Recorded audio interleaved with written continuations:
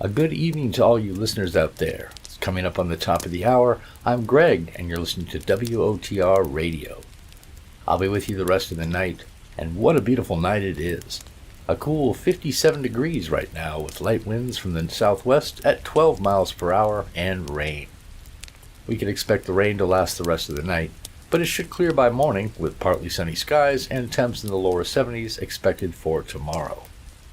For now, bundle up under a blanket, and if you've got a fireplace, maybe get a nice fire going.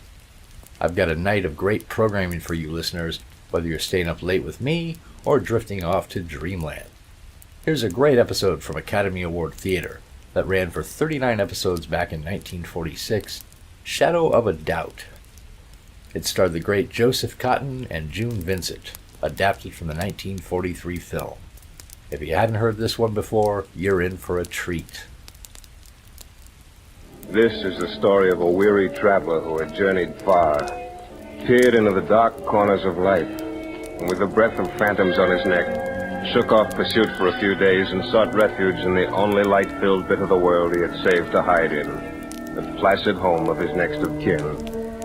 Here, at least, he can relax, for here he is of the nobility, salt of the earth, the proverbial wealthy and mysterious Uncle Charlie. It wasn't the biggest yacht in the world, but it had a nice little fireplace in the library, and the bar was paneled in bleached mahogany. You pressed the button, and... What am I talking about? All that's over. Let's talk about you, my beautiful niece and namesake, Charlie. That's the prettiest dress I ever saw. I think so, too, Uncle Charlie. Charles, don't you remember? Remember what? Well, Uncle Charlie, you sent it to me. I did? Don't you remember? Of course, I've grown. I had to sort of fix it. Say, I've been forgetting something all this time. Here, I've been saving these under my chair. For you, Joe, a little present. Oh, you didn't have to think of me, Charles. Oh. Presents are all right for the children. Whoa, look at this beautiful wristwatch. Say, fellas at the bank will think I'm quite a sport. Huh? Oh, Charles. Charles, how beautiful. Silver foxes for you, Emma. Oh, I've wanted one all my life. Oh, Charles, you are the kindest brother in the world. Oh, nonsense, Emma. I can afford it. I get more pleasure out of giving than receiving. And now, these, Emma. These miniatures of our mother and father. Charles, did you have these all along? All along. Oh. All these years I've been away, safe in a deposit box, stored away safe, no matter where I was. Grandpa and Grandma? Yes. 1888, 58 years ago. My, she was pretty and he is sweet. Everyone was pretty and sweet then, Charlie. The whole world. A wonderful world. Not like the world today. It was great to be young then. But we're happy now, Uncle Charlie. Look at us. For once, we're all happy at the same time. And now, for your little present, Charlie. No, I don't want anything. Right now, I have enough. Before you came, I didn't think I had anything, but now I don't want another thing.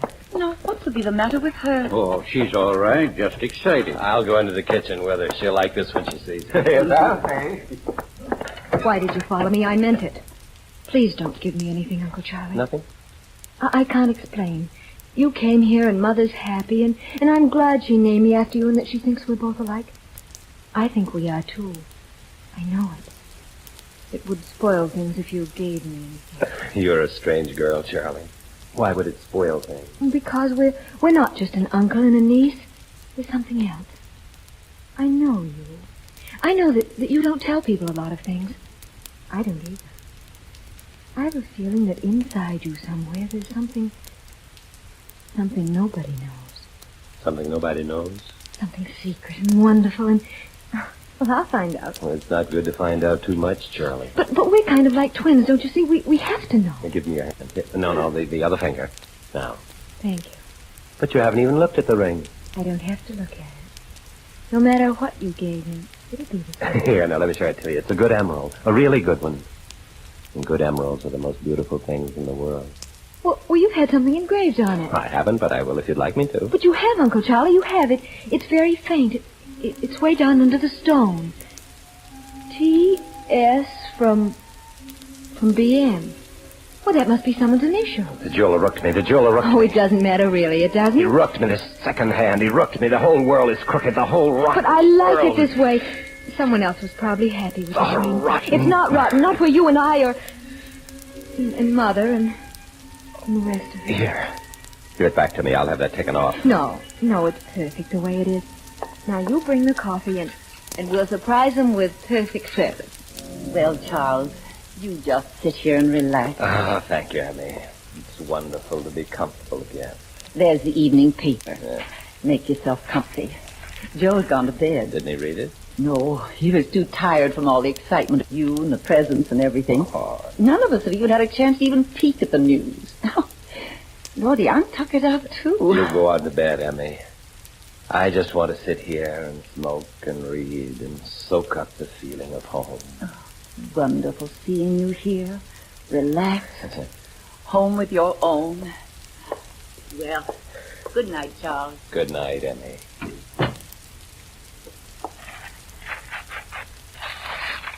Uncle Charlie. Hello. What's the matter? Nothing. I just saw something in the paper that interested me, so I tore it out. Oh. Well, I brought you a pitcher of cold water. Mom said you wanted it. Oh, thank you, Charlie. You're very thoughtful. Sweet dreams. Uncle Charlie. Oh. I know something. I know a secret that you don't think I know. What secret? I know that there was something in that evening paper about you. About me? In the evening paper? About you. Please show it to me. I won't tell a soul. Oh, Charlie, you have me. But it wasn't about me. It was about some people I used to know. Well, let me see. There, now I've got the clipping and I'll prove it. Give me that. It's none of your business. Uncle Charlie, you're hurting me. Your hand. Oh, Charlie. I didn't mean to it. I must have grabbed you harder than I thought. I was just fooling about it. It was just some gossip, not too pretty, about someone I met up with once. Nothing for you to read. You forget it. I am sorry, Uncle Charlie. I was only trying to tease you. I know. I know. Good night, Uncle Charlie. Good night. Good night. A pleasant dream. Good morning, Emmy. I can't face the world without some hot coffee. Well, I don't mind coddling you your first morning. While you've been sleeping, the whole town's talking about you. About me? About you. The telephone's never stopped.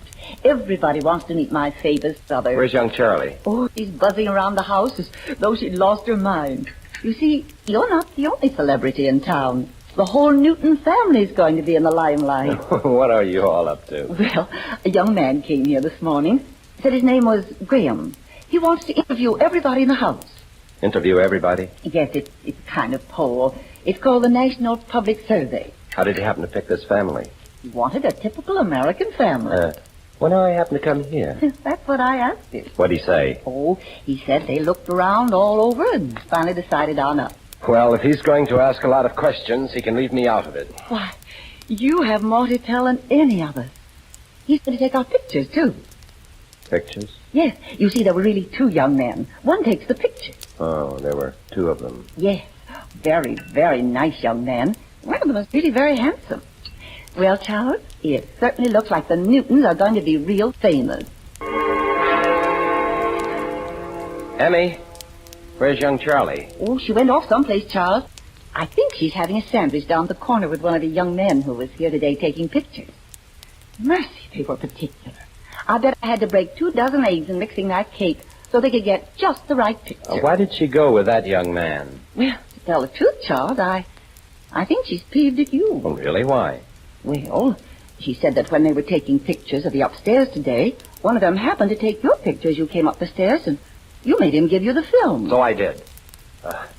Invasion of privacy, my dear. I won't tolerate such goings-on. How do we know what those young men would do with those pictures? Mercy me, Charles, I don't know.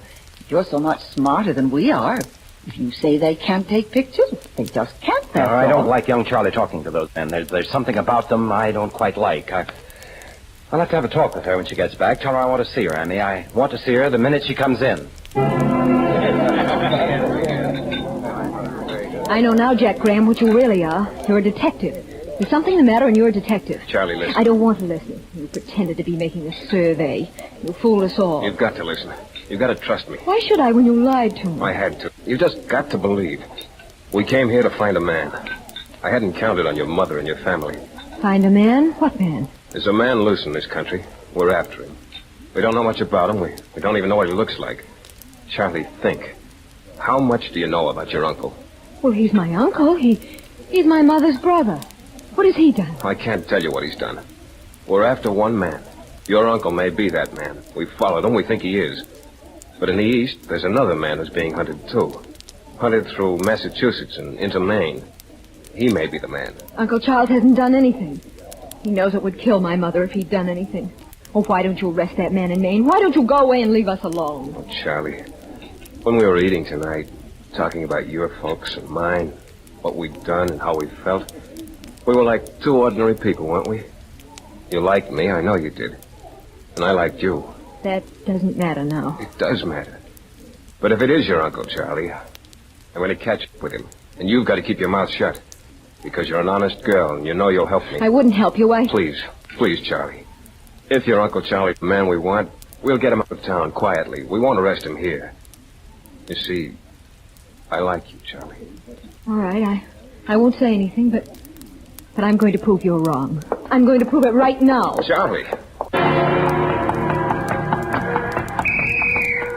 Say about Charlie Newton. Hold on there, young lady. Wait for the light. I'm sorry, officer.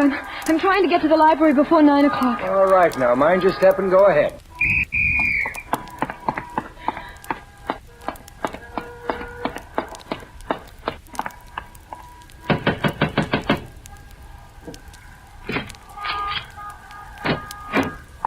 Really, Charlie, you know as well as I do that this library closes at 9. I'm terribly sorry, Miss Cochran, but there's something in the newspaper I've got to say.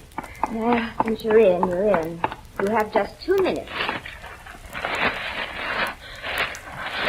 Oh, please make it be here. Make it be as Uncle Charlie says about somebody else. Oh. Boston, February 8th. Search for the Merry Widow murderer continues. No photograph of the suspected man has ever been obtained. His victims have uniformly been widows of large means, living in resort hotels, and this fact has led to his being called a Merry Widow murderer. His last victim was Mrs. Byron Mansfield, the former Thelma Scott. Ring. T.S. p.m. Time to go, Charlie. No, please, I'm tired after a hard day on my beach. All right then. Thank you.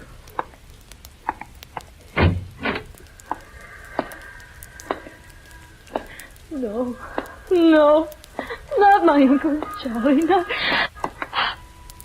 I've been waiting for you, Charlie. Waiting and waiting and waiting. Come, child. No. Come and take me by the hand. Soft and dark. Oh. And the moon is set. And honest people turn down their lamps and make ready for the night. Oh. So you think you found me out, you and your young friend Graham? I don't know. I'm not going to tell him what I know. He may find out, but I won't tell him. He won't find out. I'm only asking you one thing. Just go away and leave us alone. No. Charlie, will you help me? Help you? Charlie, the same blood flows through our veins. A week ago, I was at the end of my rope. I'm so tired, Charlie. There's an end to the amount of running a man can do. And this is my last chance. Give it to me. There's another man in the East. They suspect him, too. If they catch him, give me this one last chance, Charlie. Take your chance and go. No, I'll go, Charlie. If you'll just give me a couple of days. Help me, Charlie. I'm your uncle. Think of your mother. It would kill your mother. Yes, it would kill my mother. It would kill you, too, wouldn't it, Uncle Charlie? Now go on, get away from here.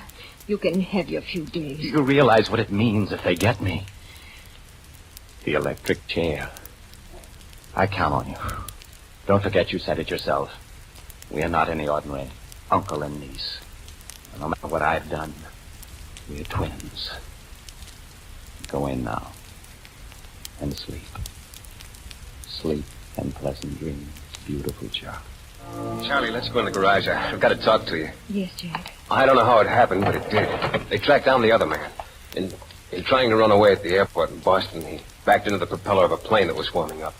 Well, the heat's off your uncle. Uncle Charlie's innocent? Aren't you happy? Of course I am. Well, they called us off the job. We're leaving. I knew you'd have to go away, but I hadn't thought about it. I'll be alone again. I'll be back, Charlie, as soon as I can make it. You're not frightened now, are you, Charlie? No. I love you. Do you, Jack? That's why I'm coming back. I'll be here, waiting. Hal, what have you two been locking yourselves in the garage for? When I was young, we sat in the parlor. Oh, I'm saying goodbye to Charlie. In the garage? In the garage. The door got stuck. Now I'll have to say goodbye to you. Well, say goodbye to me on the lawn. No use taking chances on that garage door again. Finished here? All finished. But I'll be back. You'll be seeing me around.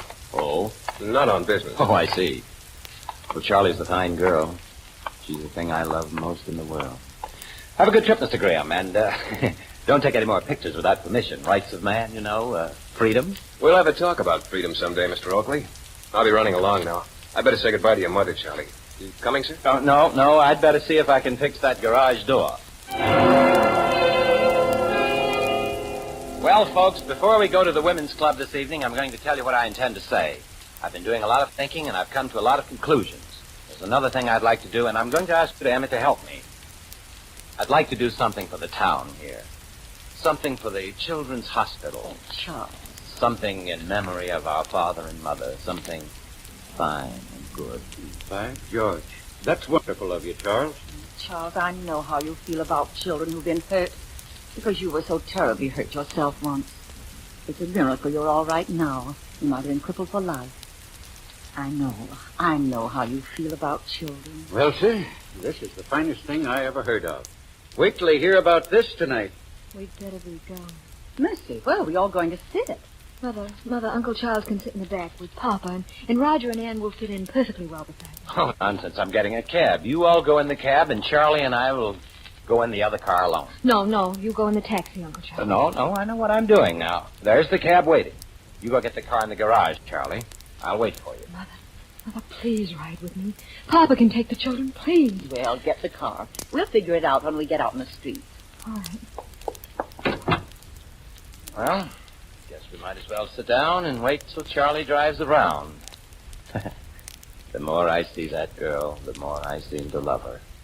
I wonder what's keeping Charlie. Yeah, she's been gone 15 minutes. What in the world could have happened?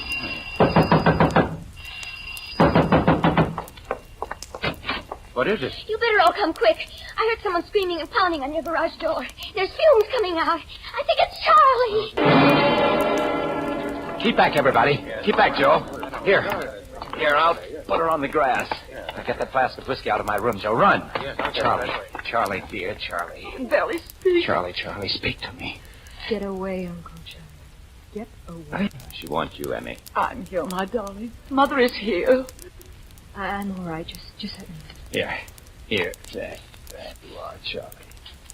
You've had a wonderful escape, dear. Someone must have left the engine running, or did you start the car yourself? The ignition key was gone, and the engine was running. And the garage doors were jammed. Well, now that sounds impossible, but it must be the carbon monoxide fumes clouding her brain. I'll be all right. I just want to be alone. You all go ahead to the meeting. I should say I want you to. I'll stay in the porch, and then I'll get the things ready for the party when you get back. I don't feel much like making a speech when I think what might have happened to you. Lucky thing I have good ears.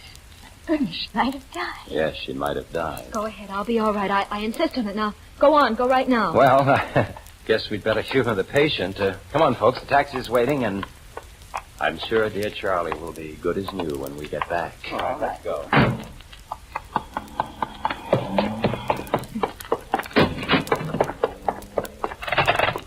Hello, long distance. I want to speak to Mr. Jack Graham, Hotel California in Fresno. Oh, hurry, operator, please. It's urgent, so urgent.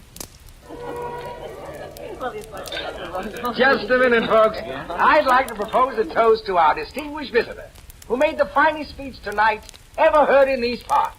To Uncle Charlie.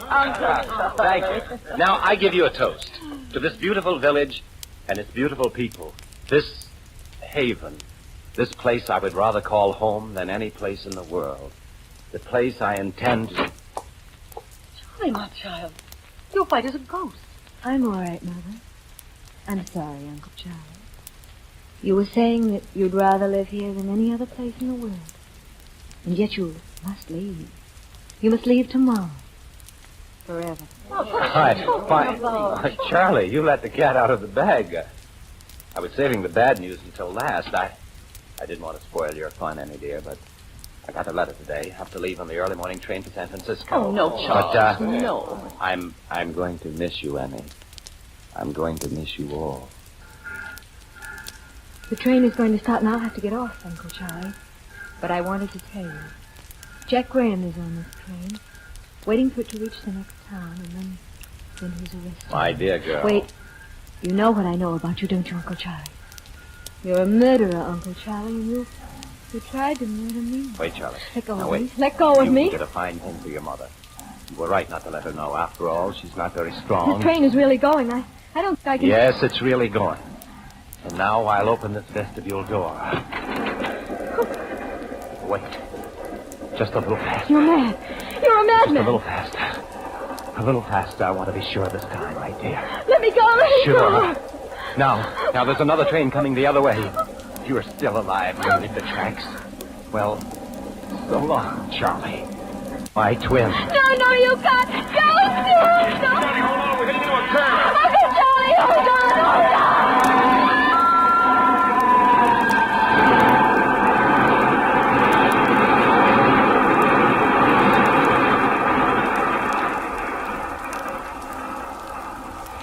Jack, he tried to push me.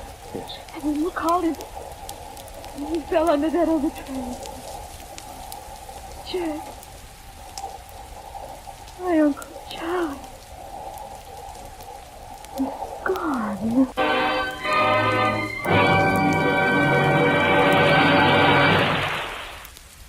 That was Shadow of a Doubt from Academy Award Theater, 1946. Still wet and rainy out there tonight, with the wind picking up a bit to 15 miles per hour. A reminder to our listeners that the farmers market will be open all day tomorrow at the lot on 6th and Main. Be sure to stop by and check out all the great produce from our local farmers and growers. It opens at 8 a.m. with free parking in the adjacent lot on Main. And this weekend, you won't want to miss the Crafts Fair at Watley Park, with over 60 booths from our local and state artisans and food and beverage vendors as well. Admission is free, so pack up the family and come out for some great food and great crafts. Now let's settle back and listen to our next show, a hilarious episode from My Favorite Husband, Katy and Roscoe, starring Lucille Ball, Richard Denning, and Ruth Perrott.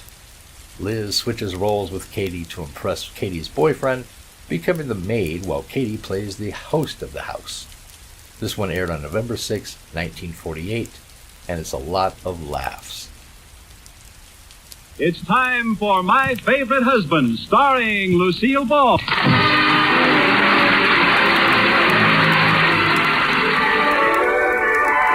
AFN Europe presents the radio comedy series My Favorite Husband, starring Lucille Ball with Richard Denning. Mrs. Cougar, you should not do the dishes. Oh, Katy, why didn't you stay up in your room? I'm practically finished. Just one more dish and I'm through. I'm through. Are you feeling any better, Katy? Oh, I'm not really sick, Mrs. Cougar. I'm just worried. Worried? Are you in any kind of trouble, Katy? Yes. You see, I have a boyfriend, Roscoe Miller. I haven't seen him in 15 years. 15 years? Now, don't you let him rush you into anything. Oh, no, I won't. You see, we've been corresponding. Roscoe's very wealthy, and somewhere he got the idea that I was wealthy, too. Someone wrote and told him I travel in fancy society. Well, now, who told him a thing like that?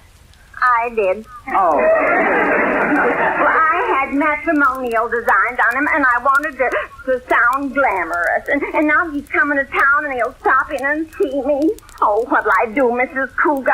Well, can't you write to him and tell him not to come? No, I sent him a letter, but he'd already left. It was returned to me here. Let me see. Dearest Roscoe, I was utterly charmed to receive your gracious note, and hastened to reply as soon as I got done reading it.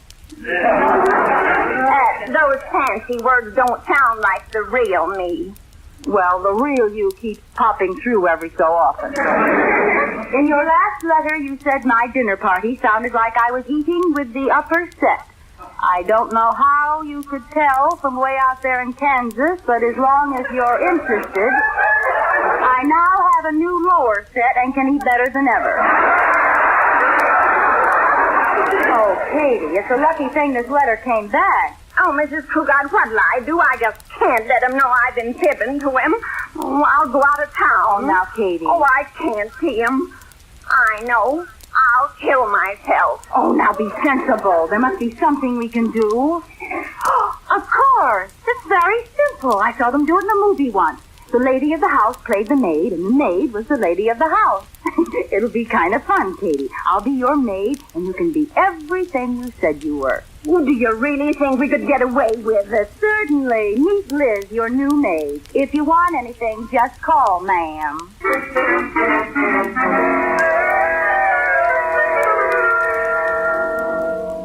I think this dress of yours fits me, Mrs. Cougat.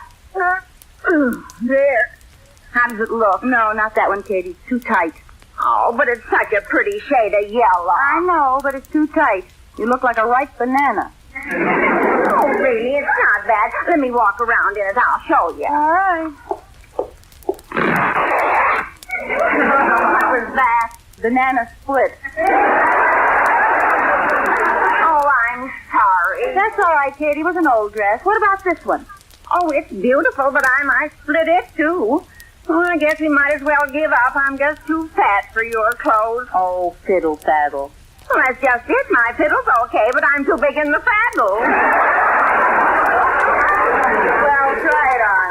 Yes, ma'am. And you've got to remember, I'm not ma'am. I'm Liz, the maid. All right. Liz. Good. Now, you remember that, won't you? Yes, ma'am. Oh, Katy. How does that dress feel? Oh, fine, except for one thing. I can't sit down. Oh, you're exaggerating. Oh, Mrs. Cougat is here. Give me your apron. There, Dad, do I look like a maid? Oh, you look okay. And now remember, let Roscoe in, take his hat, and show him into the living room. All right. Now, you go on in. I'll get the door. Oh, I'm so excited. Good afternoon. Is the lady of the house in? Yes, Madam is expecting you. May I take your hat? Oh, sure, here. This way, please. There she is. Well, aren't you going to say anything to each other? I never saw him before in my life. You didn't? What's going on here?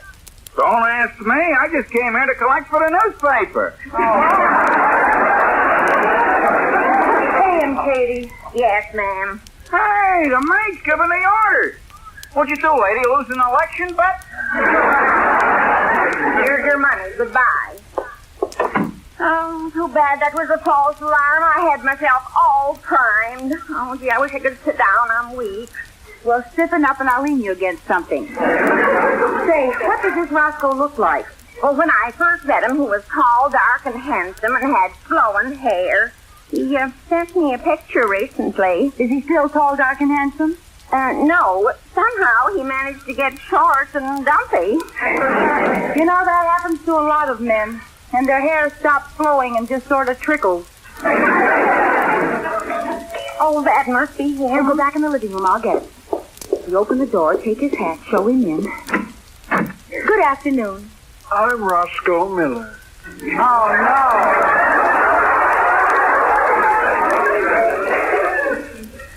no. Won't you come in? May I take your hat? No, thank you. Madam is waiting in the living room. May I take your hat? No, thank you. I'll tell her you're here. May I take your hat? Young lady, this may come as quite a shock to you, but I'm not wearing a hat.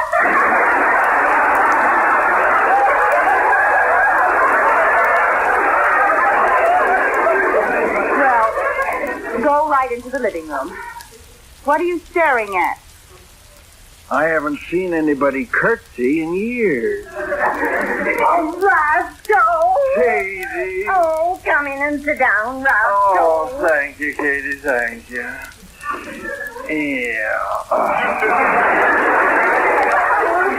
Well, ain't you going to sit down too, Katy? Oh, no, I'll stand. Oh, come on, Katy. Sit down by me here on the couch, yeah? Oh, no, I always stand. But why? Well, She wants to be ready in case somebody plays the Star-Spangled Banner. Yes, that's it. I'm very patriotic. Oh, you're talking bosh. Come on, sit down here. Roscoe, let go my arm. Well, there goes her patriotism. Excuse me, please. I'll go get the food. Well, Roscoe, tell me all about yourself. No, Katy. You tell me all about yourself. No, Roscoe, I want to hear about you. You never married, did you? I can't understand why some girl didn't snap you up. Well, Katy, you want to know something? Neither can I.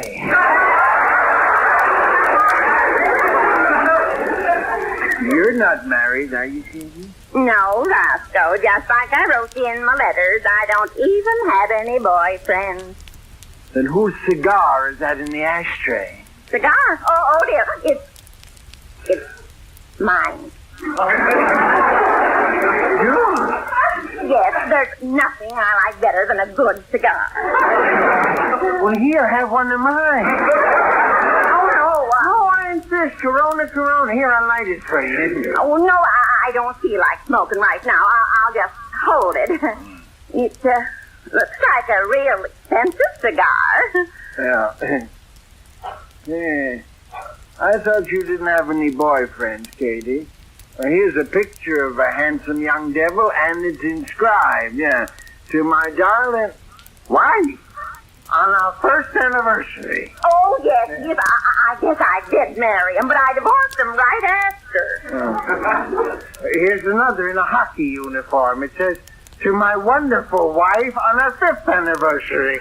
It does? Well, I married him later. We were divorced right after that.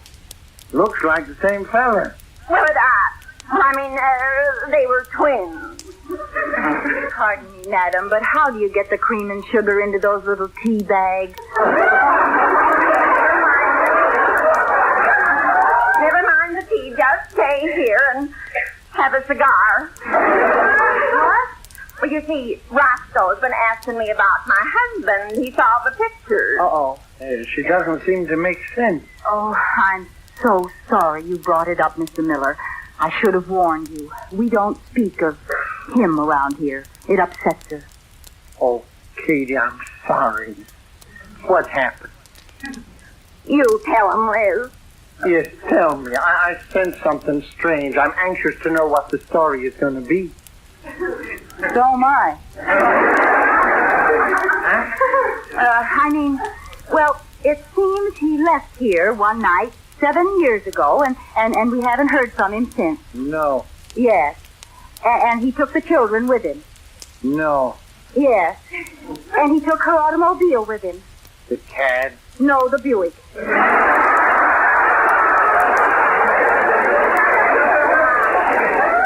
And then we heard the bad news.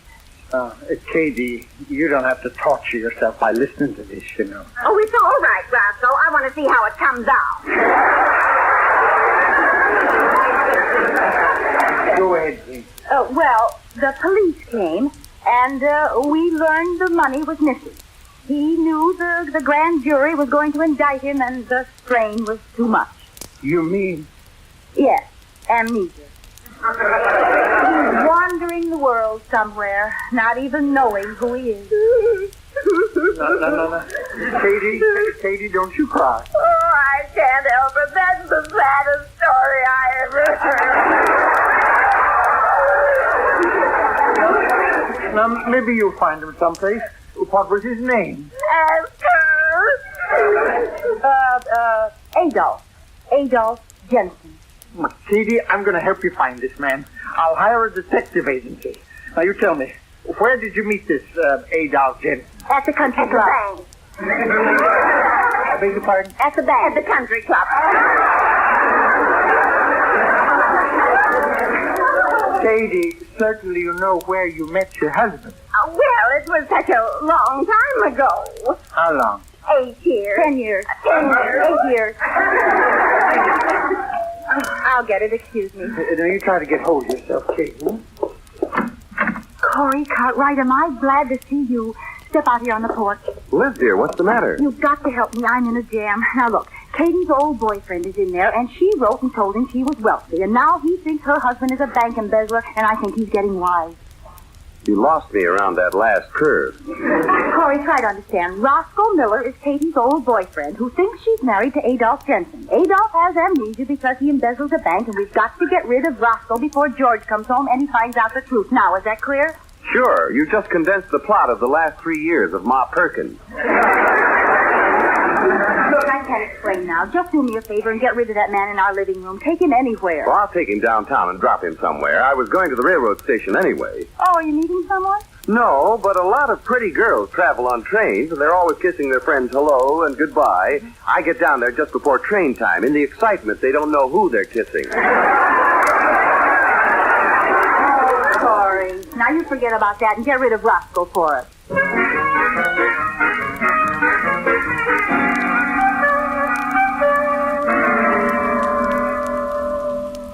Well, here's your dress, Mrs. Cougat. I worked on it for an hour, but it's ripped too bad to fix. You can take it out of my salary. Oh, nonsense, Katy. Hello? Hi, dear. How are things going? Oh, hello, George. Everything's fine. You're not cooking dinner, are you? No, Katy's much better. You don't have to worry. Oh, good. Say, is it all right if I bring a friend home? Oh, certainly. Who is it? Anyone I know? No, he's a stranger in town. Happened in and bought some bonds from me. His name's Miller, Roscoe Miller. Liz? Liz? Oh, I guess we were disconnected. Oh, George, no. George, hello? Oh, he hung up. Oh, what's the matter, Mrs. Cougat? Just call me Liz. What? We've been held over, Katy. We've got to give a repeat show for the West Coast. I don't understand. I don't know how, but somewhere George has found Roscoe, and he's bringing him home for dinner. Oh, no, I can't go through it again, Mrs. Cougat. Call him back. Tell him I'm sick, anything. I'll call him right away. Can you imagine, Bessie? That's exactly what he said to me. Those were his identical words. Oh, darn, somebody's on this party line. If I had been you, Lucy, I'd have slugged him once.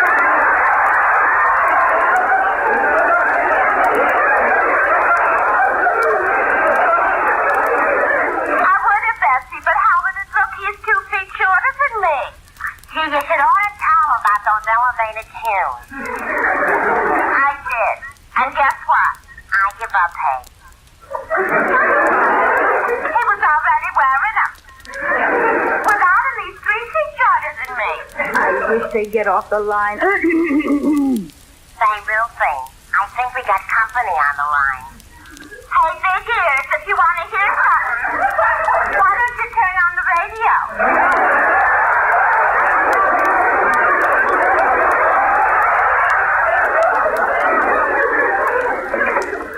I think they heard me. Oh, why don't they hang up? I know just what to tell George. I'll say I have lockjaw. Lockjaw? Yes, and I can't eat dinner. How does this sound? Don't come home tonight, George. I have lockjaw. Lockjaw. Oh, it sounds sick, all right. Oh, I hope they're through talking. What do you do then, Lucy?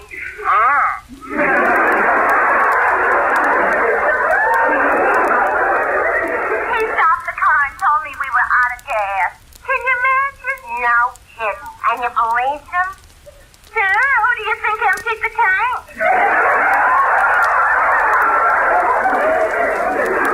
Pardon me, but I'd like to use this phone. Uh-oh. Miss Budinsky's back again. Make like you don't hear her. We got right. Now, what were you saying, dearie? Oh, they're going to be on there all day. Well, isn't there anything you can do? I've got an idea. Be very quiet now. And there we were, just the two of us under the stars. He gazed into my eyes, and I gazed into his. How could you gaze into each other's eyes if you were so much taller than him? I was sitting down, and he was standing up. You're so smart. Pardon the interruption, please. This is the supervisor. We are putting this line out of service temporarily. Hang up, please. Don't look now, but Nosy Josie's back again.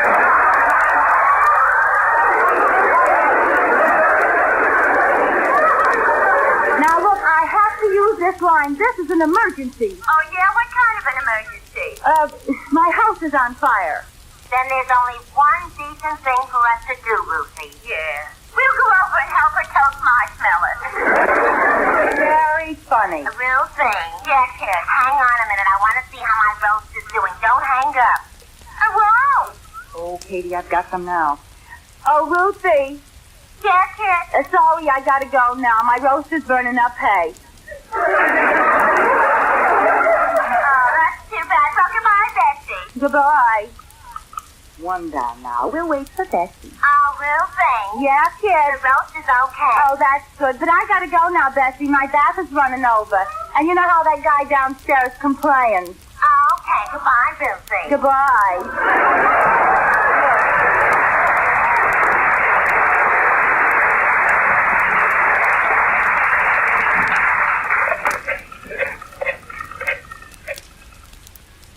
Third National Bank. Mr. Cougat, please. Oh, I'm sorry. Mr. Cougat is gone for the day. Are you sure? Why, yes, he left with another gentleman.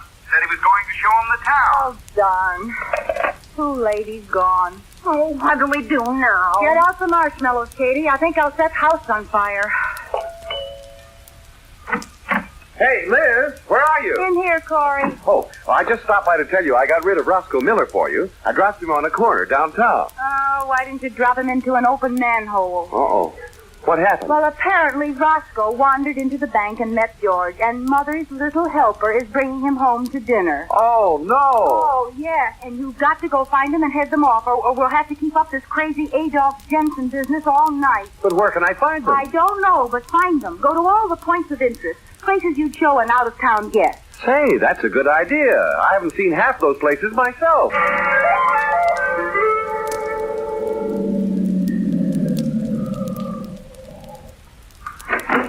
Well, Mr. Miller, here we are. Wait a minute. You live here? Well, yes. I thought you looked familiar. Oh, I've got wonderful news for you, son. What? Welcome home, Adolf. Adolf? Yes, Adolf, or George, as you call yourself. Now, I got something to tell you, son. Before you go into that house, you should know something. You have a wife. Well, I should hope so. I had one this morning when I left the house. George, it only seems like this morning. Actually, it was 7 years ago. What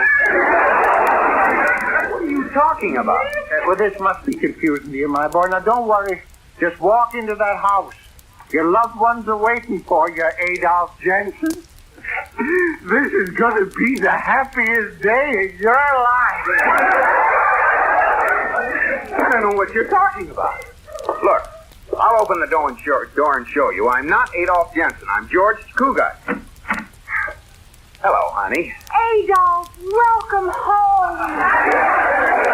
What is this? Come on, baby, give me a kiss. No, Adolf, that's not your wife. The other one. Although I can't say I blame you.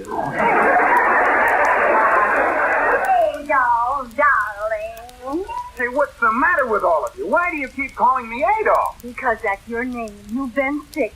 You've had amnesia for 7 years, and now you're well again. And Katie's your wife. Now I'm sick again. Say, what is this? Now, Adolf, we're trying to help you. Help you remember the past. First of all, what about the children? The children? Yes, Adolf, you remember the children. I haven't got any children. Oh, yes, you have. How many was it? 7. 6. I'll take it, Katy. 6. Well, if I have so many children, where are they now? Don't you have them? No, I don't. What have you done with them? Think, Adolf, think. My name isn't Adolf. I'm George Cougat. Is that clear? Well, you does seem rather positive, Katy. Are you sure this is Adolf? Does he have any identifying marks? Tattoos, moles, warts, strawberry marks? No, I don't think he has. Oh, yes, he does. He's got a darling mole on his left knee. Yes? Oh, I mean, yes, he has. If Liz says so, that's right. I'm sick and tired of all this. I don't know what kind of a game you're playing, but I'm not Adolf Gents. I'm George Cugat. I have no children. I'm married to Liz, and Katie's the maid. But he's in worse shape than I thought. I'll get it. Buck up, old man. Are you feisty? Oh, Corey. Hi, Liz. Step out here. I want to explain things to you. Now, don't give us away. You see, somebody has come back. Corey! Am I glad to see you. Come in here. You're just in time to save my life. Now listen, Miller. This is my best friend. He's known me for years. He'll tell you who I am. Why, Adolf, don't you recognize him? Look who's here. Your oldest son. Corey, say something.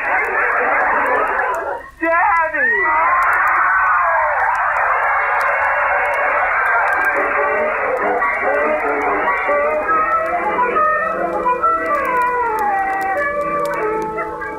Well, it all worked out, didn't it, George? Roscoe never knew the difference. Katie's pride was saved. Nobody was hurt, were they? I guess not, Liz.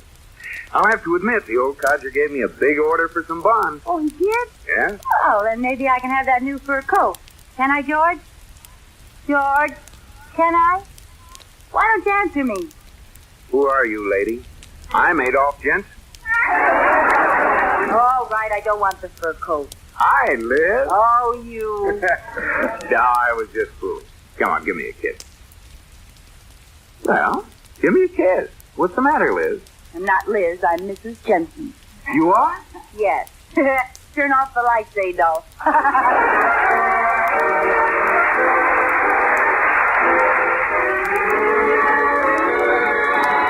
My Favorite Husband, starring Lucille Ball with Richard Denning, was produced for broadcast in the Frankfurt studios of the American Forces Network Europe by Air Force Sergeant Dave Schofield. Specialist Brad Scott speaking. Join us next time for My Favorite Husband. Coming up on the top of the hour, I'm Greg, and you're listening to WOTR Radio. I've got an exciting mystery show for you next, from that great show, The Big Story, The Bitterest Man on Earth, about Richmond News reporter Julian C. Houseman's famous story on Jamie Goodwin's wrongful conviction for a murder that he didn't commit. It starred Canada Lee and John Sylvester, and was originally broadcast on June 8, 1949. That rain isn't going to let up anytime soon, and the thermometer is still sitting at just under 60 degrees Fahrenheit. So I hope you're all nice and comfortable in front of a crackling fire, or snuggled up under the covers in a nice warm bed. All right, here we go. Pall Mall Famous Cigarettes present The Big Story. Ain't that sweet, baby? Oh, man, ain't that hot. Yeah? Hey, baby, you ain't got your mind on it. Come on, we dancing or what? Oh, listen to it. Don't that send you? Don't that just get you? That's him. Right there, sitting there. See him? He's getting up now. Stop that man! Stop him! He killed my best friend. That man wanted for murder. That's him. Get him! Stop him!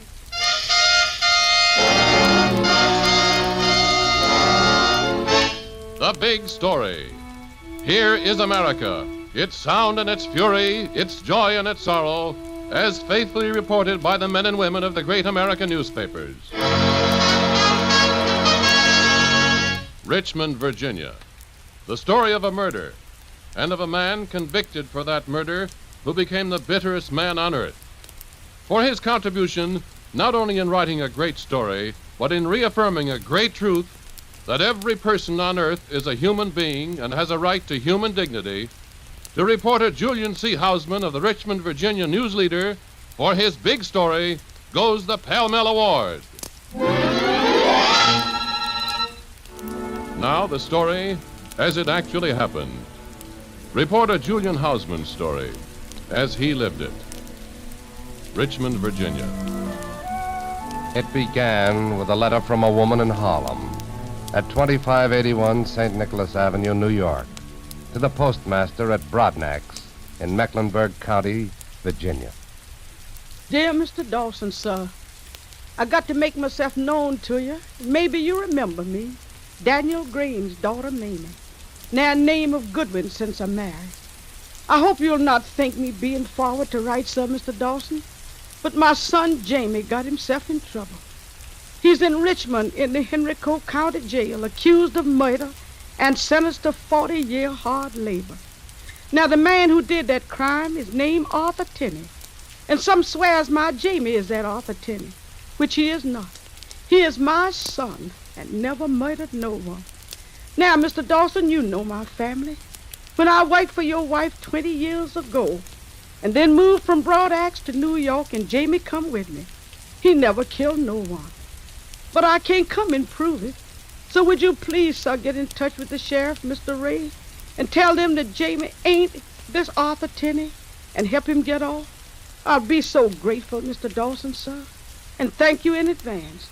Your humble servants, Mamie Grain Goodwin.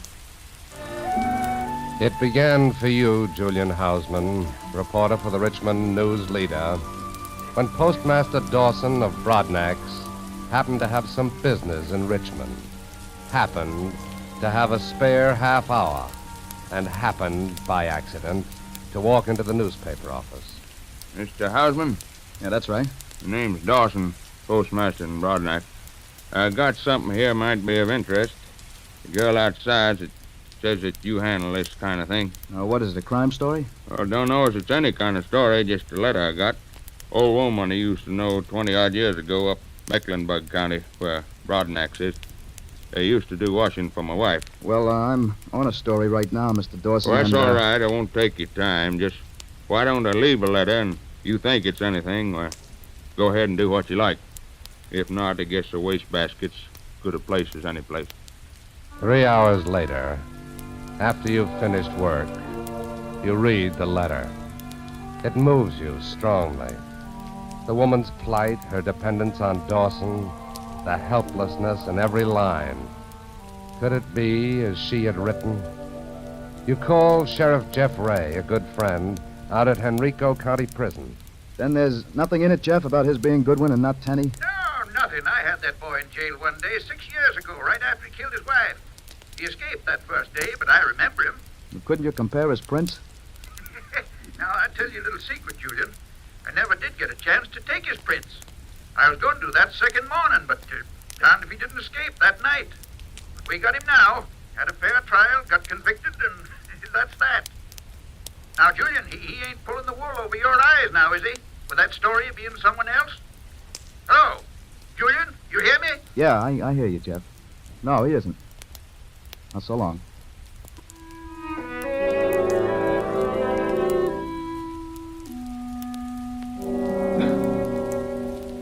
That's right, Mr. Hausman. My name's Jamie Goodwin, but what's the difference? Ain't nobody gonna believe me. Ain't nobody care. Well, what proof do you have? Proof? What's that proof? I say who I am. I got papers from the Merchant Marine. Jury say that's Arthur Tenney, 40 years hard labor. That's your proof.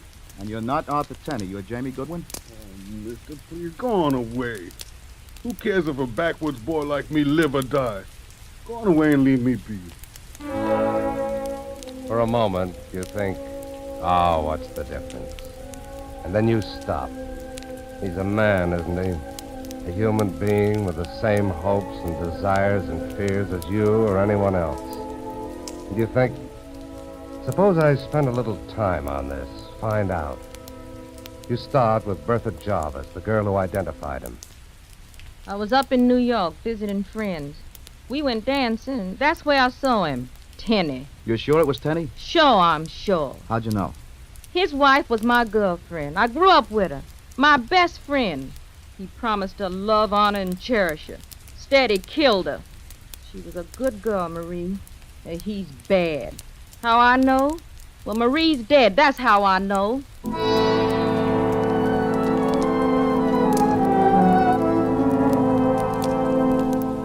You're Marie's mother? Who are you? I'm a reporter. Tenney was your son-in-law, right? I got nothing to say about him. Except they should have electrocuted him not to give him 40 years. You identified him at the trial? Sure, saying his name is Goodwin. I ain't Tenney, I'm Goodwin. Liar. Know what a liar that boy was? Come here and look.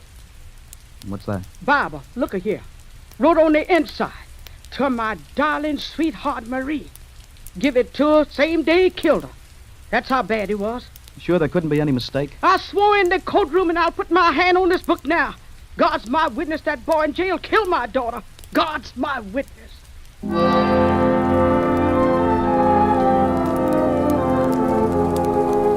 You wonder about him now. Jamie Goodwin or Arthur Tenney. You wonder, but you go on.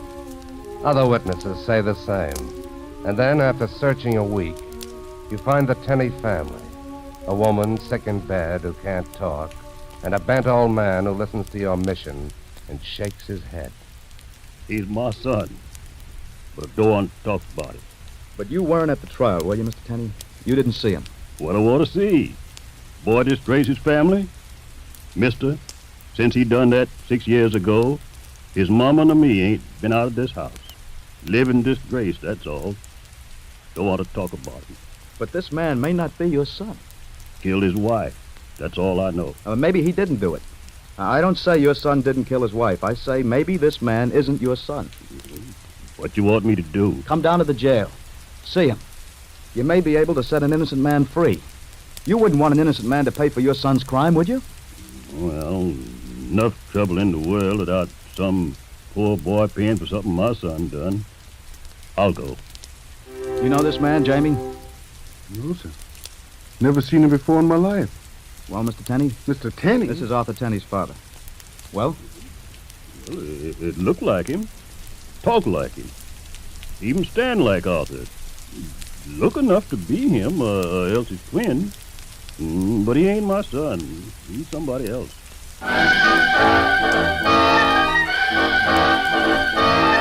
They read all about it. Man sentenced in Enrico County Jail for murder. As Arthur Tenney says that's not his name. Read all about it. Get You set down the facts as you got them. The assertions and the denials. And the next morning, you get a call. The Commonwealth's attorney, George Ballas, the man who tried the case, tells you to come in. Tells you you'd better come in. That's a great story you wrote. Great public service. Now, what's the matter, Mr. Ballas? You think I try cases and send men to prison for 40 years for the fun of it? I don't. But I wrote that... Suppose you listen, Houseman, and I talk. 8 witnesses and the sheriff of this county identified this man as Tenney. 1 witness, the man's father, and of course the man himself, say he's not Tenney. Now ask yourself this. Does the Tenney family stand to gain by lying? Does Tenney stand to gain by sticking to his story that he's Goodwin? Of course. But I saw them together, Tenney's father and... I saw Bertha Jarvis and the murdered girl's mother and all the rest. Now, suppose you were accused of being someone you're not. Could you prove who you were? Would it be so difficult? Now, what about the papers from the Merchant Marine? Look, I walk into a shipping office in New York and say my name is Goodwin. Do they ask for proof? No. They issue papers in the name of Goodwin. Does that make me Goodwin? No. Oh, I see all that, but... There are no buts. No ifs or ands or buts. That boy raised the noise that he was Goodwin in court. We proved who he was. Now, if he hadn't raised that doubt that he was someone else, he'd have been sentenced to death, not 40 years. Instead of an innocent man being unjustly jailed, I tell you, a guilty man has gotten off easy. You think that? I know it. Now, why don't you go back to your paper and write the second part of that story? That Tenney is Tenney. No ifs, ands, or buts. No. I can't do that, Mr. Ballas. I can't because, after all you've said and all the other witnesses have said, I think I'm right. I think I can prove that Jamie Goodwin is not the murderer. This is Cy Harris, returning you to your narrator and the big story of Julian Houseman as he lived it and wrote it. The facts seem all against you, Julian Houseman, reporter for the Richmond News Leader. Witnesses swear that the man who says he's Jamie Goodwin is really Arthur Tenney, murderer. The sheriff says so. Commonwealth's attorney Ballas insists so. And all you have to go on is the word of the man himself, the murderer's father, and your own stubborn belief. You go back to Henrico County Jail, to the innocent man or the murderer, and talk. Jamie, I need to know more. I've got to know more about you. Now, you've got to talk to me. What for, Mr. Houseman? Don't sit there like that, so we can free you. Don't you want to get out of prison? Don't I want to get out? Don't I want to breathe? Look, mister, you've been good, real good, taking time, but Nobody cares what happens to me. That old man say I wasn't his son. Anybody listen to him? The sheriff listen? Mr. Ballas, he listen? No. Oh, what's a good? I tell you, if we can get proof, you can be free. No. They put me away. They treat me good in here, and I ain't complaining. Food's good and all like that. But they put me away, and they ain't gonna bother taking me out. I tell you, you're wrong. Ballas is an honest man. I ain't say he's not honest. Oh, mister, look. I want to get out. Get in the sun. Get on a ship, maybe. See a girl. Get married. Have kids. Sure, I want that. But I ain't gonna let you come in here and stir up my hopes and make me get me to think that's what I'm gonna have. I ain't gonna let you do that. I'm gonna rot in here, and ain't nothing you nor nobody in the whole world can do to help me. That's why I say, leave me alone, please. I'm begging you. Leave me alone. Don't mess me up and then dash me down more harder than before. You're wrong, Jamie. You're wrong. How can I make you believe you're wrong? Jamie, I'm going to write a story about what you just told me. Maybe somebody will read it and come forward and say who you really are. What else should I say in that story? I told you all I'm going to say. You asked who cares. I care, Jamie, and I think others will care when they hear your story. Really? For true? Honest? For true, Jamie. All right. Say this. Jamie Goodwin's got a bad name. Jamie Goodwin robbed a car and stole money for food. But he didn't kill no woman. He didn't kill no wife. He never was married. Say that. Say if he got married, he'd treat his woman right. It ain't gonna help maybe, but that's the truth. Anything else? Yeah, Mr. Hausman. Say Jamie Goodwin worked lots of places. Broadnax, Detroit, Baltimore, Boston. There must be some folks know him. Must be one man somewhere stop what he do and take a day out and come down here to prove I ain't no murderer. Prove I'm just plain Jamie Goodwin.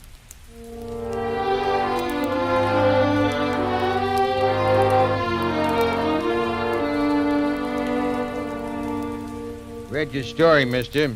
Thought maybe I knew that man you wrote about. 2 years ago, lent him $75. He paid me back, too. Here's the note he signed. See? Jamie Goodwin. Maybe you can use that.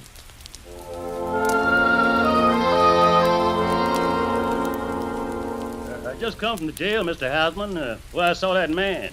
The man they say is Arthur Tenney. Funny. I remember when I talked to Tenney, knew him years ago, used to have to look up to that man. Tall.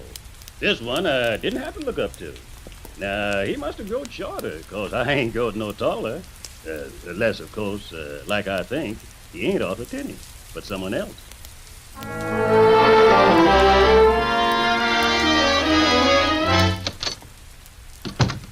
You Houseman? That's right. My name's C.B. Sager. I'm a planter up Broadneck's way. You had an article in the paper. I read it. I spoke to the postmaster in our town about this Goodwin Tenney fella. Says come see you. So here I am. Well, what do you think about it? Thinking something I don't go in for much. There is. I tell you what I believe in. I believe in facts. I lived in Broadneck all my life. Know everyone. Man worked for me named Goodwin years back. Maybe that's the boy you got in jail here. If it is, I'll prove it. I'll ask that boy 6 questions about Broadnecks. He answers them, he's Goodwin. He don't, let him stay in jail. Now, I ain't got all day. Let's go.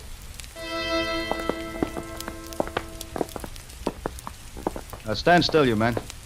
What's this? What you got all these men here for? Can you pick out one you ever saw before, Mr. Sager? Testing me, eh? Well, I'll be... Sure. There he is. You're Goodwin, right? Yes. Testing me. All right, the rest of you men can go. Now, Jamie, this man is... Let me do the talking, son. Okay. Now, look at me, Jamie. Who am I? I remember you, sir, but You, Mr. Sager. That's right. Now, where am I from? Why, Broadneck, sir. When did you last see me? Let me see. 7 years ago, sir, last July. Why'd you say July? Well, you fired me July the 1st, and then you hired me back July the 4th. Says you was being patriotic about hiring Never mind. What's my brother-in-law's name? Brother-in-law? Well, that's the doctor. Dr. Payne. What'd he tell you last time he saw you?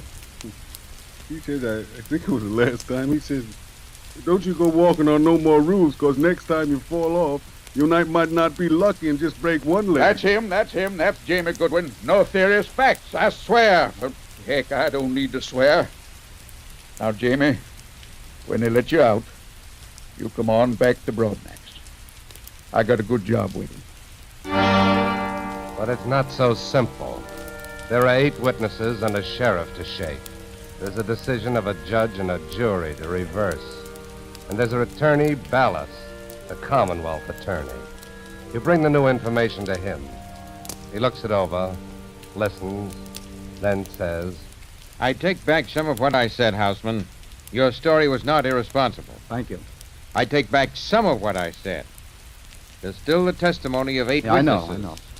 But you think, nevertheless, that this information warrants a new trial? Yes, Mr. Ballas, I do. What do you think? Houseman, I want you to know I'll fight you. I mean you and Tenney or Goodwin and his attorney. I'll fight you with all I've got. You know, I'm a funny duck. I'm one of those throwbacks to another period when people had a sense of duty and a sense of honesty. If you win this case, you'll know you've been in a fight. You'll get a new trial.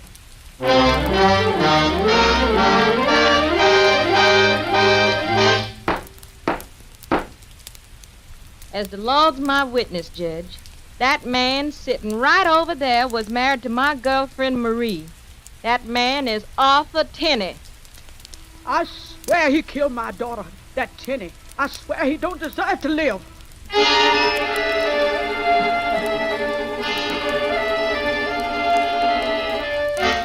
Yes, sir, Mr. Lawyer. I respects what that poor woman said about Marie. And I ain't forgetting Marie was my daughter-in-law. But that man sitting there ain't my son.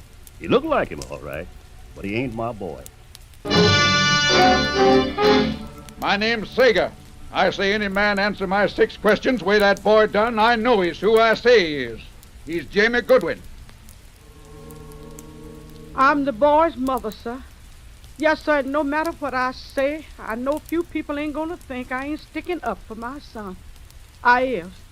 But I say this, how come that poor woman on the stand whose daughter got killed don't know me? How come the man who say he's Arthur Tenney's father never seen me before? If I is the mother of this man, then they is my kinfolks. And how come my kinfolks don't know me? The reason is, he's Jamie Goodwin. That's why.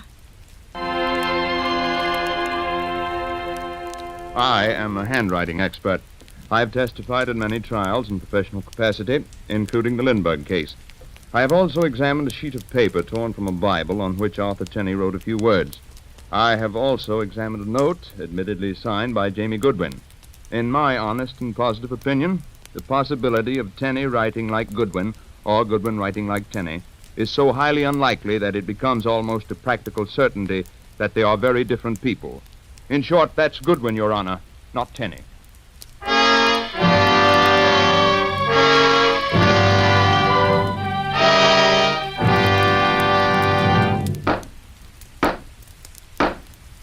Jamie Goodwin. Yes, sir, Your Honor. Case dismissed. Sir? You're free, Jamie. You're free. Please, Mr. Houseman, a little respect for the dignity of this court. Jamie Goodwin, you are free. I don't know what to say, Mr. Houseman. You don't have to say anything, Jamie. I got it somehow. I got to thank you. You see, I learned that people does care. People like you and the postmaster from Broadnax and Mr. Sager. Yes, Mr. Ballas, too. Them folks on the other side, they care, too. What's true counts with folks, don't it? That's right. And see, Mr. Houseman, something else, too. I mean, something I learned. If you believe in something, you don't put your head down and say, no, that can't be. You put your face up and fight for what you believe. If you do that, people care. Because they see that you care. And that's what this show now, ain't it, Mr. Houseman? That's what it shows, Jamie. That's just what it shows. In just a moment, we'll read you a telegram from Julian C. Houseman of the Richmond, Virginia News Leader with the final outcome of tonight's big story. Now we read you that telegram from Julian C. Houseman of the Richmond, Virginia News Leader. Day after trial, Goodwin visited the paper and said, I just wanted to come to the people who got me out of this jam. I needed assistance, and it's to the news leader that I owe my freedom. Authorities are still searching for the actual murderer in tonight's big story. Thanks a lot for tonight's Pall Mall Award. Thank you, Mr. Hausman. The makers of Pall Mall Famous Cigarettes are proud to present you the Pall Mall $500 Award for notable service in the field of journalism. Listen again next week, same time, same station, when Pall Mall Famous Cigarettes will present another big story. A big story from the front pages of the Columbus, Ohio Dispatch. Byline, Bill Foley. A big story about a phantom killer and a reporter who didn't believe in ghosts. The Big Story is produced by Bernard J. Proctor with music by Vladimir Zelinsky. Tonight's program was written by Arnold Pearl. Your narrator was Bob Sloan. John Sylvester played the part of Julian C. Hausman, and Canada Lee played Jamie. In order to protect the names of people actually involved in tonight's authentic Big Story, the names of all characters in the dramatization were changed, with the exception of the reporter, Mr. Hausman. This is Ernest Chappell speaking for the makers of Pall Mall Famous Cigarettes. This is NBC, the National Broadcasting Company. That was a thrilling story. I hope you enjoyed it, dear listeners. If you're staying up late with me, a bulletin has just come in. Peace talks between the major nations involved in the crisis that's been going on for the last few months over in Europe have apparently been successful, and an end to hostilities has been announced. This is fantastic news, and there will be an immediate withdrawal of forces from the affected areas. Further details of the peace plan will be forthcoming in the next few days. In local news, our own Ned Barnes of the City Council has announced he plans on running for mayor in next year's election, and Stacey Graham, our current mayor, has given him her endorsement, as she will not be running for re-election. Still a bit early in the campaign, but so far his only opponent is John Bishop, running on the Republican ticket.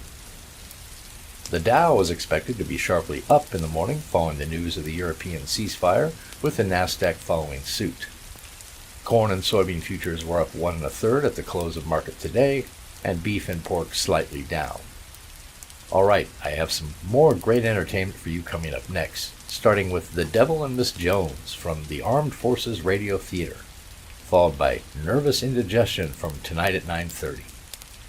The first one is adapted from the 1941 film, nominated for 2 Academy Awards, about a horrible man who actually winds up being a pretty good guy, and a woman he falls in love with. The latter one from 1945 is a light comedy starring Marcia Kent, Earl Lee, and R.G. Hunter, about 2 women who are in love with the same man, Mr. Rodney Gray, an architect. I hope you enjoy these shows, dear listeners, so curl up in front of that fire. I'll be back in a bit. The Armed Forces Radio Theater presents The Devil and Miss Jones, starring Charles Coburn and Virginia Mayo. This is the story of a horrible old capitalist who was supposed to be a devil, but really turned out to be a pretty good egg. And of a dame who was supposed to be symbolic of the common man, but who really turned out to be pretty human, too. All in all, you can call it a merry tale in which it is proved that heaven always protects the working girl. Good morning, J.P. How are you, J.P.? Good morning, J.P. Good morning. I see by the papers that I have been hanged in effigy in front of that department store at 38th Street. Some desperate malcontents must have done it. I thought I sold everything below 38th Street 3 years ago. We kept it, J.P., because the store was exactly on 38th Street. This dummy doesn't look like me. Maybe it's supposed to be one of you. Which one? What? There's a sign on the dummy with your name on it. Have this picture enlarged and everybody, even watching it, fire. An excellent suggestion, J.P. Beg pardon, sir. Your lunch. Will you have the crackers whole, or shall I crumble them in the milk sack? Crumble them, you idiot. We're rounding up the troublemakers. We have a detective working on it. Where is this detective? In the next room, J.P. That's all, gentlemen. Good day. Yes, J.P. Are you the detective? Yes, sir. I'm Higgins, Thomas Higgins. What progress have you made, Higgins? Oh, I've gotten a job in the store. Nobody knows I'm a detective except the personnel head. Not even the general manager. I see. I'm a salesman in the children's shoe department. That's the hotbed, the whole 5th floor. When do you propose to round up these troublemakers? Well, Mr. Merrick, it'll take time. I gotta worm my way in. About 3 weeks. 3 weeks? Why not 3 days? Well, sir, first I gotta go down to Philly. My wife's having a baby. I see. Well, Higgins, you should be with your wife. Yes, I'll get someone else for this assignment. Oh, I'll keep your card if you don't mind. Gee, thank you, sir. You're very kind. That's all right, Higgins. That's all. More milk, sir, or anything? Don't say anything. Anything means crackers. Come here, George. Yes, Mr. Merrick. George, I'm going to delve into conditions. I'm going down to that store of mine, mix with the employees, let them talk to me, and I'll play with them like a cat with a mouse. Oh, my, Mr. Merrick. Not Mr. Merrick, George. For a while, my name is going to be Higgins. Thomas Higgins. Yes. There you are, madam. Thank you. And what can I do for you? I'm working here. I'm a new salesman. Oh, you're Higgins. Uh-huh. You mean Higgins, don't you? Yes, sir? Yes, sir. Mr. Higgins, in the intelligence test you took this morning, your rating was 66. That's 1 point over the lowest passing grade. Perhaps there was some mistake. We don't make mistakes, Higgins. Neely is never wrong. This is the lowest intelligence rating in my department. I hope you have other qualities to compensate for it. For your own sake. Miss Jones, don't lean against my desk, Higgins. Yes, Mr. Hooper. Miss Jones, I'm assigning Higgins to Slippers. Show him his duty. Welcome to the shoe department, Mr. Higgins. You come right with me. Now, this is your counter. Bedroom, lounging, and house slippers. It's really the best job, Mr. Higgins. No bending down for try-ons. He doesn't think I'm good enough to sell shoes, is that it? Oh, don't be silly. It's just the same. You have to be clever selling slippers than shoes. How could he tell I'm not as good a salesman as the next one? Oh, it's just your vanity that's hurt. You can sell shoes when you're relieved for lunch. And you show him then what a good salesman you are. Your lunch hour is from 12 to 1. That's in 30 minutes. I'm not going to eat lunch. You're not? I'll stay right here, selling slippers. And I'll make a good impression. Mr. Higgins, why aren't you going to eat lunch? I'm not going to eat because I'm not hungry. I never have lunch anyway. You go to lunch at 12 sharp. Here, take this. I don't want your money. No argument. Well, you don't mind waiting on me, do you? Oh, what can I do for you, madam? Oh, excuse me, Mr. Higgins. Yes? I want you to meet Elizabeth Ellis. She will show you where the employees' restaurant is when your lunchtime comes. Thank you. Hello, Miss Ellis. I'll be back for you. Do I see the shoes I asked for, or don't I? Oh, yes, of course, madam, of course. What kind of shoes do you wish? Button or strings?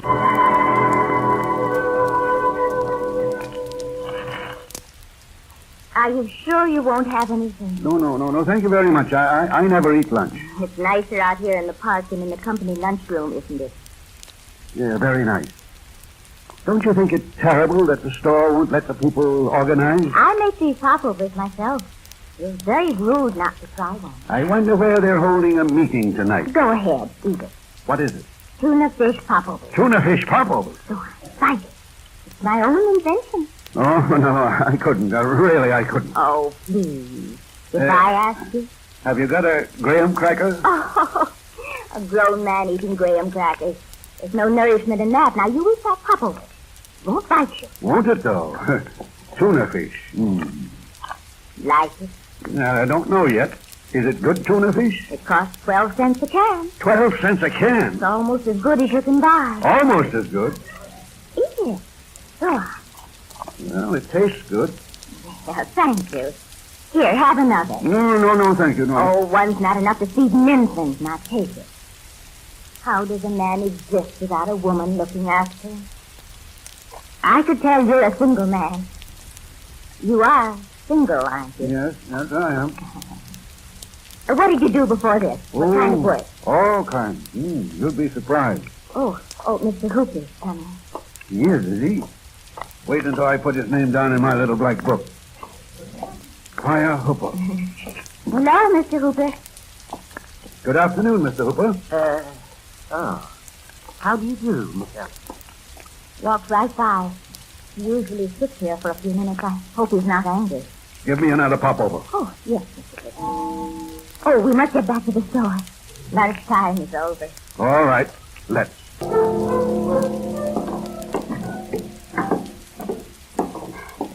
Only one more flight, Mr. Higgins, then we'll be there. I hope so.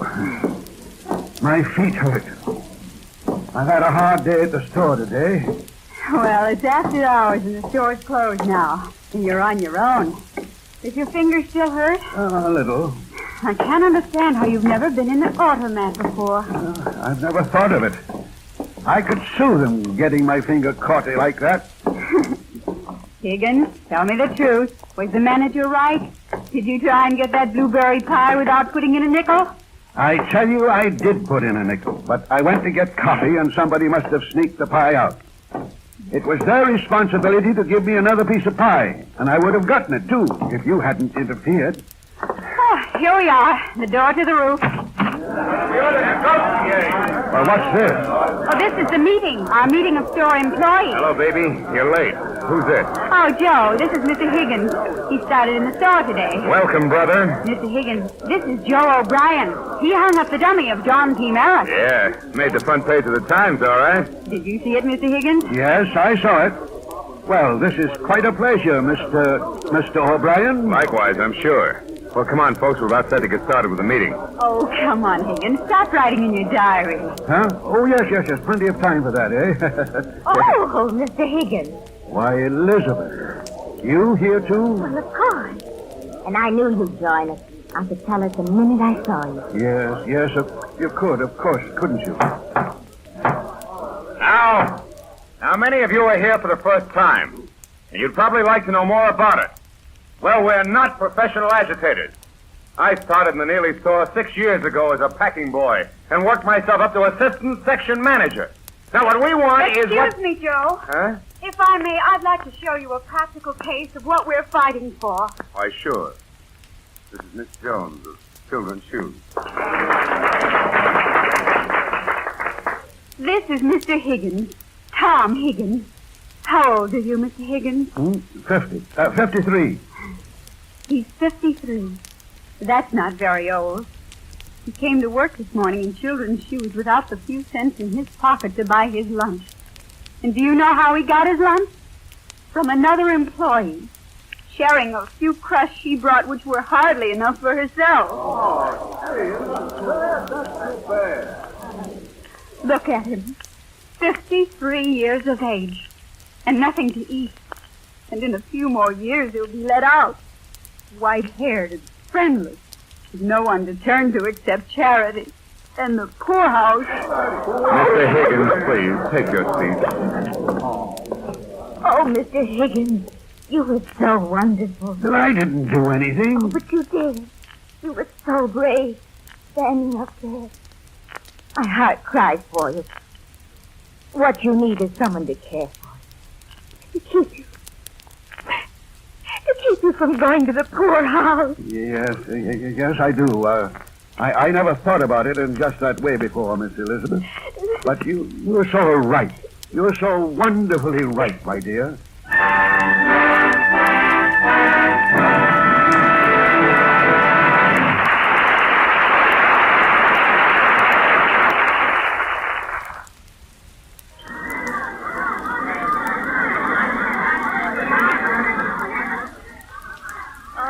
Isn't this the finest city? Is there anywhere in the world as fine as Coney Island on Saturday afternoon? Well, maybe, Liz, but it's too crowded to go look for it. Higgsy, are you having fun? Fun? Yes, indeed. Yes. Oh, I knew I'd forgotten something. There's a hot dog, Nana. I'll get us some and be right back. Well, I think I'll go for a swim. Nobody's going to be watching you, so don't show off and swim down to Montauk. See you at Frankfurter time in old Coney Island. I guess you love that young fellow, eh? Sort of.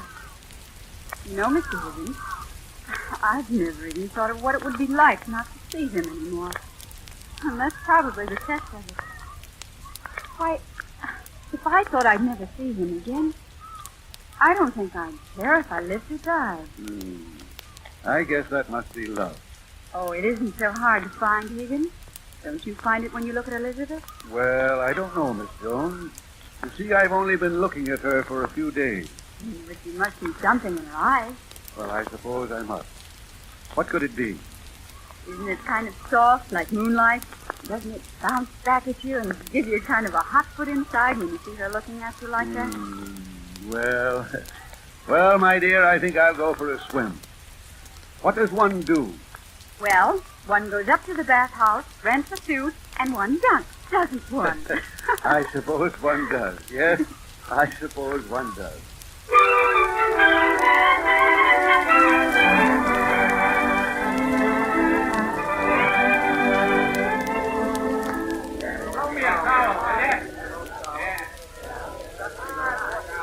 I beg your pardon, but I was wondering if I could find out whether my clothes are in your bathhouse.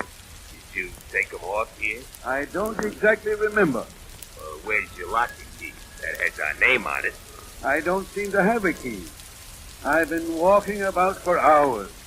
Does this look like the place? Well, I rented this suit. Can you tell me if it's yours? No, that ain't I. That's a pretty cheap suit. Not yours, eh? Well, thank you.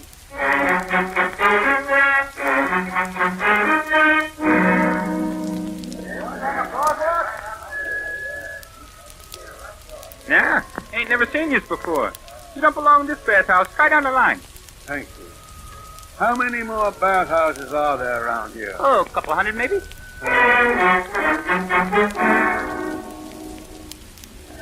I've got a big bargain for you, son. Huh? What's your gag? Hey, what you want? This is a cigar store, not a pawn shop. My watch. It's quite good. You can have it for $1. It's solid gold. Solid gold, huh? I'll take it back and bite it. Wait here. So you see, Sergeant, I find this character in a cigar store, and he's trying to sell his watch to the clerk. When I questioned him, he said he wanted the money to call his chauffeur. And besides that, he says he got the watch from the governor. I thought that was suspicious. It's suspicious enough for me. Lock him up. There he is. Higby, keep your chin up. We'll get you I'll out. say we will. Mr. Higby. Hey, what is all this? These are my friends, sir. Now, we'll see. We'll see if you can lock up an innocent man. Now, let's get this straight, Sergeant. I'm a free American citizen, and under the Constitution, I've got my rights. And I say to you...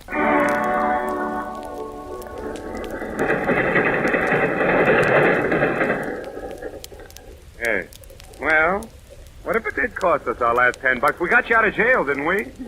Yes, Joe. You talked him right out of it. Yeah, well, I'm sleepy. I got sand in my socks, and the subway's so crowded. Lie back, honey. We'll be home soon. Oh, look at him. Higgins and Liz. It's like turtle doves. Turtle dove yourself.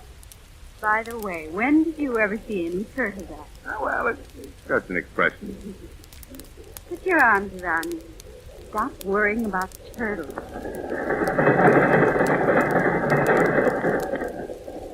Elizabeth, Yes, Pop. I want you to tell me something. What is it? Didn't Hooper ask you to this picnic today? Yes, he did. Tell me, why did you go with me instead? Well, see, Mr. Hooper is the executive type.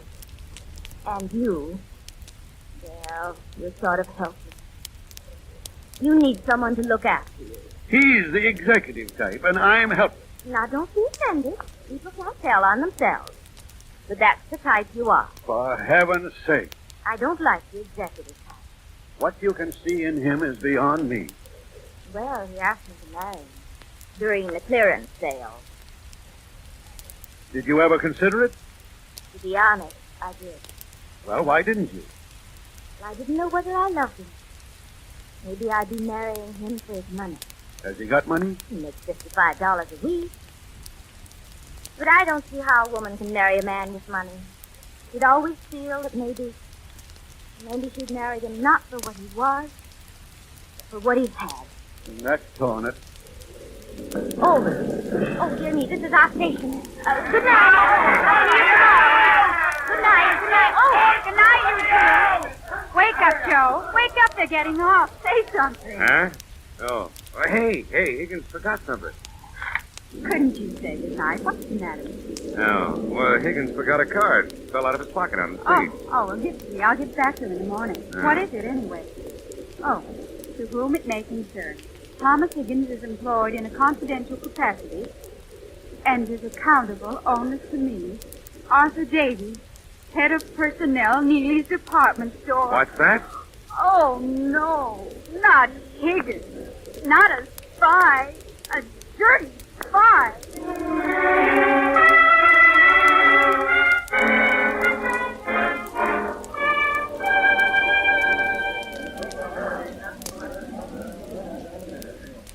Well, our friend Higgins seems to be a little late this morning. Probably drinking late. Oh, he only had 3 beers. You were with him yesterday? Yeah. No. Mary and Joe. No, just Tom and I. And Mr. Higgins and I. We went to the beach. He asked me before you did, really. It's perfectly all right. Ah! And who have we here? Good morning, Elizabeth. Good morning, Mr. Higgins. We're a little late this morning, huh? Oh, are you late too? You are a little late. Yes, I am. And why, may I? Because I overslept. I was tired. Oh, that's a novelty. Well, it's the truth. I don't like the tone of your voice. And I don't like the tone of yours. Who do you think you're talking to? Another employee of the store. That's all. And a darn poor one at that. You know what's going to happen to you? You're going to be fired. I'm going to be fired. Now, let me tell you something. You're going to be fired. How do you like that, huh? Why, Higgins, and I thought you were a company spy. Me, a spy? Oh, my goodness. This is revolution. Never in all my years at Neely's. Oh, Nero, gracious. The world is going crazy. Oh, look, that's my dough. What's the matter? Now we'll see. All right, over here, gentlemen. Here's another dangerous character. Oh, company detectives, they've got my dough. Hey, what's going on here? Take this one, too. His name is Higgins.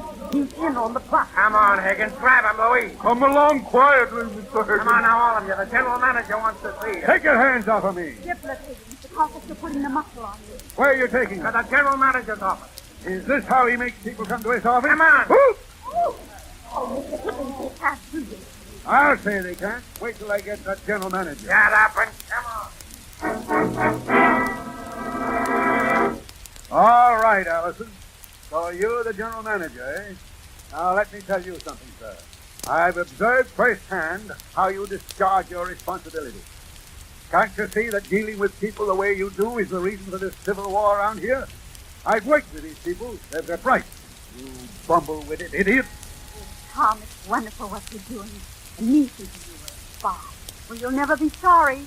Let them fire you. As long as I have a breath in my body, you'll never go hungry. Yeah, Miss Allison. Take these people and throw them out in the street.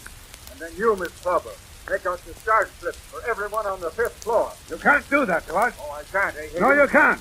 And my name isn't... Yes. Don't argue with him, Higgins. Don't argue with him. I'll say I won't argue with him. I'm going to fire him. I'm going to fire the whole pack of them. Oh, Higgins, you're overdoing it. Fire us, huh? First you come in here with a persecution complex. Now you've got delusions of grandeur. Throw him out. Oh, my. J.P. Merrick himself. Throw them all out. Just a minute, Mr. Allison. Wait, stop. I'll show you who is J.P. Merrick. I'll show you. Oh, relax, Higgins. It's easier when you hit the sidewalk.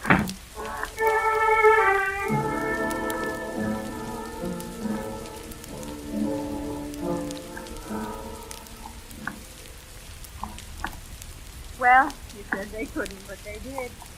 Where did you land, Higsby?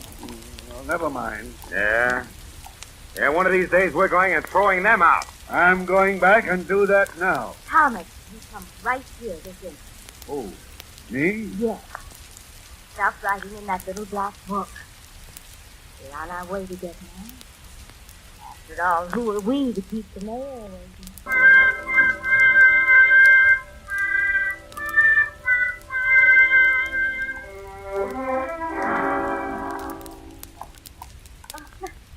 Mr. Higgins, where are you taking?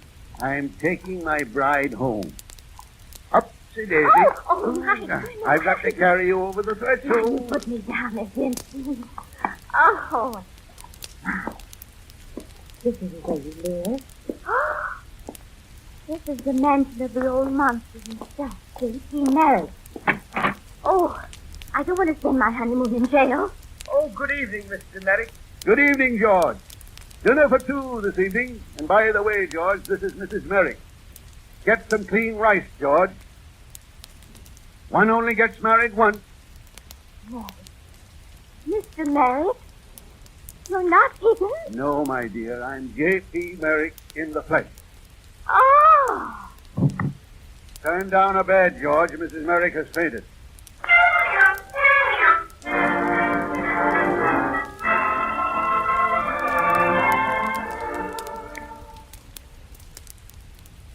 isn't that I mind you being Katy himself, or me being Mrs. Katy. What about all our friends? Have you forgotten my little black book, darling? We're going down tomorrow and spend the first day of our happy honeymoon getting things straightened out at that store. And I mean straightened out. After all, my dear, they can't push people like us around, eh? Oh, no. I mean, Katy. Oh, I mean... Darling. That. Yes.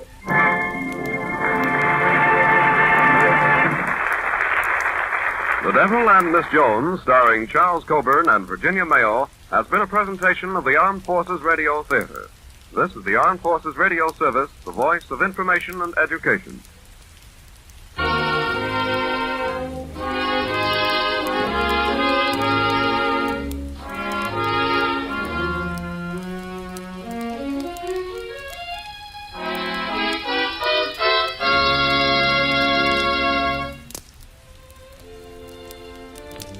Now here's Dad, the old stage doorkeeper, to tell you about tonight's play. Well, sir, our show tonight is called Nervous Indigestion. It's one of those light, frothy comedies of two ladies in love with the same man. And that's been a favorite theme in the theater right back to the days when in a more serious show at the old Columbia, Mr. Frederick Ward played Othello to the Iago of Mr. James. And that Shakespeare show is still so popular that it's going to be playing next week in San Francisco with another wonderful cast. We always did go for a good, solid theater in San Francisco. Yes, sir. Ever since the days that Edwin Booth played Hamlet down on Montgomery Street. In the beautiful days when Richard Mansfield played Shylock and David Garrick.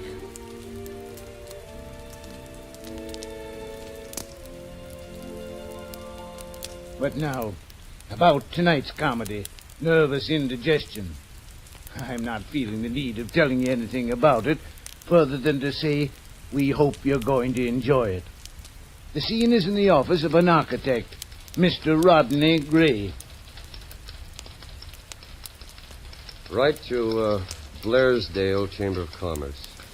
Gentlemen, we are in receipt of yours of 24th instant with suggested changes for hallway and main stairs, period.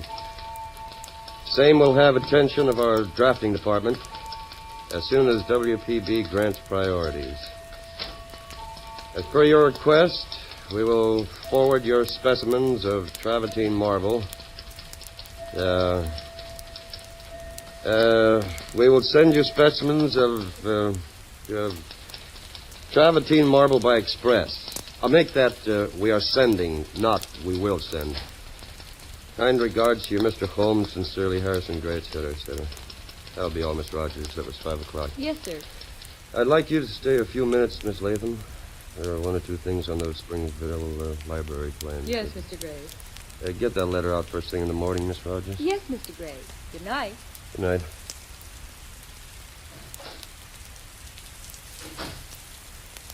Now, where's the file? Here. I've never known it to fail when you have to deal with a woman's committee. They want a library. They've got $50,000 to spend. And then expect a petite trianon. I love you, Katy. Oh, Rodney. It's tough, isn't it? It's rotten. I'm getting so I can't dictate a letter without stumbling. You can't do it, Rod. It's all right to say I can't do it, but I am doing it. It's just in my blood. It's not funny. Don't you realize, darling, the whole office force will be talking? You don't think they're talking already? Are they? Well, of course they are. And having a swell time. Just waiting to get something on us. A little Rogers fool saying, "Good night, Mr. Gray." Sweet as molasses, with her tongue in her cheek. I don't mind their talk. Well, I do. I loved everything about you. Finest thing that has ever come into my life. I'll not have it put on the basis of a cheap, rotten office affair. I'll not have it sorted. They can't make it sorted, darling. They can. You think they'd dream for a minute that we want to be married? That they put any but the worst interpretation on it? I don't care. Doesn't matter. There's only one thing. What? if the gossip should get to your wife. That would be the finishing touch. Okay, what are we going to do? Come here, Rod. You're so darn lovely. Not now. Rod, don't you realize your wife's going to have to know? What good will it do? We can't marry unless she lets you go. She'll never do it. Then it's all hopeless, is it? It can't be hopeless. I'll not let it be. We keep going round and round in a circle. Well, what are we going to do? You'll hate my saying this. It is up to you, isn't it, darling? I'll do anything you say. If you'll only tell me what. Do you love your wife, Rod? No, I don't. Not really. You married her. As a kid, I was infatuated. Oh, there was something. Ecstasy or something in the beginning. That never lasts. Now there's nothing. We have to go into this. Yes, these are the things I've been afraid to say to you, but we've got to say them. We can't keep going on this way. Rod, doesn't she love you? I've told you a dozen times, no. Not what we call love. Of course, when a man and woman have lived together for 10 years... But if she doesn't love you, then she'll be willing to give you a divorce. Never. She's like a dog in a manger. She'll say, if I can't have him, no one else can. Well, that's that. What do you mean? Just this. I can't go on this way. Meeting you in restaurant booths, finding excuses to stay after the office closes so we can be together for a few stolen minutes. You see, Rod, I love you just as much as you love me, and it's just as hard for me. If we can't ever belong to each other, then we've got to stop teasing ourselves. I'd rather die than give you up. Words, Rod. Just words. Oh, I despise women like your wife. Self-centered, utterly selfless creatures. Righteous, virtuous, and without a spark of human understanding. Hey. I can hear her justifying herself by saying, we are married, and marriage is for always. She looks at you like a book or something she's collected. She's read you. She doesn't want to read you again, but she sticks you away in her bookcase and marks you with her book plate. Rod, is she pretty? You've seen her picture. Pictures don't tell anything. She's... I suppose you'd call it patrician. I know. Disdainfully superior. I hate her. Rod. What, darling? You're sure she'd refuse if you asked her to divorce you? Positively.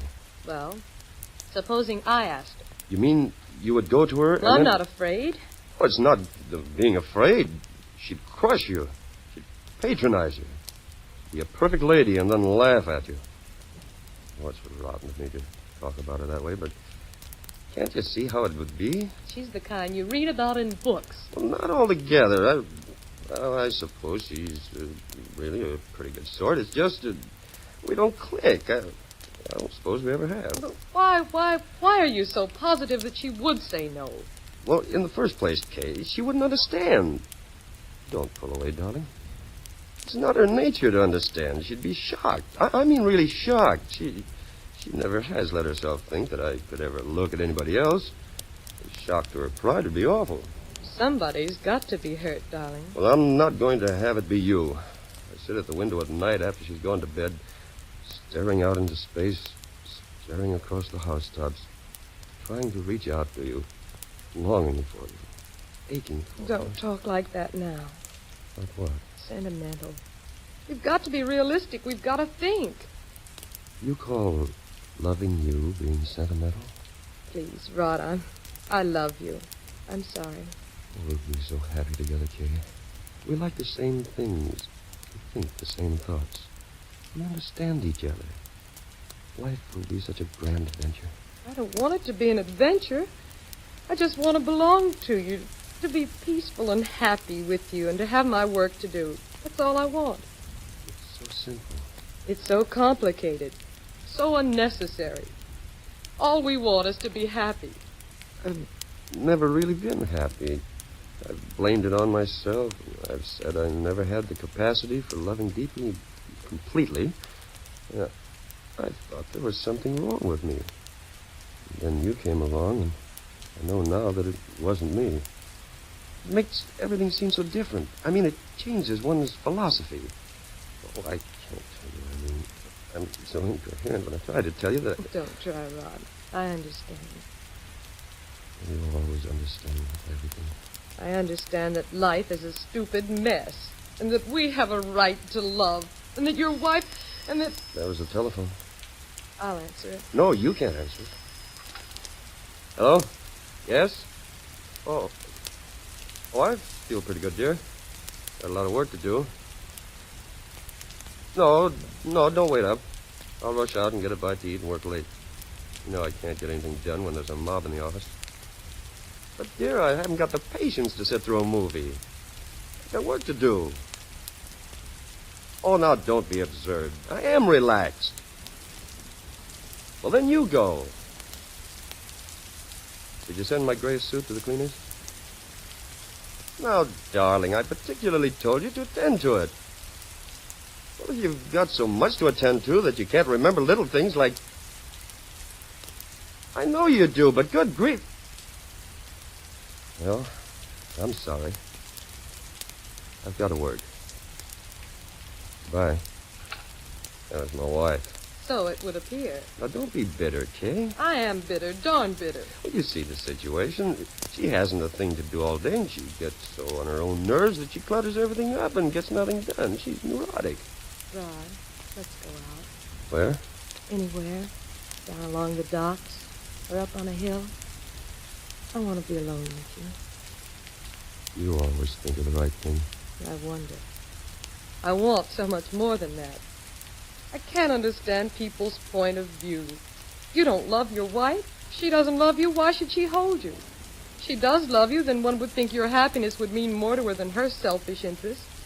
It means your happiness and my happiness, and she has nothing to lose. She'd never see that. I suppose not. Wait while I powder my nose.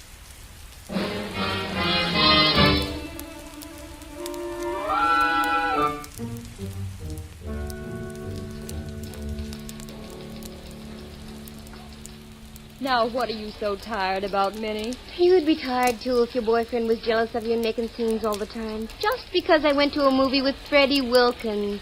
Not that it was as if I was going steady with Bert.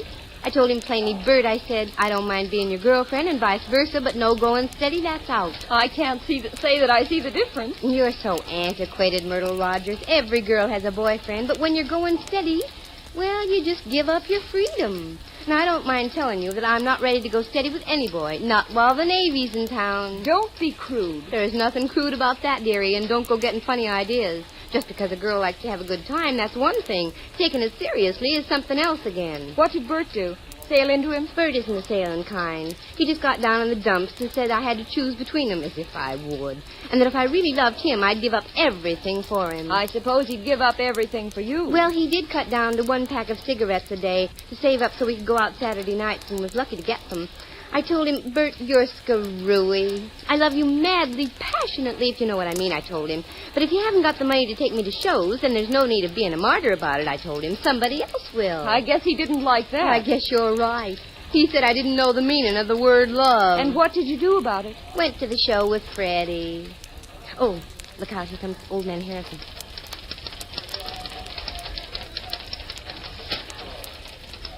Gee, is he a dark cloud, or is he? He's been marching into Gray's office and marching out of Gray's office and marching into Gray's office. You'd better get busy. Lady, something's going to pop around here, and I want to be on hand to see the fireworks. What do you know? I don't know anything. I guess you've heard that last night Harrison saw Mr. Rodney Gray with Kay Latham dancing at the Playhouse. How did you find out? Everybody knows. Mrs. Huggins was emptying the trash baskets in Harrison's office. And she heard Harrison say to Gray, I don't care what you do away from business, but as long as you're a partner of mine or something, I'm not going to have you mixing business with pleasure. What did Gray say? He said, Nerds. The nerve of him talking that way to the senior partner. Well, if you ask me, it's a nerve about Harrison. I know just as sure as there are little fishes that Kay's in love with him, and he's in love with her, and I think it's beautiful. I just get goose flesh watching them watching each other. It's a lucky thing you're not Kay Latham. I wish I was, sister. That's because you've got no morals. Listen, you can't talk that way to me. Morals is one thing, love's another. I'd marry him. How'd you get rid of his wife? Make her divorce him. Any time she'd do that. There's more than one way to fry an egg. You don't suppose I'd go tell her about it, do you? I was just wondering. Myrtle, honest, for a girl who's been self-supporting for 1,000,000 years, you're as naive or what have you as a schoolgirl. You just don't know people. Why, if anybody was to ask the swell Mrs. Gray for a divorce, she'd just look burned and hold on with all her teeth. She'd fight for what was hers. But if she doesn't want him herself? Don't be funny. She doesn't know she hasn't got him. You just need to look at her picture to know she's a sap. But she'd fight, and believe me, dearie, she'd break dishes. I don't know how you know so much about life, Minnie. Oh, it's easy. Reading books, going to movies, I keep cultured. I have figured it out, that a girl doesn't need culture if she's married or going around with boys. But when she's out to get a husband, no matter what they want, they think they like culture. And I'll give it to them, wrapped up in cellophane. Supposing you don't want to get married. There is no such animal. Uh-oh, that's her now. I'll tell you what I find out. Yeah, Miss Latham. Something you want? Yes, Minnie, will you file these Blaisdell blueprints? Yeah, okay. And tell Miss Rogers to get me a Hunt and Rand catalog. Yeah. You want some aspirin? Aspirin? I only meant you looked like you had a headache. I have got a headache. Well, it's none of my business, but I'm not surprised. What do you mean? Nothing. I'll get you the catalog. Come here. Okay. What did you mean you're not surprised? Now, gee, Miss Latham, I didn't mean anything. Only with Mr. Harrison looking like he's ready to blow up a bank or something. Well, you'd better attend to your business. Well, I was just going. Want the aspirin? No. What are they saying out in the office? Nothing. Well, I know they are, and you might as well tell me. They said you looked like you had a headache. What else are they saying? Nothing. Tell me, Minnie. After all, I'm sort of out of the picture here, and I need friends. More than I've ever needed them before. Are they going to fire Mr. Gray? Don't be a fool. I was only asking. I'm sorry. No, they're not going to fire Mr. Gray. There's no reason why anybody should fire Mr. Gray. I don't mind telling you if I didn't feel I was a friend of yours, I wouldn't tell you this. Somebody, I ain't going to say who, somebody told somebody in the office, and it got back to me and all around the place, that Harrison saw you and somebody dancing at the Playhouse, and he said he wasn't going to have business and pleasure mixed up. What I do away from the office is my own affair, and I assure you that if there was a question of anybody being fired, it would be me. Sure, I know that. I didn't take it serious, but you started it. Miss Latham, do you mind if I say something? No, go ahead. It's this. Of course, it's none of our business, but we all like R.G., and we're all strong for you. Well, I'm glad, Minnie. Then why don't you marry him? Because he's got one wife, and that's all the law allows. There's such things as divorces. As you say, it's none of your business, but Mrs. Gray would not divorce her husband. That's what I told Myrtle Rogers. Oh, you did? Yeah. Well, then why discuss it? Listen, Miss Latham, do you mind if I talk right out loud? No. All right, I will. Go on. Light a cigarette. Everybody's gone to lunch. Thanks. Now, go ahead. All right. Now, here's the situation in a nutshell. You know, a girl like me does a lot of thinking about life, whether or not you'd believe it. I believe it. Well, that's that. Now, the next thing is, take two people. I don't mean anybody in particular exactly, just two people. One's a man, the other's a woman. They're in love, and the man has a wife. Do you think that wife is going to give them a divorce if they ask for it? I'll say she's not. Why not? Because she's got them where she wants them. She probably thinks the man is a sap. What? Oh, of course, I'm talking about people in general. Then she has the girl's number, too. She figures her for a little ratty nobody out to get what she can, a gold digger. Of course, she doesn't know that gold digging is out of fashion. But she says, he's my man, and he's not much good, but he's a man. What? Nothing. So she holds on. Well, this is all very interesting, Minnie, and I can see you've given a lot of thought to the situation. But if it's hopeless, why talk any more about it? But that's the point. Is it hopeless? Isn't it? I don't know. Now, here's the proposition. They go to the wife and say, darling, we want a divorce. And what does she say? She says no, and plenty loud. Then the only thing to do is to get her so mad that she'll think of divorce herself. What? Of course, I don't know if it'll always work, but going to movies and reading good books, one gets these ideas. Minnie, you've really got a scheme. Oh, it might work and it might not. Now, supposing the girl wrote the wife a letter, and an anonymous letter. They're vile. They sure are. And in it you said, Dear Mrs. Anybody, I'm writing to you to tell you your husband is in love with one of the girls in the place he works. It's a scandal. The whole organization is talking about it, and it's public property. Of course, you could spell some of the words wrong and make it sort of bad English so she wouldn't be on to who wrote it. Then you could go on and give her some facts. There are no facts. Well, you could make some up. Then you could give the girl's name and tell the wife you're just writing because you think she should know. And sign yourself a well-wisher. Minnie, what a horrible idea. Oh, it's just an idea, and maybe it wouldn't work. You really think if this girl was to write such a letter, anonymous, that the wife would be so angry she'd get a divorce? Sister, she'd be so mad she'd hit the ceiling and not know it.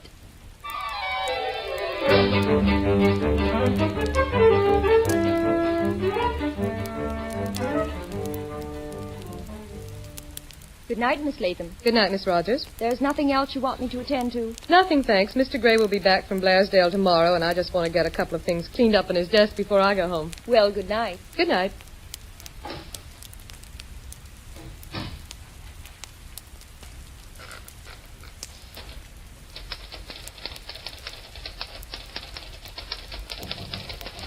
Come in. May I come in? I'm afraid everyone's gone for the day. Is there anything I can do for... I'm Mrs. Gray. Yes. So long since I've been in the office, not even the elevator man knew me. Is there anything I can attend to for you? If not, I was just leaving. Are you... I'm Kay Latham. Is it all right if I put my fur on the desk here? I wouldn't dare if my husband were here. Certainly. Thanks. Did you perhaps wish to use the phone? If you did, No. I want to talk to you. Do you mind? I know. You see, I've had such an unpleasant thing happen. I felt I had to speak about it. I mean, I needed somebody else's reaction. I'm just rambling and you don't know what I'm talking about. Mrs. Gray, The fact is, it concerns you as much as it does me. It concerns me? And I felt it'd be only fair to tell you about it. You see, I don't know whether to discuss it with my husband or not. I wonder if I might have a cigarette. Thanks so much. Miss Latham, I've had an anonymous letter. I despise them. I believe we all do. Yes, I think so. And yet, do you know, once I wrote an anonymous letter to my next-door neighbor. Her son played the radio far into the night. Hot jazz bands, dance records. I thought we'd go mad. Well, I couldn't go to the police about it, and I hated to antagonize her by going directly to her, so I wrote a regular blackhand letter. Skull and crossbones, beware in big letters, and then, warning, if that noise doesn't stop, look out. Choose your radio or your life. What happened? Well, after that, they played louder and longer. I'll never write another anonymous letter. This letter is much more serious. It's from a person who signs herself a well-wisher. They usually do. It's a fact, isn't it? This well-wisher accuses my husband of being in love with you. Says it's a scandal and everybody knows about it. The letter's badly written. I mean, misspelled and without punctuation. That's another peculiarity of anonymous letter writers. They always disguise themselves with illiteracy, don't you know? May I see the letter? Burned it at once. I felt dirty when I touched it. I just burned it, scrubbed my hands. Then why do you tell me about it? Because I felt it was your right to know. You see, it concerns you even more than it does me. It concerns Rodney. And if someone with a malicious desire to hurt him is spreading such gossip, then I've got to know what to do to protect him. You don't ask me if it's true or not. I know it's not true. But you don't know me. I don't know you, but I know Rodney. And I assure you, Miss Latham, he wouldn't have the courage to have an affair. I mean, really seriously. Are you sure? Quite.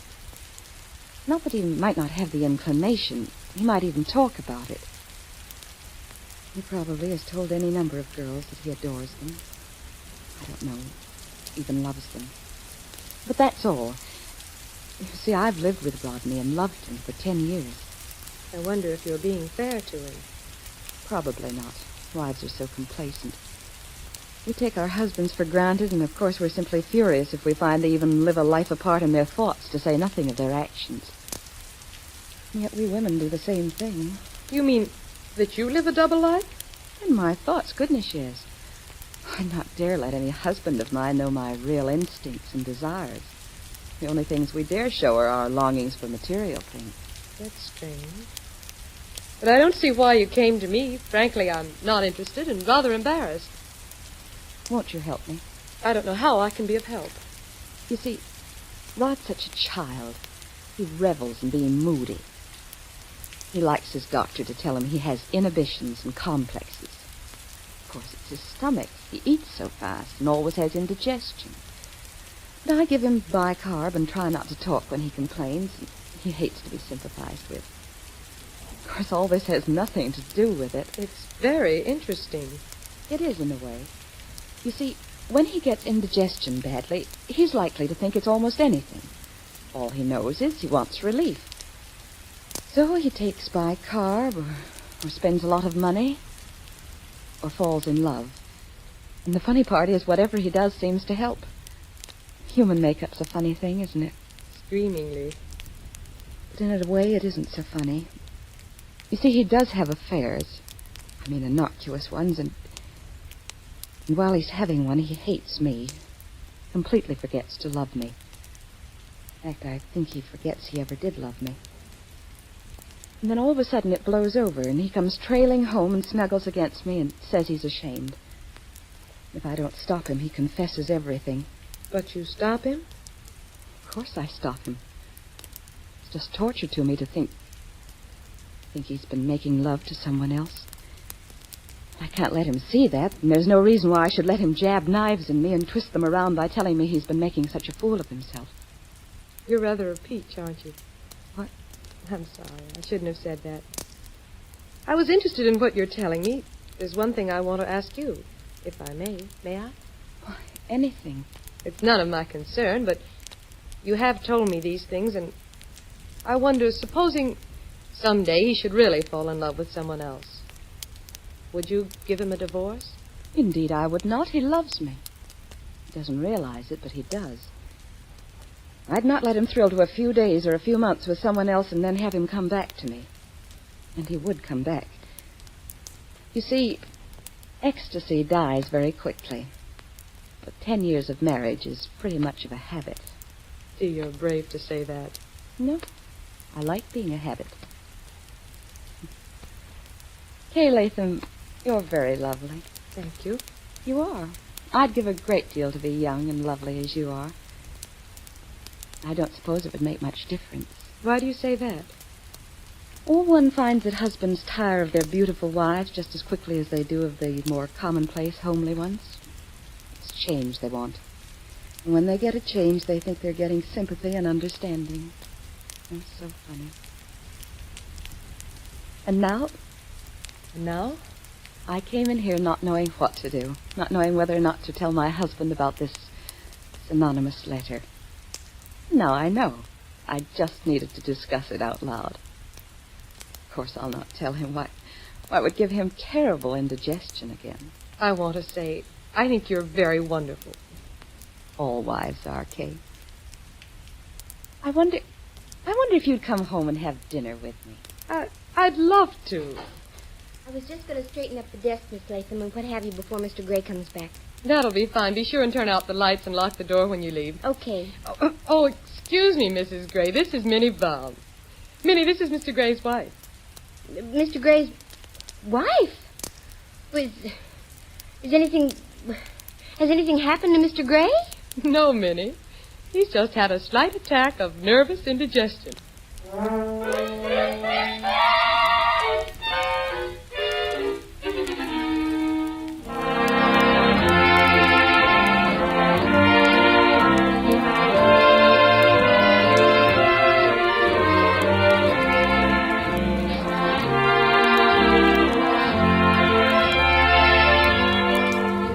You have just heard the comedy drama Nervous Indigestion, written and directed by Samuel Dixon in the KPO drama repertoire tonight at 9:30.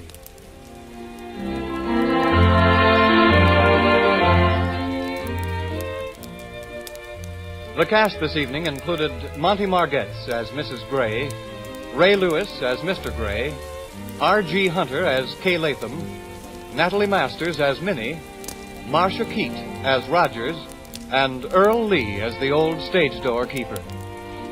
Be listening next Friday night at 9:30 for the old stage doorkeeper with his memories of the theater in San Francisco and his radio dramas tonight at 9:30.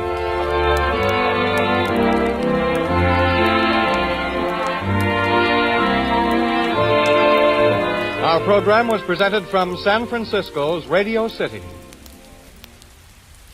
This is Greg, WOTR Radio, nearing the bottom of the hour once again. The temps have dropped a bit, currently at 55 degrees with winds from the west at 16 miles per hour and light rain still falling. Be sure to be at the grand opening at Wortham's Candy Shop on Monday from 9 to 6 between 4th and 5th on Main Street. Our little town's newest proprietor, Emily Wortham, is excited to present her delectable assortment of hundreds of the tastiest sweets available, and everything in the store will be 10% off for the entire opening day. That's Wortham's Candy Shop. If you've got a sweet tooth, Wortham's is the place to go. And now, dear listeners, I've got another show lined up for you from The New Adventures of Nero Wolfe, starring Sidney Greenstreet as that famous armchair detective, which ran from 1950 to 1951. This is Room 304, about a woman who offers Wolfe $1,000 to help her, but is shot while talking to Wolfe's assistant on the phone. It was made to look self-inflicted, but Wolfe and his assistant Archie know it was actually murder. Ladies and gentlemen, the ringing of that phone bell brings you mystery, adventure. Nero Wolfe's office, Archie Goodwin speaking. If it's for me, I'm not here. What if it's a case? If it is, tell them no. I will not. Confound you, Archie. Do as I say. Hello? Hello, is this Mr. Wolfe's residence? Yes. Is this Mr. Wolfe? Yes, Mr. Wolfe speaking. Oh, I am in very much trouble. Could I see you please immediately? Well, now, yes. What kind of trouble, miss? Give me that phone, Archie. No. Hello? Sorry, I had to turn the radio down too loud, you know. May I see you right away? Well, I'll give you $1,000 as a retainer fee. Yes, indeed. I'll take the case. Come right over. The address is 601 West 35th Street. I cannot, Mr. Wolfe. I just cannot come there. Well, where do you live? I am staying at the Pole Hotel, room 304, and I... Hello? Boss, that was a shot. Hello? Hello?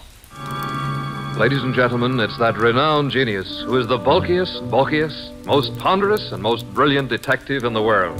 Yes, none other than that chair-borne mass of unpredictable intellect, Nero Wolfe, created by Rex Stout and brought to you in a new series of adventures over this NBC network in the person of Mr. Sidney Greenstreet.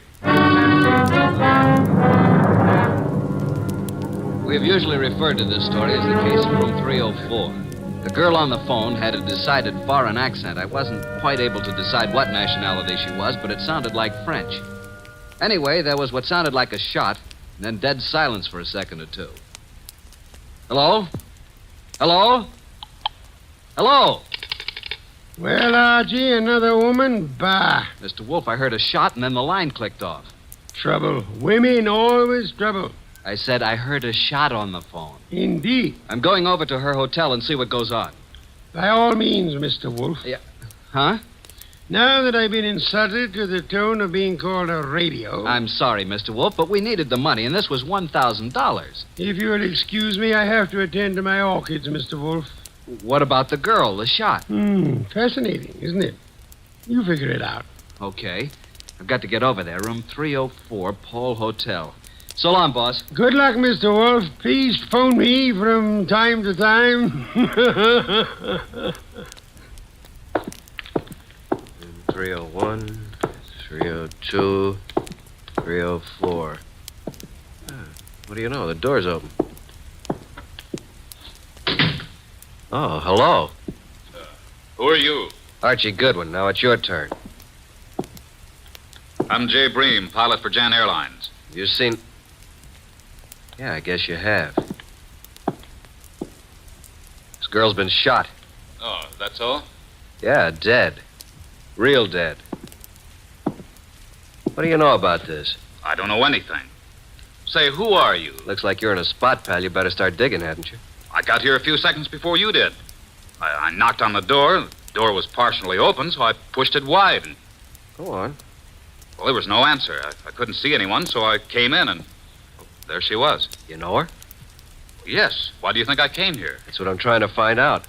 Look, what right have you got asking me all these questions? What's it to you? Did you ever hear of Nero Wolfe? Of course, who hasn't? Like I said before, I'm Archie Goodwin, Wolfe's assistant. Now, would you rather talk, or should I call the police? I've told you all I know. Who is she? Helen Rennie. French? I don't know. European, anyway. Why'd you come here tonight? I have a dinner date with her. You mean you did have? Yeah. Let's turn her over. There. Got an automatic in her hand. Yeah. I never saw it before. Hey, I wouldn't use the phone. Fingerprints. It's okay. I'll use this handkerchief. Who are you calling? My boss. Oh. Nero Wolfe speaking. Archie, boss. Archie, I thought you were Nero Wolfe. You sound very much like him. Please, boss, be serious. Oh, but I am? I'm here at the girl's apartment, the one who called me. She's dead. Beautiful? Yes, was very beautiful. She would be. How did it happen? Shot. Neat round hole in her right temple. She's married and looks like she shot herself. When I turned her over, I saw a wedding ring on her finger and a .32 automatic still in her hand. Are you alone? No, a fella named Jay Bream, a pilot. He was here when I arrived. No one heard the shot? Apparently not. No one showed up yet. Very interesting. What do you do now, Mr. Wolfe? Should I call Inspector Kramer? No, say nothing to anyone. Get over here at once and bring Mr. Breen, the pilot, with you. Goodbye. That's all you know about it, Mr. Breen? That's right, Mr. Wolfe. Just like I told Mr. Goodwin here. The whole thing sounds... Hey, I just thought of something. Pray tell, Archie. It can't be suicide. Oh, and why not? How can a dead woman hang up a phone? You finally arrived at that, Archie. Amazing. Of course she couldn't. She was murdered. Murdered? Yes, Mr. Bream. But I thought she committed suicide. Please, Mr. Bream, it'll be better if you don't think. Where do you stay? 321 West 19th, apartment 5. And your job? I've 10 days vacation. Started yesterday. One thing, Mr. Bream, I suggest you don't leave town. Furthermore, talk is not advisable. I strongly recommend that you adopt precautions. Yes, sir. Show Mr. Bream to the door, Archie. Yes, sir. Right this way. Good night, Mr. Wolfe. Good night. I didn't want to tell you in front of Mr. Bream, but I found this in her purse when I sent him for a sheet to cover the body. $1,000 check. Made out to Mr. Nero Wolfe. Well, boss? I think it's time we phoned Inspector Kramer. Should I? Who else, Archie? Who else? My apologies. I forgot how heavy that phone really is. Archie. Oh. Do you want me to talk to the inspector? I'll do the talking. Should I hold the phone for you? Then get me some beer. Inspector Kramer. One moment. Here you are. It's Nero Wolfe, Inspector. I think you had better go over to the Paul Hotel. Yeah, why? I believe you'll find a dead woman there. A dead woman? What is this, a gag, Wolfe? I'm afraid not, Inspector. Well, how did you know about it? Have you been over there? Telepathy, Inspector. Mentleton. Wolfe, I'm too busy today to listen to nonsense. Telepathy. Don't give me that kind of stuff. If I find a body, I'll lock you and Goodwin up.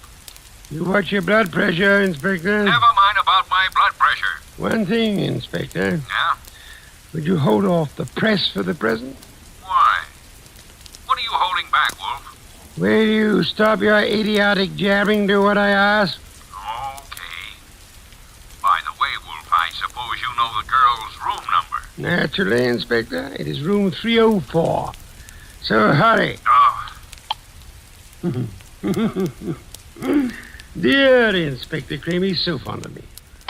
Archie. Yes, sir? I suggest you call the bank in the morning and find the person who's handling Miss Renee's account. Try to bring all her canceled checks over here. And what if they won't hand them over? Then Kramer will get an order issued to do so. Simple?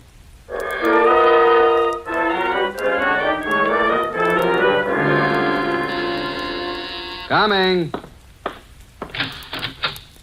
Well, where's Wolfe? Where do you think he'd be? In his big chair. Good evening, Inspector. I expected you before this, Inspector. What kept you so long? If I told you I had a flat tire, would you believe me? Now start giving, Wolfe. What did you know about the dead girl? Inspector Kramer, do sit down. Relax. Nervous tension is such a deadly thing. Now listen here, Wolfe. Would you like some beer? Most soothing, you know. Come on, what's the dope on this case? Fill the inspector in on the details, Archie. I was here talking to the girl over the phone. There was a shot, and then I went over to her hotel and found her the same as you did, dead on the floor. And the phone was placed back on the hook. Come on, Wolfe. There's more to this than that. Let's have it. Really, Inspector? Who was she? You don't know? I mean, what do you know about her? Now get this straight, Wolfe. Please, Wolfe. What's this all about? A girl's been shot. Her name is Helen Rennie. What's the dope? Did you have a ballistics report made on the gun? Well, not in this short time, but I will. How did you make out your report? Suicide, naturally. Archie was talking to the girl on the phone at the time she was shot. So she chooses to kill herself talking to your assistant. Why, you big, flat-footed... Inspector, precisely how can a dead girl hang up a phone? Why, she, You see, Inspector, quite impossible. And now I suggest you make out your report murder. Murder? Wolfe, tell me, why is it you're always mixed up in these cases? That, Inspector, would be as difficult to answer as it would be to convince Archie of the danger of the female of the species. Oh, what's the use? No one ever answers my questions. I give up. Oh, Inspector, I do hope you will bring the girls' canceled checks tomorrow if they don't turn them over to us. What? The inspector is just going, Archie. Please see him to the door. I'm not helpless. Good night, Inspector. Good night.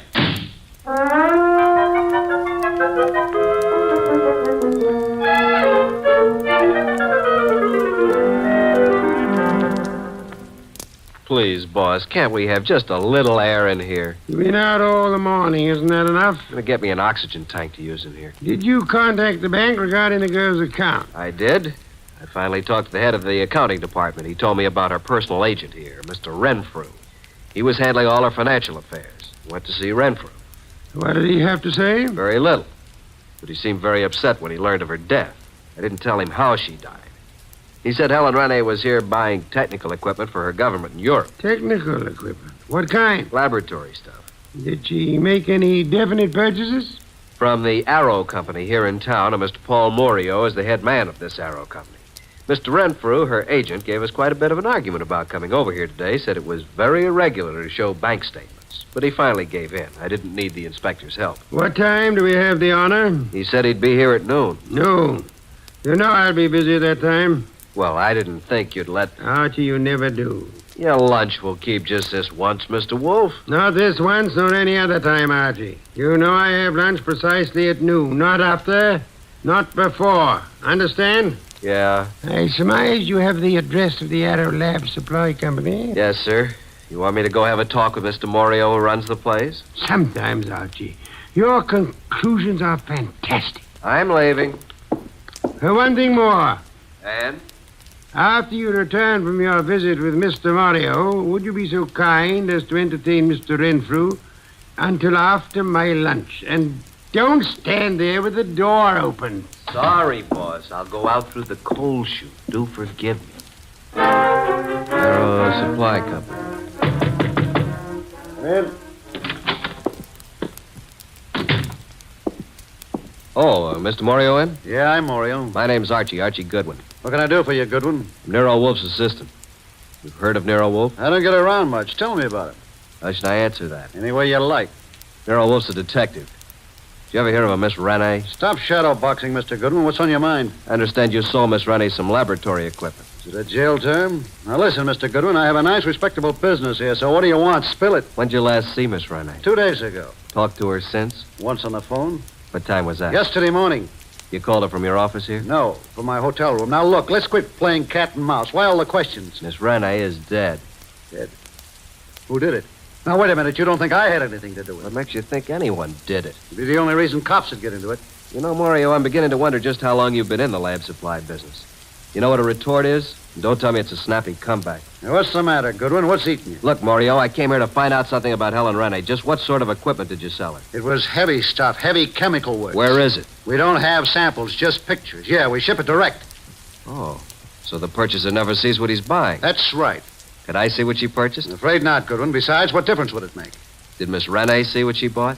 No, I already explained that. Now, I'm busy, Goodwin, so if you don't mind... Okay, I'll run along. Good afternoon, Mr. Mario. I'm sure we'll meet again. Soon.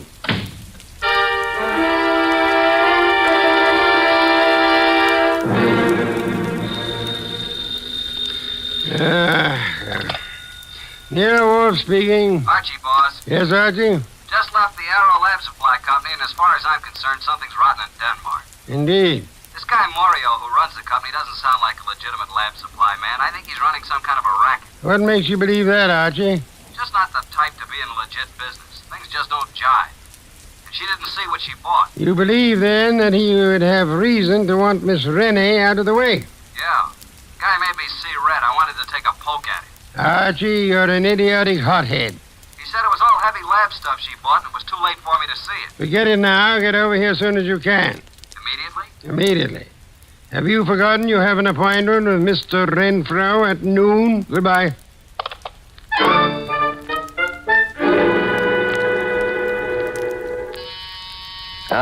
Coming.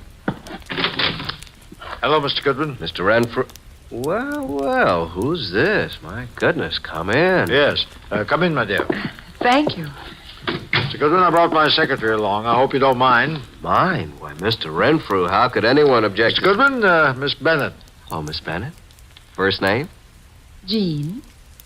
Do you always use this approach, Mr. Goodwin? Only at noontime, and my name's Archie. Well, this is a happy surprise. Please sit down, Jean. Allow me. Thank you. Well. Wasn't it Mr. Renfrew you wanted to see? Yes. Mr. Wolfe will be down shortly, Mr. Renfrew. Please be seated. Thank you. Is something wrong, Mr. Goodwin? Not a thing, Miss Bennett. Not from where I sit. I don't believe a word he says, miss. His judgment concerning women is not to be trusted. Thank you, Mr. Wolfe. You're so kind. Mr. Wolfe, Miss Bennett. How do you do? Mr. Wolfe? Mr. Renfro, I presume. Yes? Now we can get down to business at hand, Mr. Renfro. Yes, by all means. I don't understand why we couldn't have discussed this on the phone, Mr. Wolfe. The whole thing is highly irregular. Of course, I know you're trying to do your duty, but... I prefer not to discuss the dead girl's business affairs on the phone, Mr. Renfro. You should appreciate that. Yes, I see. Now, what is it you wish to know? How long have you known Helen Rennie? About a month. When's the last time you talked to her? Yesterday. What time? Why, about 2:30. I called her from my room. She was here on government business. You brought the canceled checks? Here you are, Mr. Wolfe. Quite sizable amounts, Mr. Renfro. Very interesting indeed. Yes? You see, Miss Renee made some very large purchases, Mr. Wolfe, and of course they were all quite legitimate. Would you mind if I kept these checks overnight? Well, Thank you, Mr. Renfro. By the way, was Miss Rennie right or left-handed? Why, left-handed, Mr. Wolfe. Why? Just inquisitive. Now, if you will excuse me, Miss Bennett, Mr. Renfro, I have a very urgent appointment. Well, if I can be of any more service, don't hesitate to call on me, Mr. Wolfe. Thank you, sir. Oh, dear. Poor Miss Renee. I hope the person who did this dreadful thing is dealt with properly. Indeed. I must run along now. Yes, this way. Must you go too, Miss Bennett? Good day, Mr. Wolfe. I must, and good day. See you soon, Miss Bennett. Well, boss, what do you think? Isn't she a beauty? I'm sure I'm not a fair judge, Archie. Do you happen to know where the Mario warehouse is? Why, yes, it's at the other end of town near the river. Oh, no, not again. 9 o'clock tonight. Okay. I suppose you want me to take a gander at what's in the warehouse, break in like a burglar? Archie, if your mind were free of women, I do believe you could reach phenomenal heights in this your chosen profession.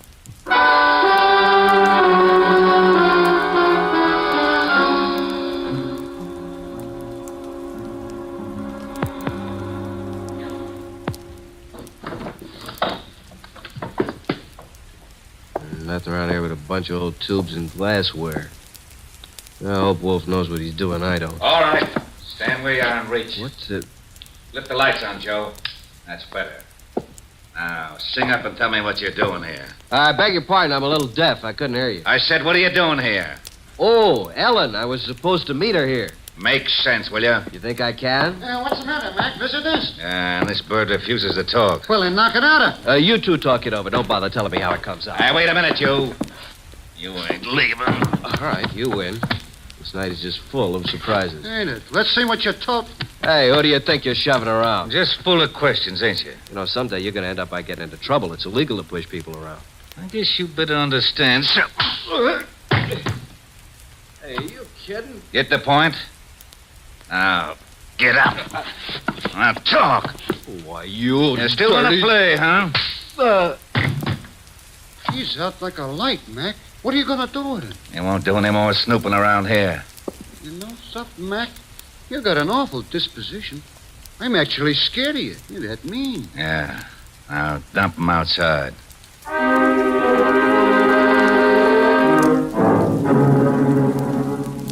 Hey, boss.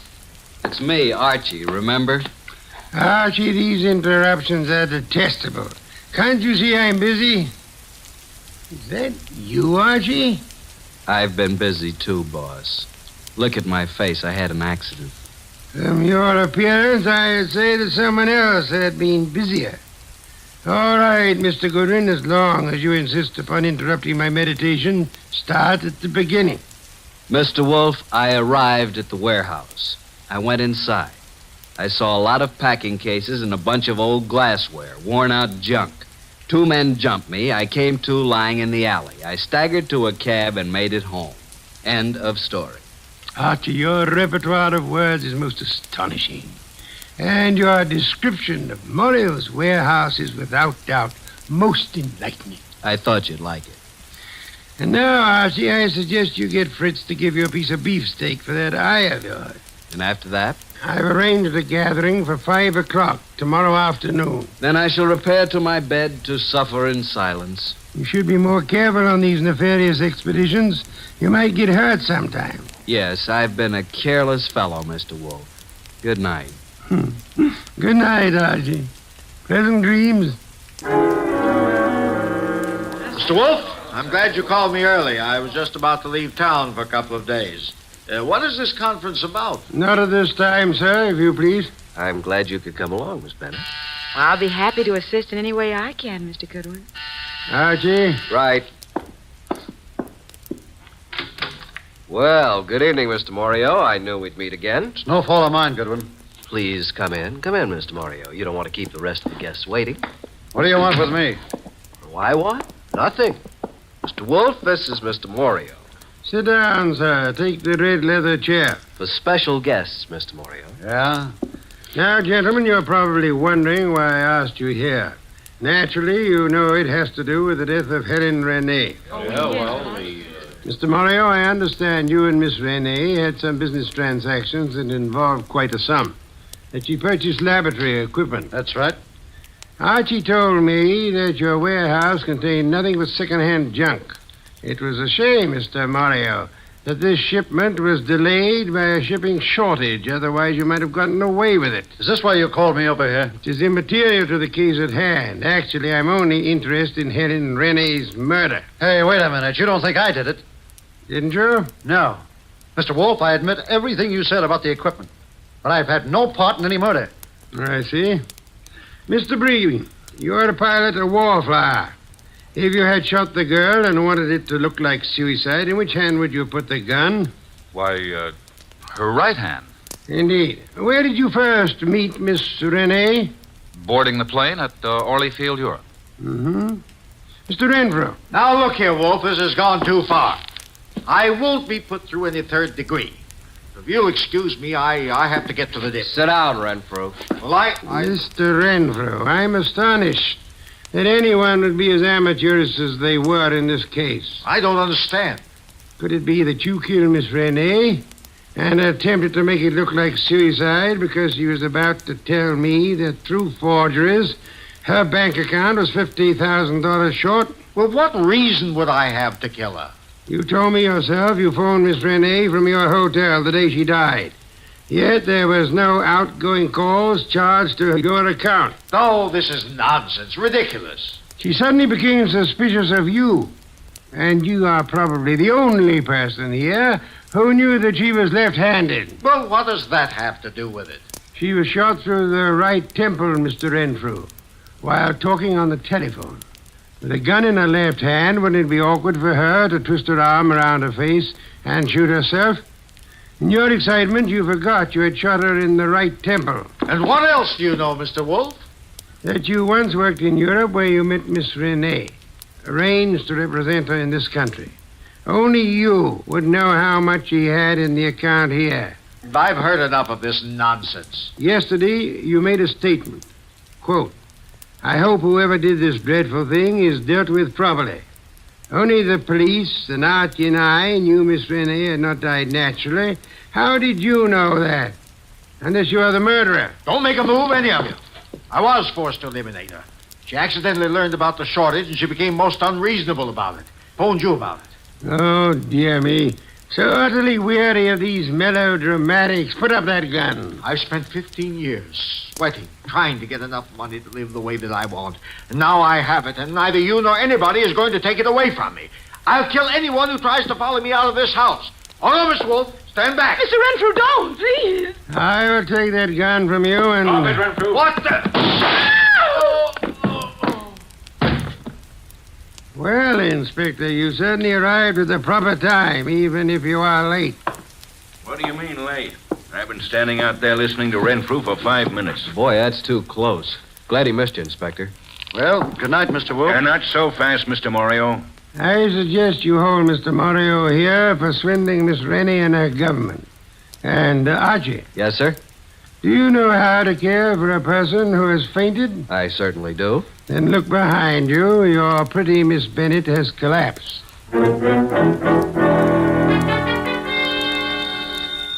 I'll get it. Hello? Is this Miss Jean Bennett? Yes? Archie Goodwin there?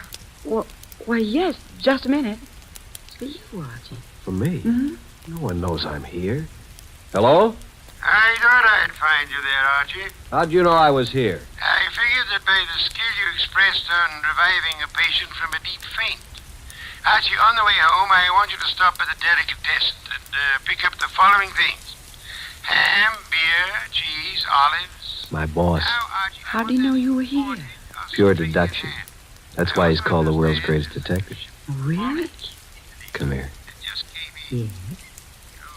Archie, you shouldn't have... Oh. Archie. Archie, you listening to me? Oh, well, guess you didn't hear a word of it. Good night, Archie.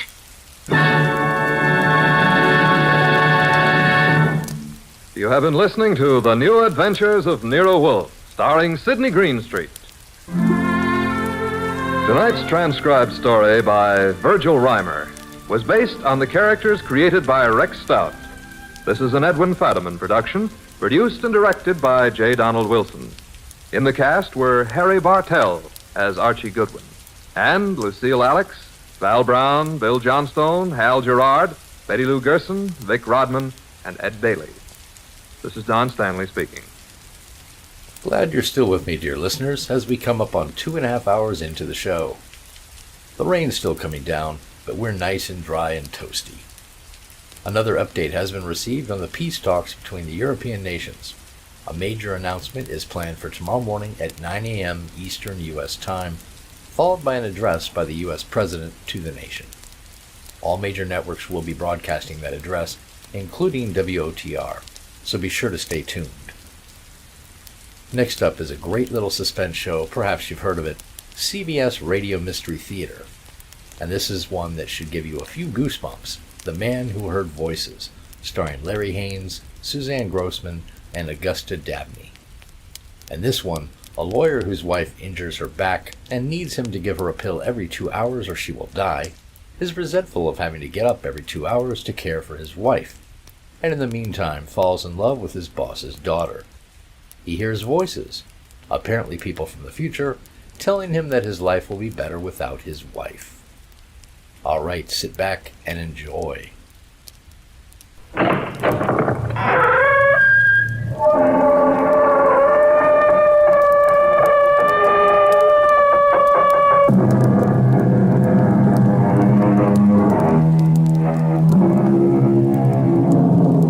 Come in. Welcome. I am E.G. Marshall, and I have a ghost story to tell you, but a most unusual ghost story, since it violates all the established rules. You know the rules for a ghost story. It must be set on some desolate, windswept moor, or perhaps in a ruined, isolated mansion, or a lonely, deserted castle. However, this spine-tingling tale actually takes place in a modern, luxury, high-rise apartment building, and in broad daylight. Don't want to die, George, please. I don't want to die. Margaret, darling, listen to me. No. Margaret, it would be better.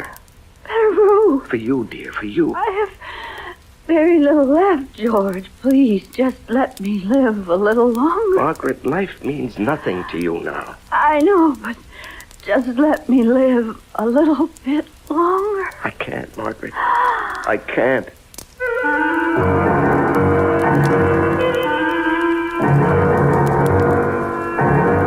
Our mystery drama, The Man Who Heard Voices, was written especially for the Mystery Theater by Sam Dan and stars Larry Haynes.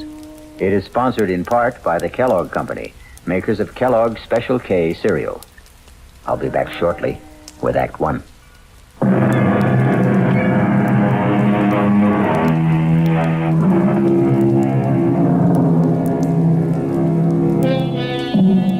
At 42, George Wesley Sanderson is handsome, intelligent, and wealthy.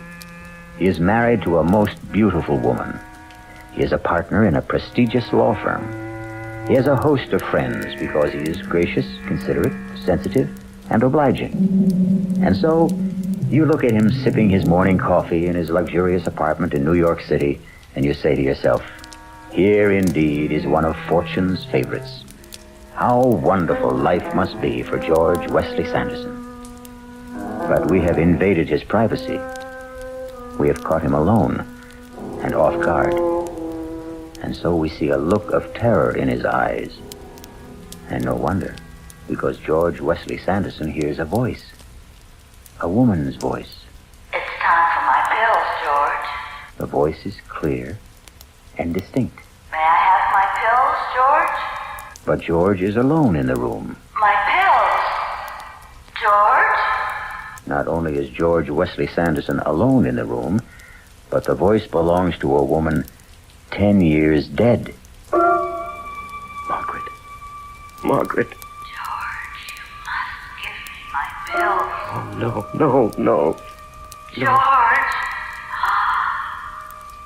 George. I understand. I forgive you. George. I forgive you.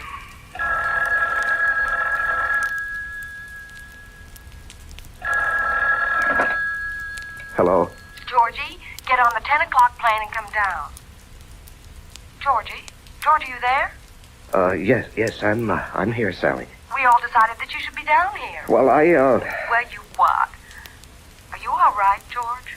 yes, I'm fine. Good. Get on the plane. Well, darling, somebody has to work. Oh, come on. That silly place runs itself. Goodbye, dear. Georgie, are you sure you're all right? Yes, I'm fine, and, really, I have to get to the office. I notice you'd rather get to the office than fly to me. Darling, it's not what I'd rather do, it's what I have to do. My next husband will be a man with absolutely no ethics at all. Goodbye.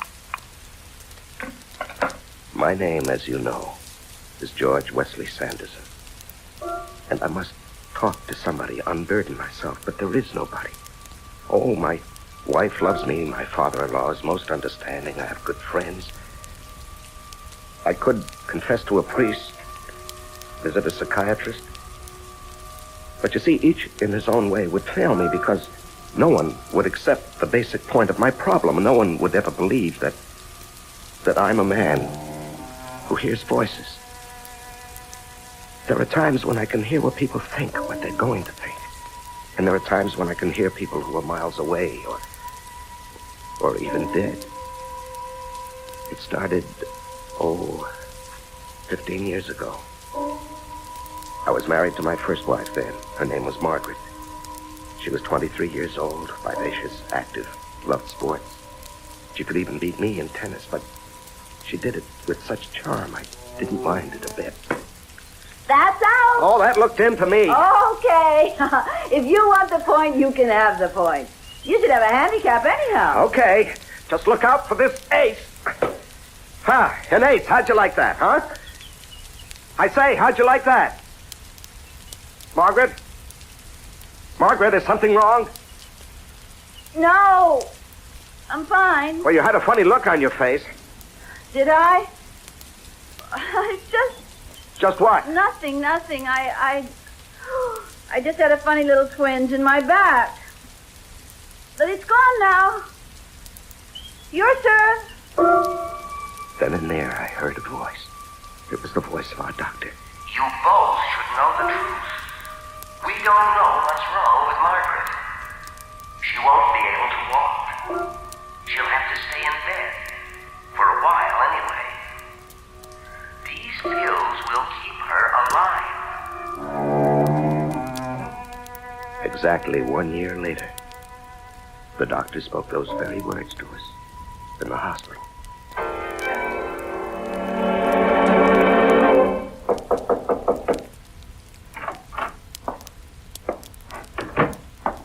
You, sent for me, Mr. Cartwright? Yes, George, sit down. Thank you, sir. George, I read your brief on the Hollingsworth case. Brilliant. Is that what you'd like to specialize in? Criminal law? Yes, sir. Good. This firm could use a crackerjack trial lawyer. Let's have dinner one night this week and start making some plans for you. Well, sir, I, really can't go out much at night. You know? No, you see, my wife is, bedridden.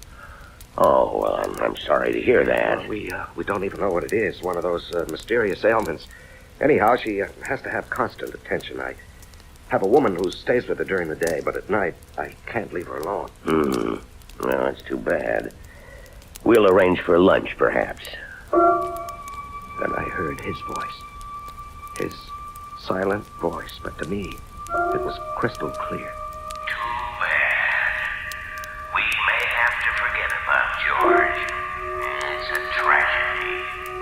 But if he wants to be an 8-hour-a-day man, he'll remain in an 8-hour-a-day job.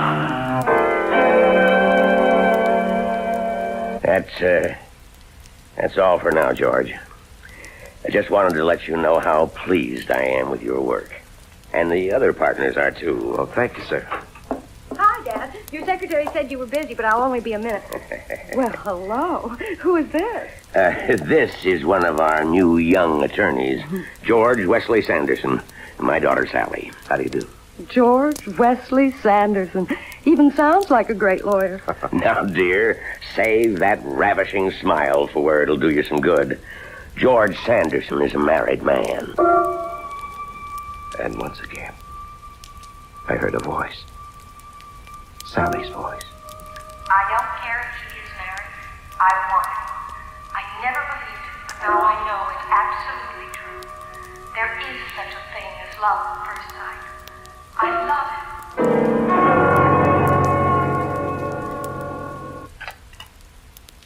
Thank you, dear. But I don't want any more. It's time for my pill. Oh, yes, so it is. I'll get it for you. Those pills, they're like a lifeline. Well, let's be thankful they work. Poor George. You've become a full-time nurse. And in addition, you've got a full-time job. You really don't get much sleep, darling. You have to set an alarm every 2 hours to give me my pill. Darling, we stood up together and we took a vow, for richer, for poorer, for better, for worse, in sickness and health. Till death do us part. Let's change the subject, huh? Okay. Well, how'd it go at work today? Oh, everybody flipped for the way I handled the Hollingsworth case. Oh, will it mean a promotion? Well, maybe, but more important is the additional money. Oh, George. Now what? If you become important, we'll be expected to entertain. Oh, no, nothing of the sort. I'm going to run my business the way I want. I intend to do my work during the day, in the office. I don't have to socialize with people. Merit, ability, that's what should count. And for the third time that day, I heard a voice.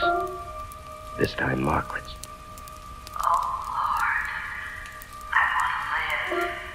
I'm not much use. I can't do a thing. I'm a drag on the man I love. I'm good for absolutely nothing. But I want to live.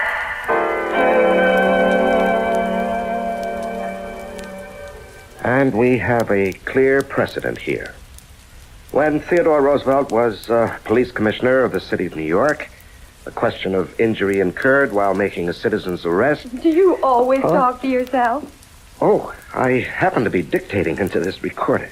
How did you get in here? Being the boss's daughter ought to give a girl certain privileges. I came by hoping you might have pity on me. Pity?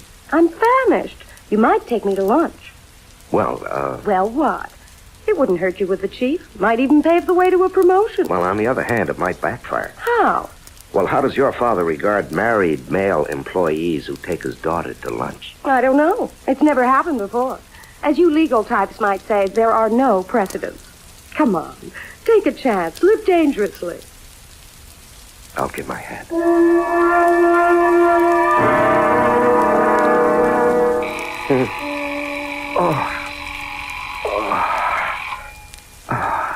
Darling, I'm sorry. I need my pill. No, it's okay. It's okay, darling. Here you are, dear. Thank you. There. Now, just let me set the alarm again. You must be exhausted. No, not really. Are you, feeling any better? Yes, a little. I was so tired when you came home, though, we couldn't even talk. And I looked forward to our talk so much. Anything interesting happen today? No, just a lot of routine. What did you have for lunch? Lunch, let's see, I just had a sandwich at the desk. Oh, George, you should go out. No, dear, no, I shouldn't.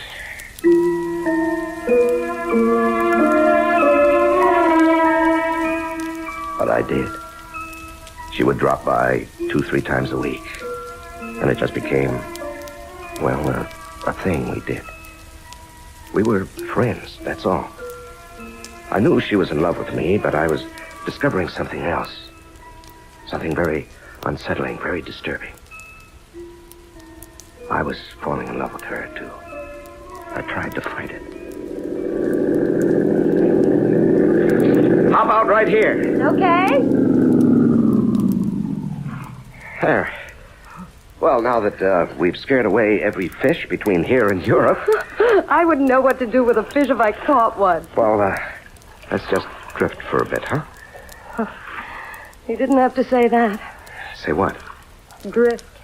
Haven't we been doing just that since the day we met? Yes, I suppose we have.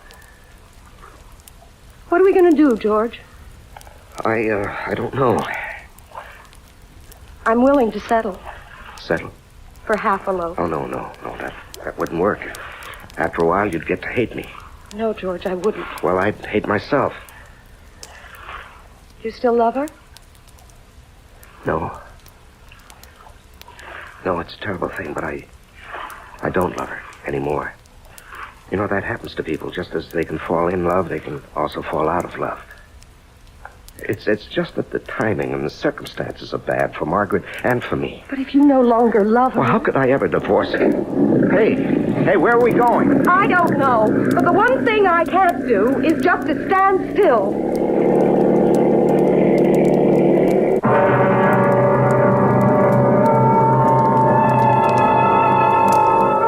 Nothing and no one in this world ever really stands still. Wheels are always turning. Gears are shifting. Minds are changing. perhaps slowly, imperceptibly, subtly. Even a marriage vow contains the seeds of its own dissolution, for it says, "Until death do us part." We'll be back shortly with Act 2.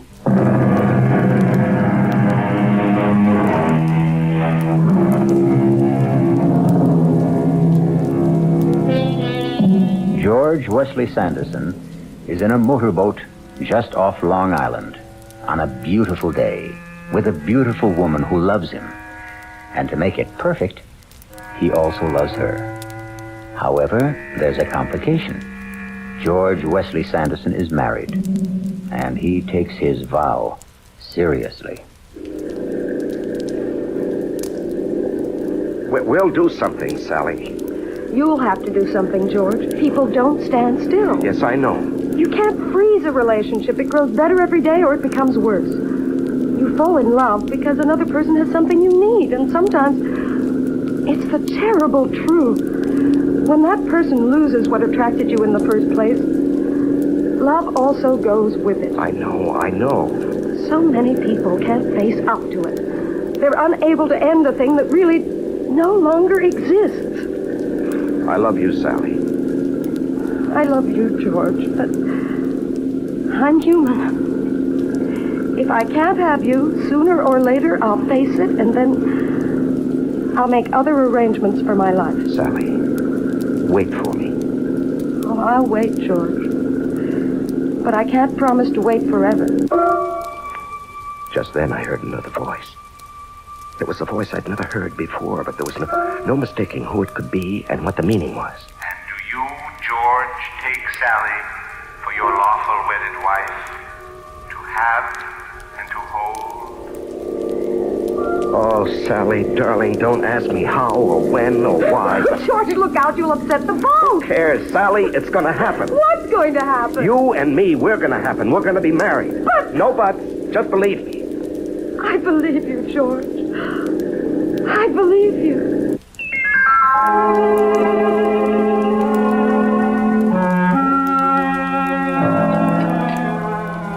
That was good. I was so hungry. Oh, Margaret, that's a good sign. Oh, I don't know. Sometimes I just wish... What? What do you wish? Oh, nothing. I don't want to talk about it. Well, now, you must have had an interesting morning. Oh, just so-so. Well, what was it? What did you have to do with the office?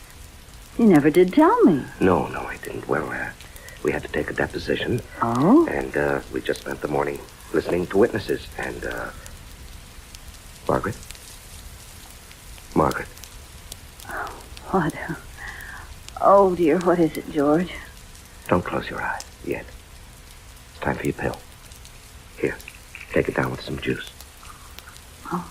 You know, that's all we'd have to do, just forget one pill.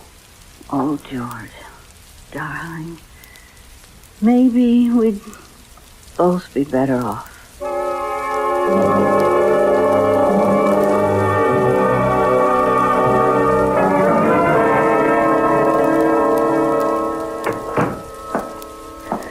Good morning, George. Morning, sir. Sit down. Thank you. Now, George, I want you to go to Washington. I know you have personal problems. Yes, sir. I want you to argue the Stillwell case before the Court of Appeals. Well, sir, You can win this case for us. You're a natural. Lawyers like you come along once in a generation. Yes, but Mr. Cartwright... The trial date is in 6 weeks. Now, I'm sure you can find a way to resolve your problem. You can buy nursing care while you're gone. Sir, it's more than that. I'm sure it is. Now, I don't want to intrude in your personal affairs. Although I understand I'm indirectly affected. My daughter, evidently, is quite taken with you. Well, that's between the two of you. I assure you. Of what? The two of you are in love. It's a very difficult situation. But it's your situation. For my part, I need you for the Stillwell trial in Washington. Now, don't give me your answer right now. And then I heard a voice. And this voice I knew very well because it was my own voice. And I could hear myself say, If it please the court, the prosecution crime of high treason against the government of the United States.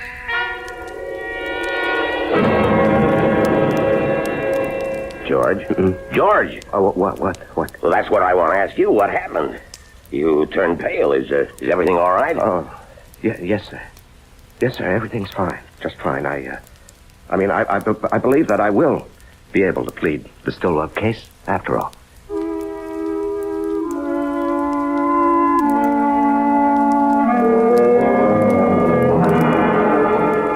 Has she been taking these pills regularly? Oh, religiously, Doctor. The woman we have here in the daytime is absolutely trustworthy, and of course I'm here all night. And he's a tyrant about it, Doctor. Well, he should be. Doctor, what about Margaret? Well, for the first time since this thing struck, I have good news. Good news? I say good. These words, good and bad, are relative. Yes, but what do you mean by good? Well, for the first time, I can detect no further signs of deterioration. I see. Unless some other complication occurs. Margaret can live on indefinitely, provided she takes her pills on a regular basis. Oh, we'll see to that, Doctor. We'll see to that. Well, keep in touch if anything unusual happens, and I'll be here again next week. Yes, I'll see you to the door, Doctor. Goodbye, Margaret. Goodbye, Doctor. Oh, a lovely day, isn't it, George? Yes. Oh, about those pills, George. Make sure you never run out. And she must have one every 2 hours. That's what his speaking voice was saying to me. The little amenities, the weather, don't forget her pills, and so on. But there was another voice. His inner voice. And I could hear it so clearly, so plainly. Poor kids. I'm glad I don't have to decide. She's in such terrible pain. Constantly. Well, that's between the two of them. Or maybe it's up to him. I only know I wouldn't want to be in his shoes for all the money in the world. Goodbye, George. Goodbye, Doctor, and thank you for everything. George? George? Yes, dear. I'd like a pillow. Yes, dear, I'm coming. Here we are. Now, does that feel more comfortable? Mm-hmm. I think so. Margaret, look at me. I'm looking at you, darling.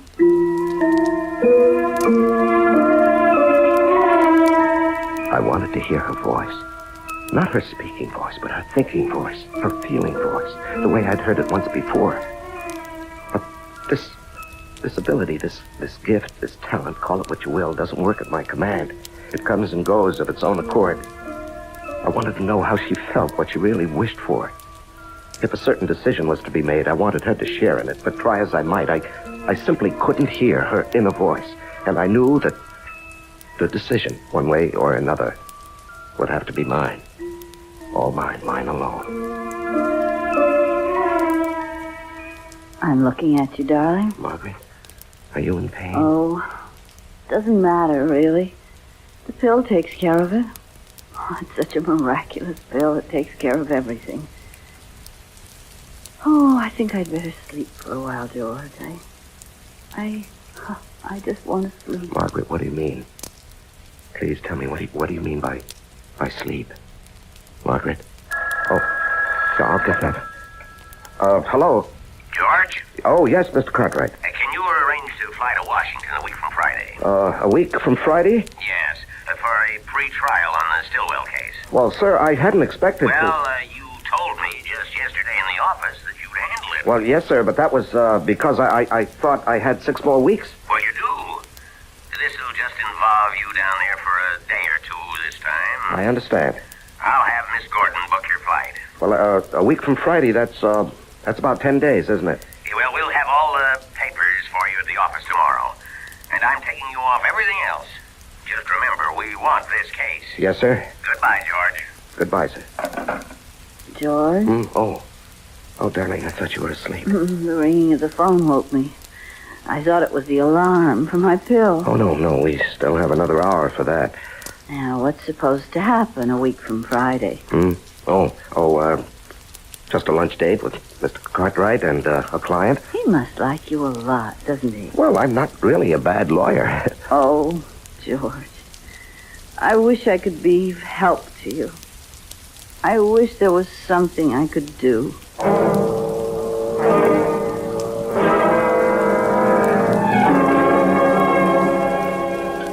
Here I am, George. Oh, hi. I'm sorry I'm late. Dad tells me how busy you are. I ordered you your extra dry gimlet. Thanks, I could use it. Dad also tells me you're going to Washington. Yes. That is, I think so. You think so? I understand the plans are all set. Well, the fact is, I know I'll be going, but, But what? Oh, nothing. Once the trial begins, there's no telling how long it may run. These government things can go on for months. Yes, I know. How about... How about Margaret? Yes, Margaret. Let's not talk about Margaret. But, George... Please. I said I'd be satisfied with half a loaf. Right now, I don't want to talk about it. But, George, I'm entitled... There are things I must decide. I want to help you. No. But when people are in love, there should be no barriers. Nothing held back. Sally, you have a lot to learn about love. George, I won't be spoken Please, to Sally, like don't press me. Don't push me, huh? I don't care who you are, how deeply you love. There are certain things I must decide on my own. George Wesley Sanderson is faced with a decision. And it's a decision a man doesn't make lightly, nor does he make it every day. Because what George must decide is whether or not to kill his wife. We shall return shortly with Act 3.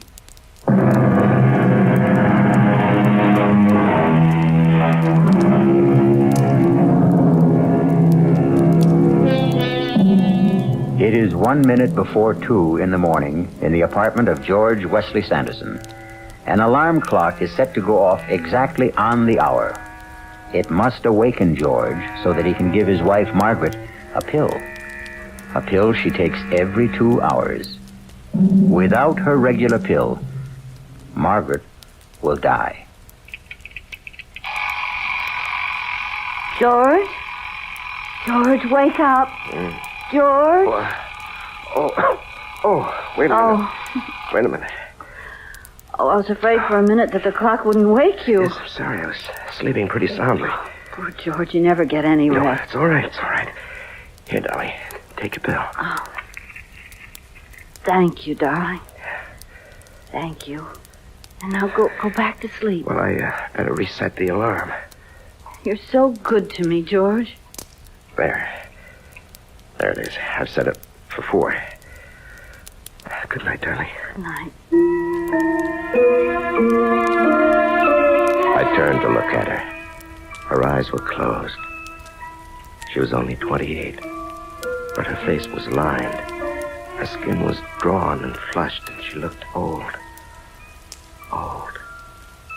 Where was the pert, vivacious Margaret who only a few months before had been bursting with life? Wasn't she as good or as bad as dead already? Wasn't it a mercy to end her suffering? Wasn't her living merely a sham and a pretense? Suppose I would somehow forget to give her the next pill. What would I be ending? And then once again I heard the voices. But these were voices from the past. The recent past. This firm could use a crackerjack criminal lawyer. I love you, George. I love you. We have plans for you. I'll wait for you, darling. But I can't promise to wait forever. We're all pleased with your work. Why hold on to a relationship that no longer exists? I can't do it, Sam.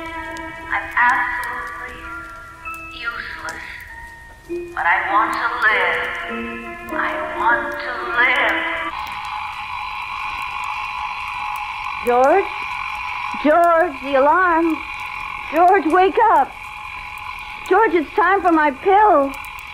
George, wake up. You must wake up. George?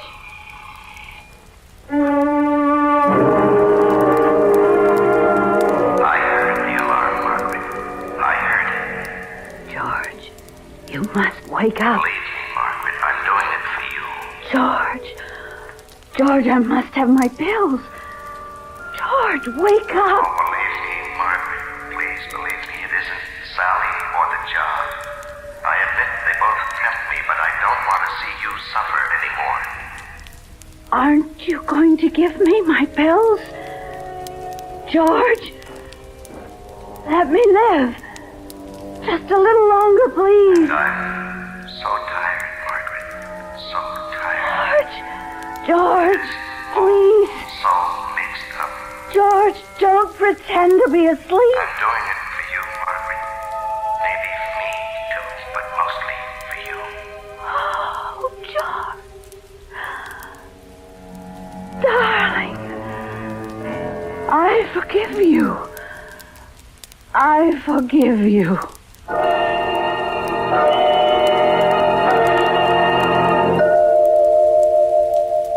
Sit down, George. Sit down. Now, you didn't have to come into the office today. Yes, I know, sir, but she's been dead a week, and, well, things go on. I'm due to leave for Washington tomorrow. Yes, we wondered whether, under the circumstances, to ask for a delay. Oh, there's no point to that, sir. What I need now is lots of work. Well, we have lots of work around here. George, I've been trying to reach you to tell you how sorry... Sally, it's all right. Now, there is a possibility that you people have something to discuss. Excuse me for a moment. Well, Sally, here we are. Yes.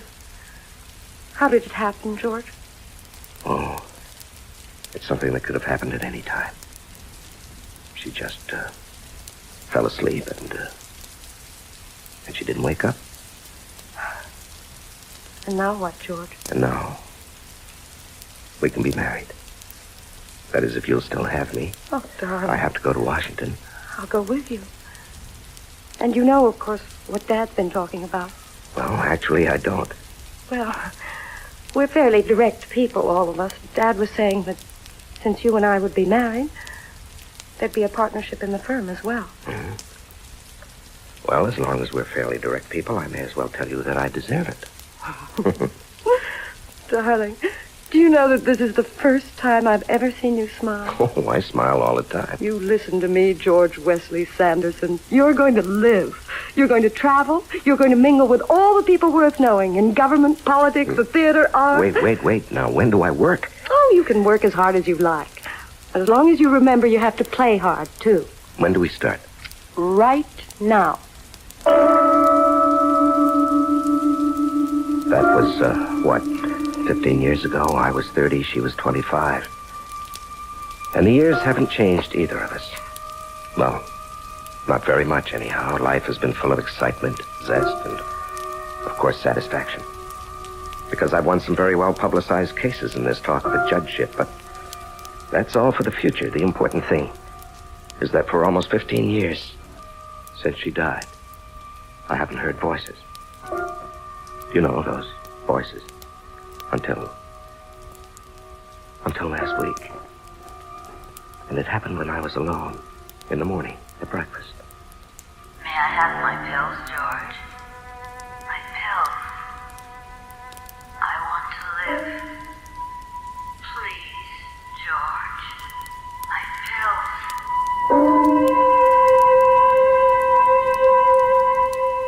And I've kept hearing them. I don't know what to make of it, because after all, she did say she's forgiven me. Why should I hear her now? Why? I don't understand it. Why now?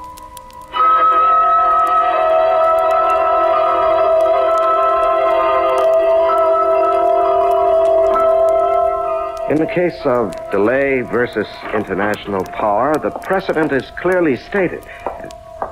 Sally, what are you doing here? I'm here to tell you about a precedent which is going to be established right now. Well, I thought you were in London. I was, and then I decided to come back here for some litigation. Litigation? With whom? With you. Oh? What kind of litigation? I want to review the basis for our marriage. It is rooted in the factors of common interests. We're both alive. We like to do things, go places. Do you agree? Sure. So why aren't we going and doing? Well, we Well, we what? Do you realize that for the past year you've been working day and night? Well, darling, it so happens we have some crucial cases. Do you want our relationship to change permanently? Do you want us to drift apart? Do you know you're a nut? Darling, a long time ago we talked about this. Nothing, no one ever stands still. People change, and if they do, so does the basis of their relationship. All right. We'll go skiing. Turn your work over to the bright young eager beavers and let's you and I start having fun again.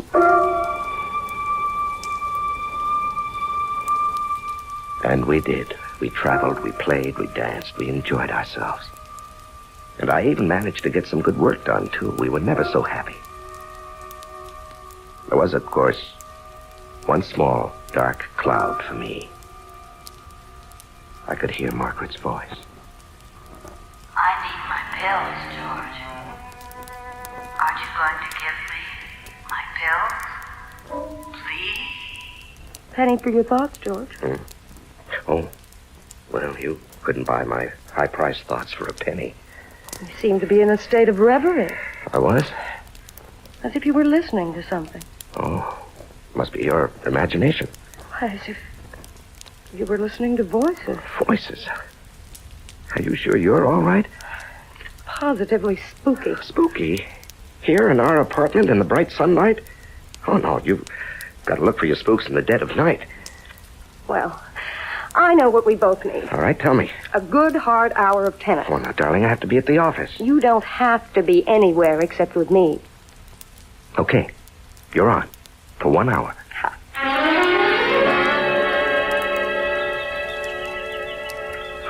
That's out. This set has one more game. Your luck won't hold forever. Oh, no, I don't need luck. I happen to be good. Oh, that was definitely out. I think I'm going to break your service. Well? George, what's the matter? It's nothing, dear. Well, I'm waiting. Serve. Oh. What is it, George? Is something wrong? No, I'm fine. You have a funny look on your face. Have I? Are you sure you're all right, dear? Yes, I'm sure. It's just... Just what? Oh, it's nothing. I just had this little twinge in my back. But it's gone now. But it wasn't gone. It wasn't much, but it didn't go away. And so that afternoon, instead of going to the office, I went to the doctor. I can't see anything. Could be a muscle strain. Try a little heat at home. If it persists, we'll give you some physiotherapy. Doctor, it's nothing serious, would you say? Well, right now it doesn't look serious. I looked very hard at the doctor. I tried to listen for another voice. His inner voice. Perhaps a voice he didn't even know he had. The voice I'd heard 15 years before with Margaret, when he predicted. But no, there was nothing. I sighed with relief.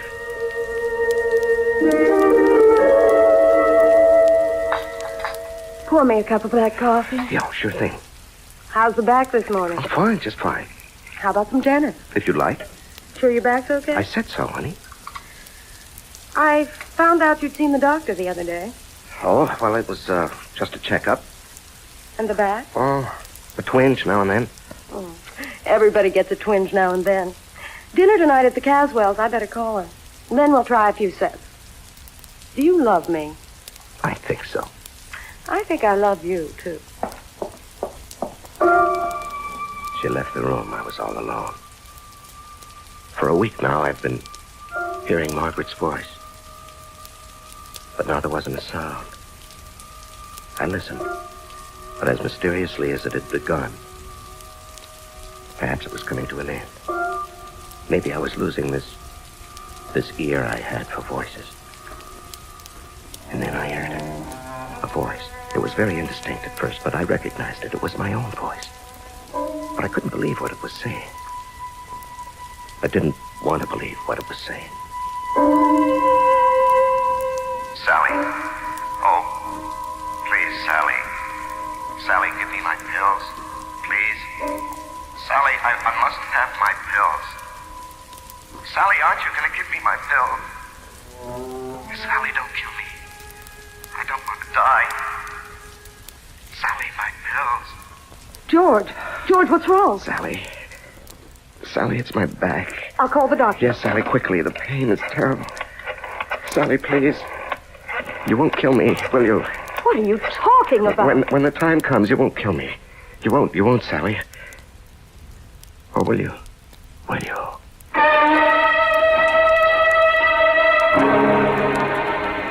Who knows?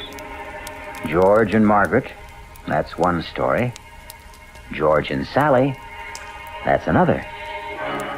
Yes, we often think, many of us, how wonderful if we could only hear voices from the future. Voices that could predict our fate. But maybe it's not such a good idea after all. Maybe it's better never to know. I'll be back in a moment.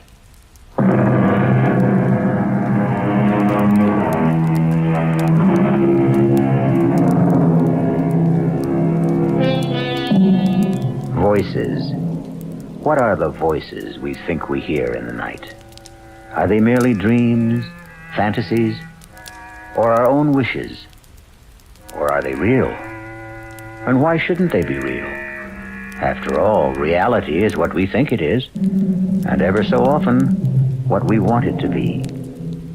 One reality that you can count on is the absolute fact that we will be back here again with other voices to tell you another tale that will excite and amaze and perhaps cause just a tiny, delicious tingle of terror.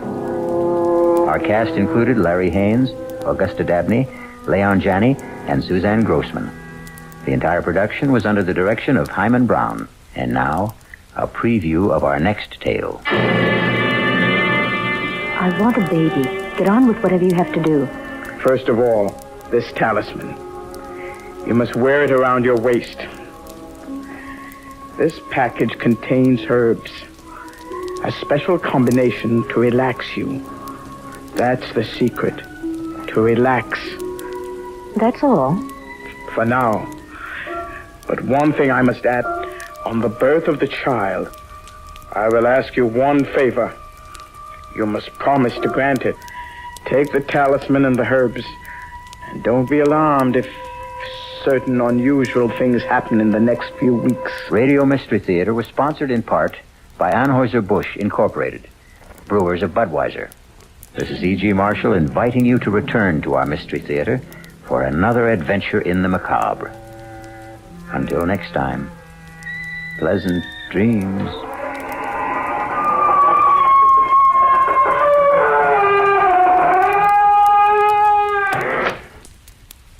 The makers of Campbell Soups present the Campbell Playhouse. Orson Welles, producer. Good evening.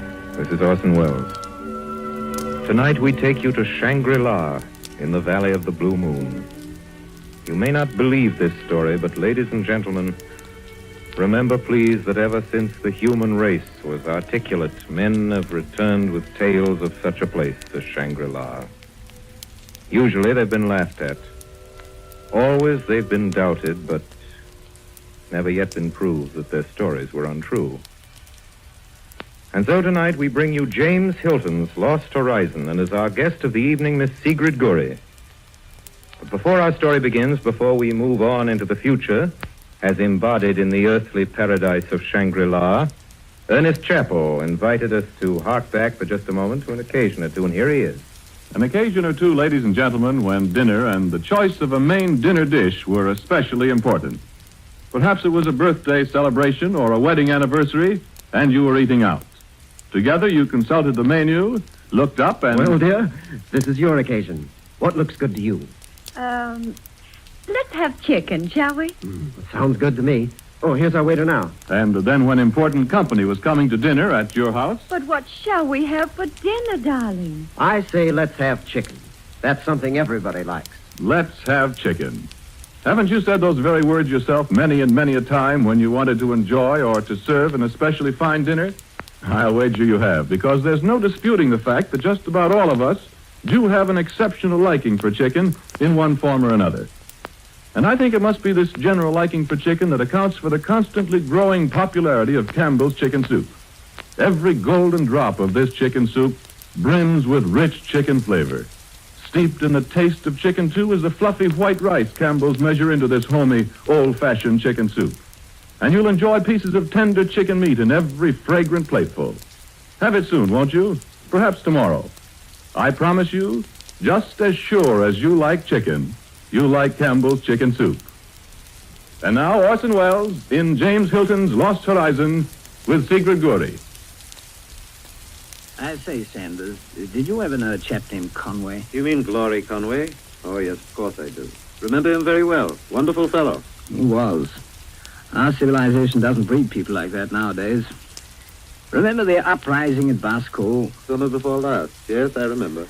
They sent Conway up there, you know, to take over. That's right. And there was a wild yarn going about, wasn't there? But one of the planes that went out never came back. Yes, the plane did disappear. There were 4 people in it. Conway and 3 others. I can only tell you the story as he told it to me. I don't ask you to believe it. I wouldn't believe it myself, except for one small fact. There were 4 of them in that plane. There was Conway. There was Melanson, his assistant, just a youngster, but he'd come to be quite fond of him during the 6 months they'd worked together at Basco. And 2 others he didn't know. Miss Brinklow, a missionary, and an American named Barnard. Conway said he was dog-tired. All he wanted to do was sleep. As a matter of fact, they were hardly off the ground, he said, before he was dozing off.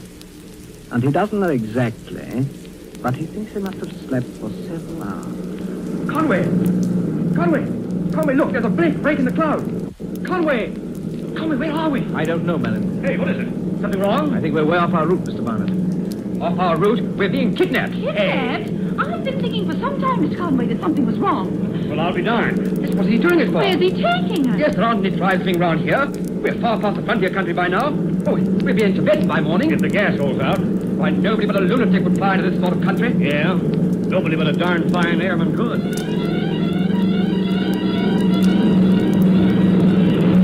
What's wrong? What's happening? The motors are lighting up. Have to land. How the fella can see the land in pitch blackness, I don't know. Well, at any rate, I'm glad it won't. Conway, he's gonna crack up. Well, here we go.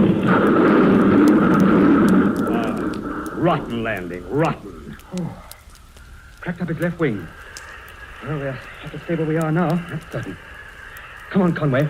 I'm going forward. Melanson. I'm not scared of this fellow on land, wherever he is. I'm going to tackle him right away. Go after him from the outside. My dear. Just hold out. It's like the end of the world. Better stop him, Conway, before he does something foolish. Yes. Melanson. Melanson, come back. Melanson! Melanson! I say, Conway. It's queer. I think the pilot's dead. He's all doubled up over his panel. All right, come on. Let's get him out of the cockpit into the open. That's right. Oh, lay him down here. Well, what's happened now? Let's have a look at him. Strike a match, will you, somebody? Yeah, here. No use in this wind. His heart's very faint. Hey, this isn't our pilot. He's Chinese. Be quiet, Melanson. Well, I can't help it. We look such fools standing about striking matches over a corpse. He isn't much of a beauty, is he? Look, he's coming too. I just so talking. My sight. Can you understand him, Conway? How are you? Shangri-La. Well, what's the matter, Conway? He's dead. Could you understand anything he said? Very little. That we're in Tibet, which is obvious. And I gather there's a place near here, along the valley. Some sort of monastery, it sounds like. We can get food and shelter there. He kept saying we must go there. He said its name. It was Shangri-La.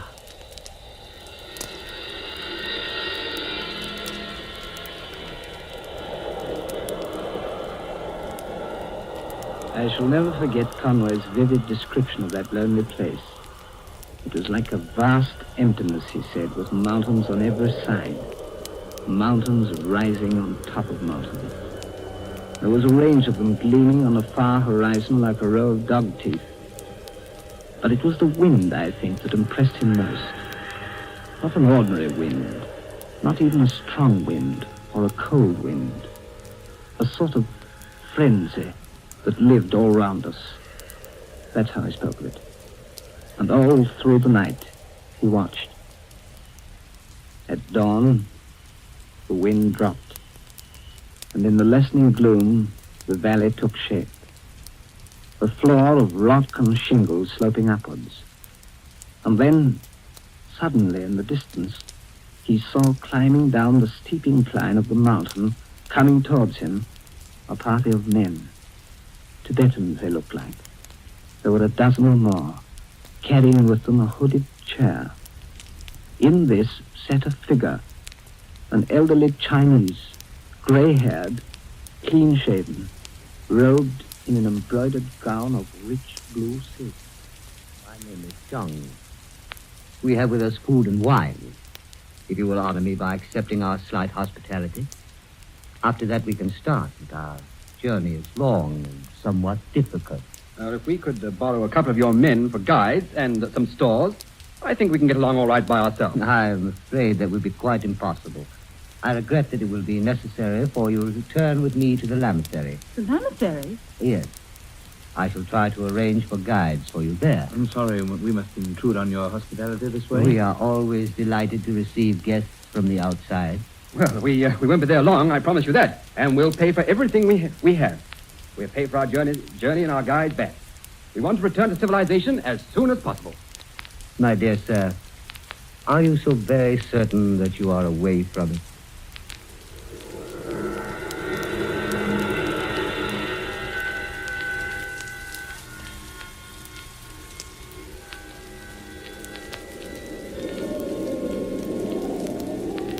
From the plateau to the lamasery, it took them 10 hours.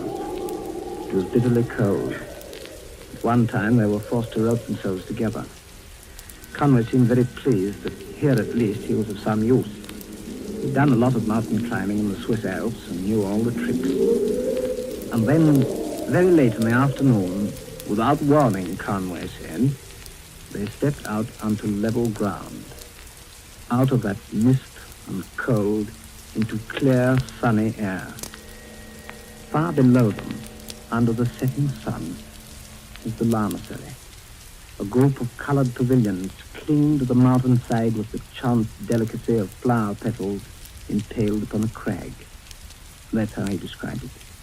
And beyond that, in a dazzling pyramid, shimmering against the deep electric blue of the evening sky, was the most beautiful mountain on earth. It was so radiant, so serenely poised, that for a moment he wondered if it was real at all.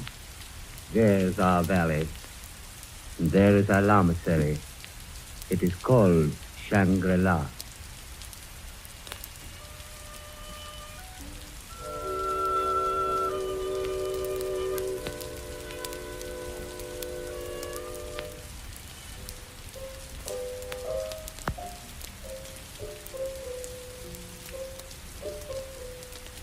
Our simple dinner has pleased you, Mr. Barnard? Well, I've been around a lot, Mr. Chang, but I've never tasted food like this. I've never seen anything like this place. Bathtubs from Akron, Ohio, steam heating. Lord, what haven't you got? You see, here at Shangri-La, we are less barbarian than you expected. We have a rather complete library for a monastery, certain of our art treasures. That girl up there playing. I've never heard 17th century music played so well. She's charming. Who is she? Her name is Lutsen. She has much skill with Western keyboard music. Why, the girl looks hardly more than a child. How old is she? I am afraid I cannot tell you. Not giving away secrets about a lady's age, is that it? Precisely. Yes, well, that's all very interesting. But it's time we began to discuss plans for getting away, Mr. Chang. I am sorry. I'm very, very sorry. Well, surely you can do something. You have maps, I suppose? Oh, yes, a great many. Well, all right. I suppose you must have some communication with the outside world. How far is it to the nearest telegraph line? Well, where do you send to when you want anything civilized? It is quite true, Mr. Mallison, that from time to time we do require certain things from distant parts. And there is such a consignment expected shortly. Perhaps when the porters arrive, When do they arrive? The exact date is, of course, impossible to forecast. Oh, all right. All right, Lamar. I'll say no more then. Not tonight. But in the morning.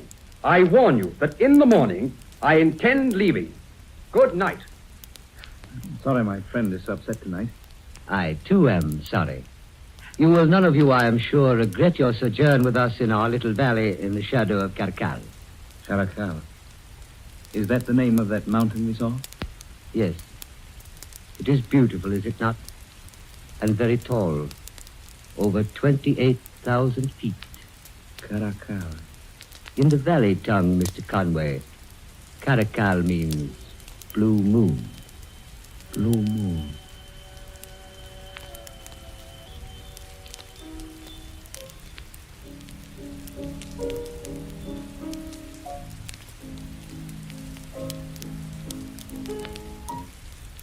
Please, don't stop, Mr. Conway. Oh, I'm sorry. I didn't hear you come in, Roxanne. You play very well. Oh, no, not really. I lead a pretty busy life, and I don't get near a piano very often. Please go on playing. If you don't, I shall have to go away. Oh, but why? It is not usual in the beginning that we talk with the guests. But it's not forbidden. No, but I'm not sure that John would approve. There are subjects we do not discuss, Mr. Conway, either with you or amongst ourselves. Oh, I'm sorry. Your friend, Mr. Mallinson, is not so polite. He tries to make me talk. Oh, you mustn't mind Mallinson. He means all right, but he's rather an excitable young man. I don't think he's very happy here. No, he's not at all happy. It is sometimes very lonely. Oh, well, he's young. That makes a difference. Yes, it makes a great deal of difference. Conway said that in that place it was difficult to estimate the passage of time. He said it must have been about a fortnight after they got to Shangri-La that John came to him one day with a message. The message was a summons from the High Lama. Together they went across the empty courtyards, then up a steep spiral staircase, and as they climbed, Conway said he was aware of a strange sensation, a dry, tingling warmth, as if all the windows were tightly closed and some kind of steam heating plant was working at full pressure. Then, finally, they were standing before a door which opened and closed again, and Conway found he was alone. He said he stood there for a moment, hesitant, breathing an atmosphere that was not only sultry but full of dusk, so that it was several seconds before he could accustom himself to the gloom. Then, slowly, he became aware of a small, pale and wrinkled person, motionlessly shadowed, like some fading antique portrait in the warm dusk. He felt dizzy under the gaze of those ancient eyes. So, you are Mr. Conway. I am. It is a pleasure to see you, Mr. Conway. Please sit down beside me. I am an old man and can do no one any harm. Oh, I feel it a signal honor to be received by you. Thank you, my dear Conway. I shall call you that according to the English fashion. Jean tells me that you have been asking many questions about our community and its affairs. I'm certainly interested in them. Then if you can spare me a little time, I shall be pleased to give you a brief account of our foundation. Tell me, my dear Conway, are you familiar with the general outline of Tibetan history? I found in your excellent library some interesting annals of these regions, but curiously enough, nothing of the history of Shangri-La. There is a reason for that, as you will see. And in all the maps of this area, both ancient and modern, there's no mention of Caracal or the Valley of the Blue Moon. That, too, is for a reason you will soon understand. The ancient history of Shangri-La is the history of a Catholic priest named Father Perrault. Before devoting himself to Far Eastern missions, Perrault had studied at Paris, Bologna, and other universities. He was something of a scholar. But he was not an ascetic. He enjoyed the good things of the world and was careful to teach his converts cooking as well as catechism. In the year 1719, Perrault set out from Pekin with 3 other Capuchin friars. They traveled southwest for many months, by Langchao and the Coconor, facing terrible hardship. The 3 others died on the way, and Father Perrault was not far from death, when, by accident, he stumbled into the rocky defile that remains today the only practical approach to the Valley of the Blue Moon. Perrault began to preach here in the year 1734, when he was 53 years of age. His was a full life, and he had accomplished much when in the year 1789 news descended to the valley that Perrault was dying at last.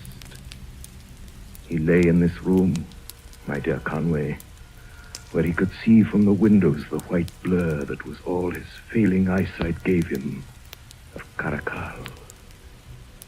But he could see with his mind also. His mind had straightened to a snow-white calm. He was ready, willing, and glad to die. He gathered his friends and servants round him and bade them all farewell. Then he asked to be left alone a while. And it was during such a solitude, with his body sinking and his mind lifted to beatitude, that he had hoped to give up his soul. But it did not happen so. He lay for many weeks without speech or movement. And then, my dear Conway, he began to recover. He was then 108. When the last of the old monks died, in 1794, Perrault himself was still living. He was then 113 years of age. You will wish to know how he spent his time during those unprecedented years. You see, Father Perrault's attitude may be summed up by saying that as he had not died at a normal age, he began to feel that there was no discoverable reason why he either should or should not do so at any definite time in the future. Having already proved himself abnormal, it was as easy to believe that the abnormality might continue as to expect it to end at any moment. I think I understand, Father. Can you indeed? And can you understand anything else after this long and curious story of mine? It seems impossible. Yet I can't help thinking of it. It's astonishing and extraordinary and quite incredible. And yet not absolutely beyond my powers of belief. What is, my son? That you are still alive, Father Perrault. You are listening to Orson Welles in the Campbell Playhouse presentation of Lost Horizon with Sigrid Guri. This is the Columbia Broadcasting System. This is Ernest Chappell, ladies and gentlemen, welcoming you back to the Campbell Playhouse. In a moment, we shall resume our presentation of James Hilton's Lost Horizon. And in that moment, I'd like to take you back across the high plateau of Tibet, back from this strange corner of the world to the familiar surroundings of your own home, in order to remind you that more soup is eaten in December than in any other month of the year. There are a number of good reasons why December is the top soup-eating month, but of them all, I think these two are most important. First, December ushers in winter, and most mothers realize that good, hot soup in the winter diet not only nourishes and warms us pleasantly, but, served frequently, can help fortify us. Second, December is of all months the month of entertaining, of open house when relatives and friends drop in and gather at the table. And wise hostesses have learned that no dish can more quickly or more successfully transform even a simple meal, give it a festive holiday touch, than a well-chosen soup. Will soup be on your table frequently this month? And will you let Campbell's make this soup for you, as millions will? I know that whatever Campbell soups you may select, you'll be delighted to find the same full-flavored, nourishing soup that you would strive for in your own kitchen. And now Orson Welles resumes our Campbell Playhouse presentation of Lost Horizons with Sigrid Guri. Another whiskey, Sanders? Hey. Say when. That'll do. It's getting awfully late. Never mind. Please go on. About Conway. Yes, it is quite a story, isn't it?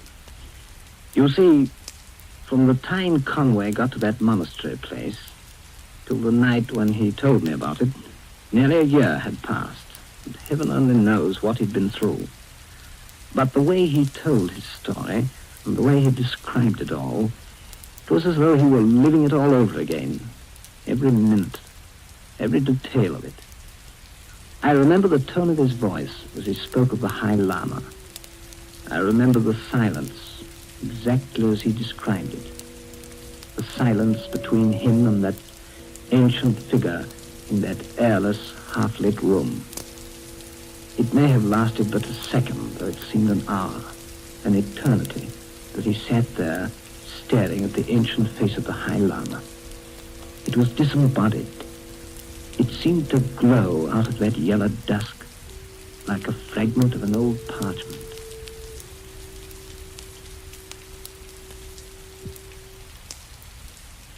In the course of those next years, a few rare strangers found their way to the valley and were welcomed.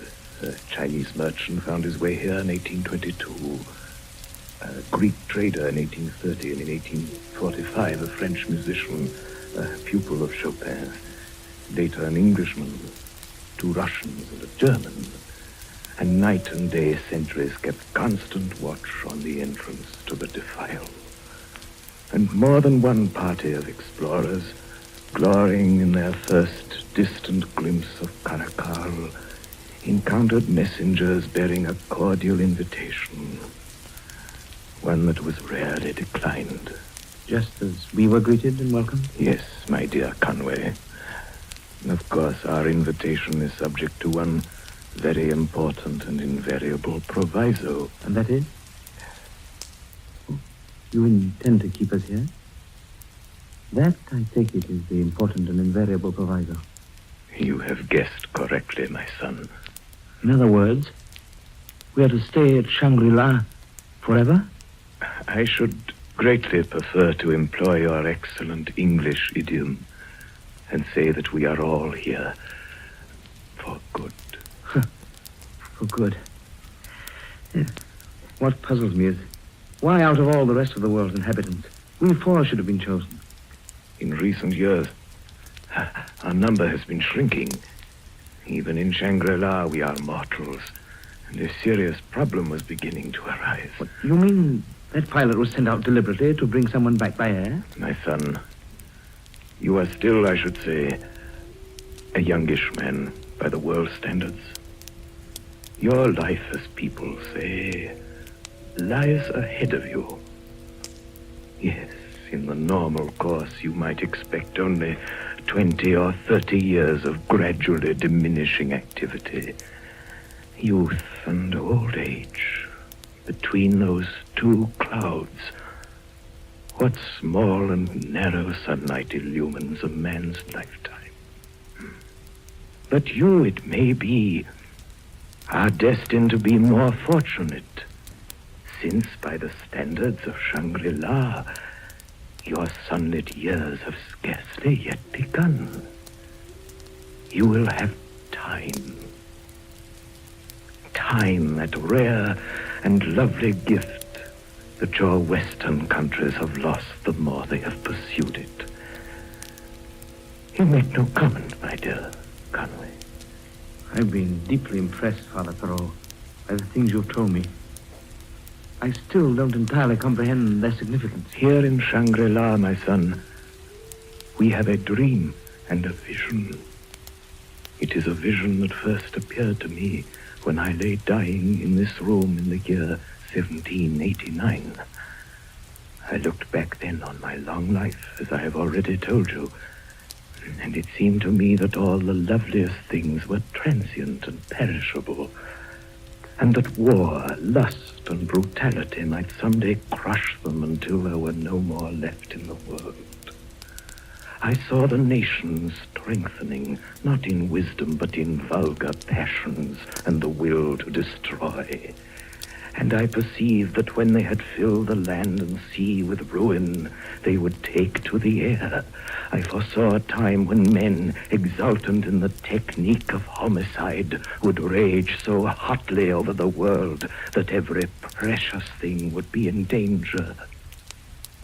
Every book and picture and harmony, every treasure garnered through 2 millenniums, the small, the delicate, the defenseless, all would be lost like the lost books of Livy, or wrecked as the English wrecked the summer palace in Peking. I share your opinion of that. And that, my son, is why I am here, and why you are here, and why we may pray to outlive the doom that gathers around us on every side. You think that when that time comes, that Shangri-La will escape? Perhaps we may expect no mercy, but we may faintly hope for neglect.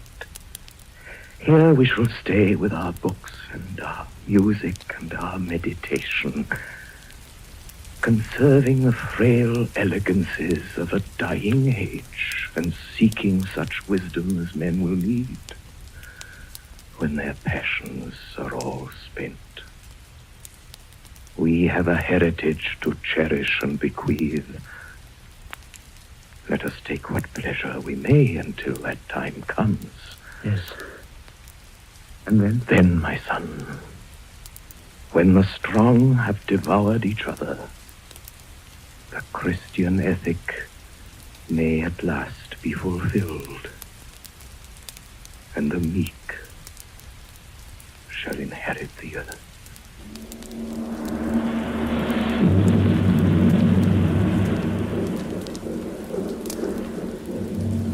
I declare, I believe there's a storm coming up. Somehow I never expected that here. Oh, I don't think it'll touch us here in the valley. Sure hate to be out there in that pass, though. That place is murder. Well, we've all got to face it sooner or later. All four of us. Those porters will be here any day now. I don't imagine we'll have perfect weather all the way to India. No, I don't think we will. That's one of the reasons why I think I'll let this first trip pass. There'll be other porters later. You mean, sir, you're not coming with us? That's it. Well, I suppose it's your own affair.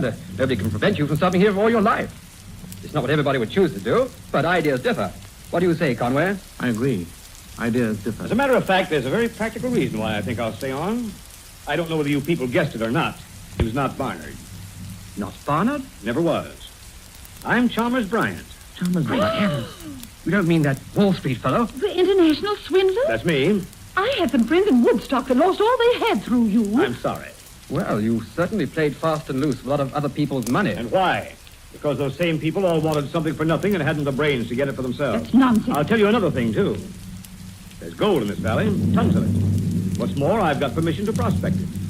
Maybe I can give them tips on how to increase the output. Maybe even someday I'll have... a common thief, facing a life behind prison bars. No wonder he wants to stay here. Well, I'm not facing a life behind prison bars, Mr. Mallinson. And I think I'll stay on, too. What? You, Miss Brinklow? Yes. I've done a lot of thinking the last few weeks, and my mind's made up. It's quite obvious that I have a call. This place is in urgent need of a mission. I'm strongly opposed to this doctrine of moderation. In my opinion, it's nothing but slackness and laxity. It's plain to me now that I've a lot of work to do here. A lot of work.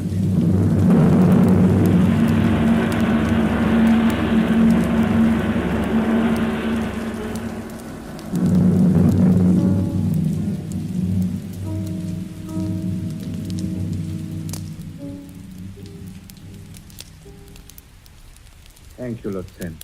It was beautiful. Mr. Conway, you have seen the High Lama. Yes. He told you everything. What do you mean? The story of Father Perot, of the Lamas, of me. The High Lama did not mention you, Lieutenant. He told me a great deal about the history of Shangri-La and the work he's doing. And you found it interesting? More than that. I was thinking just now as you played how much Shangri-La has come to mean to me. How much these hours here in the music room with you have come to mean. Do the others feel like this, too? I'm afraid not. But then, we're all of us different. For each of us, I dare say, Shangri-La holds a special meaning. Except, I think, for Mr. Mallinson. He will never be contented here, Mr. Conway. Never. No, I suppose not. He has no idea then of what the Lama has told you. You haven't told him. Naturally not. And you believe? You believe all that you've been told? Well, I see no reason why the High Lama should lie to me. No. No, of course not. Of course not.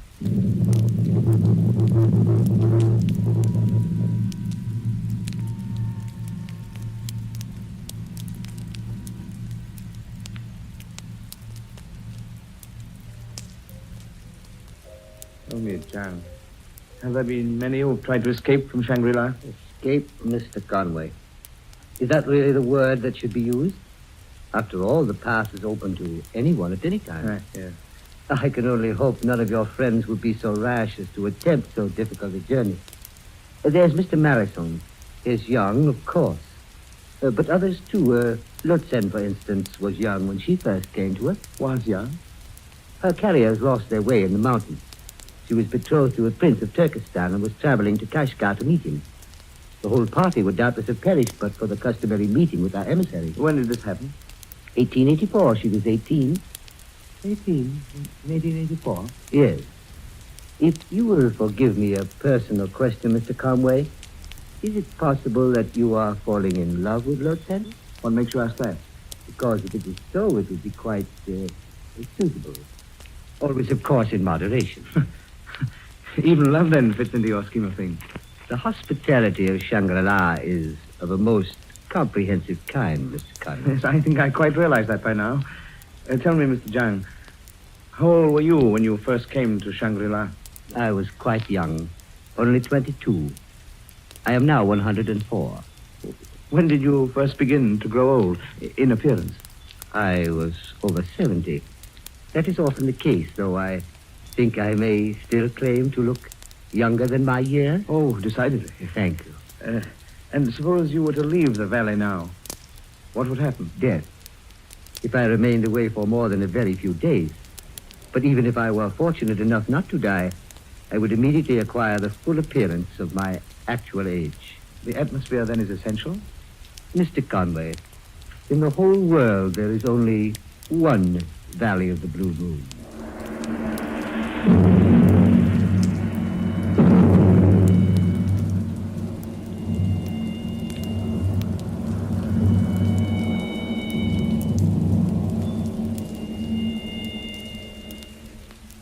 You sent for me, Father? I did. You are unhappy, my son. Not for myself, Father. I've never known such happiness as I've enjoyed here. It's as if I'd been searching for a long, long time.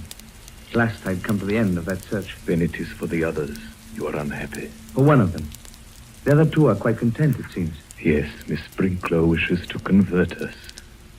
Mr. Barnard would also like to convert us into a gold mining corporation.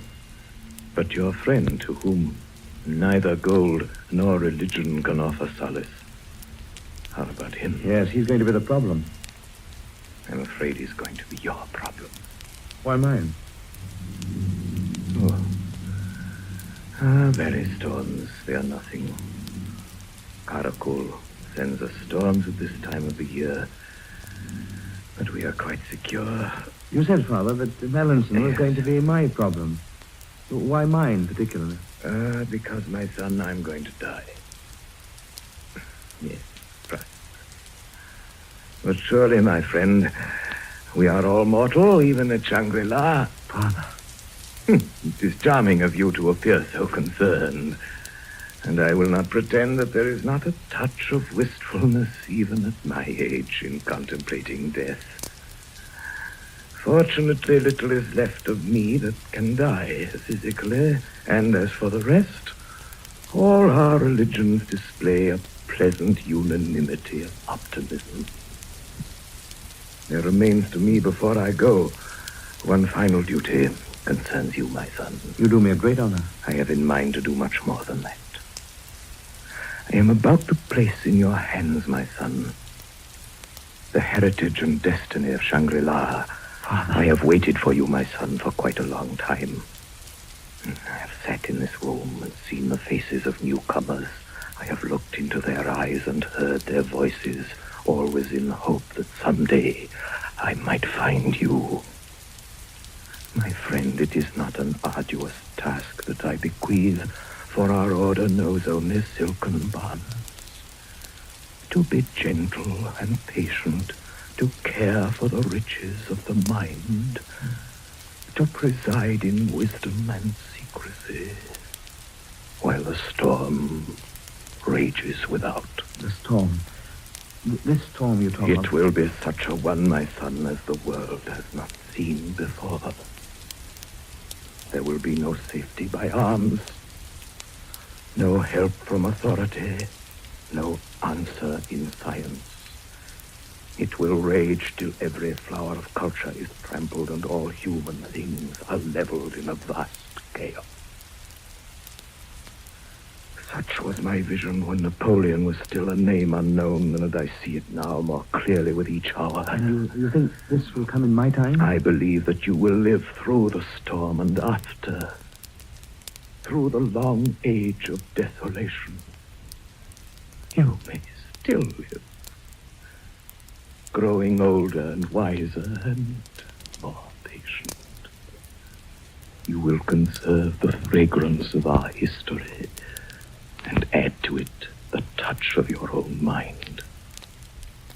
Beyond that, my vision weakens, but I see, at a great distance, a new world stirring in the ruins, in its lost and legendary treasures. And they will all be here, my son, preserved as by a miracle, hidden behind the mountains in the valley of the blue moon.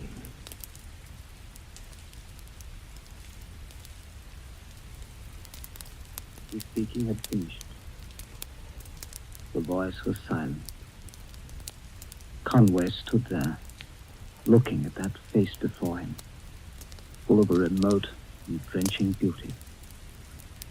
Then the glow faded, and there was nothing left but a mask, dark-shadowed and crumbling like old wood.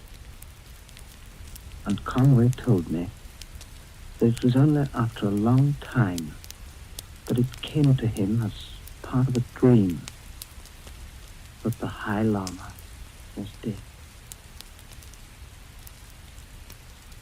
Conway! Conway!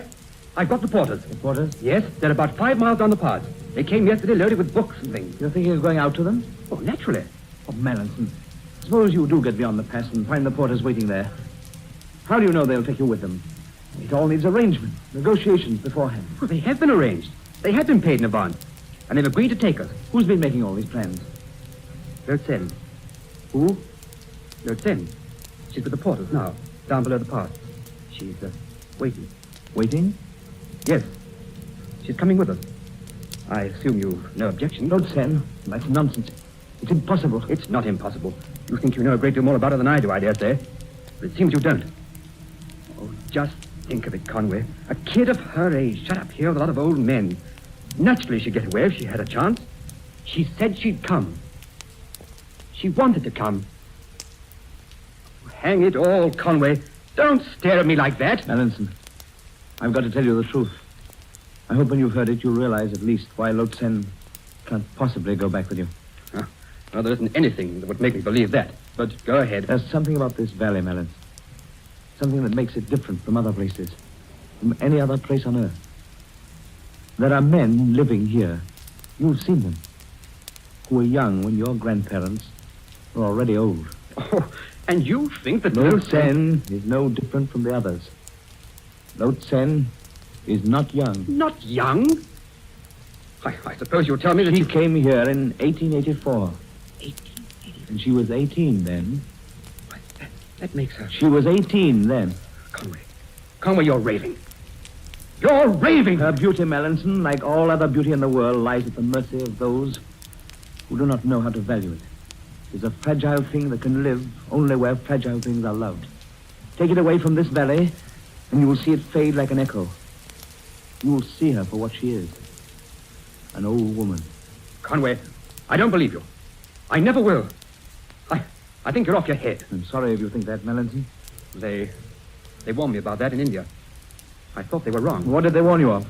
Well, they said that you'd been blown up in the war and that you'd be queer at times ever since. Melanson. Well, that settles it. I'll go now alone. I don't know how I'll manage to climb without you. And those tricks with a rope. It's almost certain death. But I must go. I gave my word. Lieutenant? Yes. Oh, won't you come with us, Conway? I hate imploring you for my own sake, but I'm young and we've been friends. And Lieutenant, too, she's young.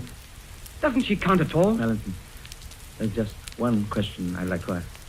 Yes? Are you in love with Lieutenant? I dare say I am. Oh, Conway, it's that stupid nonsense about her being old. Conway, you can't believe that. You just How can't. can you really know she's young? Because I do know she's young. Because you'll think less of me for it. Because I do know. Oh, I'm afraid you'll never properly understand her, Conway. And you do. And she's young. And you're sure of that? Just a girl, Conway. I was terribly sorry for her, and we were both attracted. I don't see there's anything to be ashamed of. She's young.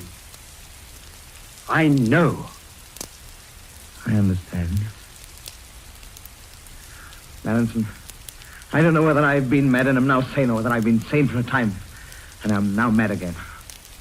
Well, Conway. Do you think you could manage that tricky bit on the pass for the rope if I were with you? You see, I think at the last moment, the thing happened to Conway that so often happens to the dreamers of the world. His dream had dissolved, like all too lovely things, at the first touch of reality. I think he realized, too, that his mind dwelt in a world of its own Shangri-La, and that with their going, Melanson and Lo Tsen, that world was in peril. He saw the corridors of his imagination twist and strain under the impact. The pavilions were toppling, and all about was ruin. But good heavens, man, you talk as though... You don't mean you really believe this story, do you? I wouldn't believe it, except for one very small fact. And that is? 2 weeks ago, I went back to the hospital at Zhongyang and looked up the young Chinese doctor who'd had charge of Conway's case. He remembered him perfectly. The Englishman who'd lost his memory. Was it true he'd been brought to the mission hospital by a woman, I asked. Oh, yes, certainly by a woman. A Chinese woman. She said something about a companion, a young Englishman who'd died on the way. Did he remember anything about her? Nothing, he answered, except that she'd been ill of fever herself and had died almost immediately. Then I asked him one final question. I dare say you can guess what it was. About that Chinese woman, I said. Was she young? Yes, and what did he say? He looked at me solemnly for a moment. And then he answered, oh, no. She was most old. Most old of anyone I have ever seen. The last you heard of Conway was 3 months ago from Bangkok, eh? Yes. And he was going northwest. How could many places lie northwest of Bangkok? Including the Valley of the Blue Moon. Do you think he'll ever find it again?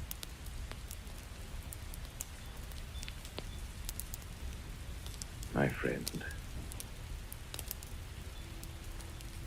it is not an arduous task that I bequeath, for our order knows only silken bonds. To be gentle and patient, to care for the riches of the mind, to preside in wisdom and secrecy while the storm rages without.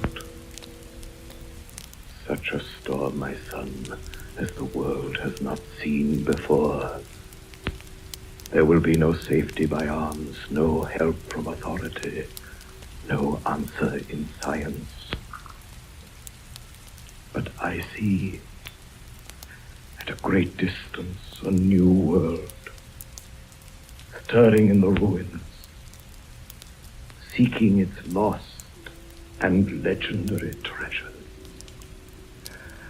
And they will all be here, my son, preserved, as by a miracle, hidden behind the mountains in the valley of the blue moon.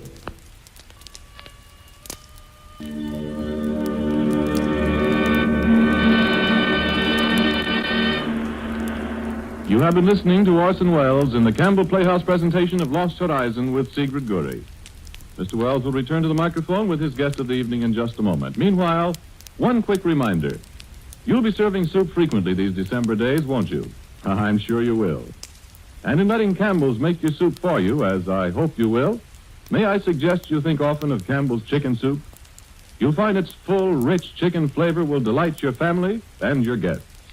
And they'll enjoy, too, the fluffy rice and tempting pieces of tender chicken meat that help to make this chicken soup of Campbell's so homelike in taste and good nourishment. Have it tomorrow, why don't you? If you will, then I know with your very first spoonful you'll understand why I say, just as sure as you like chicken, you'll like Campbell's chicken soup. And now I see Orson Welles is ready. Mr. Welles. Here by my side, ladies and gentlemen, is a lady whom you've already admired in many continents of the world. In Asia, in Marco Polo, in Africa, in Algiers, and more recently in South America, in the picture Rio. And tonight she was in Tibet playing La Seine, but for whose charms the story of Shangri-La might never have reached the outside world. Beautiful Sigrid Guri. Good evening, ladies and gentlemen. Thank you, Orson Welles. And thank you especially for inviting me here to Campbell's Playhouse. I hear your productions very often, and tonight being here in the studio with you, acting in one of them, is really an exciting experience for me. That's very nice of you, Miss Guri. Thank you. Good night, Orson Welles. Good night, Miss Guri. And ladies and gentlemen, next week, next Sunday night, our favorite and foremost guest, Miss Helen Hayes, returns once more to the Campbell Playhouse. Our production, Vanessa, Hugh Walpole's magnificent love story of modern England. And Vanessa is not only the heroine of a great love story, she is also one of Helen Hayes' favorite characters. Indeed, it was Miss Hayes' own choice for her next appearance on the Campbell Playhouse. And so until next Sunday night, until Vanessa, my sponsors, the makers of Campbell Soups, and all of us here in the Campbell Playhouse remain obediently yours. The makers of Campbell Soups join Orson Welles in inviting you to be with us in the Campbell Playhouse again next Sunday evening when we bring you our exclusive Playhouse star, Miss Helen Hayes, and the delightful love story, Vanessa. In the meantime, if you've enjoyed tonight's Playhouse presentation, won't you tell your grocer so tomorrow when you order Campbell's chicken soup? This is Ernest Chappell saying thank you and good night. I hope you enjoyed those two old-time radio shows, dear listeners. That last one, Lost Horizon, from the Campbell Playhouse, was from December 3rd, 1939. An oldie but a goodie, as they say. Coming up now on the top of the hour, as we head into the early morning hours. It's still a bit chilly out there, and that rain just won't let up. But we can look forward to warming temps in the morning, with a high of 72 and clear skies tomorrow. Don't forget to attend the farmers market at 6 in Main tomorrow also, with more fresh local produce than you can shake a stick at. It's open all day from 8 to 5, with free parking in the adjacent city lot. Come on by and support your local farmers and growers. And the Watley Park Crafts Fair will be running all weekend long, with free admission, a dozen food and beverage vendors, and over 60 booths containing beautiful crafts of all kinds from our local and state artists. Bring the whole family for a day of fun, starting at 9 a.m. both days. All right, settle back next to that fireplace or under those covers. Next up is that quiz show, Beauty vs. Brains, from September 2nd, 1947, featuring that year's Miss America contestants. You are listening to WOTR Radio. From Atlantic City, glamour capital of the East Coast, where once each year the world holds a rendezvous with beauty, Mutual presents a different type of quiz, one designed to answer an age-old question. Which is the most important, beauty or brains? Here on the stage of Convention Hall in Atlantic City, as a part of this year's Atlantic City Beauty Pageant, are 6 young ladies, ready to face one of America's top-flight quizmasters to prove that today's American beauties are also blessed with brains. And here is our master of ceremonies, faced with an enviable task, the scintillating conductor of Mutual's Quick as a Flash, Win Elliott.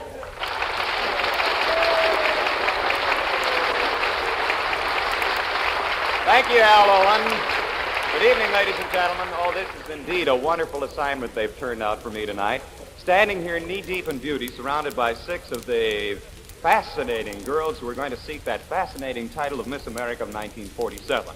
Representatives of Kentucky, California, Illinois, twin entries from Tennessee, Miss Texas, and from that great wide open spaces, Miss Utah. When Miss America was first sought after back in the early days of this glamorous contest, the only attraction that searchers after that title needed was that definite type of beauty synonymous with America. Now, however, the girl who wins fame and fortune as Miss America must possess talent as well as beauty. And yes, brains. So tonight we're going to form 2 teams. 3 young ladies will oppose the other 3, and after 3 rounds of rapid-fire questions, we're going to find out which of our teams will prove the brainier. But first, let's meet each of our contestants individually. And so now I'd like to have you meet, ladies and gentlemen, from the far state of California, the young lady who bears the title Miss California, Jean Emery, ladies and gentlemen.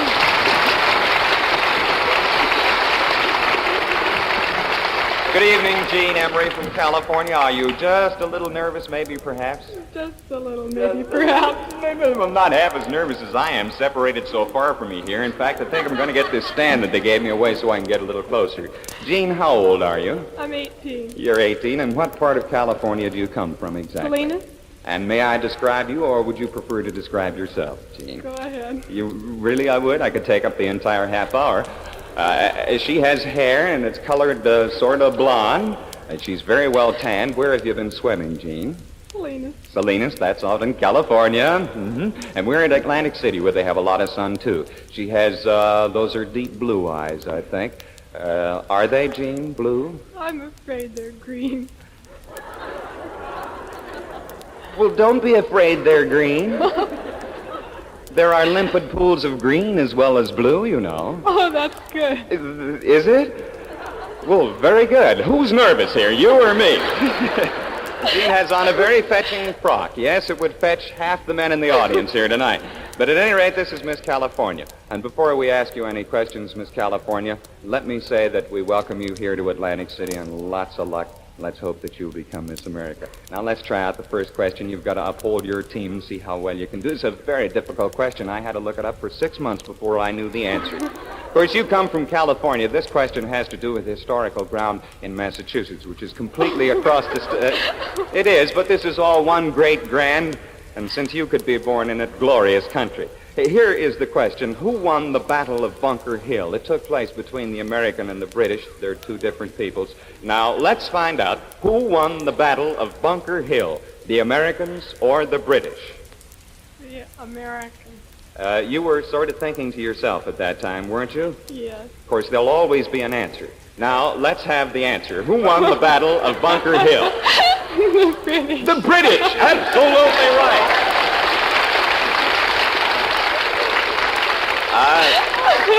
That was very quick thinking on your part, Miss Emery. Quick as a flash, I might say. You know, we celebrate the Battle of Bunker Hill, especially in Massachusetts. There's a great big monument there in Massachusetts, and all you folks listening in Boston know exactly what it looks like. I come originally from Boston. California is wonderful, too. We are the only nation, incidentally, which celebrates a defeat. That is the Battle of Bunker Hill. But for this first round question, Miss Emery from California, you win 10 points. Now let's have your counterpart from another part of the country, a young lady who represents the other side, the other team, the Team B. And this, ladies and gentlemen, is a young lady all the way from Utah. Miss Utah, 1947, Donna Jean Southwick. Thank you. Donna, how old are you? 19. 19? Mm-hmm. And did you enjoy your trip east? Oh, I had a marvelous trip. What did you think when you found out that you were coming here? What was the thought process that went through that beautiful noggin of yours? Would you tell us? There wasn't one. A thought, that is. Oh, there wasn't a thought. Well, not even one? Not even a little simmer, a little percolation, a little bubble? That's enough. That was true. A little scared, Donna? No. Have you ever been on the air before? Yes. Would you tell us about it? What do you want to know? Well, what did you do on the air before? Spoke. Talked. Thank you, Marconi, for making this possible. All right, Donna, you're representing Utah. Tell me, these styles that the fashion experts are telling us about this year, you know, with the skirts going down, down, down again. Do you like them, or do you wish they were back where do you like them? I hate to be against you, but I like them. You hate to be against me? Oh, yes. Well, I won't hold it against you, all right. But you say you like them a little longer, is that it? Just exactly how far from the ground are your skirts at the moment? My word. No, your skirts. Oh, excuse me, I misunderstood. Oh, about 19 inches, I believe. About 19 inches? I'm not sure. Uh-huh. Well, that's all right. I think that they look very well on Miss Southwick. We were just trying to bring out, remember, after all, we are dealing with beauties, and the women of America are interested in styles. Incidentally, do you have any romantic attachments at the moment, Miss Southwick? Well. I hope he is, too. He is. Do you want to talk about it, or do you think I'm being a little nosy? You do, huh? All right. Then I won't say anything. You won't say. All right. Maybe he's listening, but I know if he is, he wishes you nothing but the best of luck in the contest this year. Now, let's get your question over. You come from Utah, so we'll ask you this question concerning North and South Carolina. Fine. What did the governor of North Carolina say to the governor of South Carolina? This is very interesting historical fact, which if you think very much about, I'm sure you'll come up with the answer. It's not between Tipperary, but it's a long time. It's a very famous statement made by the governor of North Carolina to the governor of South Carolina. That was the first word. Now, what was the rest? Could have been you all. Could have been you all? No, I never ran, and I'm sure I wasn't elected. However, you want to make another try, Miss Southwick? Yes. All right, would you try What again? was the answer? Well, I think that's direct enough to deserve one. It's a long time between drinks. Yes, that's the answer. The governor of North Carolina said to the governor, we'll let the judge here decide whether or not you answered the question correctly, Miss Southwick. And now we'll go back to Team A. And ladies and gentlemen, I should like you to meet now Miss Louisville of 1947, Margaret Allen Hill. Miss Hill is all lovely in her brunette hair and a very lovely black gown. How old are you, Miss Hill? I'm 20. 20. And you live in Louisville, I suppose. Mm-hmm. Do you work? No, I go to school. I'm a senior at Northwestern. Oh, up there in Chicago. Uh-huh. In Evanston, rather, That's that is. right. What is your life's ambition, Miss Hill? Radio. Oh, radio. Dare I ask you what you want to do besides speak? I'd like to sing. You'd like to sing? Mm-hmm. Uh-huh. And I heard somebody in the audience say we could make such a beautiful chorus together. All three fellows said that at one time. Well, Miss Hill, I think maybe we'll get to our question for you. Did you think the questions are rather difficult up to now? Well, I didn't know either one, but they're not hard. They're not hard at all. Well, this is a very simple question. You say you're 20 years old? Mm-hmm. Uh-huh. Did the French and Indian War take place before... Did the French and Indian War take place before or after the American Revolution? After. It took place after the No, American... no, it took... Wait. It took place before. You see, a woman can change her mind. Yes, it took place before, and you were so clever to know that it was exactly 12, didn't you? You were holding up both your hands. Well, that was 10. Oh, well, anyway, 12 years before the Revolution, exactly in 1763. And since it took place in 1763, and it was 12 years before, what was the date of the American Revolution, Miss Hill? You can figure that right out in your mind's eye. 1775, that's right. Thank you, Miss Louisville. Now let's go to the other side, Team B. And ladies and gentlemen, I should like to have you meet now from Chicago, Miss Chicago of the state of Illinois, Joan Hyatt. Joan Hyatt. Joan, how old are you? I'm 19. 19. You want to get a little closer to the Closer? microphone? That's about the distance. Are you going to school now? Yes, I am. And what is your life's ambition? Well, I hope to be a light opera singer Oh, a light opera singer? or musical comedy. Mm-hmm. Make heavy sugar and light opera singing. That's what some of them do. I asked one of the girls a question like this, and it rather embarrassed her. I don't know whether it would you or not. Do you have any man who follows you around? Oh, no. None at all? Well, we'll give you a guard as you leave the auditorium here tonight. Joan, I don't think you'll find this question very difficult. You took history at school, didn't you? Yes. And in light opera singing, you'll have to use many languages, and this is a question concerning French. It's not language at all. It's merely who crowned Napoleon Emperor of France? Who crowned Napoleon Emperor of France? The French people. The French people. That's a very good answer. Napoleon was a member of the French people, and he crowned himself, saying that no one is great enough to crown Napoleon. That's absolutely right.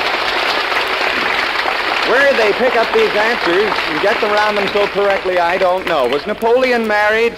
Well, he was crowned. Yes, he must have been married. All right. Now we'll have you meet, ladies and gentlemen, from Team A, and it seems that I'm seeing double because we have two of them here. The Mrs. Chattanooga and Tennessee, Jean and Jane Cunningham, ladies and gentlemen. This probably sounds just a mite bit confusing to our listeners, the Mrs. Cunningham. Would you tell us all about it? How does it happen that the two of you are representing one great state? Whichever one. Which one are you? I'm Jean. You're Jean. Would you speak for Jean and Jane then? Jean is this one. Jane is the other one. That's for the people outside who can't see either one of you. Jane is the other one, and I can't tell them anyway, so... You're getting me mixed up. Which wouldn't be bad. All right, your name is Jean. That's right. Would you tell us how this happened that the two of you represent Tennessee, then? In Chattanooga, Tennessee, yes, where we live, uh-huh, we had a contest August 8th, which ran for Miss Tennessee pageant. You ran for Miss Tennessee? Well, we were nearly late. Oh, you were nearly late. Well, we were. Thank you, script writers. All right, would you continue, Jean? And, I mean, we were lucky. You were? We were, really. And we were both chosen Miss Tennessee because we went in as a single entry.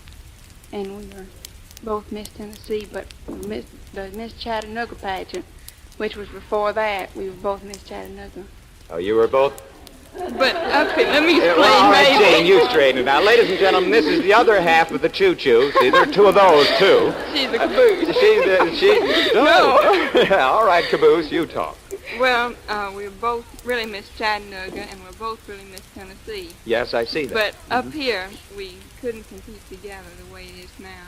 Uh-huh. And so Jean is Miss Tennessee, and I'm Miss Chattanooga. Flip the coin. Oh, you flipped a coin. That's right. So that It's the only way we could get it. Uh-huh. And, absolutely, ladies and gentlemen, you could hardly tell these two girls apart. Honestly, they both have blonde eyes and deep eyes. I mean, blonde hair. You see how beautiful they are, and they're dressed in deep purple.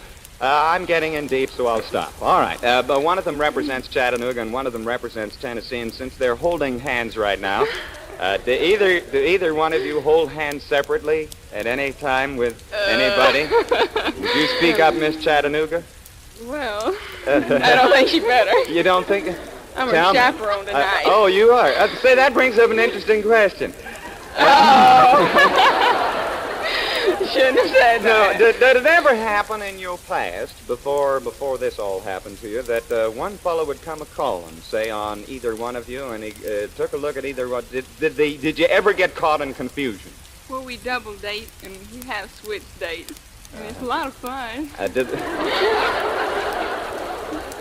Do the boys know that there's been a switch? Well, when they start talking about something, well, they answer, well, you know how it is. It's kind Do of I know? confusing. Yes. I can. Do you always wear the same clothes? We've always dressed Always alike. wear they do. Uh-huh. Do you have the same likes? We eat. You eat, yes, I know that. Of course, everybody. Do you eat the same amount? All the time. We eat the same thing all the time. You mean a fellow would never be able to tell the difference between you just by paying the check, is that it? No. That must be awfully confusing. I'm glad I don't live in Chattanooga from one standpoint. Very good state. City, too. yeah. You're getting me in quite a state. I don't know where I am. All So right. you could all stay a while. Yes, Miss Chattanooga. All right, here's the way we'll run it. Miss Tennessee and Miss Chattanooga, you can each answer. Whoever answers first, why, you're it. And I'll just answer the question. You may converse one with the other, and I'll pay the check. All right. Can you, to either one of you, tell me which continent lies entirely south of the equator? which continent lies entirely south of the equator? They both look at one another and they see the same thing. Obvious. Blank. Blank? No, I've never heard of that continent. This is a large continent. There are animals that walk around very rich because they carry their pouches with them all the time. South America? South America? No, we'll take that away. We won't say that was an answer. That was Miss Chattanooga who spoke. It's an entire continent. They have a tennis team up here now, which is competing for the Davis Cup, which is going to stay right in the country because the team that represents the continent I'm speaking about, can you tell me the name of the continent? Either Miss Tennessee... Miss Chattanooga, you look at me. Miss Tennessee, you get the answer from the audience. All right. Miss Chattanooga, do you know? Australia!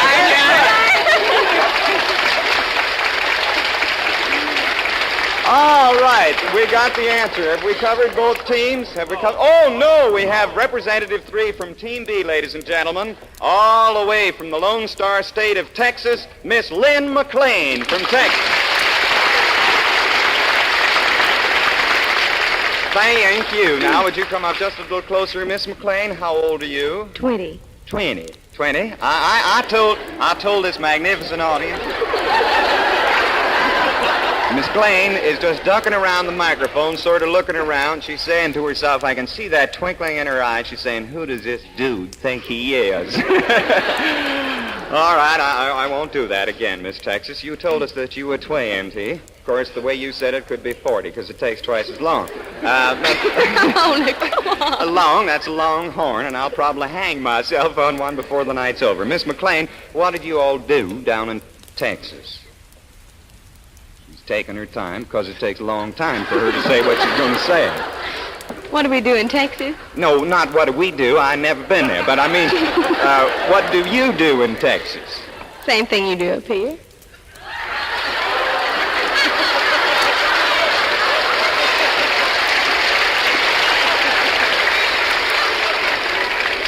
All these ladies are positively brilliant here tonight. Of course, right, all I'm doing here is breathing. The national jet just crashed over in the rear of the auditorium over there. Either that or one of the Texas boys got excited. No, well, what I meant, ma'am, are you in school or do you work? Or... Yes, I've been going to school. I have a year and a half more yet. A year and a half. Up here, that'd be 3. What do you intend to be when you get through with this long time you're going to spend in school? Well, let's see. I started out majoring in music. I intended to sing. Then you took to singing. Did singing took to you? Well, it's debatable. Anyway, so I started trying to learn to paint. I was going to take up art. You were going to paint? Uh-huh. You're going to what? Paint. Well, up here we breathe. Evidently down in Texas they paint. Well, what else were you going to do after you took up singing took to you and then you started to paint? All this is in the artistic line. Do you have any predilection for anything that you want to be particularly? Well, no. Just anything that I can do. Well, that's fine. That's fine. In a large country like this, I'm sure you'll trip over something that you like very much. And I'm sure you'll be a success because your very sparkling eyes. May I take a few hours to describe what Miss Texas looked like? She, too, is blonde with eyes. I don't dare mention the color. They're dark. And she has very regular features, and she's wearing a very lovely dress. And I'd say she's about 5'3". Suit. I'm sorry. Suit. We call them suits up here. I called it a dress before. You're about 5'3", Miss Texas? About 5'4". Mm-hmm. They're bigger in Texas. Okay. Now, let's see. Here's a question I'd like to ask you. The ancient great city, once known as Byzantium, is now Rome, Athens, Cairo, or Constantinople. Which one is it? Constantinople. Absolutely! Thank you, Miss Texas. She is really pert and lovely, and they're all a lovely bunch. She said Constantinople, that was the longest word, and that fits the biggest state. Well, before we get anywhere, we're gone through round number 1. Let's call on Al Owen now and find out how we stand. Al? Right, Win. At the end of the first round, we have a tie. Team A and Team B, 20 points each. And Miss Utah was awarded 5 points for the answer. Mr. North Carolina, what the governor of North Carolina said to Mr. governor of South Carolina. Right now, it's back to Win Elliott. Thank you very much, Al. And now we go into round two where brains have really got to show up. And showing up right now is Miss California. She answered her first question correctly, I think. All right. Now we go on to a very important question, Miss California. You've got to uphold the honor of California and Tennessee and Louisville all by yourself right now. You're on the spot. Here's the question. Answer right up. Remember, this is good old state of 49. What river forms the southern boundary of the United States? What river forms the southern boundary of the United States? We'll have no answering in the audience. Will we have answering up here? The Rio? The what? Rio? The Rio Grande. The Rio Grande River. Hooray for California. Miss Emery. All right, from other side, from Team B now, it's Miss Utah, upholding the honor of Utah and Texas, to say nothing of Miss Chicago, too. All right, let's get to you, Miss Utah, Miss Southwick. Here is your question. There has been a certain very well-known state which has been under 6 flags. In other words, it's had a very tumultuous history. It's one of the largest states in our union. And I want you to give me the answer of which state has been under Texas. 6... Right, Texas, absolutely right. Miss Utah from Southwick, or Miss Southwick from Utah. Back to Team A now, and stepping up is the lassie from Louisville, Margaret Allen Hill. She wouldn't tell us whether she had a boyfriend before. You didn't ask me. Well, we're slower up here. Tell me, Miss Hill, do you? Well, I met one nice fella during the contest. You met a very... Wait till I clear my throat here. Met a very nice fellow during the contest. It was before I came up here. We're not allowed to talk to them now. Oh, it was before you came up here. Well, you were leading me astray just a little bit there. Well, that brings to mind a most interesting question, Miss Hill. I don't want to forget the questions at all. This one won't count in terms of points. You're vying for the title of Miss America. Would you very literally give us your idea on the basis of what you've seen and what you appreciate, what your idea of Mr. America would be like? Well, I'd say about 5'10" and a half. 6 foot. Blonde with blue eyes. Blonde with blue eyes, yes. Slender. Slender. I fit there at any rate. Athletic. Athletic. Does that mean he has to have money? No. Oh, not professionally athletic. No. And does this fellow that you met before you came up to the contest fit that mold? Perfectly. Perfect.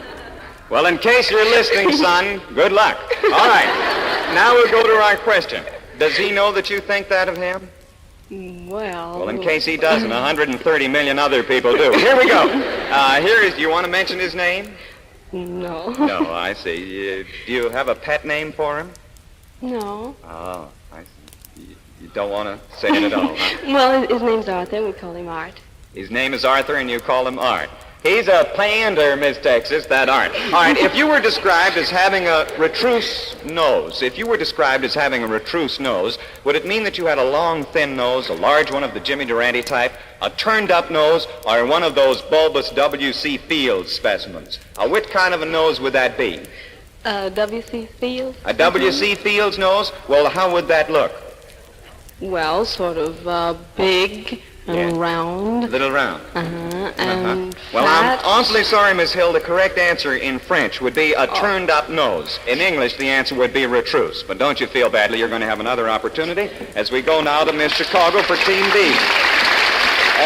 Here is your question, Miss Chicago. When you go into a cafe, and are served café noir, that's French through a Bostonian accent. When you go into a cafe, that's right, and are served café noir, what do you get? Coffee? Yes, but what kind of coffee without cream in it? Does it have sugar in it? What kind of coffee is it without cream or sugar? Black. Black coffee is absolutely right, Miss Chicago. Café noir. You see, in French, noir means black. All right, the missus from Tennessee and Chattanooga now. Here's your opportunity in the second round. What was the method of transportation of each of the following, Jane and Jean Cunningham? How did Cinderella travel? What did she travel on? Do you remember that In all? a stagecoach. In a stagecoach made out of what? Pumpkin. A pumpkin, that's right, a pumpkin. Spelled P-unkin. Yes, that's right. How did Paul Revere travel? I won't give you any help at all. On a horse. That's right, on a horse. Don't snicker when you say that. And how did the daring young man travel? On a trapeze. On a flying trapeze. Very well said, and you did very fine on that time. Now from Texas all the way again, this is Miss McLean, and here's your chance at another question, Miss McLean. If a tycoon, and that's not a big wind, if a tycoon came your way, would you run for cover, speak a cordial greeting, or call the police? Speak a cordial greeting by all means. Why would you do that, Miss McLean? What is a tycoon? Tycoon is a person who's been very successful in some kind of business. Yeah, and he's loaded down with that vegetable known as lettuce, isn't he? Yes, that's right. Thank you very much, Miss Texas. Thank you. You did very well. We'll go, well, before we go any further, how about Al Owens giving us the score at the end of round 2, Al? Yes, when the judges have just handed me a scorecard, and we find Team B leading Team A. Team B has 70 points. Team A has 60 points. That makes Team B the leader, doesn't it? Yes, and Team B being the lead, let's see what Team A can do, the young lady from California. Here is your question, first of all, ma'am. Where is the Isle of Man? The Isle of Man. We're only going to give you 5 seconds on these questions now. Did you have to ask me that? Yes, I did. It said right here, where is the Isle of Man? I couldn't read it any other way. Man of Isle D is where? That's asking it a different way. Do you know? No, I don't. Well, I'm sorry. It's in the Irish Sea. It is a separate British island. Sorry, we can't give you any points now, but let's see how Miss Utah does for Team B. Here's your question. On which river is the United States Naval Academy located? It's in Annapolis. Do you know the name of the river? It's a very important question, because if it weren't located on the river, why, it would be wet, you see? Miss Utah's. Mississippi? The Mississippi? Maybe one of the branches, but no. In Maryland, the river is called the Severn. Out in Utah, maybe it's called the Mississippi. But now back to Team A, to Miss Hill of Kentucky again. Miss Hill, where is Cathay? C-A-T-H-A-Y. China. China is right. I didn't help. Cathay is the old name for China. Miss Kentucky came right up with that one. Now, Miss Chicago, let's see what you can do for Team B. Which of the 13 original states was named for Queen Elizabeth? Which of the 13 states was named for Queen Elizabeth? Rather difficult question, but it's on the last round, and so... Oh, Maryland. Maryland? Maryland? Well, no, that's I'm thinking about Elizabeth. No, wait a minute. Can't wait a minute. We'll give you another 5 seconds. Maryland?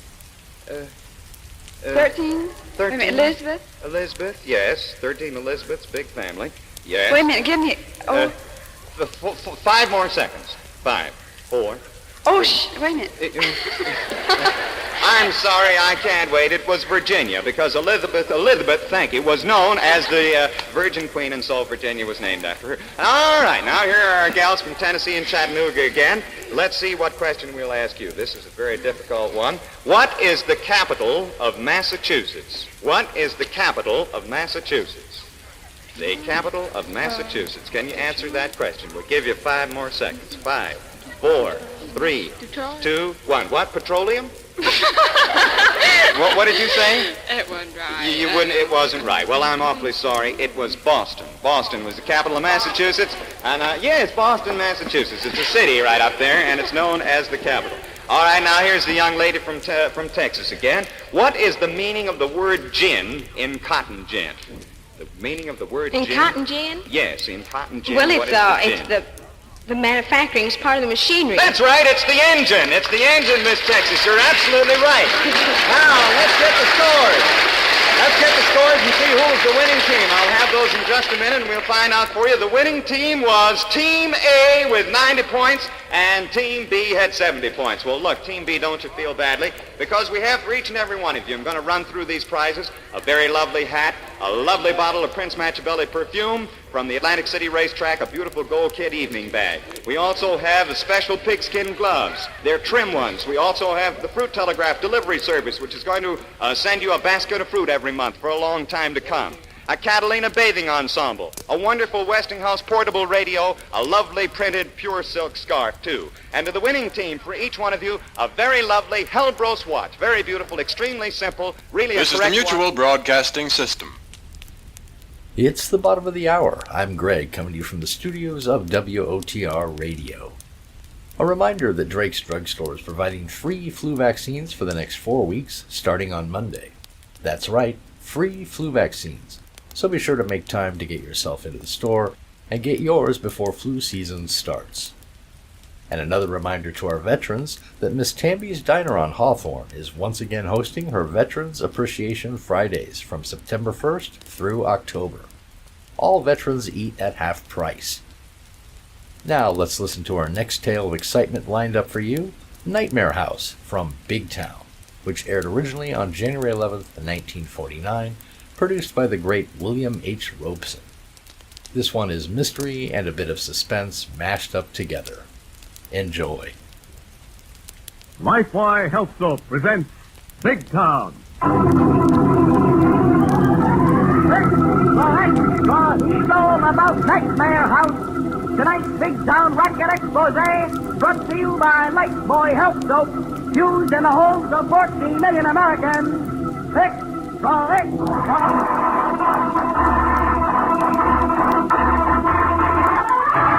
Lifeway Health Soap presents Big Town, the headline stories of a great city dramatically reported by Steve Wilson, fighting editor whose creed is emblazoned on the masthead of the Illustrated Press. The power and the freedom of the press is a flaming sword, that it may be a faithful servant of all the people. Use it justly, hold it high, guard it well. Now, Steve Wilson's headline story of Nightmare House. This is not the story of an ancient mansion peopled by ghosts of the past. This is the story of Bill Barton, his wife Helen, and their new house in the suburbs of Big Town. Doggone it. Oh, Bill. Huh? Oh, never mind, darling. You needn't have washed the dishes. I'm not that helpless. Oh, maybe not, honey, but you've got a lot of things to do. Yes, but I have all evening, and you'll be late for work if you don't hurry. Oh, I'm almost done with what's left of these dishes. I would be, except the darn water's almost cold. Oh, it's the heater, Bill. It's no good. Yeah, like the whole plumbing system, the foundation, roof, and floors. We've been had, Helen. Yes, and so is everyone else on Honeymoon Hill. Honeymoon Hill. What a name. Nightmare Hill would be better. Oh, but it could be a lovely house, Bill. You could only make Kane live up to his contract. Fat chance of that. Have you talked to him? Yes, till I'm blue in the face. And so have the other owners. All we get is excuses, promises. And we're all through talking. Well, what are you going to do? We're getting together. We're going to refuse to make any more payments until Kane finishes these houses according to contract.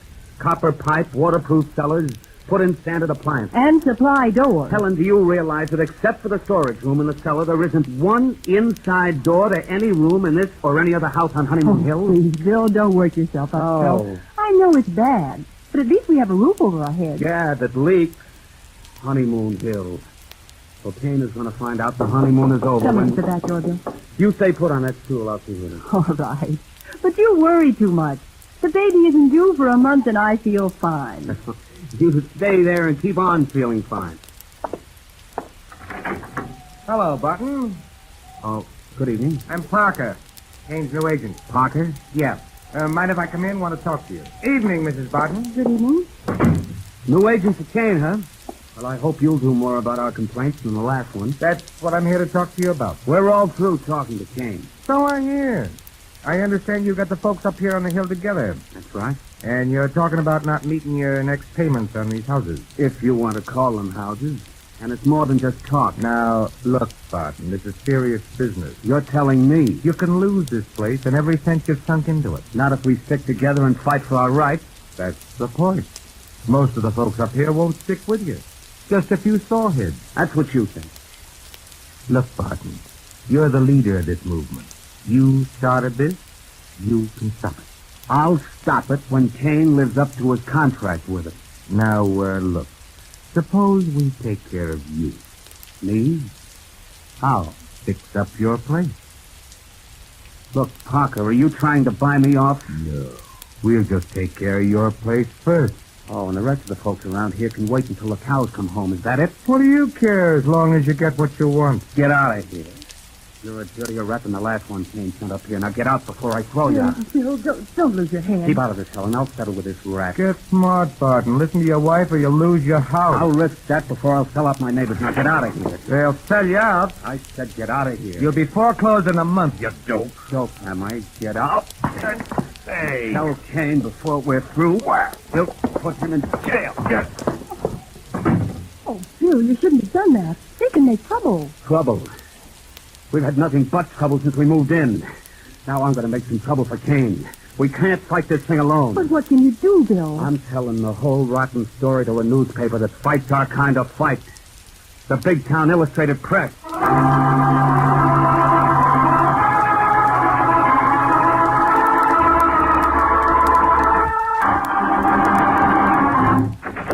Steve, could you spare a minute? Sure thing, Lorelei. Come in. Come on in, Mr. Barton. Thanks, Miss Sheldon. Steve, this is Bill Barton, and he has something on a rotten racket that I think you should hear about. Hello, Bill. Sit down. Let's have it. Well, I haven't much time, Mr. Wilson. I work nights and I'm late for my job, but a bunch of my neighbors need your kind of help. It's one of the infinite variations of the housing racket, Steve. Oh, the housing racket. That again. Oh, I know it's an old story, Mr. Wilson. I know it isn't news, headline stuff. It may not be headline stuff, Bill, but it is news, and important news, as long as the housing shortage exists. I'm not the only one involved in this. There are about 20 families on Honeymoon Hill, and we've all been taken. Honeymoon Hill? It's a development owned by a man named Kane, Steve. What's the main trouble, Bill? Well, Kane let us move in before the houses were finished and hasn't lived up to his contract. Now, that's an old dodge. Are you a veteran? No, sir, but ambulance corps driver overseas. Kane financed the whole deal and made sure he didn't sell to vets. Another dodge to avoid the protection given ex-servicemen by the Veterans Administration. What's the immediate trouble, Bill? Well, we've got together, threatened to withhold our next payments until Kane lives up to his contract. Now, wait a minute. Are you acting on advice of a lawyer? No, but we're going to hire one. Good. You've got to fight this thing by legal means, though. Well, we intend to, but Kane isn't playing it that way. Are you the head of the group? Sort of. Has Kane threatened you? Yes, with eviction. But first Parker, his new agent, tried to bribe me. Bribe you? Yeah. Offered to fix up my place if I'd keep my mouth shut. And sell out your neighbors. Yeah. I kicked him out of the house. My wife is... Well, we're expecting a baby, and it upset her. I had to leave her alone. I'm worried. Naturally, Bill. Will you print the story? Will you give us a little publicity? Maybe it'll scare Kane into living up to his contract. Of course we will, Bill, but Kane's type of operator doesn't care what's said about them once they have their hooks in a victim. Yes, there's going to be trouble. That agent of Kane's is a rat. I wish Helen wasn't out there alone. Don't worry. She isn't going to be alone, Bill. But I work nights. I can't lay off and stay with her. We need the money to make our payments if we lose this fight with Kane. You're not going to lose this fight or your home, Bill. Where do you work? At the Big Town Electric Plant on the west side, and I'm late now. All right, come along. You can give us the rest of the facts we need on the way to your job. Let's go, Laura. I'm ready, Steve. What are you going to do, Mr. Wolfe? We're going to have a heart-to-heart talk with your predatory Mr. Kane.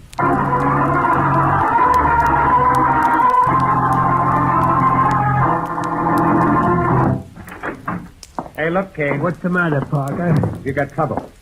Plenty of trouble. Sure. That's why I hired you, Parker. You said you was good at handling trouble, so handle it. I'll handle it, but I gotta know a few things first. Such as what? Are you covered if anything should just happen to one of those cracker boxes up on the hill? You mean insured? Yeah. Yeah, but wait a minute, Parker. Never mind. You hired me to handle those suckers?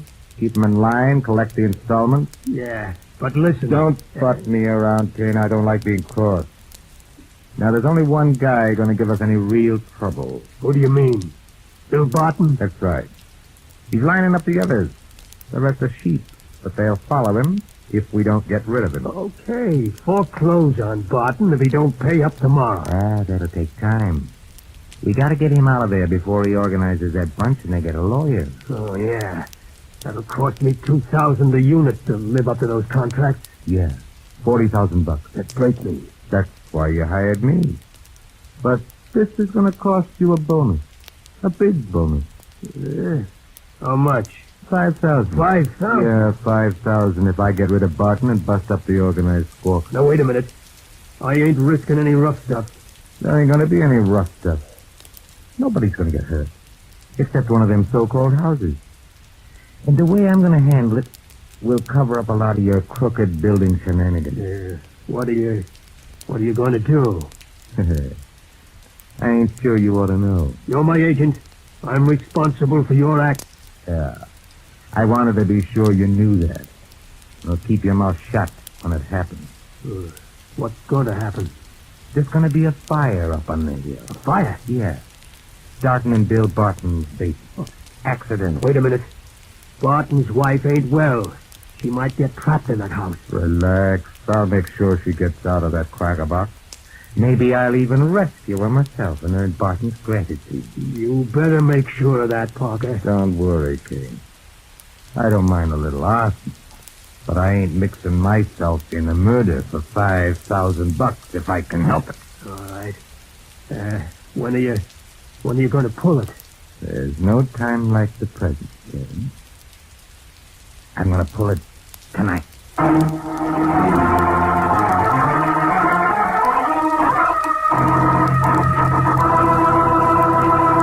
Thus unaware that dangerous complications are in the making, Steve and Lorelei head for the suburbs to help Bill Barton. You know, some people think all soaps are the same. Not me.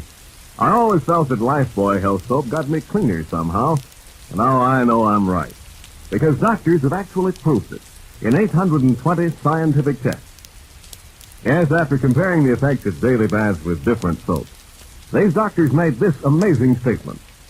Actually, you're cleaner, safer from BO when you bathe daily with Lifebuoy than when you bathe with any other leading soap. Startling, isn't it? Well, here's the explanation. Lifebuoy does more than just remove the grime and perspiration you can see. Lifebuoy is more effective than any other leading soap against the invisible dirt that can form a foothold for BO. Lifebuoy gets you even cleaner than the eye can see. After 820 scientific tests, these doctors say that Lifebuoy's purifying ingredient makes the difference. And this same purifying ingredient actually makes Lifebuoy milder, safe even for a baby's tender skin. So enjoy a refreshing Lifebuoy bath every day. You'll like Lifebuoy's creamy rich lather, its wonderful mildness. Get Lifebuoy right away.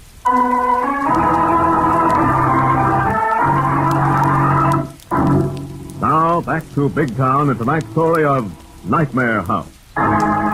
Learning that a group of new homeowners are having trouble with the owner, Steve and Lorelei are driving to the suburbs in the cab of Harry the loquacious Hackey. Say, boy, it's so fine. Say it, Harry, but we hope we won't need the assistance of your trusty monkey wrench on this assignment. Yeah, that is what you always hope, but you cannot always sometimes tell. So the offer stands as per usual. Thanks, Harry. We'll hold the double negatives of doubt until we see if we can't get some positive results with a few well-chosen words of warning. You better have those words ready, Steve. We just passed a sign saying Honeymoon Hill Development, 1 mile. You want me to drive right up to this here now, Honeymoon Hill, boss? No, Harry. Bill Barton said Kane's office is at the entrance on the highway. Stop there if you see a light. Yes, he's going to beard the lion in his den, huh, Steve? Yes, call it meeting the jackal in his lair, Lorelei. Coming to it, boss. That sign just said your dream house is waiting on Honeymoon Hill. Sign right, 500 feet. And this is it. There's the office, Steve. No, there's a light on. I'll get out here, Harry. Check, boss. You want me to go stay with Helen Barton until you come up, Steve? Yes, Lorelei. But first see if you can get a few of their neighbors to meet at Barton's house in half an hour. Okay, I'll do my best. What's your plan, Steve? We get Kane up there for a showdown. And there'll be strength in numbers. Okay, get going, Harry. Check. We'll meet you at Bill Barton's house, Steve.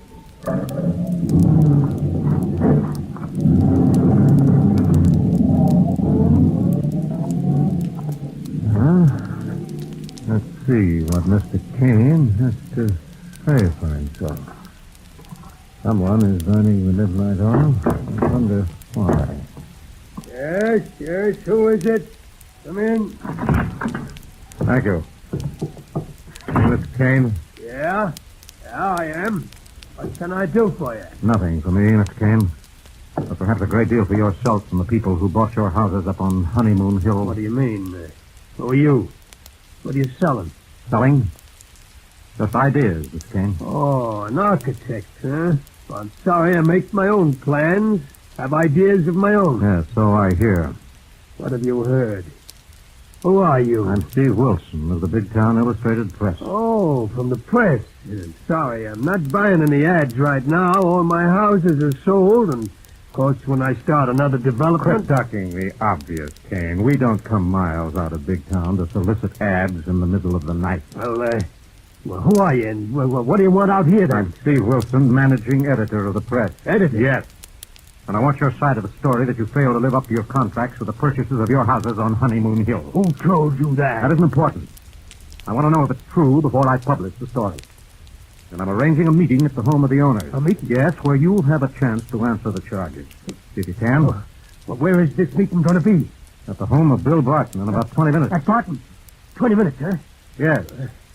Why, Say, what's the matter with you? Why should that be important? Well, nothing. I just remembered. I've got an appointment. I can't go with you. Wait a minute, Kane. The appointment you just remembered can't be as important as this one. Let go of me, Wilson. I've got to meet somebody. Not so fast, King. That somebody wouldn't be Parker, your new agent, would it? That's none of your business. I'm making it my business. Parker threatened Bill Barton this evening. Where is he? I don't know. Let go of me. Where is he, King? I want him at that meeting. He's your agent, and you're responsible for his acts. I'm not. I don't know what he's going to do to the Barton house. Do to the Barton house? What are you talking about? What's going to happen? What do you know? Talk. I don't know. Go. Drop that inkstand, Kane. Be alone.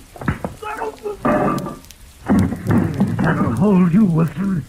Now I gotta find Parker. I gotta stop him from setting that fire, or he'll send us both to jail.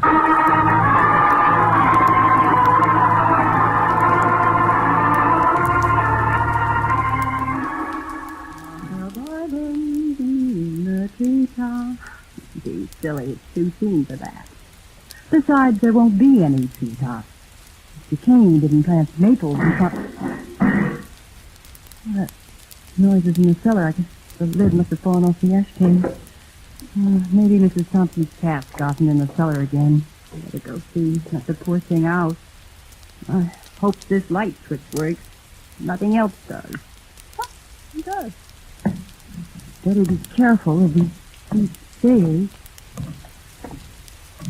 Here, kitty, kitty, kitty, kitty, kitty. Here, kitty. Are you down here in the cellar, kitty? Oh, so you're in the coal bin. Come out of there, kitty. Come on out, or... Come here. Mr. Parker, what are you doing here? Shut up, you little fool. Oh, let go. Shut up, you... Ow, try to bite me. What are you doing here? Why did you come with all those newspapers? Never mind. Fire. Fire. You're going to start a fire. Yes.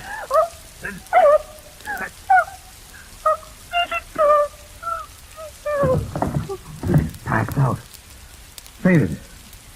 Now I gotta go through with it. I can't let her talk. Gotta keep her here. Yeah, this storage room will do it. Good thing Kane put a door on it. I'll leave her in there. Nobody'll know she wasn't caught upstairs when this dump goes up in smoke.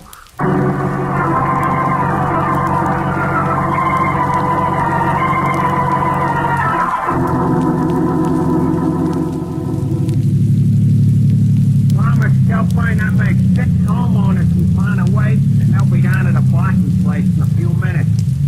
Should we try for some more? No, Harry, I think that'll be enough to suit Steve's plan, and we better go tell Mrs. Barton she's going to be host to a community protest meeting. Yeah, she'll be kind of surprised.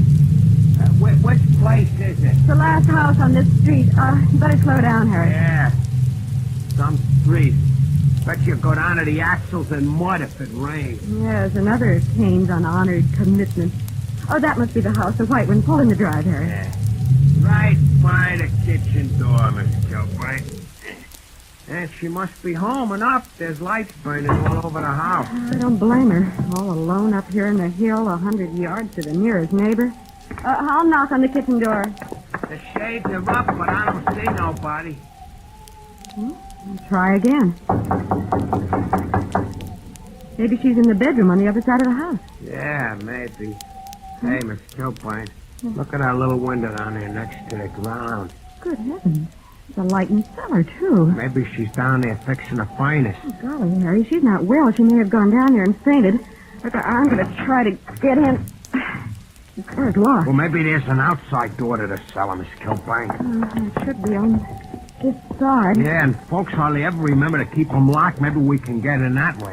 There it is, Harry, down those steps. Well, let me go first, Miss Kilbright. I'll try the door. Okay.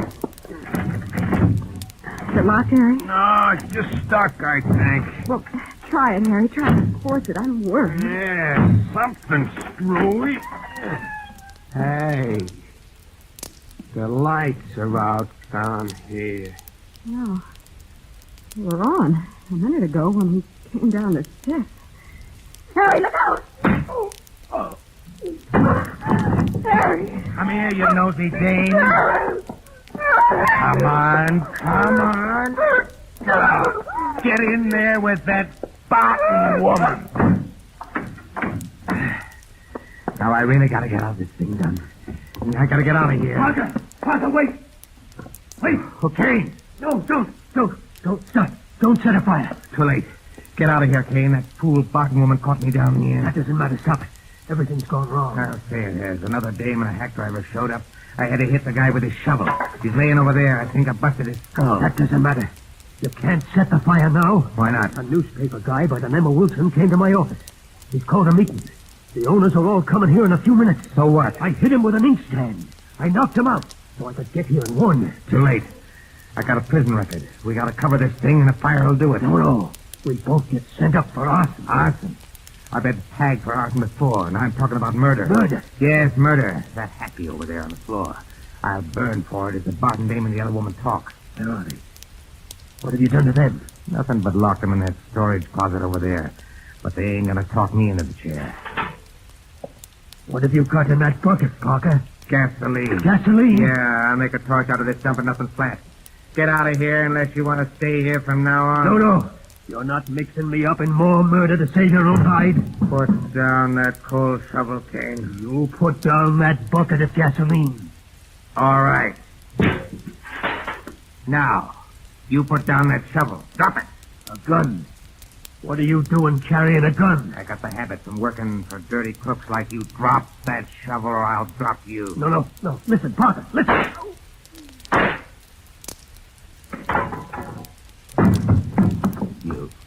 You fool. We could have pulled it off. Now you're going to stay here with those dames and take the rap for this fire. Paper and gas. This'll do it. It'll give me the time to get away from here. No, it won't. Parker. Who are you? I'm a newspaper guy, your partner in crime, knocked out with an inkstand, but fortunately he only stunned me. Now keep away from me or I'll do more than stun you with the rest of the slugs of this gun. All right. I'll keep away from you if you'll keep away from that bucket of gasoline. Sure, I'll keep away from it, you nosy newsy. That's easy. Because you're going to pick up that bucket of gas and throw it on that pile of newspapers. You murderous swine. Shut up. Pick up that bucket of gasoline. Pick it up.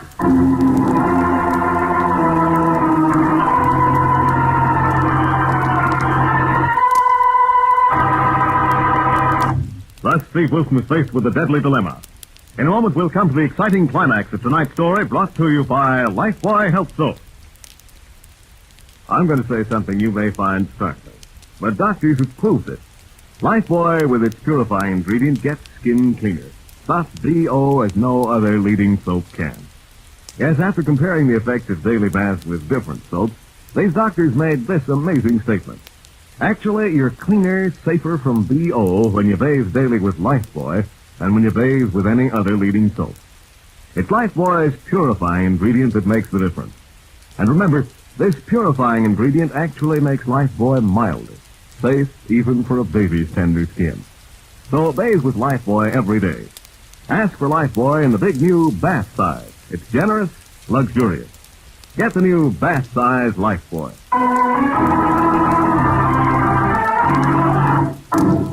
Now back to Big Town and Steve Wilson as he faces a desperate killer in tonight's racket expose headlined Nightmare House. Pick up that bucket of gasoline, Wilson. I told you, pick it up. Wait a minute. Parker, think it over before you go through with setting fire to this house. What have I got to think over? You haven't killed Harry, my hack driver. How do you know? I just saw him move. And groan. So what? I had to nail Kane with this gun. I'm primed for the chair, no matter what I do from now on. You might get away with life. Even a self-defense plea because Kane tried to hit you with that coal shovel. I'm not going back to the pen for life. I'm getting clean away. Pick up that bucket of gas. All right, Parker. But won't it give you nightmares for the rest of your life to know that you burned 2 girls to death locked in that closet over there, helpless? And a third person is yet unborn. Shut up. They got themselves to blame. Shut up. Throw the gas on that pile of newspapers. All right, I guess there's no use arguing with a madman. Shut up and throw that gas. Very well. Here it comes. Why, you dirty... Stop firing that gun, you fool. You're drenched with gasoline. Don't fire that gun again. The powder flash will turn you into a torch. Drop the gun. Drop it, or I'll have to break your arm. Drop it. Good. And I'll just to make you wait for the police. All right, you swine. Stay there. Steve! Just a minute, Lorelei. I'll get this door unbolted. Get you out of there. Oh, Steve, you can hear it all. Wow, I thought we were really done. So did I. So Parker made me pick up that bucket of gas. How's Mrs. Barton? She fainted when Parker shoved her in here, but I think she's all right. Help me to get her out, Steve. Poor girl. What a time to have something like this happen to her. No. Oh, how she's coming out of it, Steve. Yeah, she'll be all right in a few minutes. Oh, no. Our baby. Our home. Our baby. That's all right, Mrs. Barton. Your home and your baby are safe. Yes, Mrs. Barton. There won't be any more trouble. We'll take you upstairs in a moment, and you can phone your husband. Everything's settled. Settled? Settled? Yes. Parker's gun has arranged that Honeymoon Hill will be under new management. And to see that you and your neighbors get to live in a place that is just that. In more than name only. Well, Harry. Oh, thank heavens you're all right, too. How's your head? Head? Oh, you mean this throbbing noggin I got between my ears? Yes. How are you, Harry? Swell elegant, boss, I think. Except it looks like I missed an awful lot of excitement. Yes, Harry. But it's the kind of excitement we can all afford to miss.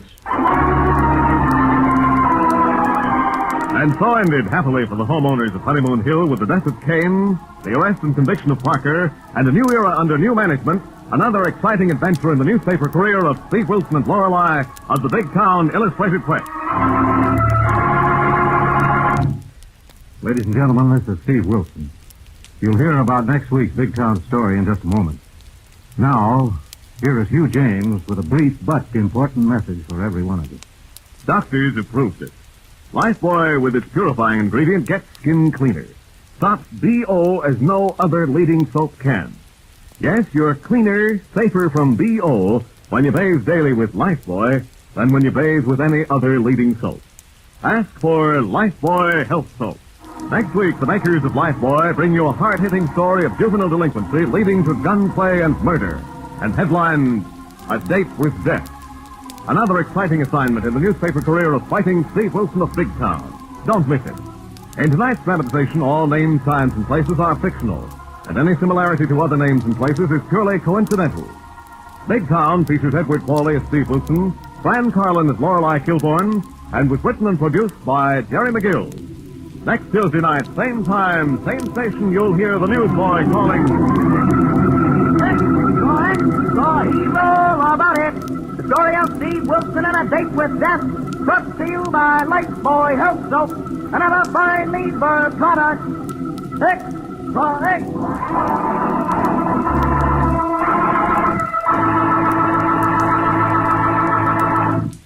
For those of you listeners who are still up with me, I hope you're staying nice and warm and cozy. If you've drifted off to sleep, I hope you're still tuned into us here on WOTR and that we're keeping you company in the background. Next up, we have two great old-time radio shows for you. The Six Shooter starring James Stewart, a great old Western show, and Stand By for Crime, a crime drama from 1951 that starred Glenn Langan as Chuck Morgan, the local news anchor, and Adele Jurgens as Carol Curtis. The first one is a tale called The Groom, where Stewart's character finds out he's getting married without realizing it. And the second one finds Chuck and Adele looking into the murder of a respected citizen, only to find out some disturbing revelations. I'll be back in a bit. James Stewart as the Six Shooter.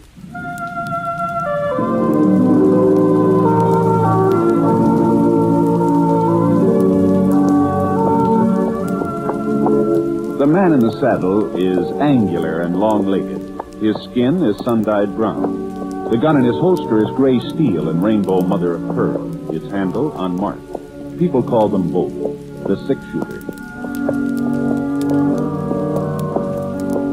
The NBC Radio Network presents James Stewart as the Six-Shooter, a transcribed series of radio dramas based on the life of Britt Ponset, the Texas plainsman who wandered through the Western Territories, leaving behind a trail of still-remembered legends.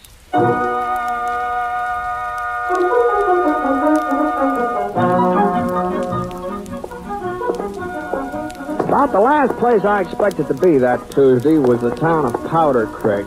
The Double G ranch where I'd been working was clear on the other side of the territory, nearly about 200 miles away. But when Sam Griffith, he's the owner of the Double G, when Sam got a chance to buy off Forrest Trent's herd, he sent me over to close the deal. So the next thing I knew, I was walking down the main street on my way to the bank where I was supposed to meet Trent. Hey, it sure was a nice day. Kind of Indian summer-like. A lot warmer than it had a right to be in October. The sun had fooled the maple trees into thinking it was spring. A couple of them beside the Civil War cannon in the square were even starting to bud. The two fellows sitting underneath it playing checkers in their shirt sleeves, well, it looked like the sun had fooled them, too. Howdy. Just a minute, mister. Just a minute till I make this move. There. That ought to hold you, Jonah. Yeah. Now, what was it you wanted, mister? Oh, I didn't want anything. I just said howdy, that's all. Oh, howdy. Well, speak to the man, Jonah. He spoke to us. It's my move now. I'll do my talking afterwards. Yeah. Howdy. Ah, it's a nice day. Yeah? Well, so long. Hold up there a minute, son. Hmm?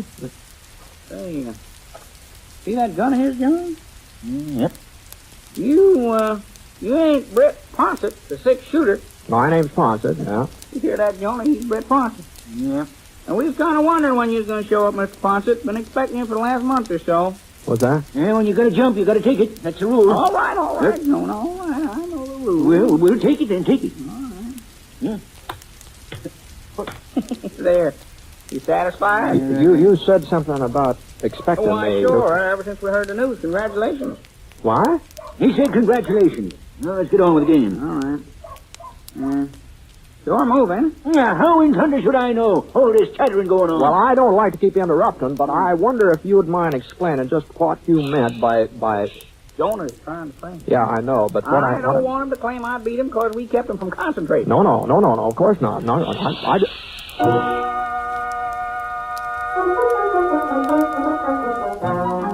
Well, I knew that the Trent cattle turned out to be good stock. The Double G was lucky to be buying them. But since they weren't going to belong to me, I couldn't see why congratulations were in order.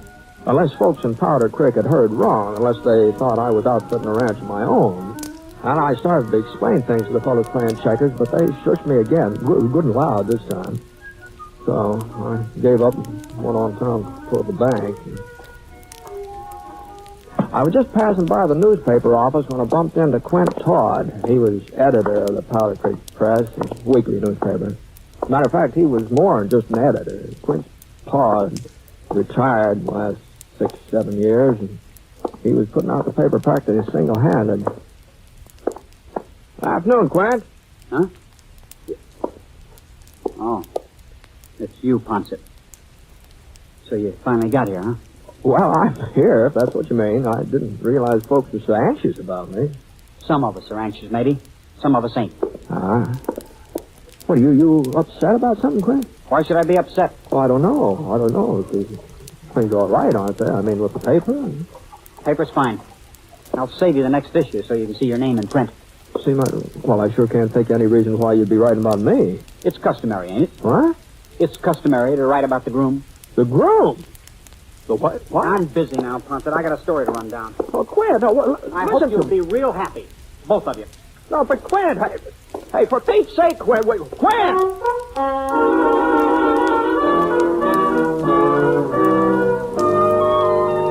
Well, he lost his senses. That's the only explanation of that. Quint Todd had just plain lost his senses.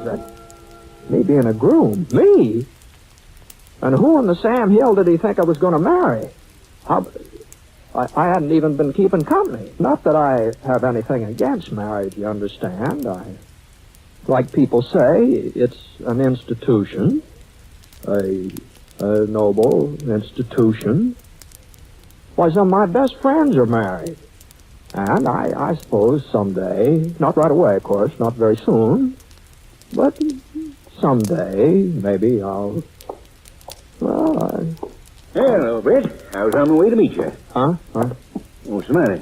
You look like you just fell off a bronc. Oh, hello, Trent. I guess I was kind of preoccupied. I was thinking about something.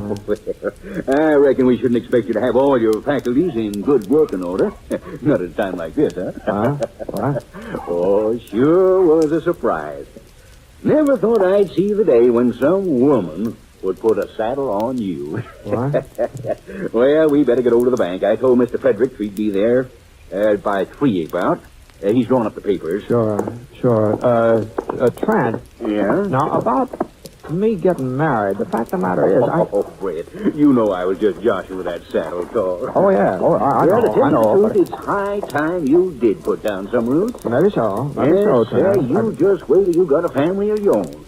Why, you'll be a different man. Oh, that's possible. That's possible, Trent. Yeah, but just where did everybody get the notion that I was almost ready to...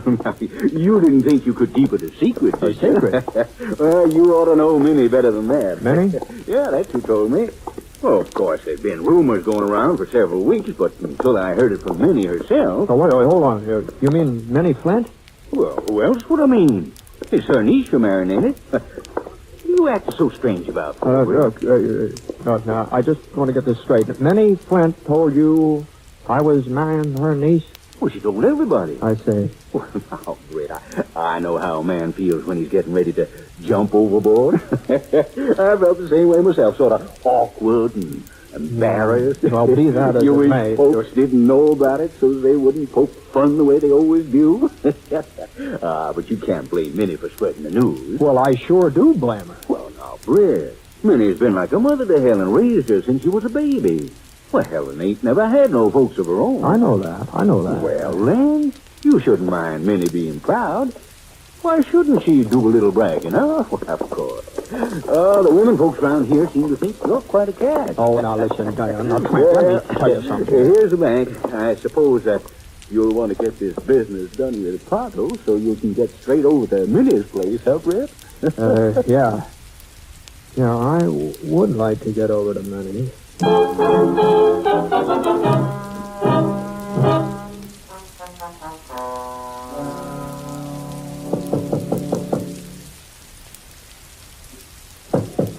I'm coming. Just a minute, I'm coming. Britt. You mind if I come in, Minnie? Why, well... Excuse me. Thanks. It's sure nice to see you, Britt. I didn't have any idea you were in Powder Creek. I didn't have any idea at all. Uh-huh. You're just passing through, ain't you? You're not staying. Some folks seem to think I am. At least long enough to get married. Oh, you've heard. Well, so is everybody else, as far as I can tell. Your announcement of my engagement seems to have blanketed the whole town. Now, Britt, I can explain. Well, that's why I'm here. Why don't you just sit down over there on the sofa? I've got some oatmeal cookies out in the kitchen. I just made them this morning. Minnie? Yes. You just can forget about the cookies. I really don't have much of an appetite. Oh. Well. I'm waiting, Min. Well, you see, Britt, I only did it for Helen. Now, she's a fine girl, and, well, I wanted to help her out. Oh. On account of Quint Todd. They've been going together for nearly 6 years now, but he just never seemed to get around to asking her to marry him. Well, he must have his reasons. A man usually does. Oh, it's because of his father. You see, Quint's been taking care of old man Todd ever since he retired. And it must cost money him being so sickly all the time. Uh-huh. But Quint could have married her. Well, I don't expect a lot of fancy clothes in a fine house. She's the practical type. Just what has this got to do with me? Well, I had an idea. I thought if maybe there was somebody else, if Quint believed Helen was interested in another man, well, maybe he'd come to his senses and take the bull by the horns and marry her himself. You've been sort of using me as a decoy. Is that the idea? I knew you was working for the Double G. It didn't seem likely you'd be showing up in these parts. Not for the time being, anyhow. And afterward, well, after Miss Quentin Helen tied the knot, then it wouldn't matter. Well, you ought to be ashamed of yourself, man. Both you and Helen. You don't think she knew about it? She didn't? Of course not. I didn't dare tell her. Why, she'd have never stood for it. Well, then how on earth did you manage to convince her that I was interested? I've got a sister living over in Black Mountain. That's not far from the Double G. No, but what I mean is, how did you ever... Well, I sent her some letters and asked her to post them for me. They was love letters a bit. I sort of changed my handwriting and signed your name. Manny Flint. I guess you might as well know the rest, too. When Helen answered them, and when she wrote back to you, well, I kind of saw to it that her answers never got mailed. Well, I just don't know what to say. Oh, I never dreamed it'd go this far, Britt.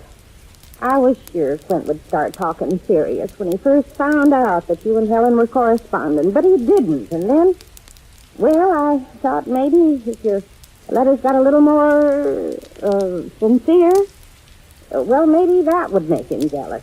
I left them around where he couldn't help seeing them whenever he come calling. You didn't actually propose in my name. Oh, no. Well. Britt. Well, not in so many words, but reading between the lines, well, that's how Helen took it. She wrote you her answer 2 weeks ago. She wrote yes. What? Your letters were mighty convincing. Well, then you better start figuring out some way of unconvincing her. Well, I don't know. Maybe. Look, man, now, Helen's got to know the truth. And if you won't do it, well, I'll just have to tell her all about it myself. Because... Oh, I guess maybe... Well, you're here already. Hello, Helen. Goodness, sure is good to see you, Brett. You're looking fine. Oh, so you, Helen, so you.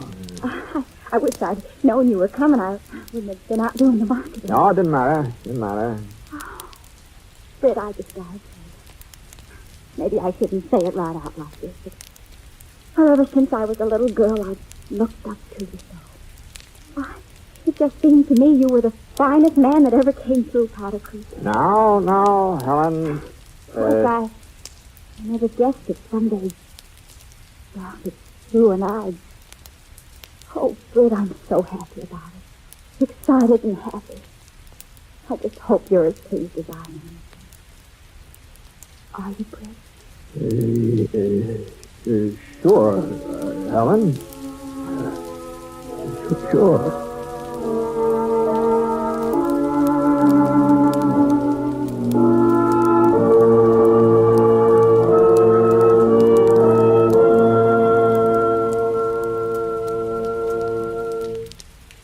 We'll return to James Stewart as the six-shooter in just a moment.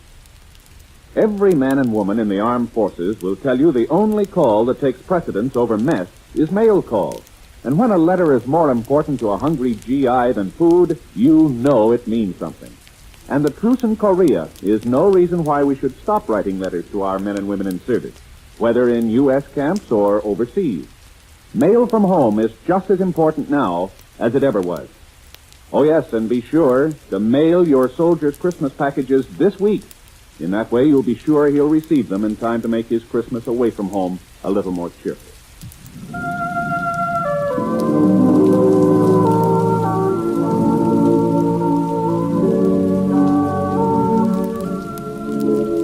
Now, Act 2 of The Six Shooters, starring James Stewart as Britt Ponset.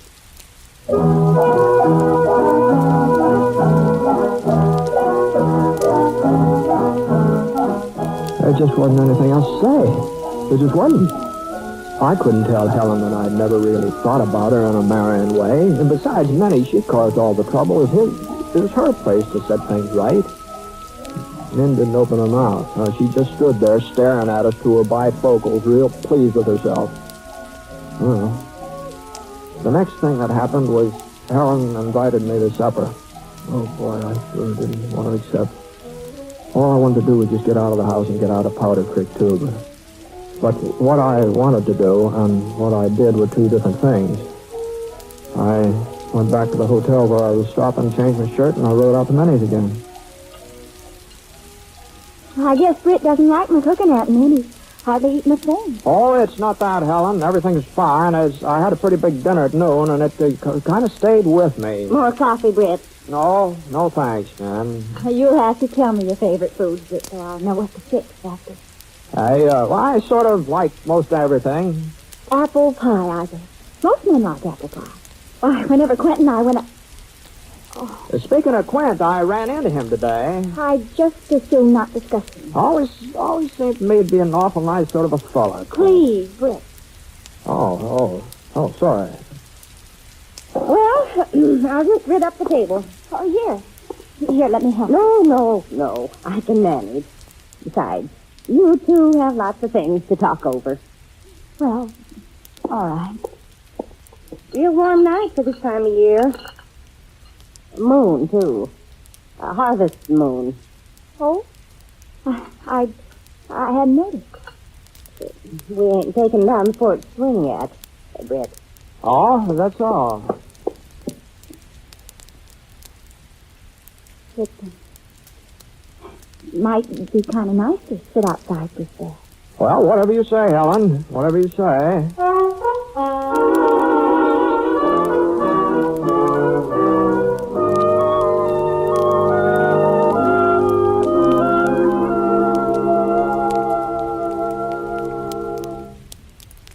You sure you're not too cold out here? Oh, no. No, I'm fine.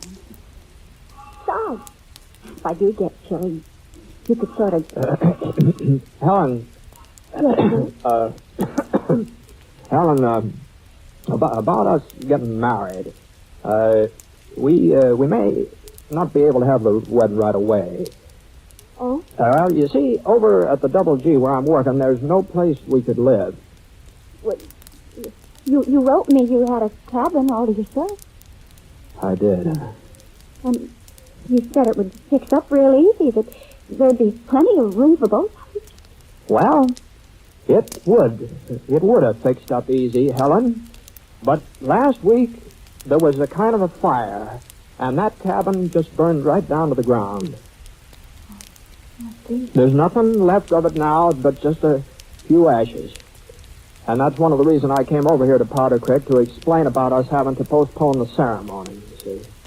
Well, you don't have to stay at the Double G, do you? Yes, I do. Yes, I do. I signed up for all of next year. Don't have any choice, so maybe we ought to not be formally promised. I mean, if somebody else came along, I wouldn't blame you not for waiting. Britt, there won't be anybody else. Oh, you never know, you never know. And a year isn't very long to wait. A year isn't long at all. No, I guess not, but just in case. Waiting. I've got an idea.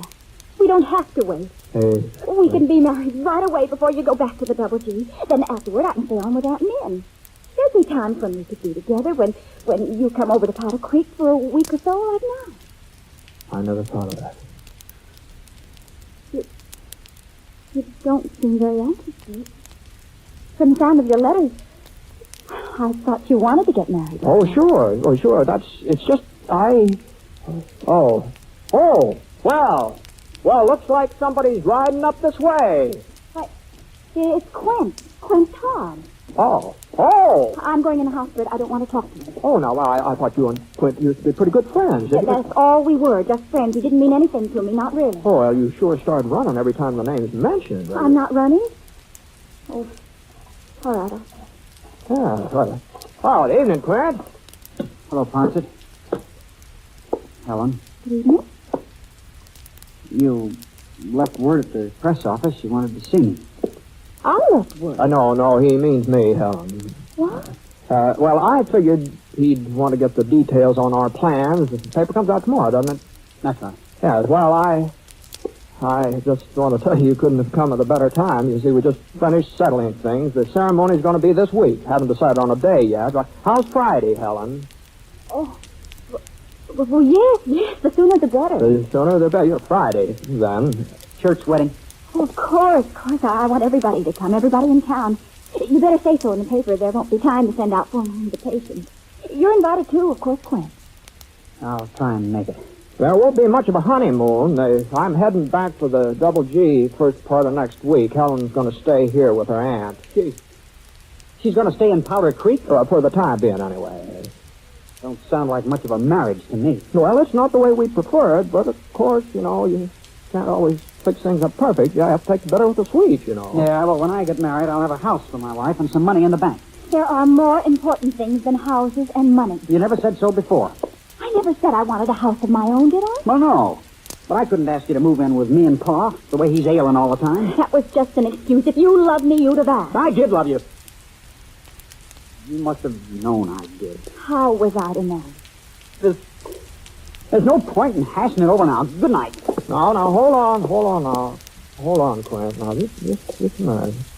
I want to get this thing straight now. I could hardly believe my ears just now. You said you were in love with Helen? I still am, if you want to know it. Clint. Well, I sure don't like the sound of this. Helen's engaged to me. How I feel about her doesn't matter. It's how she feels that counts. But if you're in love with her, now how do I know she's not in love with you? It's pretty plain that she isn't. I don't know. Being in love usually works both ways, Don't know about this. Well, Helen, what about this? Fred, you know I don't care anything about him one way or the other. Is that the truth? You talking the truth now? We're not starting our marriage on a lie now, are we? Well, maybe I was fond of Quint once, but that was before. Well... You're all over it now. All over it. Are you sure? I'm promised to you. Yeah, but I wouldn't hold you to that promise. As a matter of fact, I'd insist you break it if I thought there was somebody else. Well, that's mighty generous of you, Britt. But you don't need to worry. Of course, if our marriage didn't go through, I'd be kind of upset. Hurt. Maybe. I wouldn't ever hurt you, Britt. Not for anything. Oh, I get over it. I'll get over it. Man always does. At least I always have before.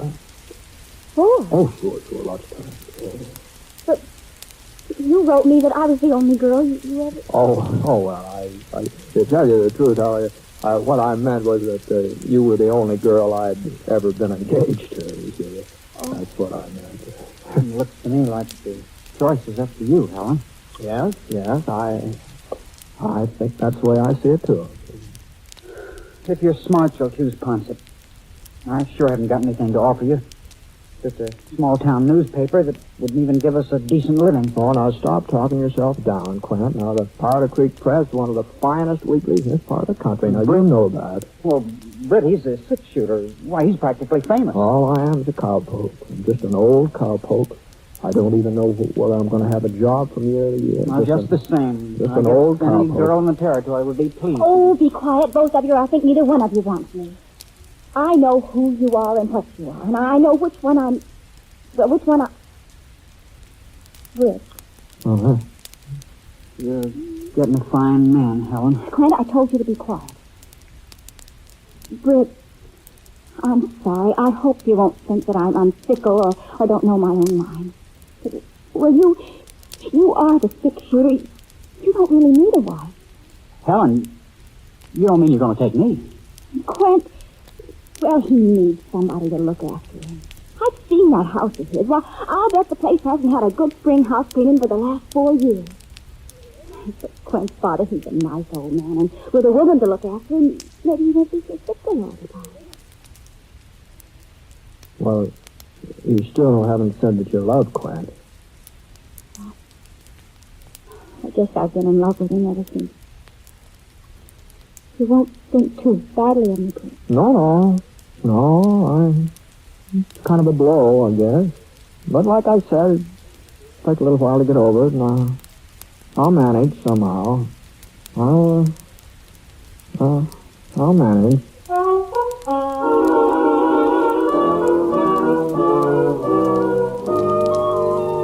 Well, I left Clint and Helen standing out there on the porch. I went inside to get my hat.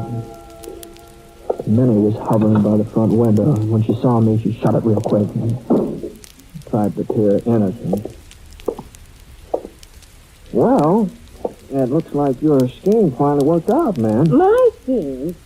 Seems to me it was more yours than mine. Oh, what are you talking about? You know very well that your asking Quint over here tonight was what brought things to a head. Well, I just wanted to make certain he had all the facts about our wedding, that's all. So the story in the paper would be accurate. Oh, that's all. sure, yes, sure, I know. Poor Quint. What? Well, I guess he deserved it after making her wait all this time. Well, what do you mean, Minnie? Well, I was just thinking. He's going to have to toe the line real close, and he's not going to win many family arguments, neither. Well, I don't see why not. Well, I'll tell you why not. Every time Helen has trouble with him, all she'll say is, don't forget I could have married the six-shooter, but I gave him up for you. And Quint will just have to sit there and take it, no matter how often she says it. Oh, now, Miss.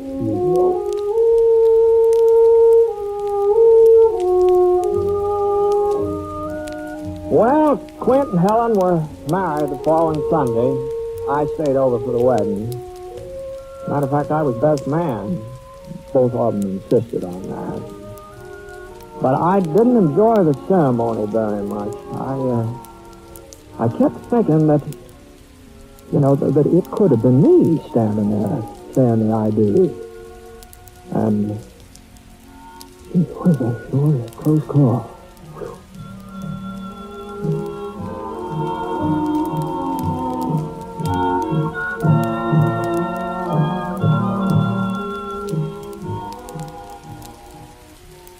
The Six-Shooter is an NBC radio network production in association with Review Productions.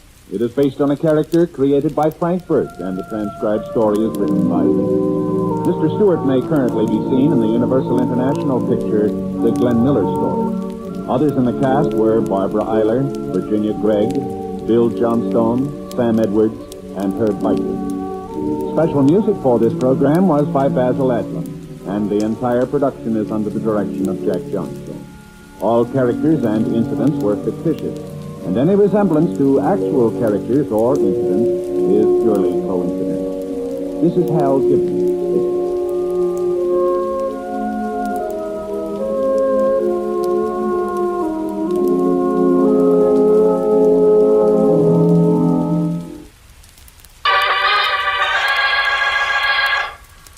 Stand by for crime.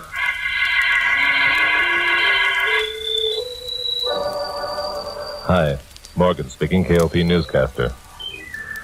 Well, another of those unusual murders has occurred here in Los Angeles. Last week, a man's body was found on a lonely dirt road off Mulholland Drive, up in the Santa Monica Mountains. He'd been shot through the head with a .38 caliber revolver. He'd also been badly beaten. His name was Mark Adams. That's what made the murder unusual. Mark Adams was a partner in one of our leading stock and bond houses. He led a respectable, straightforward life since he moved here from Portland 10 years ago. Dozens of friends testified to that fact. He had no enemies. Robbery had not been the motive, because a sizable sum of money had been found in the wallet he carried. Why then had he been murdered and his body left in the lonely Santa Monica Mountains? That was a good question.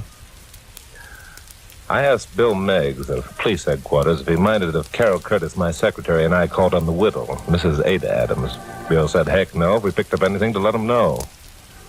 So Carol and I climbed into my jalopy and headed for the Adams residence, which was on Beddington Street. I guess this is it, Climopus. I really hope she'll talk to us. I wouldn't blame her if she didn't. Well, if she doesn't, we'll come back another day. Ring the bell, will you? All right. So Carol pushed the bell button. We heard chimes ring inside the house. After a minute, the door opened. A woman of about 40, wearing a long-sleeved black dress, appeared. It was obvious she'd been crying. You Mrs. Adams? Yes, I'm Mrs. Adams. Well, I'm Chuck Morgan. This is Carol Curtis. We're from radio station KOP. Oh, reporters. Well, if you don't mind, We want to help you if we can, Mrs. Adams. Mr. Morgan has a reputation for aiding the police in these cases. Oh, you're that, Mr. Morgan. Well, I'm sorry. I didn't mean to imply I understand perfectly, Mrs. Adams. You're upset and confused and hardly know what you're saying. Yes, that's it, exactly. Well, all right, you may come in if you like. Thank you very much. Thanks. Won't you Sit down. Make Thank you. yourself comfortable. Tell me, Mrs. Adams, Yes. can you think of anybody, any friend or business associate who would gain by having your husband out of the way? Oh, no, there's nobody. Nobody at all. Well, there had to be a reason for him being shot, Mrs. Adams. No one would be more apt to know that reason than yourself. If there's anything you'd like to tell us in confidence, we'll respect your wishes. Well, yes, there is something. Good.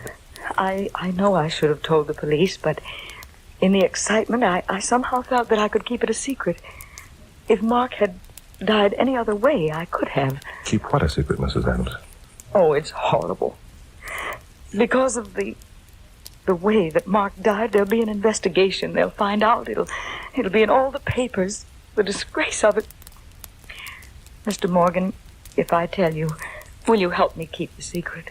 By doing so, I'll not obstruct justice. I will, of course. Do you promise? I promise. Very well. I know of your contacts with the police department. Lieutenant Meggs called to say you were coming out. Because of your friendship with Lieutenant Meggs, you can help maintain Mark's reputation, even though he is dead. Mr. Morgan, my husband was a hopeless dope addict.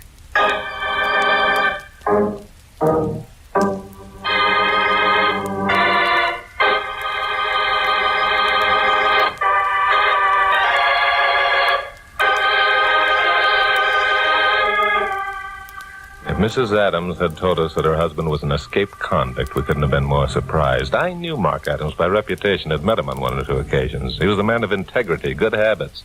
Neither I nor anyone else, I was sure, would suspect him of being a dope addict. Still, a clever addict can conceal the effects of the stuff without much trouble. Except perhaps when he needed a shot and couldn't get it. Yeah, this was a motive for murder, all right. But we had to have a lot more of a story than we knew now. It's rather a startling bit of news, Mrs. Adams. I know. It's going to come as such a great shock to so many people who knew and trusted Mark.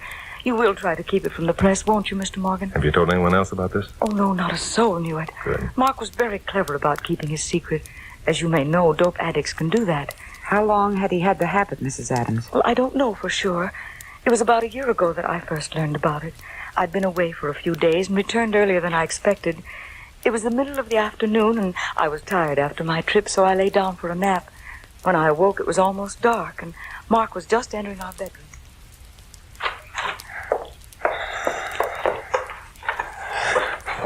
Blasted light. Hello, Mark. What the... Ada, what the devil are you doing here? Why, darling, aren't you glad to see me? I caught an earlier train. Yes, of course. Of course. Look, Ada, why don't you run downstairs and see to dinner? I'll be with you in a minute. But, Mark, Mark, what's that you have in your hand? Never mind. It's nothing. Now, look, let me alone. Get out of here. It's a hypodermic needle. Well... Mark, you're not... Oh, no, you... Yes. Now you know. At least I won't have to fight that part of it any longer. Wait here.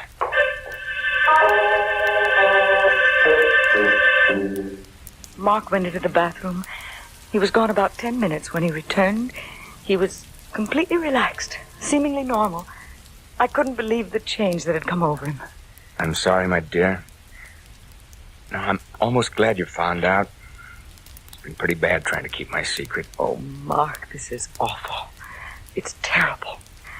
How long have you... It began in Portland, just before we came down here. If you'll recall, I didn't get that promotion at the office I was promised after old Hartley died. When Thompson gave the position to his son, I was pretty disappointed. A lot more so than even you suspected. I had to have some escape. And so you resorted to dope. I had a friend who used some occasionally. He assured me it offered complete freedom from care and that it was easy to break the habit. Oh, Mark, you fool. Don't you know that it's more habit-forming than anything you could possibly have done? I didn't then. I do now, much to my sorrow. But, Mark, what are you going to do? What are we going to do? They'll find out sooner or later at the office. They're bound to. It'll be the end. They won't find out, Ada. They mustn't. Not ever. But how can You can help me, Ada. Look, Ada, you must. I'm going to break myself of the habit. I have a vacation coming up. I'll go to a sanitarium. I'll take the cure. Look, I'll be off the stuff forever. Only you'll have to go with me, Ada. I'll need your strength desperately. Ada, will you help me fight this thing? Of course I will, darling. I'll do everything possible. Oh, my dearest, we'll fight it together and win.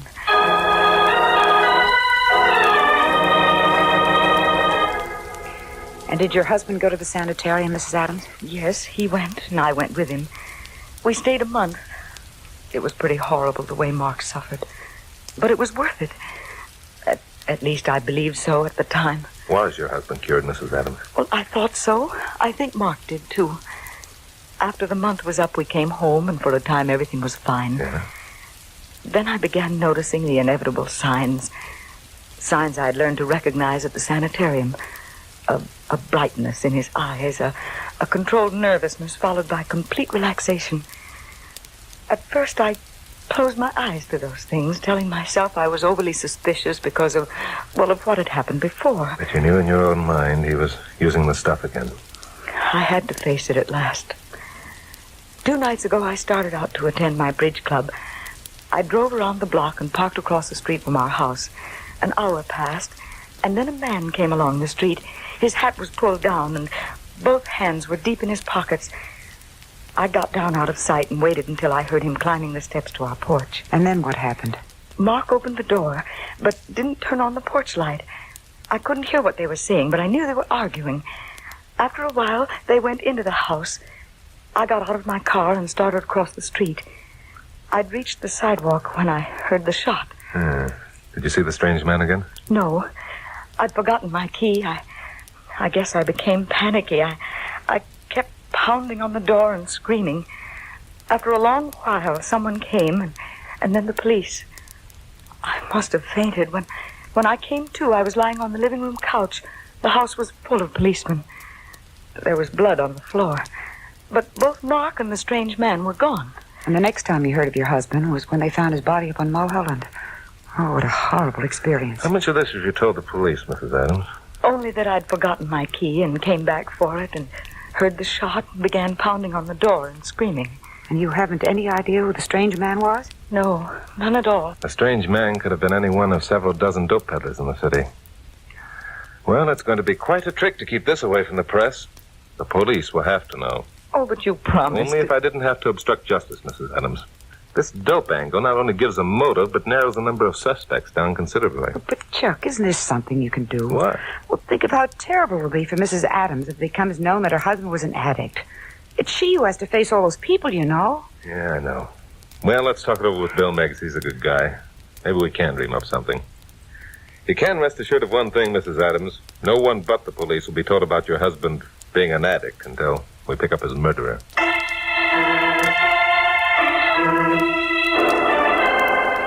I didn't call Bill Meggs at once. I couldn't get the picture of the distress in Mrs. Adams' eyes out of my mind. Maybe somehow it would be possible to crack this case without letting it become known that Mark Adams had been an addict. I didn't know how. But for lack of something better to do and to give me time to think, I headed the jalopy up towards Mulholland Drive. Was it somewhere along here that the body was found, Chuck? According to Bill, it's about 100 yards down this road. Yeah, this is it. Well, let's get out and take a look around. I can't imagine what you expect to find. The police aren't stupid, you know, and they've already been here. I know the police aren't stupid. Only seem to be one set of tire prints. One set? I can see a dozen, but what if I couldn't? All the prints were made by the same set of tires. Those were probably on the police car. What I want to know is, where are the prints made by the tires of the murderer's car? And how did his body get here? You say there are no prints of a second automobile. Well, I'll tell you how I think it got here, Glamourpuss. Look up there. Mm-hmm. That's Mulholland Drive, curling around the side of the mountain. Oh, I get it. The body was thrown out of a car up there, and it rolled down here. Smart girl. Bill said Adams' clothes were torn, his body cut and bruised. Well, then we're wasting our time looking for tire prints. Maybe. However, the car up there probably stopped so the murderer could get the body out. Now, if the road had soft shoulders, there'd be tire prints up there, wouldn't there? And you don't think Bill Meggs thought of that? Sure I do. I think he's already made an impression of the prints and is checking them at the police lab. Oh? What makes you think that? Bill told me. Why, you so-and-so. And you made me think that... All right, don't get sore, Glamourpuss. I'm only stalling for time, so my conscience won't bother me for not reporting Mrs. Adams' story to Bill. Oh, I hope when you do tell him he puts you in jail for a year for obstructing justice. A year? Now, come, Glamourpuss. What would you and Pappy do without me for a year? Glamourpuss and I had been walking around while talking. I stepped behind a bush and saw something white lying on the ground. It was a page from a newspaper. Nothing unusual about that, except that this page was folded neatly and the dateline was staring up at me. It was dated July 24th, the day Mark Adams had been murdered.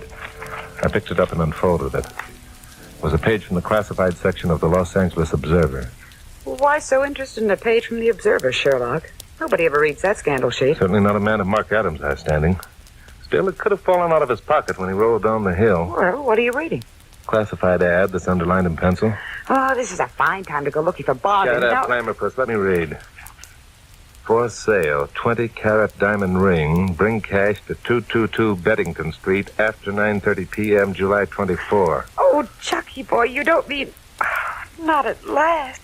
Oh, darling, you'd have to give me one that big. Honest, I'd be satisfied with just Glamourpuss, will you stop that gibbering? Don't you know what this means? Well, then you're not going to... 222 Beddington Street is the address of the Adams family. Whoever answered this ad in the paper is the man who murdered Mark Adams.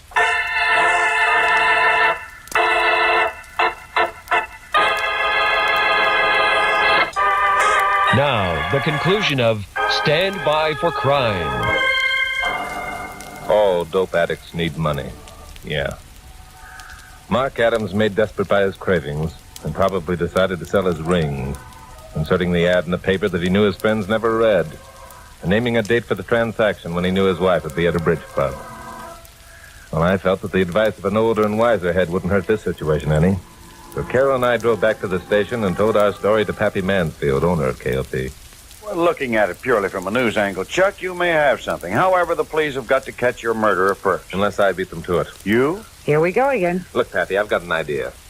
You know Bugs Spencer, the gambler. Sure, everybody does. Well, Bugs has a penchant for rocks, diamonds.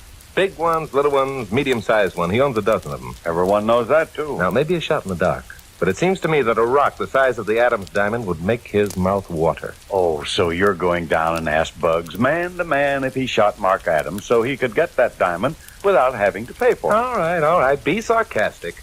I'm going to ask Mrs. Adams to describe the ring. Then I'm going to find out if Bugs has it. If he has, I'm going to ask Bill to arrest Bugs and charge him with Adams' murder. That way we won't have to even mention the fact that Adams was a dope addict. You know something, Chuck? What's that, Pappy? It's a hot day outside. Yeah? The thermometer's up over 100.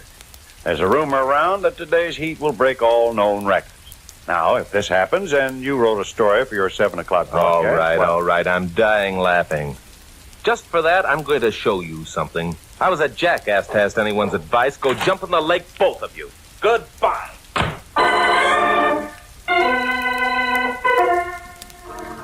I was mad.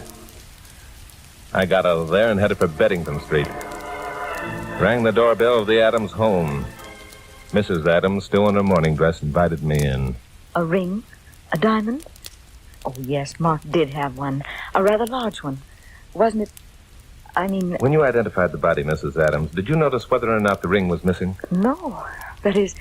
Well, I was too shocked. It was the last thing that I... A ring, such as the one owned by your husband, was advertised for sale in the Observer. This address was given. The buyer was asked to appear after 9:30 on the night of your bridge club. Do you mean that Mark sold the ring so that he could have more money to buy dope? Well, most dope addicts are forever in need of money, Mrs. Adams. It's possible that ring buyer murdered your husband. If you describe the ring as accurately as you can, we still might be able to pick up the murderer and keep the knowledge a secret that your husband was an addict.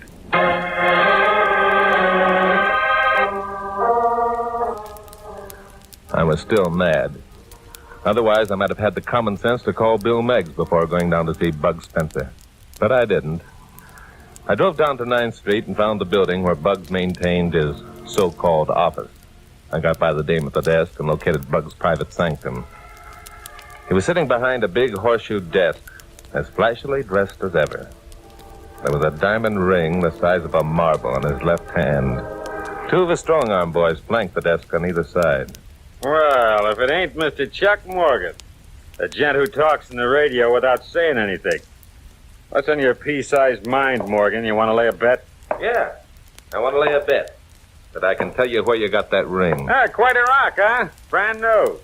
Okay, what do you want to bet? Oh, maybe 10 years up at Q. I may even go higher than that. Yeah, how high? How about the gas chamber? Look, you saying I knocked somebody off to get this rock? Where did you get it? I bought it. That's a switch on your usual practice. Who'd you buy it from? A guy. What's his name? I don't know. I didn't ask him. Did he live on Beddington Street? Hey, what is this?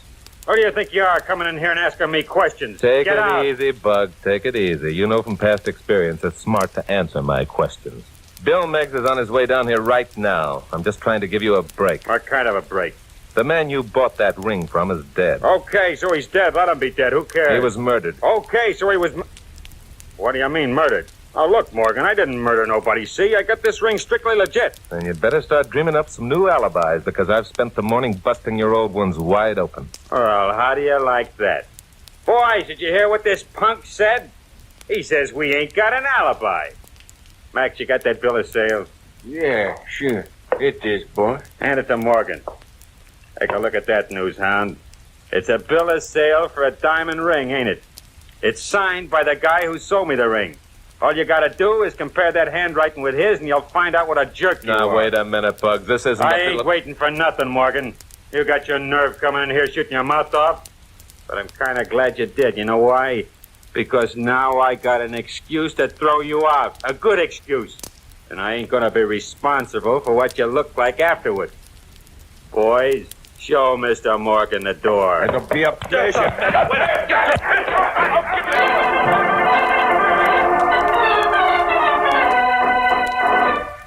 Bugs' boys had a peculiar way of showing me the door. I didn't see the door at all. I was unconscious when I went through it.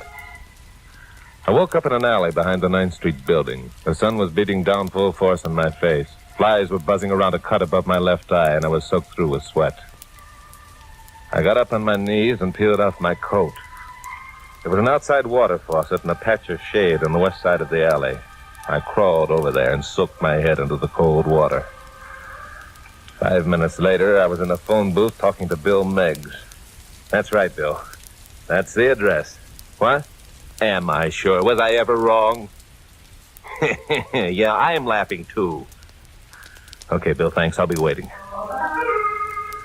Well, I got in the jalopy and headed for Beddington Street to report to Mrs. Adams about the ring. She acted as though she'd been waiting for me and seemed almost cheerful. She was slipping on the jacket of her long-sleeved dress when she opened the door. Well, you certainly made a fast trip, Mr. Morgan. Sit over there, won't you? Thank you.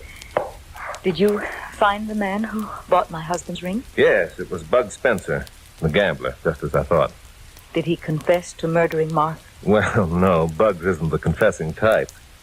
Tell me, Mrs. Adams, why do you suppose your husband advertised the ring in the Observer instead of in a paper that a more, well, conservative and possibly wealthier type of reader would buy? Well, I suppose he didn't want any of his friends to read it. But didn't you know that most banks subscribe to practically every newspaper published in the city? Legal and probate notices are of great interest to bankers. Well, I don't believe I understand what you mean. Did someone stop out front? Yeah, I think that's Lieutenant Bill Meggs of police headquarters. Lieutenant Meggs? Well, I'll let him in. He won't be coming in for a moment or two. He wants to pay a visit to the garage first. Garage? Yeah. He wants to check the tire prints he made in Mulholland Drive last night with the treads on your tires, Mrs. Adams. Tires on my car? That's right. You see, when you parked, you wanted to get close to the embankment so you wouldn't have too far to carry your husband's body. What? The right front wheel of your car was in the soft dirt off the pavement. No, you mustn't believe that. Dope You mustn't addicts are very clever and cunning, especially when they've had a shot. You must have had quite a jolt that night, Mrs. Adams. No, I didn't. Well, you can't believe that. Everything I told you was true. Oh, yes, the story you told was true, every word, only you had the characters mixed. No. It's you who are the dope addict, Mrs. Adams. You who went to the sanitarium. You who pretended to be cured. No. You who sold your husband's ring because he'd give you no more money to buy dope. No. The ring wasn't on his hand when you viewed the body, and you know it. No. He hadn't worn the ring for years. If he had, there'd be a mark on his finger, which there wasn't. How did it happen, Mrs. Adams?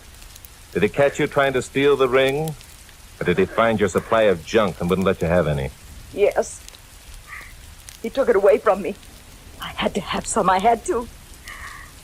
Mark had seen the ad I put in the Observer. I got the gun out of the desk, and I told him I'd kill him if he didn't give me some stuff. He refused. He said he was going to put me away again. So I shot him. I'm sorry, Mrs. Adams. Believe me, I am. Because now Mark isn't here to help you fight this thing. Hello, Bill. Come in.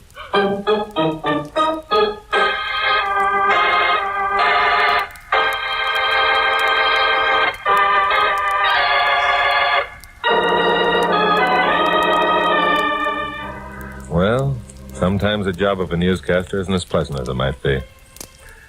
Bill took Ada Adams off on the squad car, and I headed back for KOP. Both Pappy and Carol were there, looking cool and relaxed.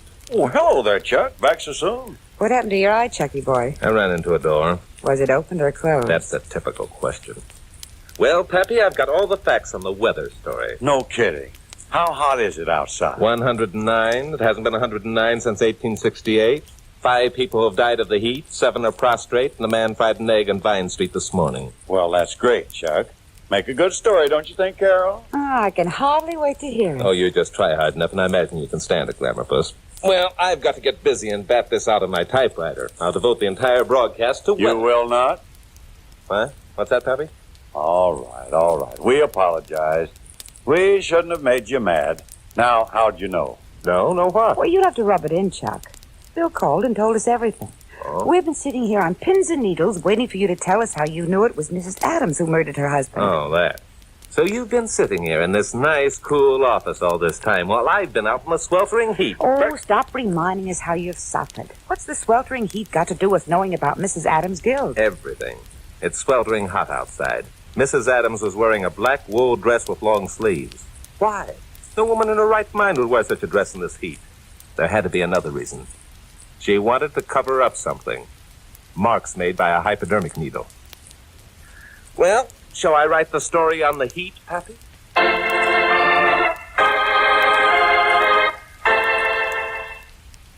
This is WOTR Radio. I'm Greg, coming up on the top of the hour, a bit over 6 hours into the show, and well into the early morning hours here on this chilly night, with rain still falling. It's currently 56 degrees out, winds from the southwest at 11 miles per hour. Are you suffering from indigestion or upset stomach? Then give McDeed's Soothing Antacids a try. Just one tasty chewable tablet and your tummy will feel better in a flash. No more bitter tasting liquids or waiting for a tablet to dissolve in a glass of water. McDeed's Soothing Antacids. Pick up a bottle today at Drake's Drugstore. Alright, a funny show for you comedy fans coming up. The Burglar from the Smiths of Hollywood from April 25th, 1947, starring Harry Von Zell and Brenda Marshall as Mr. and Mrs. Smith, and Arthur Treacher as their snooty British uncle Cecil. In this one, Cecil inadvertently helps a burglar break into the home of their famous Hollywood neighbor, Lucille Ball.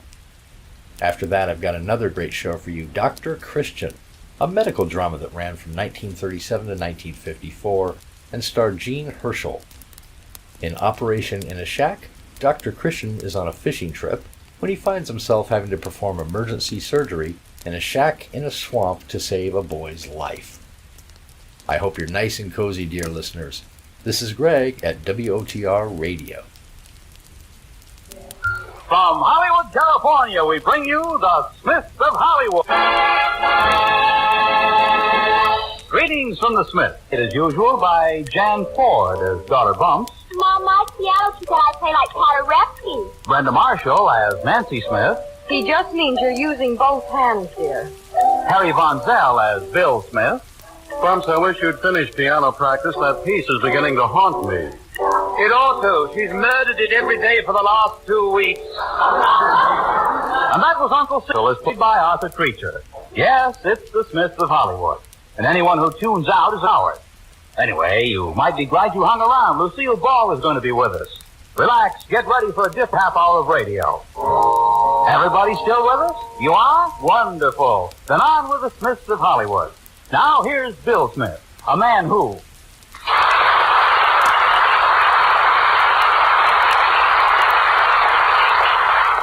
Hello, everybody. Nancy and I had a nice, quiet evening at home tonight. We sent Uncle Cecil and Bumps to a movie.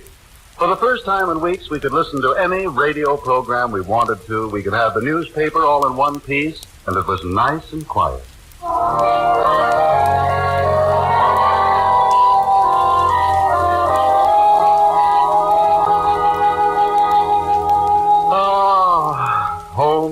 home. This is the first time we've had the place to ourselves in weeks. What would you like to do, Nancy? Anything you'd like to do, Bill? That's the way I feel. What would you like to do? Oh, anything you'd like. Fire in the fireplace. Oh, fire? Well, the wood's way out in the garage. It isn't very cold, really, but if you'd like one. Oh, no, darling, not unless you do. I know. How about stirring up some fudge? Oh, we really haven't got too much sugar. Yeah. Oh, it's so much trouble. Would you really like some? No, darling, not unless you... Shall we call up the Breslins and have them over? Well, the whole idea was that we have a quiet evening, isn't it?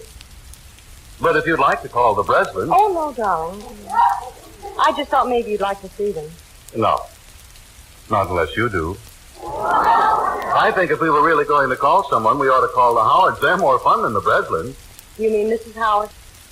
Honestly, the way you men get taken in by a phony front. Well... After all, I can't see what's so interesting about the Breslins. Of course, he does speak 3 languages. Golf, business, and himself. Well, I'm the one who wants to call anyone, dear. I was just happy being alone with you. Well, so am I. But you were the one who said, let's call the Breslins. Well, it was only a suggestion. You said, let's call the Howards. Look, Nancy, if you want to have people in, just say so. I don't mind. No, I don't especially want anyone to come over. I just thought perhaps you would. No, I'm happy with just us. Nancy, do you have to knit? Well, no, darling, not if it annoys you. I just saw you glancing at the paper, so I thought I'd knit. No, not at all. I was just looking at the paper because you were knitting. But go ahead if you want to knit. Well, no, I won't do it if it annoys you. It doesn't annoy me, dear. I just thought we'd talk. Well, I can knit and talk at the same time. It's not like reading a newspaper. Nancy, I'm not reading paper now. What do you want to talk about? Well, darling, you were the one who said you wanted to talk. What do you want to talk about? Me? Well, I'm just as happy not talking if you don't feel like talking. Well, darling, I didn't say I didn't feel like talking. Go ahead. Well, we don't really have to talk. Sometimes there's more communion between people when they don't talk. Bill, are you trying to tell me to shut up in a polite way? Dear, of course not. Why didn't you want to go to the movie tonight? Me? I thought you didn't want to go. But you said you'd like a nice, quiet evening at home. Yeah, but I thought that was what you wanted. I'd have enjoyed a movie. So would I. Oh, Nancy, why on earth don't you say what you mean? Well, how could I have said it any plainer? I said I'd like to go to a movie if you did. You didn't say if I did. You said, how would I feel about going to a movie? And I said anything you like, darling. That wasn't the way it was.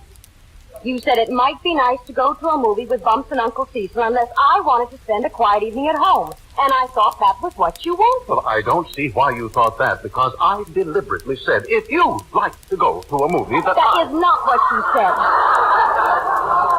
Now, I said... Why don't you listen to what I say? But you're not saying it right. I said that you... Don't tell me what I said. I know what I said. You said... You didn't say any such thing.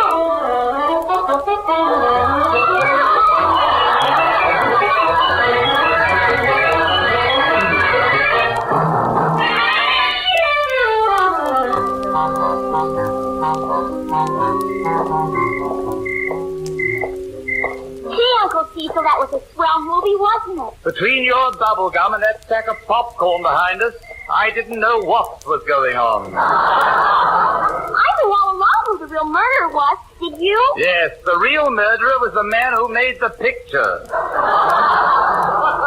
I wonder where movie writers get all their ideas. From each other, child. That's obvious. All right, copper. You asked for it. They ought to have shot less film and more of the actors. I thought the hero was never going to open the closet door and find her husband hanging there. That was sort of a touching scene, wasn't it? Touching? Oh, dear. And the look on her brother's face when she came at him with the scissors. I saw nothing humorous about it. I thought it was very ironic. She had already poisoned her strawberry. If only we'd gone to the show I suggested. Why did you drag me to that howling horror? Well, I find psychological relief in escape films. Escape film is right.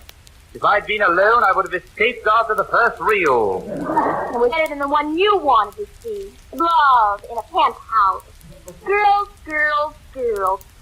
Anything to take a child to. Anyway, who's interested in girls? I am. Look at your movie, The Female Vampire. Ghouls, ghouls, ghouls. What's a thing to take an adult to? In movies and radio, there are no adults. Everyone has a mentality of 12. Whatever gave you that idea? The hucksters. I wish I could remain 12 forever. Ooh, what an utterly dreadful idea. Next time, I'll select the movie. You have to admit you enjoyed the cartoon. You were really rolling in the aisles. If you want to know why I was rolling in the aisles, it was because the lady next to me tapped out her pipe on my left.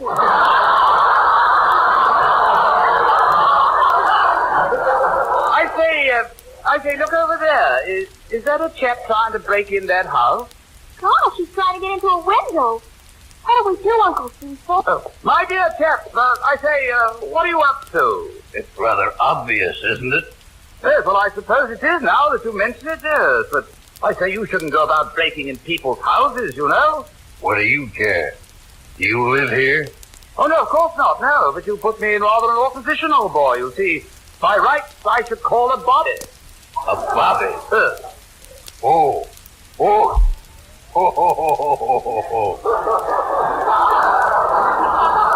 You must think I'm a burglar.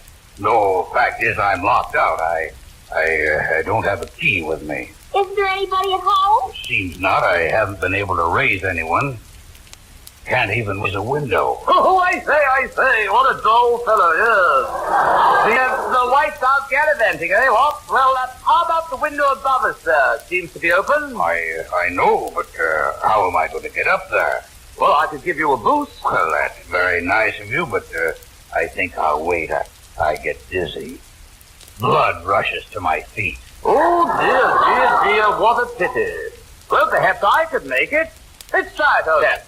You give me a boost, Oh, it's all right. I'll wait for the wife. Oh, no, delighted to help you, old man. I've been in this position myself. Come on now, boost me, old boy. Oh, don't bother. Of course, I may get a little dizzy myself, but nothing 5 fingers of scotch couldn't remedy. Oh, now I see it all. I wondered why you were being a good Samaritan. Oh, nonsense, child. Why don't you run on home? It's just a block or two. A fun date you are. My dear child, a gentleman never refuses a gentleman's hospitality. Right, Mr. Valentine. Valentine? Yes, Valentine. Now, if you give me a boost, Mr. Valentine, I believe I can reach that. No, I know just exactly where I find the scotch. Mr. Valentine, you'd better have him open the door for you first. Ooh, what a vile child. Run on home. Now, just a little higher, Mr. Valentine. I'm almost there. Uppy daisy.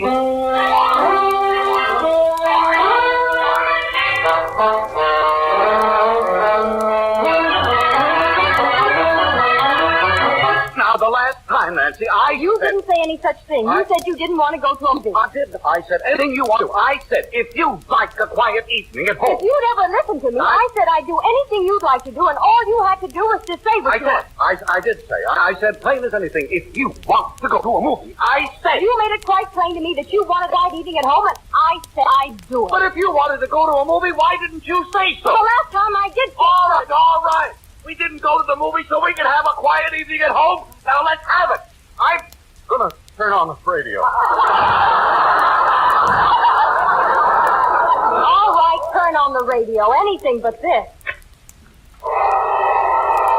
Right to the jaw, left to the head, right to the nose. What a fight, ladies and gentlemen. Listen to that crowd. The cat swings wildly a left to right. A jaw, an arm, a left to the leg, and he's down. He's up. He's in the cab. He's a left. He's there. There's the 5th round, ladies and gentlemen. And now a word from our sponsor. 6th round coming up. The champ is quickly ready for the kill. A left to the nose, a right to the ear, a long out left to the referee. No, don't drop. I want it. Hey, listen. Yes, I took to the guy, honey.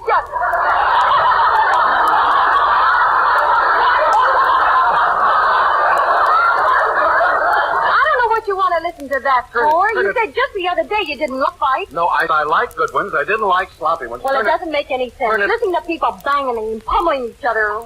That's what you said the other day. I didn't say any such thing. Oh, don't tell me again. Well, Nancy, if you're going to quote what I said, let me say it again so you'll hit straight. Hello, having a quiet evening at home? Bumps, what do you mean coming home so late? Well, you said I could go to a movie with Uncle Cecil. I said, oh, never mind. Where's Uncle Cecil? I left him climbing in a window. Oh. What? Whose window? Who lives at the corner of Stansbury and Valley Vista? Well, that's Lucille Ball's house. Then Uncle Cecil is climbing in Lucille Ball's window. What for? Well, a man was climbing in the window and he told us he lived there. Well, and Uncle Cecil decided to help him. Oh, he did. On the way home, I got to thinking that it was Lucille Ball's house. And that it wasn't her husband who was pushing Uncle Cecil into the window. Well, why didn't you... And come to think of it, he acted awful funny. I think it was a burglar. A burglar? And Uncle Cecil wandering around in Lucille Ball's house? Good heavens, if Desi Arnaz, her husband, comes home, there's no telling what'll happen. Listen, Bumps, dear, you're sure the man wasn't Desi Arnaz? Positive. He didn't have his drum. Well, here we go, getting Cecil out of jail again. Unless I can get over there before anything happens. I'll go along. No, I'll get him. You wait here, Nancy. I'll be right back.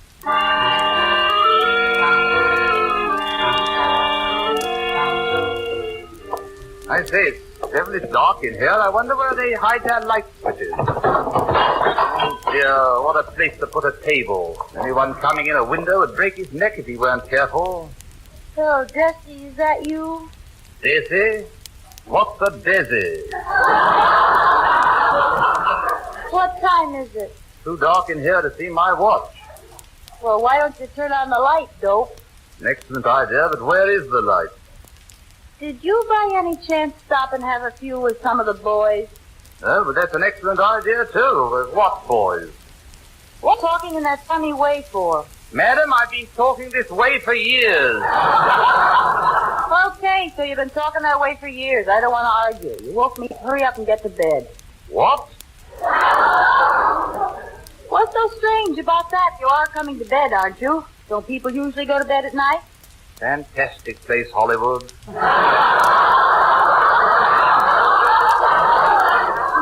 What do you keep stumbling around in the dark for? Why don't you turn on the light? Frankly, old girl, I don't know where it is. Oh, darling, it's awfully hard to be funny in the dead of night. Why don't you go brush your teeth like a good little boy? Must I? I don't care, darling. Really, don't brush your teeth. Do something, though. I don't feel like talking. As a matter of fact, neither do I. Well, go to bed, dear. Quietly. I want to get that dream back I was having. So don't you think I ought to go down and open the door for your husband? Uh-oh. Don't you move till I turn on the light.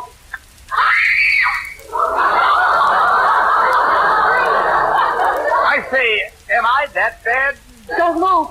Don't you move. You stay there. Go away. Go away. I wish you'd make up your mind. You know, madam, you'll smother under those covers. Take him away. Somebody come and take him away. Oh, really, Mrs. Valentine? I'm only trying to do your husband a favor. Mrs. What? Oh, this can't happen to me. It just can't. I'm dreaming the whole thing. Go away, dream. Oh, steady, old girl. Now, look. Your husband, Mr. Valentine's supposed to be in the window. Obviously, he didn't know you were home. I'd better go down and let him in, hadn't I? No, don't let any Valentines in. And who are you? Oh, how careless of me. Allow me to introduce myself. I am Sir Cecil Smythe, Knight of His Majesty's Court. Honorary member of the Tricklewood Cricket Club. Uh-oh. He's nuts. I better humor him. Oh, the Tricklewood Club. How nice for you. You like games, I see. Games? Yes. Well, there's a very nice little game I like to play. A game called In and Out the Window. You come in the window, I say boo, and you go back out the window. Uh-oh, she's nuts. Well, I'd better humor her. In and out the window. Oh, I say, what a charming game that must be. Oh, it is. Would you like to play it with me? You can be it. Oh, thank you. But I suddenly remembered I don't like that game nearly as well as another one. Oh, what's wrong with my game? Besides, I said mine first. Oh, yes, but even so, my game is more fun. It's called Let's Turn Out the Light. You see, you turn out the light and you don't move till you count to 7,896. Oh, I could never do that. I want to play my game. Now, when I say boo, you see how fast you can go out the window. Well, it really doesn't sound like much fun. Oh, but it is. Oh, well, my game is much simpler. I think you'd like it. I'm about ready to say boo. Are you ready? Yes, well, of course, you should never go out the same window you came in. It's bad luck, you know. Now, suppose I go out the door. Well, that's really against the rules, but I tell you what. If it were the right door, I'll play your way. Oh, of course, it must be the right door. Thing wouldn't be any fun otherwise. You know, we're awfully lucky because I have just the right door. That one over there, the one with the knob. Oh, a door with a knob. Yes, it looks like an excellent door. It is an excellent door. It's the excellentest door in the whole house. Now, I'll say boo, and you see how long it takes you to vanish. Remember now, boo and presto, vanish. Boo, presto, vanish. I'm ready. Oh, what fun. Ready? Boo. Presto, vanish. I say, it's decently dark in here. I seem to be in a clothes closet. Yes, you won. Aren't you proud? But I've been tricked. Get me out of here. Oh, stay there a while. You and the Moors can have a ball. I say, old girl, you know, you've locked me in. Didn't I just, old boy? But you can't leave me, successful flies, locked in a closet. I got news for you, King Arthur. You're in.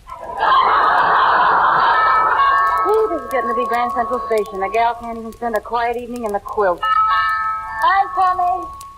Hi, Lucy. Hey, have you seen Bill Smith, am I glad to see you? Come on in. Just a few minutes ago, a guy came calling in my window. Oh, yeah. Sir Cecil Smythe, by any chance? That's the boy, nutty as a fruitcake. Hey, how do you know him? How do I know if he's my uncle? Oh, I'm so sorry. I didn't know. Did he break out of the attic? What do you mean? Well, he called in and wanted to play games. Let's Turn Out the Light wanted to play. Oh, no. This is worse than I thought. Where is he now? Locked in the closet. Bill, you can tell me. Does he get violent? No. No, Lucy, listen, it's all been a mistake. You see, Uncle Cecil saw someone trying to get in your window, and he thought it was your husband and decided to help. Probably frightened the guy away. You know, it's a small world, Bill. What do you mean? That's what he told me. Oh. This is getting silly. I'm awful sorry, Bill. I owe him an apology. Well. Come on, let's get him out of the closet. You know, there must have been a real burglar. Have you thought of that? I have, and I think your uncle's wonderful. He's in there. I locked the door. Uh-oh. I know what that means. Lucy, listen. There wasn't by any chance some liquor stored in that closet, was there? Come to think of it, there is. There's a case of scotch in there. There was the case of scotch. We better get him out. Close that door and send all those people away.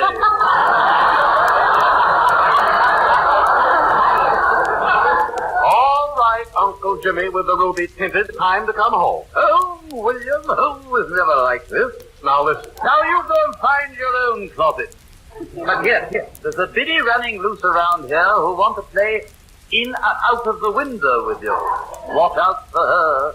My, there she is. Oh, Uncle Cecil, come out of there. Let go of the door now. Let go, I said. It's no use, William. I'm never coming out. I'm happy here. You'll have to come in and get there, but you better look out. I'm loaded. I say, that's rather good, Robin. Oh, I'm sorry, Lucille. Don't worry, Bill. It could have been worse than losing a little scotch. Yeah, by the time he finishes off that case, you'll wish the real burglar had gotten in. I am in.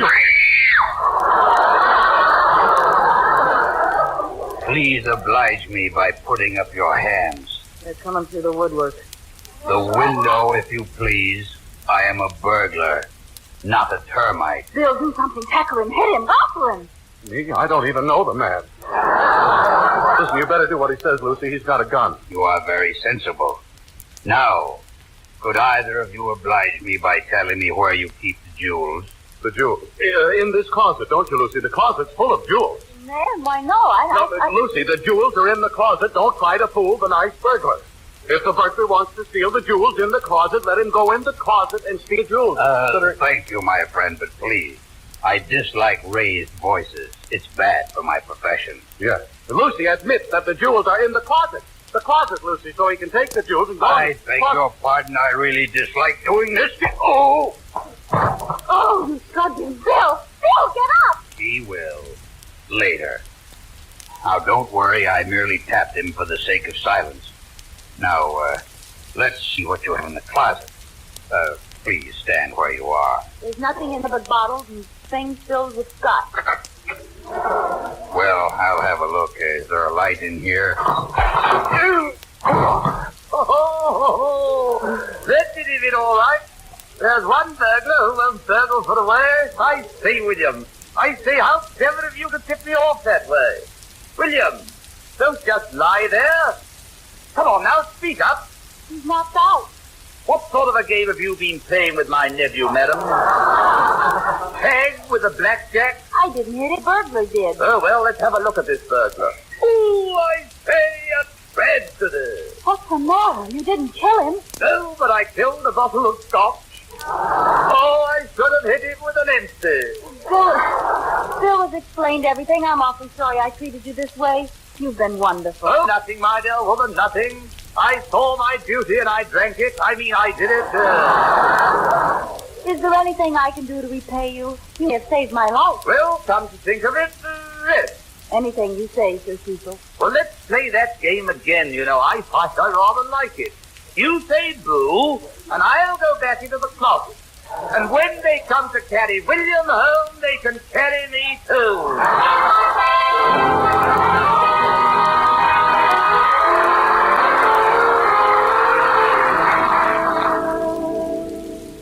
Oh, does your head hurt, Bill? Oh. Will you just lie there in bed and take it easy? There. Now, does that ice pack help him? What a nice, quiet evening at home. Oh, does it hurt very much? Of course it hurt. Nancy, it's a wonder he didn't kill me with that blackjack. He came up behind me before I knew it. You said you were talking to him loudly, face to face. Nancy, do you have to argue about everything? Where is Uncle Cecil, by the way? Oh, he's still at Lucille Ball's. He said he'd guard the scotch until her husband came home. Oh, guard the scotch. Nancy, listen, do you realize that if we'd gone to the movies like I wanted to, none of this would have happened? Bill, you were the one who wanted a quiet evening at home. I wanted to go to the movies. Nancy, I thought we had this all out before. Now, I said, how would you like to go to the movies? And you... It was you who said that. I said I'd just as soon go to the movies. Oh. What's the matter, Bill? Does your head hurt? Yeah, awful much. Oh, you poor darling. You want to go to sleep, don't you? Awful much. Do you love me? Awful much. Good night, darling. Good night. And now, for years, Gene Hersholt was one of the outstanding character actors of pictures. Then came the day that he was assigned to the part of the country doctor in the 20th Century Fox production of that name. And Gene Hersholt became one of the foremost stars of Hollywood. It gives us great pleasure to be able to bring you the extraordinary gifts of this great artist in the kind of role that made him famous and that he made famous.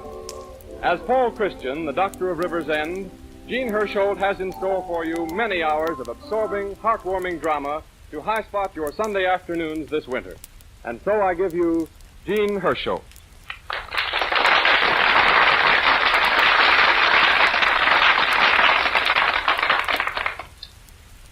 Ladies and gentlemen, I'm sure you've heard of the fellow who didn't believe in ghosts, but who just the same was afraid of them. Well, I don't believe in luck, but just the same it happens. And it happens in very strange ways. 3 years ago in a little town up in Canada, 5 baby girls were born. Now, the birth of 5 little girls in Canada couldn't possibly have any effect on an actor playing character parts in Hollywood. Only it did. And because of what happened up there, I've been consistently casting doctor roles in pictures and now in this new radio series for the Cheesebro Manufacturing Company. Well, I like playing doctor roles. I like the role of Dr. Paul Christian in these broadcasts. I like being on the program of a company whose products are so well known and which has been so highly recommended and regarded for so many years. People often ask me if I'm a real doctor, if I ever studied medicine. Well, I'm not, and I haven't. But I have studied doctors in order to play convincingly the role of a doctor. And I found out a lot about doctors. And the more I found out, the greater has been my respect and my admiration for the medical profession. Now, I don't want to take any more time away from the show. I only started out to say something about the quintum that's bringing me luck. And they have. But then, 5 of a kind should bring anyone luck, shouldn't they? Thank you.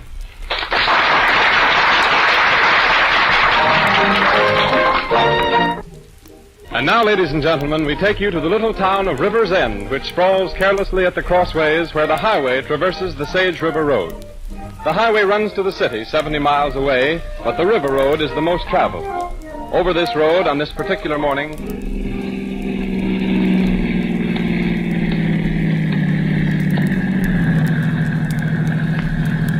Oh, Doctor! Oh, Dr. Christian! Yoo-hoo! Well, hello there.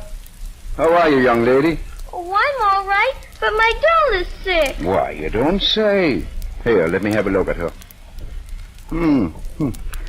I'm afraid your doll has high sawdust pressure. Ooh, do you think you can cure her, Dr. Christian? Well, the doll is pretty hard to cure, Millie.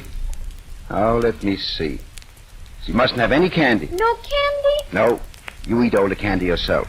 Here. Here's something to buy it with. Oh, but Dr. Christian, Mama says I mustn't ever take money from people. Oh, but this is different. If your doll has to go without candy, there has to be some candy for her to go without. You tell Mama I gave you to Mommy and everything will be all right. Gee, thank you, Dr. Christian. Oh, goodbye, Millie. Goodbye.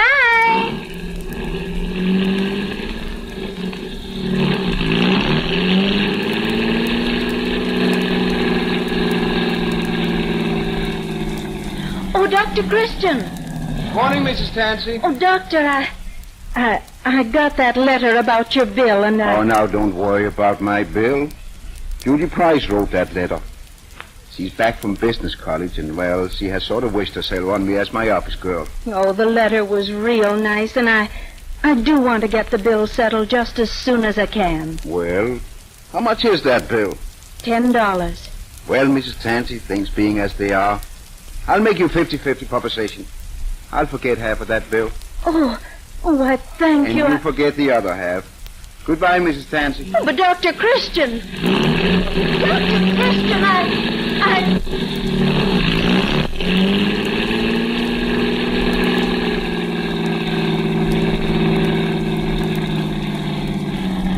Hi, Doc. Hello, Jim. How's the missus? She's getting along first rate. Oh, that's fine. Doc, I don't know how to thank you for what you've done for us. If it hadn't been for you, she'd have... Oh, no, I just happened to have been there, that's all. If it hadn't been me, it would have been some other doctor.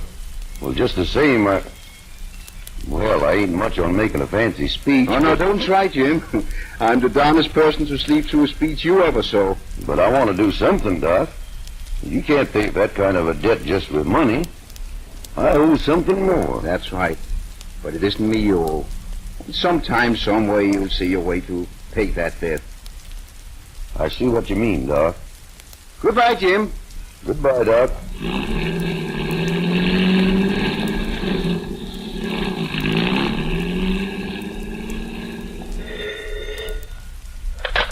Dr. Christian's office. This is Judy Price. Dr. Christian isn't in. No, I don't think he can. He's leaving today on a fishing trip. Yes, I will. Goodbye. Wait a minute, Judy. Who was that? Ed Meadows. His rheumatism's bothering him again. Oh. Well, I bet I could ride over there. Oh, you'll do nothing of the sort. You're leaving on your vacation, and I'm going to see that you go. Oh, about that bill. Did you talk to Simon Schreiner this morning? Simon? Oh, yes. Well, what did he say? Well, let me see now. I think he said he didn't believe it would rain. What did he say about the bill? Now, isn't that funny? I forgot to mention it. Oh, I never saw such a person. Hello, Doctor. Hello, Roy. Now, you get out of here, Roy Davis. Dr. Christian's busy. He's getting ready to leave on his vacation. Yes, I know it. I just bought some medicine he ordered at the drugstore. Oh, well, thanks, Roy. Where are you going for your trip, Doctor? Swampy Martin is going to row me up the river to his shack. That loafer? I didn't know he had ambition enough to row anybody up the river. Oh, no, Swampy's no loafer. He's sort of a scientist. He's made a study of the river and fishing just as you made a study of trucks. Well, I was figuring on having him come around and wash my windows this afternoon, but if he's taking you on a trip, I'll get somebody else. Well, have a good time, Doc. You bet he will. Why don't you have people call you Doctor instead of Doc?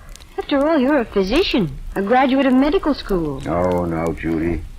That'd be kind of putting it on for just a country doctor. Oh, country doctor or not, you're just as capable and just as talented as if you were in a big hospital somewhere. No, Judy, you're wrong. I thought the same thing once.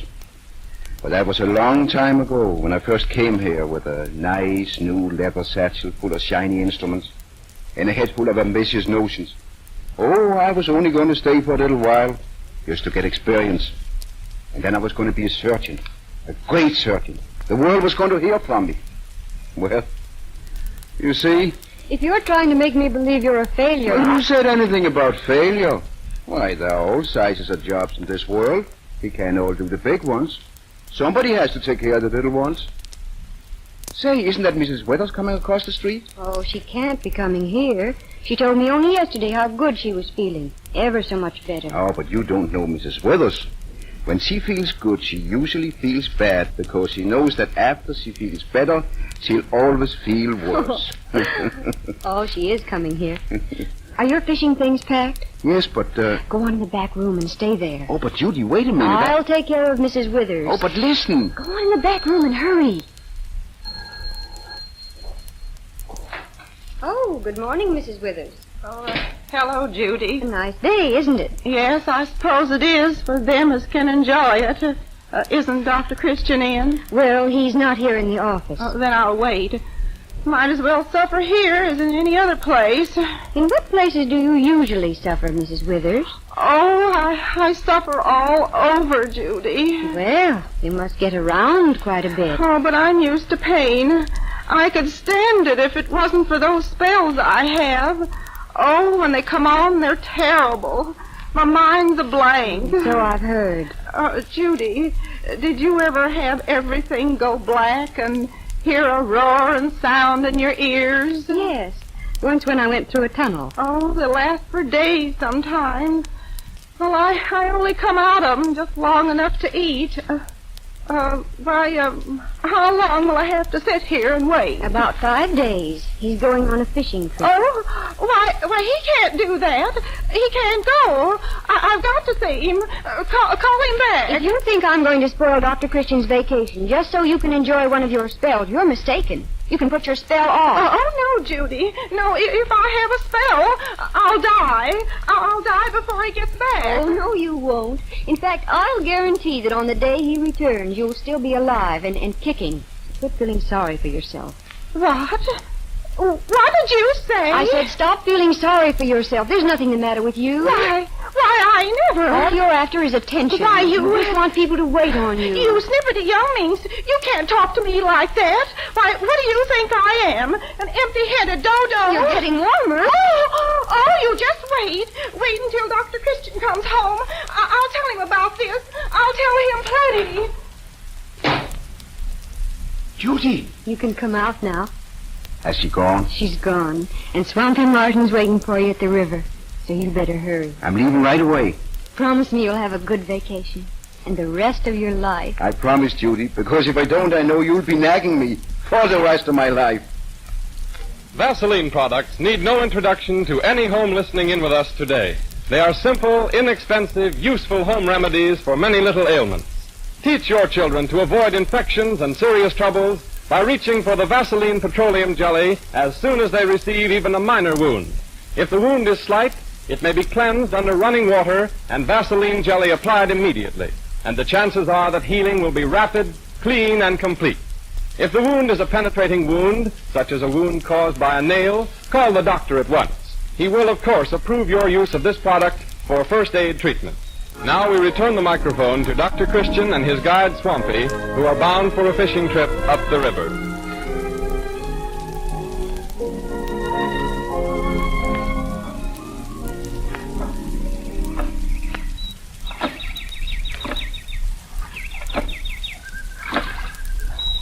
Let me take the oars for a while, Swampy. Well, you must be tired out pulling a boat all afternoon. No, I'm not tired. Anyhow, we're almost there now. Shack's just around the bend. What are the catching do over this time of the year, Swampy? Oh, tomato cans mostly. Maybe that's the only kind of cans that are biting. Well, you don't have to worry. Jimmy'll show you the places. How old is your boy now, Swampy? 14, going on 15, and about as smart as they come. Is he still going to school? Starts in high school this fall. High school? You don't tell me. Yes, sir. That boy's going to make something of himself. Well, here's the shack. Oh, Jimmy! Jimmy! Guess he don't hear me. Mind hopping out, Doc, and tying up the boat? Just fasten the line to that stump there.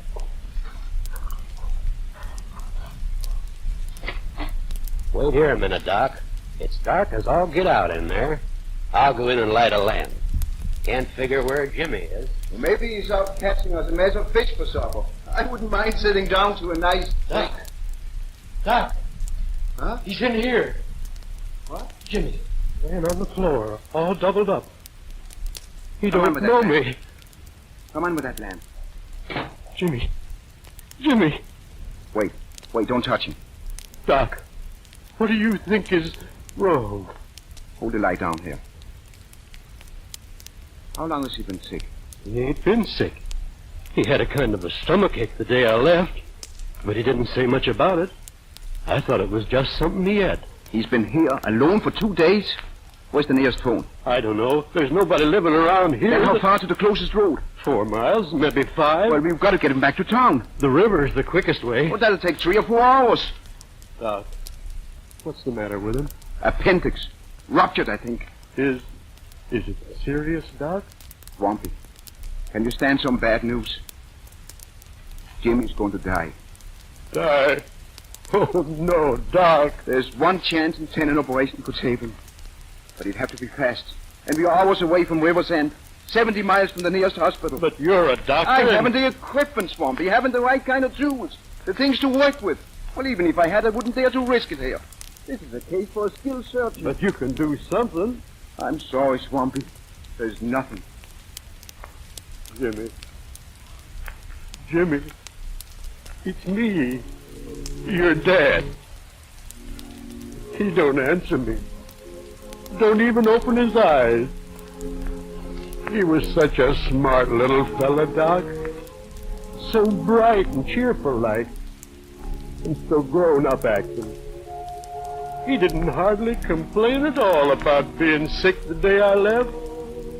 Just stood there on the bank, waving to me as I went away in the boat. Waving till I got around the bend. That's the last I saw of him. Standing there, saying goodbye. And now, Doc, you've got to do something. He's all I have. You've got to. Swampy, light all the lamps. Start a fire on that stove. Put some water on to boil. Get my little kid out of the boat. And get all the knives you've got. Knives? Yes, kitchen knives, hunting knives, everything you've got. But Doc, you're not... I'm going to operate.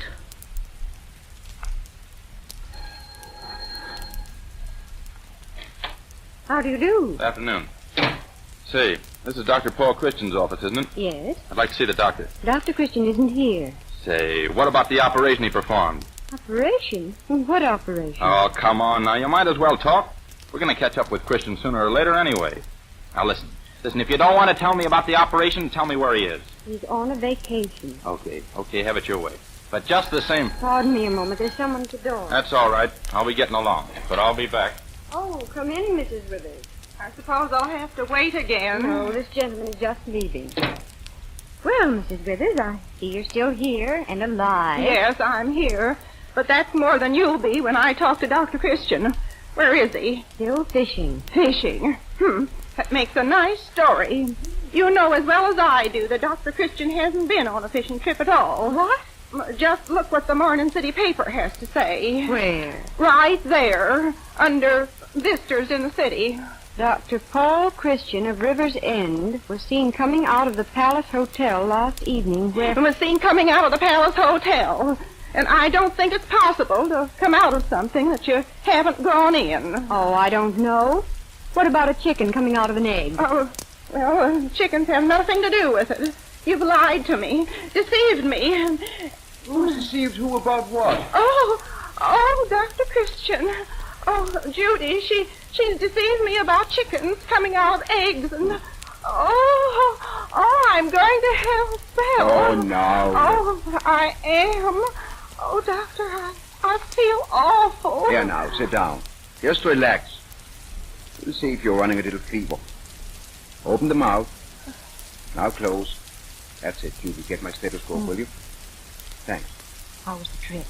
Oh, fine. Pretty hot. Now open, Mrs. Withers. Did you say pretty hot? Mm-hmm. Hottest I've ever seen it. Oh, but Doctor, what does that mean? Oh, usually violent electrical disturbances in the interior. Oh, my. Oh, what does a person do when that happens? Well, the best thing to do, Mrs. Withers, is just to give up. Give up? Yes, no use trying to fish in weather like that. Here, take this, Judy. Well, Mrs. Withers, you seem to be in a pretty good condition. Oh, but I'm going to have a spell, Doctor. I can feel it coming on. Oh, can't you do something for me? Well, yes, it just so happens that I think I can. Oh, Doctor. There have been some recent scientific discoveries about spells like yours, Mrs. Withers. Oh, tell me. And one of the most effective gastronomic agents has been... Yes. carrots. Oh, carrots. So I think I'll put you on a diet of raw carrots. Oh, but you know I don't like carrots. I hate carrots. Well, we all have to do things we don't like, Mrs. Withers. Now, anytime you feel a spell coming on, you just go on a diet of raw carrots for about 3 days. And after that, drop in and tell me how you are. Oh, but there must be some other... Nothing but carrots, Mrs. Withers. Just raw carrots.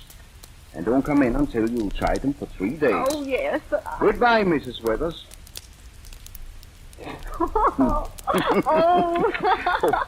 Shh, don't laugh. I'll bet you an ice cream soda it works. Well, Judy, anything happen while I was away? Oh, a few things, but they can wait. Tell me about your vacation. Oh, there's nothing much to tell. I didn't do much. Just loafed around the shack, I suppose. Did my share of loafing. You had a nice rest. Yes, sir. Why, I feel like another man. You must be another man, because Dr. Paul Christian wasn't on a fishing trip. He was in the city. Huh? What's that? Read this. Oh. Yes. Oh. Well, to tell you the truth, Yes, why don't you? I did go to the city. You see, there was a little trouble about... Oh, I'll answer. Dr. Christian's office? Oh, yes, Jerry, I'm leaving in about 15 minutes. Meet me at the drugstore. Did I hear what? Swampy Martin's boy? He's... Oh, Jerry. But it couldn't have been Dr. Christian. He was in the city. Yes, it was... No. Yes. Listen to me. I operate on him. I had to. He was... Are you Dr. Paul Christian? Yes. My name's Thorne. I want to have a talk with you in private. And while they have their talk, I have a word for you. Men, are you troubled with scalp dryness? Do you fear dandruff? Does your scalp shed on your coat collar? If you have any of these symptoms, Vaseline Hair Tonic will help you. Rub it briskly into the scalp with the fingertips. Use a rotary motion to loosen the scalp, open the pores, stimulate the blood flow. After a few minutes work out of your scalp, shampoo your hair. And when it is dry, groom it with a few drops of Vaseline Hair Tonic, applied with the palms of the hands and brushed in. This is a simple treatment. There's no magic about it. It is safe and sane and sensible. Vaseline Hair Tonic comes in a handy bottle in 2 sizes, priced at 40 cents and 70 cents. Get a bottle from your druggist tomorrow. Our story continues now with the scene laid in Dr. Christian's rooms behind the office. The time is late afternoon of the same day. I had orders from my paper to get an interview or else. Oh, but why should a newspaper be interested in a thing like this? Why? When a doctor operates with kitchen knives on the floor of a fishing shack and saves a boy's life? Oh, that... Say, do you know what they told me at the Central Hospital? That it was one of the most remarkable pieces of surgery they'd ever seen. But go ahead. What happened after you operated? Well, there isn't much more to tell. For the next 2 or 3 days, I didn't get much sleep. Mm-hmm. But he was a strong and healthy boy, and he pulled through fine. Well, when he was well enough to move, I took him to the city, to Central Hospital, and he's doing splendidly. Well, what was your idea of being so doggone mysterious about the affair? The hospital said you were at the hotel said you were at the hospital, and then I finally discovered you'd left the city. Well, you see, I didn't want Judy, she's my office girl, to find out. But I might as well have been open and about board. She found out anyhow. Mr. Thorne, if you have any dark secrets in your life, don't ever move to a small town. Say, you know, Dr. Christian, after hearing what they said about you at Central Hospital, I wonder what you're doing in a small town. Why you're wasting your time in a place like this? Have you ever thought of leaving? Well, yes, I guess I have. Then here's something to think about. Right now is the time to do it. When the news of this operation breaks in tomorrow's papers, you're going to be famous. Oh, I don't know. Well, I do. And you ought to be in the city where you'll have the opportunity to do the important work you can do. I'd like to get a statement for the paper about what your future plans are. You want to quote me, you mean? Yeah, that's it.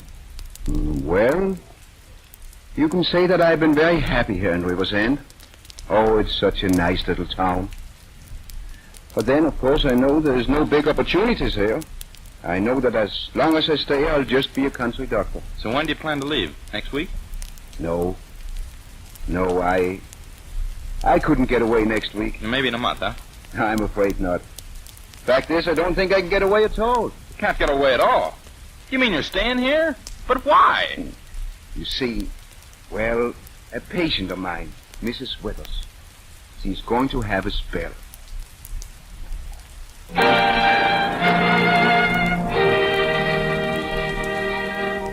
And so we take leave of River's End for the present, secure in the feeling that we can look in again on the old town next Sunday afternoon to find Dr. Christian at home among the friends and patients who could not do without him. Before we sign off, though, we want you to meet some of the artists you're going to become well acquainted with this winter. Rosemary DeCamp, who played Judy Price. Hello, everybody. It's fun working in this show, not only because I get a kick out of bossing Jean Hersholt around, but because I'm one of the Cheeseboro Manufacturing Company's best customers. My pet use of Vaseline jelly is for my hand. After I've done any kind of housework or got my hands chapped and rough from outdoor sports, I apply it to get rid of the roughness and redness. You see, Vaseline jelly costs only 10 cents a jar, which is an item to a working girl. And it's the best remedy I know for chapped hands. Good girl, Rosemary. Now here is Noreen Gamel, who played Mrs. Withers. I'm glad to get a chance to speak to you in my normal voice, just to prove I don't complain all the time. Privately, I enjoy very good health, thank you. I was practically raised on Vaseline products. My mother used them on us kids for everything, from sore throats to skinned knuckles. And last but not least, Gail Gordon, who played Roy Davis, the druggist of River's End. As a druggist, I have a chance to try everything in the store, but when it comes to hair tonics, I settled long ago on just one. Vaseline hair tonic. Keeps the scalp clean and healthy and lubricated and slicks the hair down just enough for good grooming. Thank you, all of you. Prices of Vaseline products mentioned on this program apply only in the United States. When you purchase Vaseline preparations, be sure to look for the trademark Vaseline on the package. If you don't see it, you are not getting the genuine article. Next Sunday at this same time, the Cheeseboro Manufacturing Company, makers of Vaseline preparations, will present Chapter 2 in the story of Paul Christian, the Doctor of River's End, with Jean Hersholt in the title role. Jean Hersholt appears on this program through the courtesy of 20th Century Fox. Arthur Gilmore speaking. This is the Columbia Broadcasting System. Coming up on the top of our 7th hour together, and if you've been up with me this whole time, I'm glad you're with me. Remember to visit the great outdoors on Highway 14 just outside of town to get your tulip bulbs before the cold weather sets in. They're currently having a sale on all bulbs. Buy 10 and get 2 free. Also, the PTA is hosting its monthly meeting at Shelby Elementary next Thursday at 6 p.m. with the first hour an open forum for questions from the local community. As always, everyone who's interested is invited to attend. All right, let's settle back for some more old-time radio entertainment, listeners, with an episode of Danger Dr. Danfield, Who Killed Eve Sheldon, starring Steve Dunn as the investigative doctor and Joanne Johnson as his secretary and assistant, Rusty Fairfax. Their mission? To solve the mystery of who really killed Eve Sheldon. Was it Eve's husband, or was it the man she had been having an affair with? If you love this show as much as I do, then you're going to love the twists and turns in this one. Then an episode from that great adventure show, Escape, Leiningen versus the Ants, which aired January 14th, 1948. In this one, a man on a plantation in the Amazon jungle must battle an army of invading ants bent on destroying him, his livelihood, and everything in its path. An exciting and chilling tale. If you haven't drifted off to sleep yet, this just might keep you awake.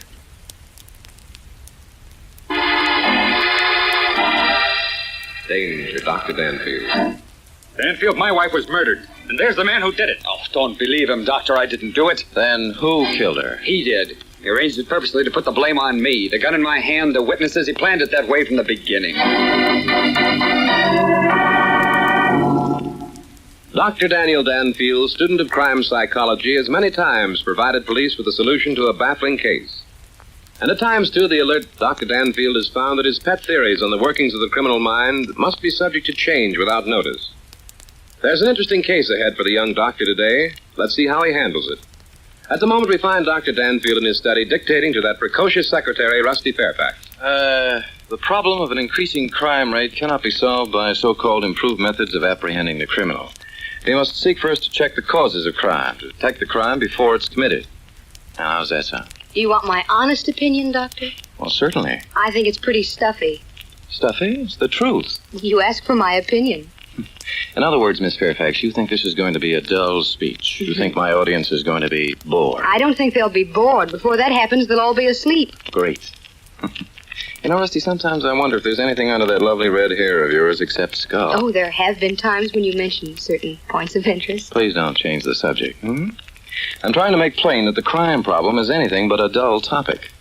Have you any idea how many crimes are committed in this country every day? Well, I saw a movie last night. That was one. Rusty, my little angel face.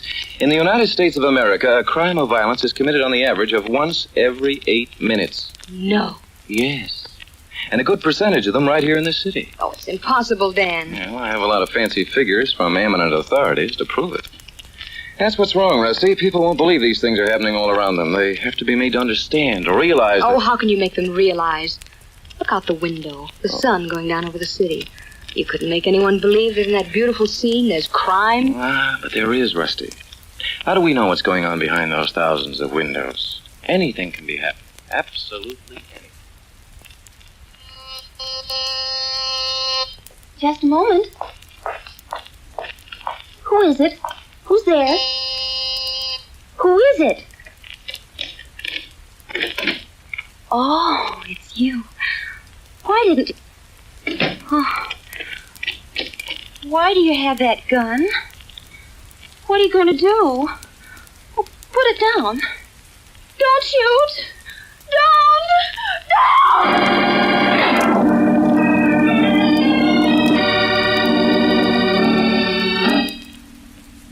Yeah, good morning, Rusty. Did you get my speech typed out? It's all here, Dan. 20 pages. This isn't a speech, it's a filibuster. I thought it sounded rather good when I dictated it last night. Well, the fact that I stayed here until midnight taking it down is an indication of something. An indication that you like your job, perhaps? Or my employer. Oh. And so early in the morning, too. Possibly a characteristic of red-haired women. Oh, you and your psychology. Yeah, Rusty, will you see who's at the door? Yes, master. Good morning, Captain Otis. Good morning, Rusty. Well, Captain, glad to see you. Hello, Dan. Am I interrupting? No, not at all. Always happy to see my favorite minion of the law. Tell me, what's new at headquarters? I see you have the morning paper. Did you read about the Eve Sheldon murder? Yes, and also that the boys have the killer behind bars. It's quick work. Something of a surprise, though. Neil Morton being tagged for murder. Because of the rich family and all that? Sure. Only son of a millionaire, no criminal record. You're positive he killed her? Well, I was. Oh, what do you mean? It's a peculiar case, Dan. I find myself in the embarrassing position of having arrested a man for a murder I don't think he committed. But, Captain, the newspaper said you found Morton standing over the woman's body with the gun in his hand. Looks like pretty conclusive evidence, Captain. True, very true, my boy. The trouble is, it seems a little too conclusive, if you get what I mean. You think Morton was framed? That's what I think, but I have no proof. Here's the story. I know it well because I happened to be in on it from the beginning. Last night about 6:30, Roy Sheldon, Eve Sheldon's husband, came to my office. He was upset. Got to help me, Captain Otis. I'm going out of my mind. The police will do what they can, Sheldon. But we can't go out to this Neil Morton and arrest him simply because you think he's fallen in love with your wife. Well, you could if I prove he's trying to break up our home and take my wife away from me. There's a law against that, isn't there? Can you prove it? Yes, listen. Neil Morton and I both went with Eve when we were in college. There was plenty of competition, but she finally married me, even though Neil had all that money. Go on. I told Eve I'd give her everything that Neil could give her after we were married.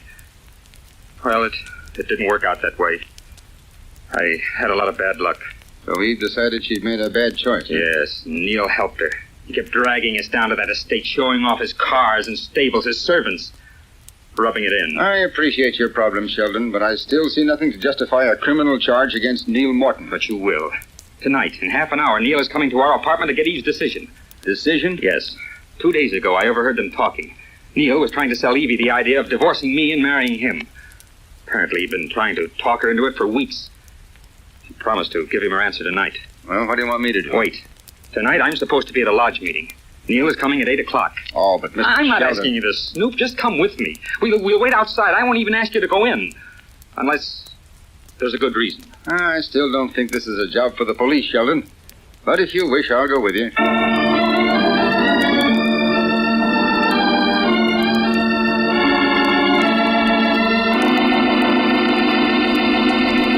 Now back to Michael Dunn for the second act of Danger, Dr. Danfield.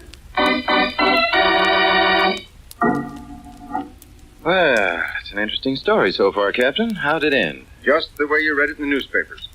Sheldon and I went to the apartment. Let's wait here in this doorway, Captain. He'll be here soon. It's almost 8. You know, Sheldon, this is a job for a private detective, not the police. You may not think so later. What was that? Well, there's no telling what Morton may do if Eve turns him down. Stand back. Here he comes.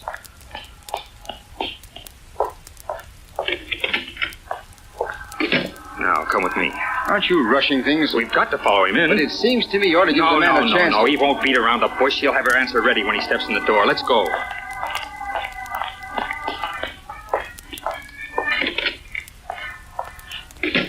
This is our apartment. Go on in, Sheldon. If you run into trouble, you can call me. Don't leave. Don't worry, I won't. Eve! Roy, I found her. She's dead. Eve! Morton, you killed her! Oh, I didn't. I was just... Sheldon, He killed her. He killed my wife. There's a gun in his hand. Roy! Morton, I'm Roy! Steady, Sheldon. I'll handle this. So you see, Dan, I had to arrest Neil Morton and charge him with the shooting of Eve Sheldon. I see what you mean, Captain. I also see a couple of other things. What, Dan? Well, I can see, Rusty, what Captain Otis meant when he said the whole setup was too pat. Well, what's pat about it? It seems to me that Captain Otis caught Neil Morton red-handed. What was Morton's story, Captain? Well, he told rather a fantastic tale about Sheldon coming to see him about 7 o'clock last night. And Sheldon told Morton that Eve was sick and wanted to see him. Morton have any witnesses to that? Well, no. Tell me, how about the shot? Did anyone hear it? No, it looks to me like Morton's a dead duck. Not yet he isn't, Captain.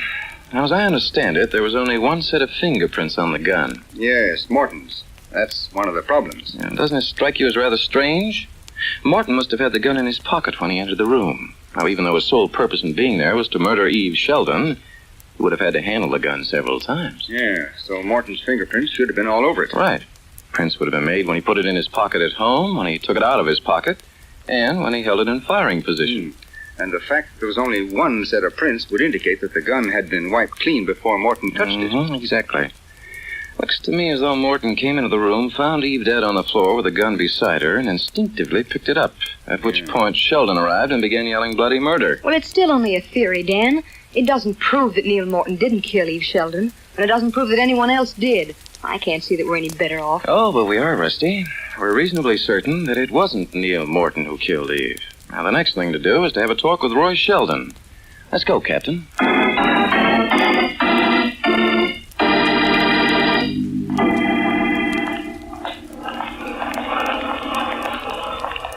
This is the apartment house, Dan. Yeah, not exactly a ritzy place, is it? Sheldon claims he couldn't afford anything better. It's halfway down the hall. Well, if he promised his wife luxury, he certainly missed the boat. Yeah. Well, here we are.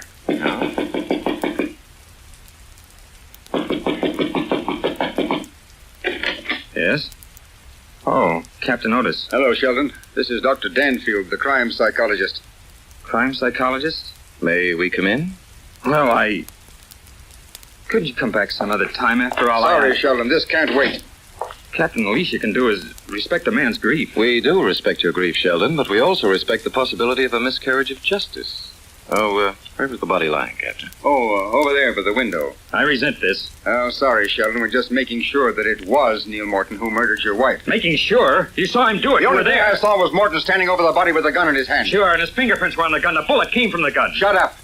Now, Dan, Roy, darling. Vina, I told you. Oh. No, skip it.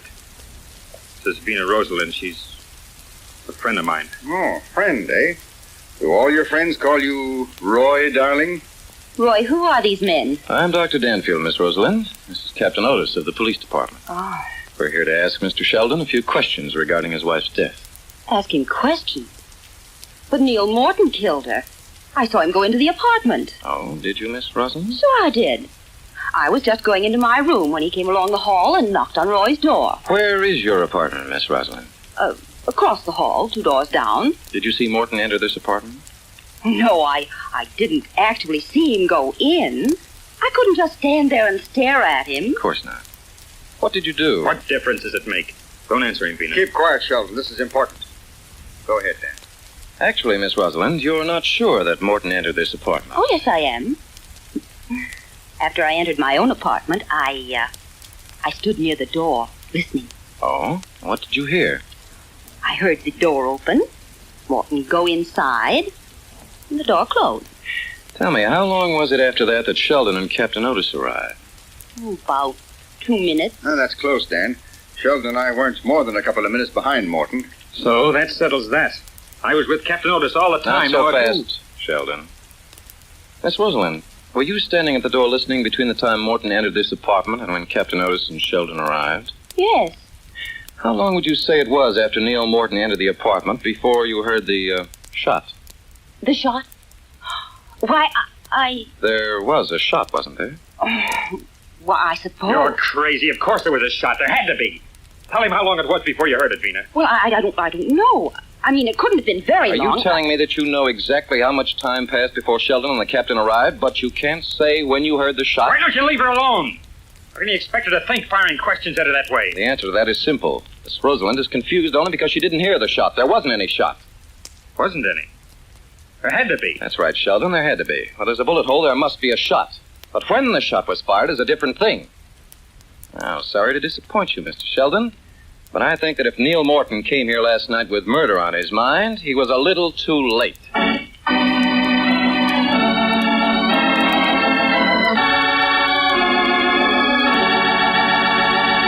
Now back to Michael Dunn for the third act of Danger, Dr. Danfield.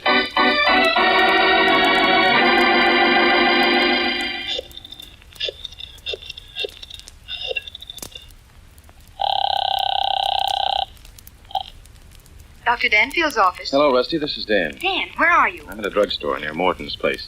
I want you to call the Sheldon's apartment, explain who you are, and tell him to pick up Vina Rosalind and come out to Morton's home at once. Where's Captain Otis? He's going down to headquarters to engineer Morton's release. To engineer Morton's release? Well, then he isn't guilty. After you make the call, Rusty, grab a taxi and come down to Morton's yourself. Oh, by the way, bring your notebook, will you? But Dan, suppose Sheldon refuses to come. I don't think he'll refuse, Rusty. That's all. Goodbye.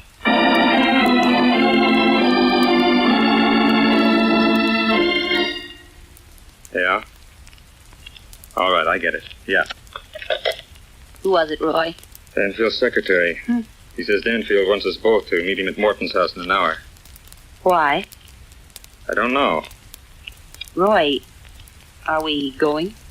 Sure, we're going. But, what if they found out something? Don't worry, they haven't. There isn't a chance. I wish I were sure. Come on, honey, quit worrying. Just leave everything to me. Kiss me, Roy. That make things better? Only it could always be like this. It will be.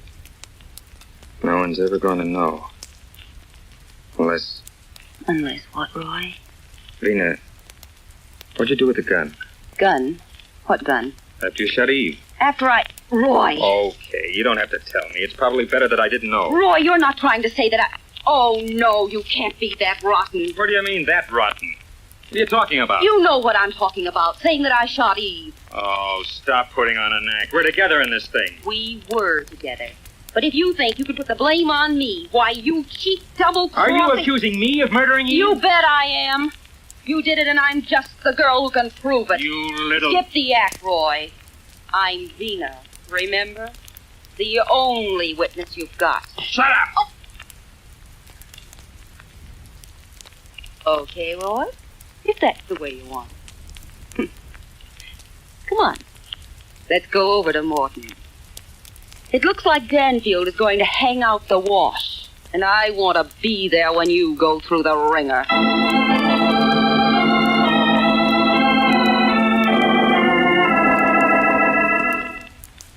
Well, Mr. Morton, I've looked forward to meeting you. I hope you don't mind if I ask you a few questions. What if I say I do? Oh, really, Danfield, this is ridiculous. Oh? First I'm framed for a murder I didn't commit, then I'm told I'm free. Then I'm held prisoner here in my own home. What's the idea? And what's Captain Otis prowling around the other rooms for? I hope to have the answer to your questions in just a... Oh, excuse me, Well, that must be my secretary. Yeah, hello, Rusty. Come on in. Hello, Dan. I called Sheldon. He and Miss Rosalind will be over. Well, this is Neil Morton, Rusty. Mr. Morton, my secretary, Miss Fairfax. How do you do? How do you do? That about Sheldon coming here? I won't let that fellow in this house. And who's this Miss Rosalind? He's a friend of Sheldon. He lives down the hall a couple of doors from his apartment. Oh, do you remember meeting a girl in the hall? Oh, I don't know. Oh, yes, I believe there was a girl there at that. Give me an odd look now that I think about it. Would you recognize her if you saw her again? I think I would. Oh, hello, Miss Fairfax. Hello, Captain. I didn't know you were here. Oh, I've been here for some time, picking up a few little interesting odds and ends. Any luck, Captain? Yes. I've found what I was looking for, Dan. What about you? Not bad. As soon as Miss Rosalind and Sheldon get here, I think we'll be able to clear up this case without any trouble. The devil are you talking about? Certainly there's no question of who killed Eve Sheldon. I'm afraid there is, Morton. You see, there are several people involved in this affair. Oh, I see. You think perhaps this Miss Rosalind... Possibly. Oh, Doctor, pardon me for laughing, but you don't really expect Sheldon and Miss Rosalind to come here. Yes, don't you? Well, hardly. I'll gladly make a small wager that the two of them are over the hills and far away right now. Sheldon's a fool, but not that much of a fool. After all... Someone's at the door, Neil. Will you show Mr. Sheldon and Miss Rosalind in? Still don't believe it. Dan, this idea of yours may work, and it may not. What are you worried about, Captain? I think we both know who committed the murder. But I'll admit that I haven't found a logical motive. And without a motive, the evidence we have means nothing. Well, it appears to me you have more motives than anything else. Captain Otis is right, Rusty. Let's bide our time. I'm going to try a psychological experiment. Watch for a surprise. Well, too bad you didn't make that little wager, Dr. Danfield. You'd have won. Hello, Miss Rosalind. Mr. Sheldon. Let's get this straight, Danfield, right at the start. You can't pin this murder on me.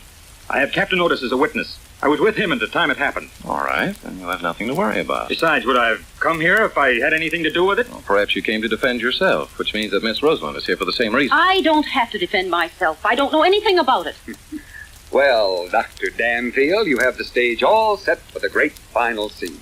Let's begin, huh? Gladly, Mr. Morton. Now, Miss Rosalind, I'm going to be very frank. We have good reason to believe you killed Eve Sheldon. So he told you. Well, I didn't. He killed her, and he's trying to put the blame on me. That's not true. She did it. Thought she could get away with it. Then when the police came into it, she got scared and tried to pass the buck. Why, you heel! Wait a moment. Sheldon, when did you decide that Miss Rosalind had killed Eve? I suspected she was going to do it for a long time. She'd been threatening, but I didn't think she'd go through with it. She thought with Eve out of the way that I'd marry her. You conceited... You can't prove that. Well, Morton, what have you to say? Really, this whole argument is stupid. Why are these two shouting? I was the one who was framed. Simply because I fell for Sheldon's sob story, I was accused of murder and spent a night in jail. Well, the odd part of it is, Morton, you weren't framed. You only thought you were. But I don't get that. Well, you will in a minute. Sheldon, I'm asking Captain Otis to arrest you and Miss Rosalind and charge you with obstructing justice. Obstructing justice? What is this? You both claim you knew the other had murdered Eve, and yet you allowed Neil Morton to be arrested for the crime. What neither of you knew was that Neil Morton actually did shoot Eve Sheldon. Oh, really, you're quite an amusing fellow, Danfield. Tell us more. All right, Morton.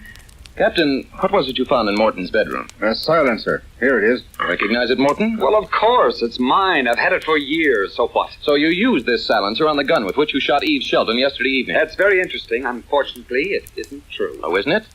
Morton, you'd been in love with Eve Sheldon for years. When she married, you were furious. Still, you thought it would be easy to win her back because you had money and Sheldon had nothing. Danfield, this is stupid. Oh, wait. Yesterday evening, about 6 o'clock, you went to Sheldon's apartment. You shot Eve using this silencer on the gun. Oh. You left the gun there, but removed the silencer and came home. And who's going to believe a story like that? Well, naturally, I have proof, Morton. When Sheldon came home, he found his wife dead. He thought Miss Rosalind had murdered her because she threatened to do so. That gave Sheldon an idea. He saw a chance to pin the murder on you, whom he hated, and let Miss Rosalind off free. Oh, you're still talking nonsense, Danfield. Would I walk into Sheldon's apartment if I already knew his wife was lying dead on the floor? Yes. You reasoned when Sheldon came and told you his wife was ill and asked you to go and see her that he hadn't discovered her body. If you refused to do as he asked, you'd be giving away yourself completely. Oh, and just how do you think you're going to prove all this? I'll show you. Miss Rosalind, when was the first time you saw Neil Morton? Why, I don't remember. Oh, yes, you do.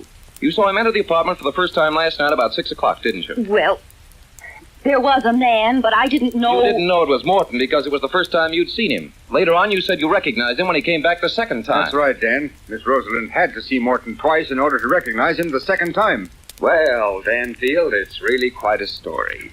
You made it up very ingeniously. Only one thing you've overlooked. I had no reason to kill Eve Sheldon. And as you crime people say, no motive. Now, certainly I wouldn't shoot a girl simply because I went with her in college. Would I, Captain Otis? Well, one wouldn't think so. Dan? All right, Morton. Let's say I've made a good try. I should have eliminated you as a suspect in the beginning. Well, I'm glad to hear you admit it. You haven't the courage to be a killer. Now you're getting personal, Danfield. I deal in criminal psychology, Morton. I marked you immediately as a moral weakling. Now, just a in moment. college, you wanted to be a ladies' man, but no girl would have you because there's no manhood in you. Look here, Danfield. All your life, you've been a pampered child, Morton. You've gotten what you want by throwing a tantrum. Why, You wanted Eve Sheldon, and you couldn't have her. She scorned you, ridiculed you, just as women have always done. Stop it! Dan, he has the paper knife. I'll kill you, Danfield! Oh, I'll you kill won't. you! Morton, Sheldon, help me! I'll kill you, Danfield, just like I killed Eve Sheldon. I'll kill you, too. You can't stop me. You dirty rat! You dirty stick! It's not Morton. I'll tie you on.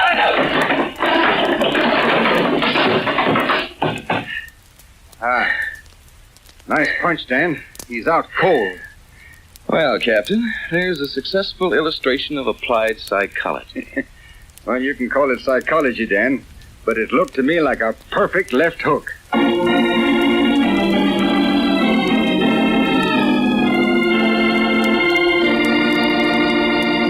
Now for the conclusion of Danger, Dr. Danfield. Draw up a chair, Captain. Yeah, thanks. Plug in the percolator, Rusty, will you? Some hot coffee will do us all good. It's plugged in and practically perky. Now, let me look at your arm. Huh? Did he get you with that paper knife, Dan? Yes, but not where he intended to, Captain, fortunately. Dan, that's a nasty cut. I'll get the first aid kit. But I want to know, Captain, who pays for sewing up the rip in the sleeve of this suit? Oh, don't let him fool you, Captain. That coat's been ready for the rag man for years. Blabbermouth. I thought we were all through, Dan, when Morton brought up the motive. Up to that point, there just wasn't one. Well, I played a hunch that time, Captain. I've known men like Morton before. Under certain circumstances, they suddenly revert to childhood. It's the hysteria of frustration. He proved he was capable of a murder, didn't he? Yes. I thought for a moment he was going to make it, too. I was trying to keep away from him, figuring he'd confess. And he did. My, aren't you proud of you? Well, not especially. Well, I am. Isn't he wonderful, Captain? Yes, and he's pretty, too. That'll do, copper. Well, I got to get back to headquarters. Thanks for a darn good job, Dan. So long, Rusty. Always a pleasure, Captain. Goodbye. Well, psychology student turns out to be big, strong man. Gee, Dan, I was so scared I'm still shaking. Well, why were you scared? Morton's after me. Dan, Huh? I think I have something in my eye. Well, put some cool water in it and don't rub it. Oh, Dan, sometimes you make it very difficult for a girl to be a lady.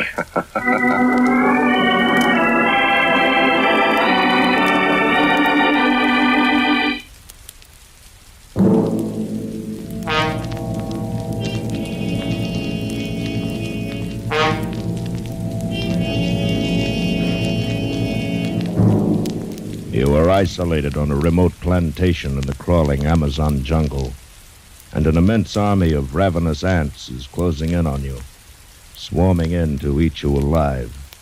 A deadly black army from which there is no escape. Escape, produced and directed by William N. Robeson, and carefully contrived to free you from the four walls of today for a half hour of high adventure.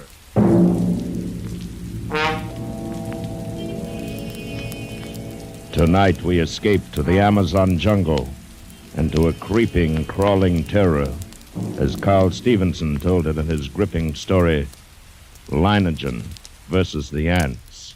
I first met Leiningen while performing my duty as district commissioner. As my boat neared his plantation landing, I saw him upon the riverbank, regarding me with mild interest. A great hulk of a man with bristling gray hair, bulky nose, and pale eyes. His entire appearance somehow suggested an aging and shabby eagle. He escorted me to the terrace and had a drink brought. I came quickly to the point of my visit and issued my warning.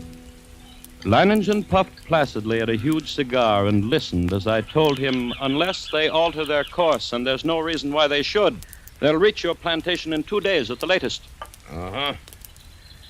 Well, it was decent of you paddling all this way just to give me the tip.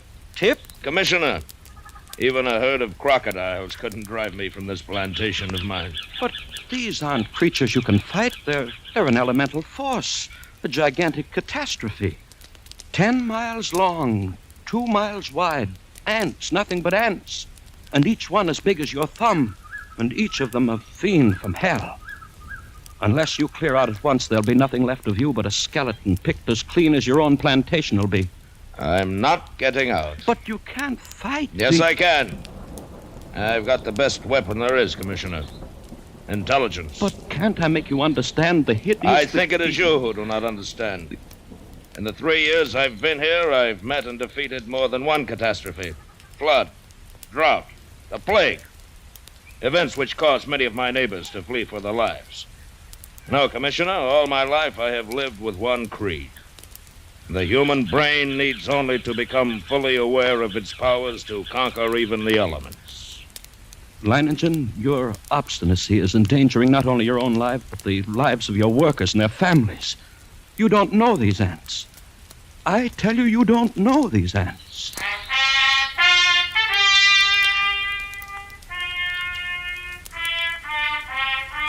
But Leiningen merely sat there, puffing at his cigar and regarding me with a smug grin, and I knew it was hopeless.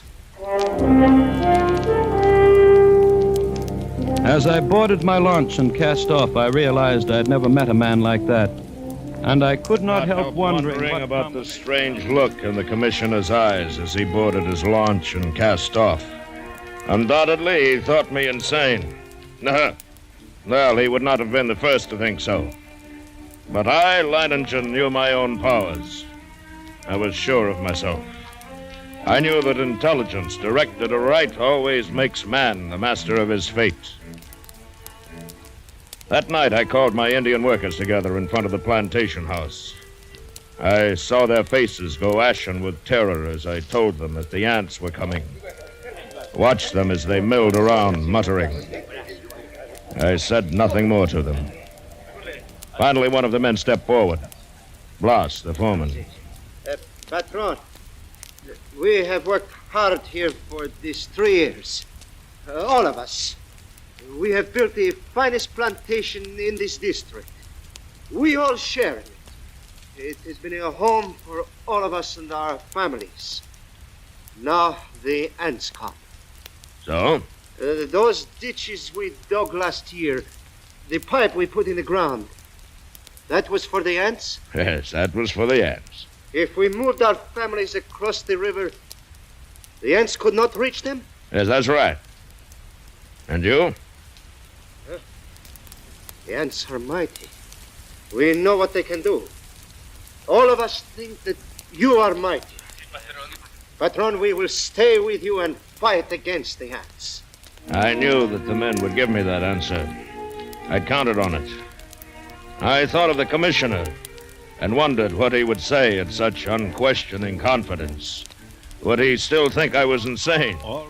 Or had he dismissed me out of my mind?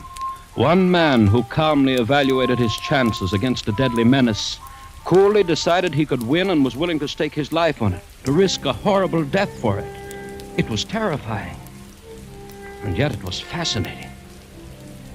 The next morning I sent for my assistant. Together we went to the huge map of the district which hung from a wall of my office and checked the last reported position of the ants. Last night they had reached here, about 70 miles above this fork in the river. Traveling southeast? Yes. Directly toward Leiningen. Toward whom, sir? That plantation at the bend in the river belongs to a man named Leiningen. When would you say the ants will reach there? I don't know. I mentioned about tomorrow noon. Tomorrow noon, still time. Still time? What do you mean, sir? Why, nothing.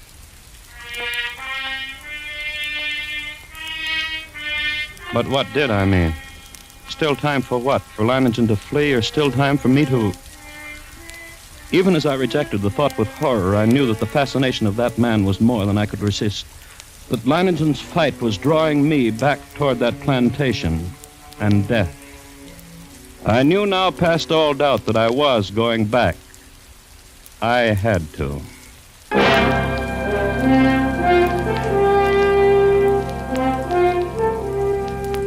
It was 10 o'clock in the morning when I rounded the bend and saw Leiningen's plantation before me. I put in at the dock and tied up the launch. Then I saw him standing on the bank above me, arms folded, stubby cigar in his mouth, and that same smug grin on his face. I made my way up to him. Back with another warning, Commissioner? No. Back to stay a while? Yes. You don't seem surprised. No, I'm not. You expected me? I thought you'd be back. Yeah, come along. We'll get some horses. You'll want to ride around the plantation, take a look at the defenses I've rigged up. Yes, I'll want to see the defense. And the ants. We'll be getting a glimpse of them before long, I should think. Yes, the ants.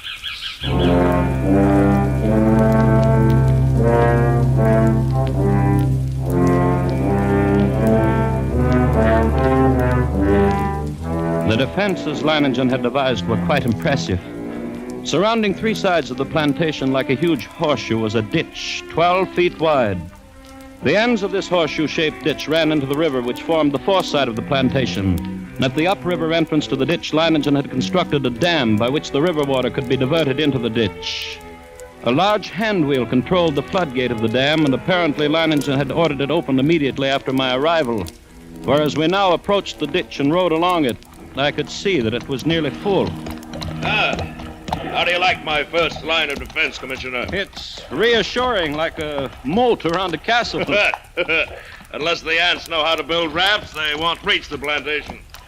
But this is only the outer moat. There's a better one than this. Now, come along. We'll go up to the high ground where the buildings are. I can get a view from there. Leiningen. Huh? I didn't see any women or children around the plantation or any animals. Yes, that's right. Moved them across the river. And even you think there is danger. Not because of danger, Commissioner. Matter of efficiency. Efficiency? Yes, cuts down on the efficiency of the men if they're worried about their families. Critical situations only become crises when oxen and women get excited. I see. Here we are. See the ditch?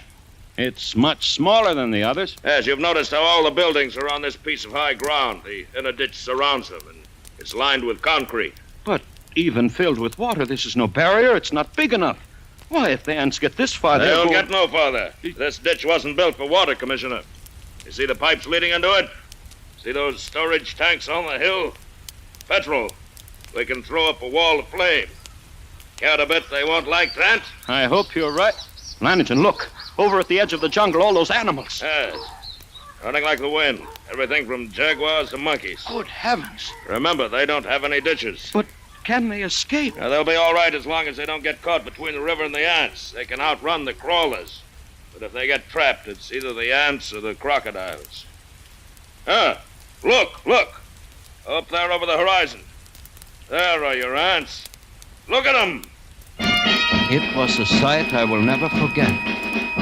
Over the range of hills, as far as I could see, crept a darkening hem, ever longer and broader until the shadows spread across the entire slope, then downward, uncannily swift, and all the green herbage on the entire slope was being mowed as by a giant sickle, leaving only the vast moving shadow extending and deepening, and always moving nearer.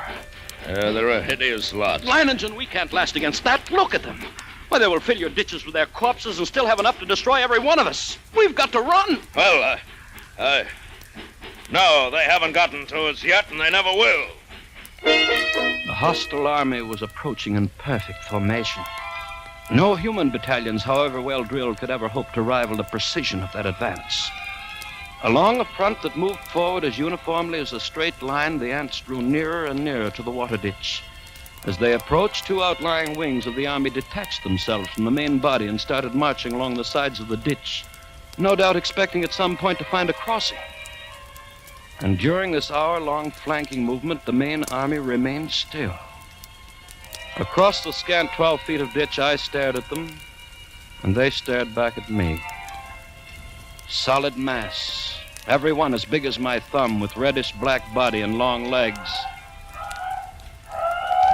Suddenly, a sound so unearthly as to freeze our blood jerked our heads in the direction of the jungle on the far side of the ditch. Coming toward the ditch at a stumbling gallop was a singular being, a writhing, animal-like blackened statue with a shapeless head and 4 quivering feet. It was a stag covered over and over with ants. Leiningen threw up his rifle, and the stag fell lifeless to the ground, its agonies at an end. Horrified as I was, my curiosity impelled me to glance at my watch. I had to know how long the ants would take. After 6 long minutes, only the white polished bones of the stag remained. Now I could see a change in Leiningen. Gone was the sporting zest of the novel contest. In its place was a cold, violent purpose. He had to beat the ants because he now knew how long it would take them once they got to us.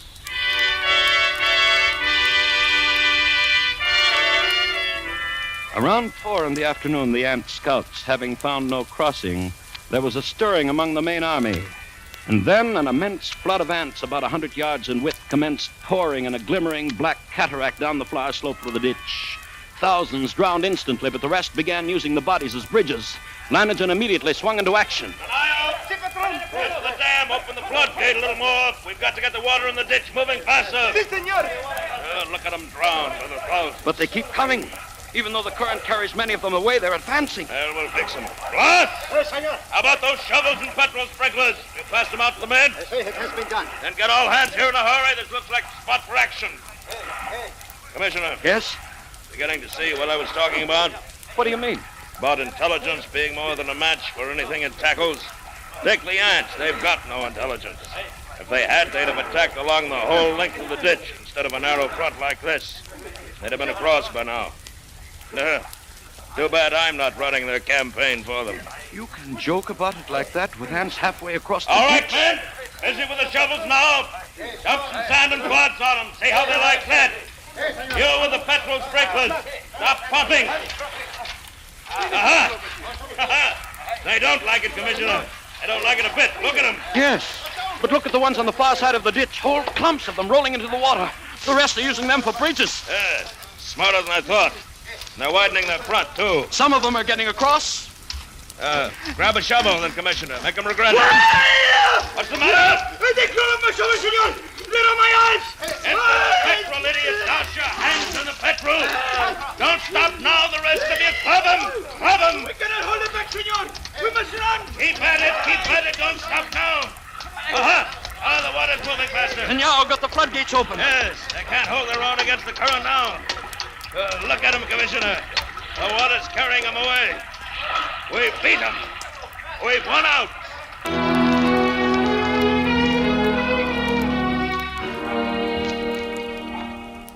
It was true. Leiningen had won. At least the opening round. The floodgates were left open to forestall any night crossing. But when dawn came, the dark blanket was still there, motionless across the ditch. Then we noticed a feverish activity on the other side of the plantation. Here, a grove of tamarind trees lined the far end of the ditch, and every tree swarmed with the crawling insects. But instead of eating the leaves, they were merely gnawing through the stems so that a thick green shower fell steadily to the ground. Well, it looks as if it's feeding time for our friends, eh? Claus. Senor. Have all the petrol pumps brought here. Get everyone over here except the lookouts on the other side. Then pass out the shovels. Si, senor. Going to deprive them of a meal? A meal? Aren't they cutting down the leaves for food? No. I wish they were. Looks like I underestimated them when I said they didn't have intelligence. What do you mean? I said if they wanted to get across, they'd have to have rafts. And that's just what they've got. Those leaves are their rafts. Even as he spoke, the leaves went tumbling down the far bank by the thousands. The current drew them away from the bank, and each leaf carried several ants. Don't worry, as long as you can keep spraying them and shoveling dirt on their rafts, they can't land. But there will be too many. It's true. Look, more leaves in the ditch all the time. Why, they'll have a solid carpet to walk across in a minute. Not so fast, Commissioner. I've still got a trick up my sleeve for them. The water! The ditch is drying up. Yes, of course it's drying up. That's the plan. Those are the orders I sent to the dam. Are you mad? As soon as it's empty, what's to prevent the... Look, the water's way down. It's almost dry. They'll be able to come across the bottom. They'll not make it. The man at the dam will have opened the gates by now. To flood the ants? Right. But what a chance to take. If anything should happen... Here it comes. Here comes the water. Yes, we'll give the crawlers a ditch to ride in. Right out to the river. There.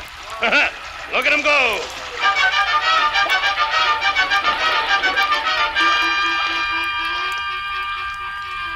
Leiningen's tactics were successful at first.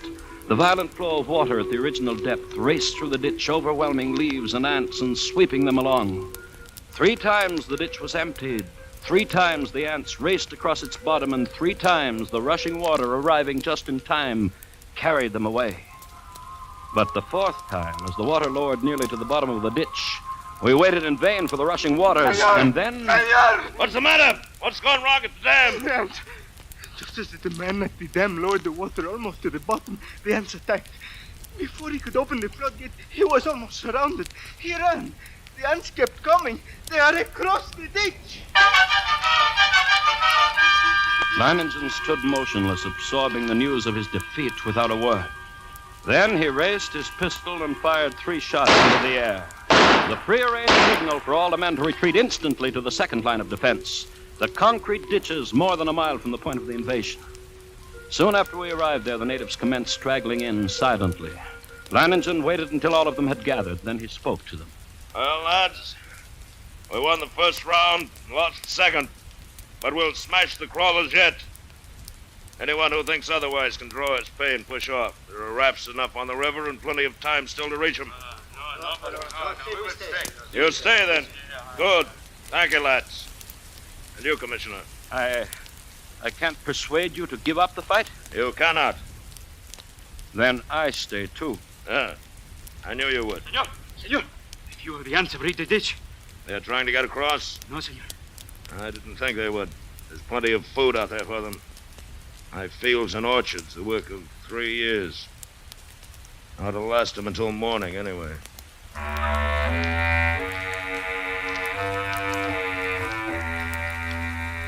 Yes, we were safe for that night. But the next morning, the black swarm was solid around us, and their shock troops were hard at work. They were dropping shreds of bark and twigs and leaves into the petrol-filled ditches, forming a floating bridge across the surface of the liquid. Leiningen stood silently watching this operation, and I could see a grudging admiration in his face. Then, after several hours, the attack came. Down the ditch they poured, millions of them, and across the bridge of twigs, rapidly approaching the inner side. Leiningen sat motionless, watching them. Leiningen, for the love of God, don't sit there like a statue. They'll be on us in a moment. Let them fill the ditch first. Now, all right? Everyone back? Blas! Hand me the torch. Now we'll see how our friends like a little heat. Flames from the ditch shot into the air, devouring ants by the millions. It was some time before the petrol burned down to the bed of the ditch, but when it did, the devils came back for more. Again, Leiningen fired the ditch to destroy them. And still again they came on, but at each successive firing, the task of the ants grew easier because of the film of ash which now covered the petrol. And as they returned to the assault time after time, a slow, sickening horror crept into my mind. I looked quickly at Leiningen, then at the petrol tanks. He read my gaze and nodded slowly. That's right, Commissioner. We could hold them off forever if our supply of petrol was unlimited. But it isn't. We've got enough to fill the ditch once more. Leiningen, isn't there any way at all? We've got to do something. I know. There must be a way. There must be. Yes. What is it? We'll flood the whole plantation. Flood? But how? The river's higher than any point except this high ground we're on now. If the river was dammed all the way, it'd overflow that stone breakwater and flood the whole plantation. We've got to close the floodgate at the dam. That'll do it. You're mad. Dam is more than a mile away, more than a mile away. Lads, listen to me. Listen, lads. I'm proud of you. Now, there's still a chance. By shutting the floodgates from the dam and flooding the whole plantation from the river. The moment I'm over the ditch, set fire to it. That'll allow time for the flood to wash away the ants. Then all you'll have to do is wait for me. It's impossible. You can't get to the dam, let alone back. That's why you're wrong, Commissioner. I'll get there, and I'll get back. Take care of things while I'm gone, huh?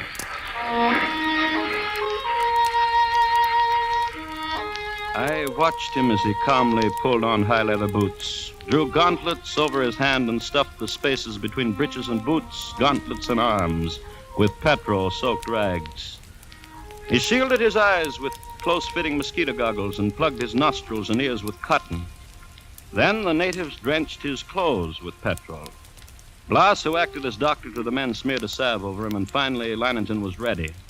As he stood calmly surveying... Ready for the run, I realized that this is as it should be. I, Leiningen, would meet the ants and defeat them, or be defeated by them. Leiningen versus the ants. Yes, it was right that it should be like this. But now there was no more time for thought. Only action. I took a deep breath and then bounded across the ditch and among the ants. I ran in long, equal strides with one thought, one sensation in my being. I must get through. I dodged the trees and shrubs. Except for the split seconds my soles touched the ground, the ants would have no opportunity to alight on me. I ran on. I was halfway to the dam before I felt ants under my clothes and a few on my face. I struck under them mechanically, scarcely conscious of their bites. And the dam drew toward me slowly. And the distance grew less. Finally, only 100 yards away. 50. Then I was there.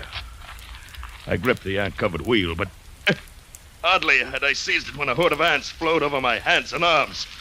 I strained, and slowly the wheel turned. And turned more.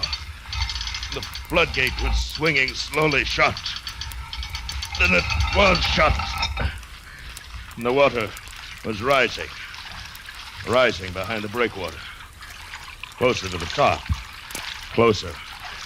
And then it was spilling over. Flooding of the plantation had begun. I let go of the wheel and started back through the ants. I was coated from head to foot with the fiends. Tongues of fire stabbed at me as they bit into my flesh. I almost lost my head with the pain as I ran, knocking ants from my body, brushing them from my bloody face. And then one bit me just below the rim of my goggles. I managed to tear him away, but the agony of the bite and its venom drilled into the eye nerves. I saw now through circles of fire into a milky mist. I was almost blinded, but I knew that if I tripped and fell...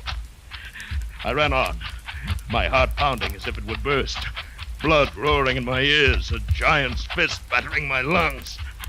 And then I could see dimly that wall of flame at the ditch, but it was too far away.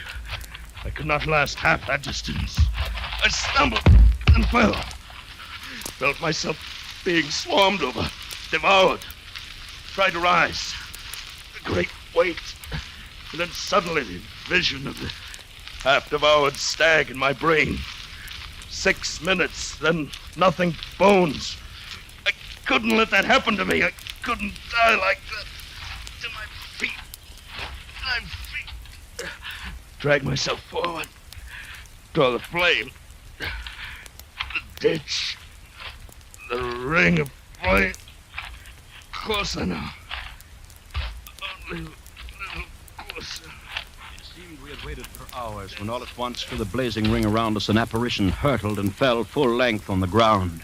It was Leiningen, alive with ants, unconscious, with glazing eyes and lacerated face. We rushed to him, stripped off his clothes, and tore at the ants that covered him. His body seemed almost one open wound. In one place, I could see a white bone. Later, as the curtain of flame lowered, I looked out where the blanket of ants had been and saw only a vast expanse of water, covering the entire plantation and working its way to within a few feet of the concrete ditch. The ants were gone, drowned, and Leiningen had won.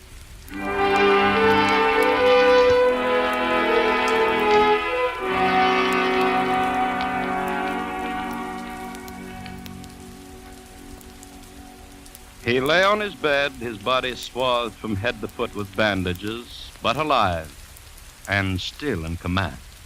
Everything in order? Everything's in order. I told you I'd come back. Uh-huh. Even if I am a bit streamlined.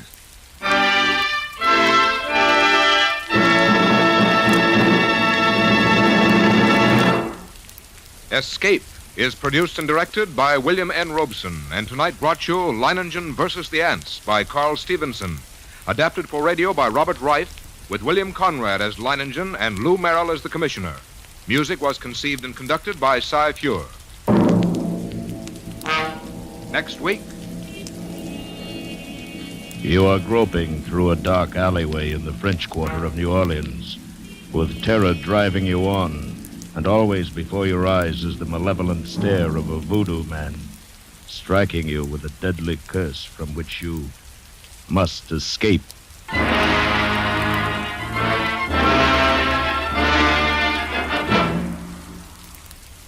Next week, we escape with William Irish's eerie story of a voodoo-haunted band leader, Papa Benjamin. Good night, then, until this same time next week, when we again offer you Escape. This is CBS, the Columbia Broadcasting System. You are tuned in to WOTR Radio. I'm Greg, bringing you some great shows from the golden age of radio. We're in the wee hours of the morning now, and it looks like that rain might finally be letting up. The temperature is 60 degrees with a light breeze from the southwest, and we can all look forward to a beautiful, mostly sunny day later this morning, with highs in the low 70s. If you have a sweet tooth for ice cream, be sure to visit Lucky's Ice Cream Parlor in our beautiful downtown sometime soon. Lucky has been making his own delicious ice cream in over 15 flavors for 25 years and is a mainstay of our community. On the corner of Pine and Main, with free parking in the back, Lucky's Ice Cream is the place to be as summer winds down and fall is just around the corner. As always, free samples. Alright, our next two shows for you as we wind up the night are Mr. and Mrs. Smith from Lux Radio Theater, that fantastic anthology drama show that aired from 1934 to 1955 and was one of the most popular radio shows of all time. In this adaptation of the 1941 comedy film directed by Alfred Hitchcock, Bob Hope stars with Carol Lombard, reprising her role from the film. When a married couple discover that they're not actually married, the shock and growing discord in their relationship cannot handle this revelation. Or can it? A great story, a great comedy, and a really great adaptation of the famous movie. And finally, our final show of the night, the Van Dyke Séance case from Richard Diamond, Private Detective, starring the great Dick Powell. Diamond is hired to investigate Professor Leonardo, a fake spiritualist who has been victimizing the wealthy Van Dyke family, making Mrs. Van Dyke believe that her mother is calling her from beyond the grave. A funny, exciting mystery that I hope you will enjoy. It aired September 10th, 1949. Now settle back, dear listeners. Lux presents Hollywood. The Lux Radio Theater brings you Carol Lombard and Bob Hope in Mr. and Mrs. Smith. Ladies and gentlemen, your producer, Mr. Cecil B. DeMille.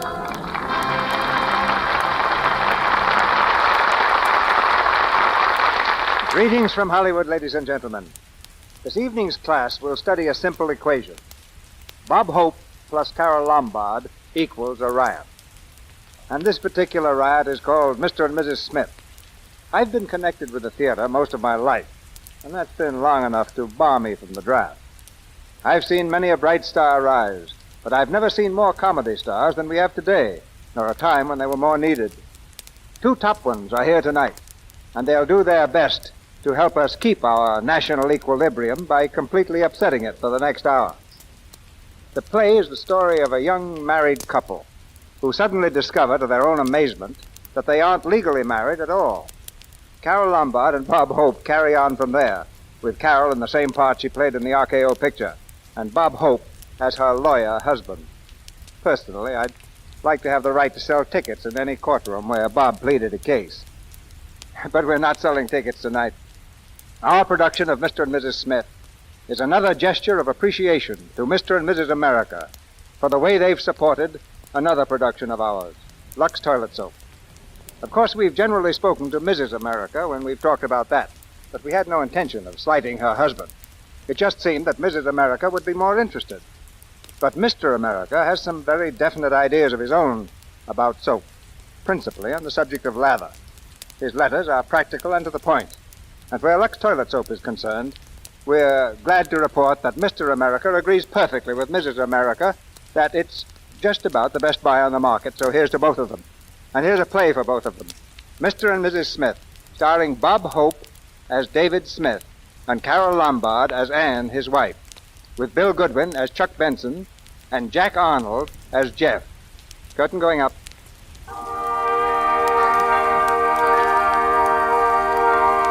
When the David Smiths took each other for better for worse, they agreed to live by a set of rules. Rule 4, Subdivision A, was by far the most radical. I, Anne. And I, David, do solemnly promise that we shall never leave a room after a quarrel until such quarrel is over and has been settled to the satisfaction of me, Anne. And me, David. Hallelujah. In 3 years of married life, Rule number 4, Subdivision A, has been called into operation at least once every week. In fact, it's in operation right now. Mr. Smith, breakfast, sir. Breakfast, Mrs. Smith.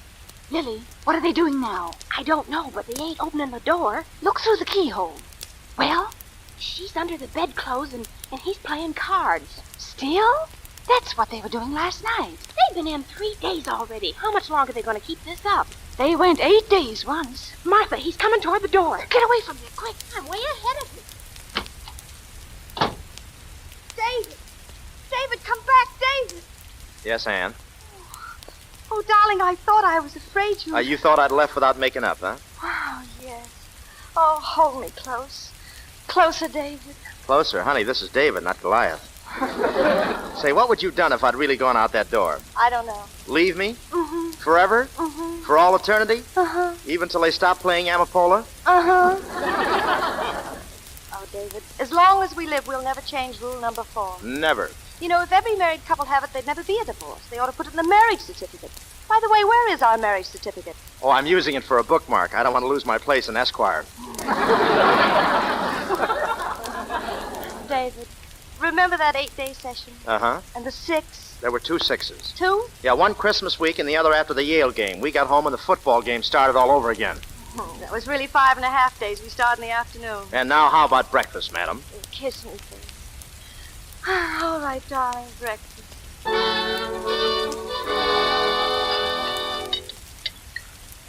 We've got respect for each other as persons. That's our big trick. Yep. Man and woman, all right, but person to person. That's important in marriage, too. You know, I think we'd be friends if we were both men or women, don't you? Hmm? Oh, sure.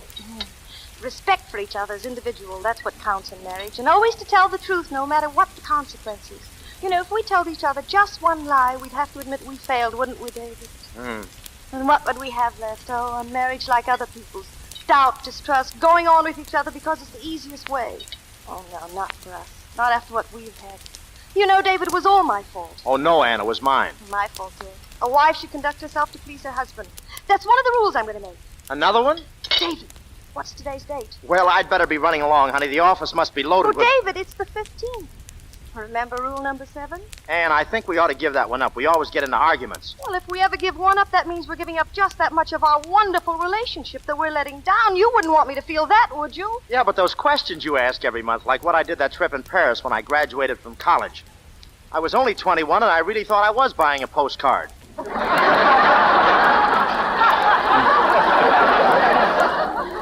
I forgave you for that. Oh, well, darling, I've got to get to the office. Well, only one question today, dear. Now I know what happens to the quiz kids when they grow up. David, tell me, if you had to do it all over again, would you have married me? Honestly, no. What? Oh, not that I'd want to marry anyone else, but a man gives up so much when he's married. Privacy and independence and Earl Carols. No, I think if I had to do it over again, I'd stay single. Oh. Now, honey, you wanted me to tell you the truth because we have respect for each other. We talk to each other honestly. Your feelings aren't hurt now, are they? Oh, no, it's perfectly all right, perfectly. I knew it. That's the last of those questions. They're always getting us in trouble. Well, I'm not angry in the least. Yes, you are. You don't understand what I mean. David, if you want your freedom, I don't want to be the kind of a wife who clings to her husband when she's not wanted. For heaven's sakes, I do want to stay married to you. I love you. I'm crazy about you. I'm used to you. How do we get into these things anyway? Well, if my only hold on you is that you're used to me. Honey, darling, you've got the whole thing wrong. You're my little girl. I'm crazy about you. Don't cry, baby. Don't cry. Oh, Snugs, look. Give Dream Boy a little kiss. Oh. All right, Dream Boy.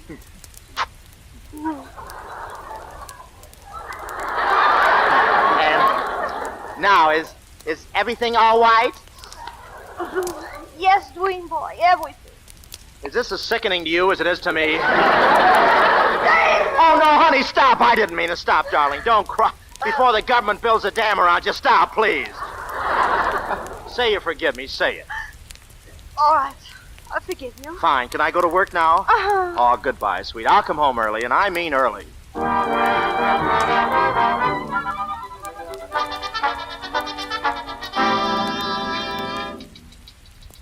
Morning, Mr. Smith. Morning. Good morning, David. Oh, good morning, Jeff. Well, it's been a long time, hasn't it? Yeah, about 4 Band-Aids ago.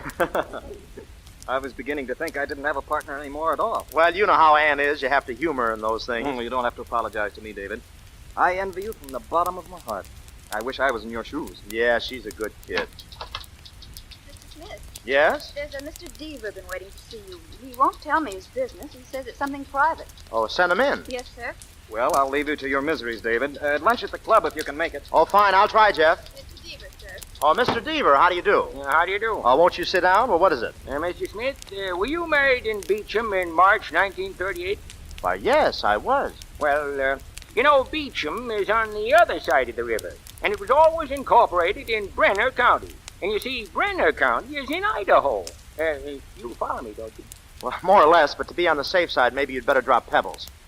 Well, we in Beecham found out we didn't have the right to be incorporated in Brenner County because from the other side of the Bass River, well, we belong in Nevada. Well, it sounds like a good idea. Taking Brenner County out of Idaho leaves more room to grow potatoes. Now, this is serious, Mr. Smith. You see, we just found out that anybody who got married between 1936 and now with an Idaho license in Nevada, well, it isn't legal. Oh, well, what do you mean it isn't legal? Now, I don't want you to get frightened or upset or anything. There's been kind of a mistake. You're not legally married. What's that? You mean my wife ain't my... Or I ain't? Or we... You mean I'm draft bait?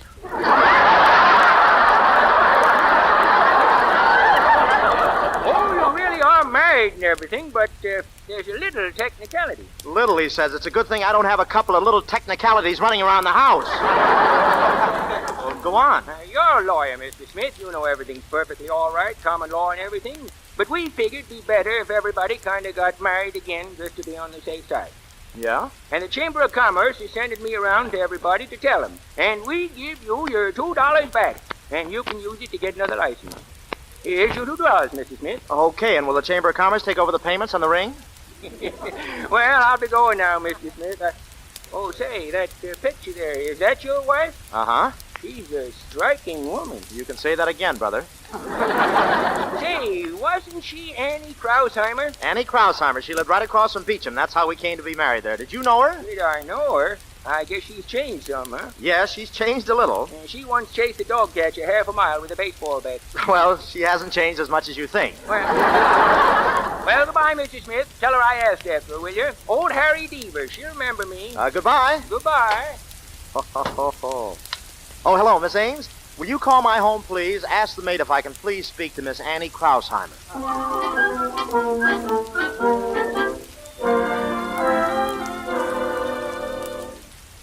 Everything's all right now, Anne? Oh, Mother, it's wonderful. David called me just a little while ago. He wants to have dinner with him tonight. Well, that sounds good. And you know where, Mother? Mama Lucy's. I didn't think he even remembered the name of the place. Why, we haven't been there since before we were married. That sounds even better. Oh, don't worry, Mother. You know what? All the time he was talking to me on the telephone, he kept calling me Miss Krausheimer.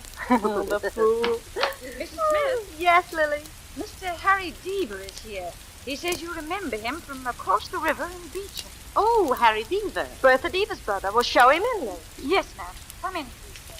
Hello, Harry Deaver. This is quite a surprise. Hello, Annie. Hello, Mrs. Krausheimer. Hello. I didn't know whether you'd remember me. What are you doing in New York? Oh, I'm here on business. How's your wife, Harry? She's fine, thanks. How's Bertha? Oh, she's fine, too. Married to a dairy farmer in Boise. Got 4 children, all girls.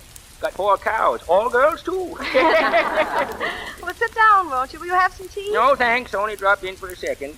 Annie, you haven't changed a bit. I'd recognize you in a minute. Why, Harry, that's the nicest thing you could have said to me. Say, I did recognize you. Only saw your picture on your husband's desk and recognized you right off. He's a good-looking fella. What were you doing with my husband? Well, here's the way it is.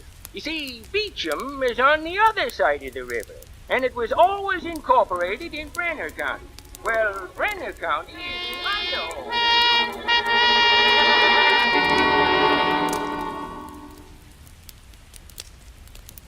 We aren't legally married. Anne, this is horrible.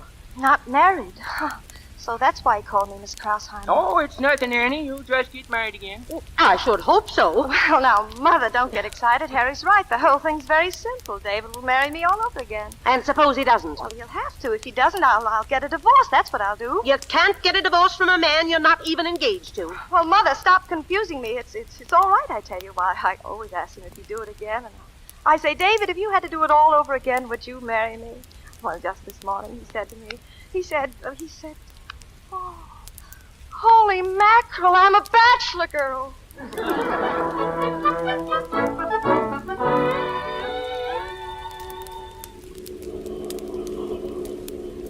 You're looking kind of cute tonight. Oh, thank you, David. And thanks for the lovely roses you sent me. Well, I always send you roses. Yes, but these had stems on them.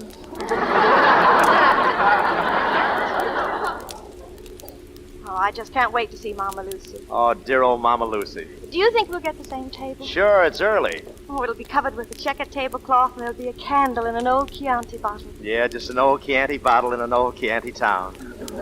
And Rosa the fortune teller. You know, I even love the smell about the place.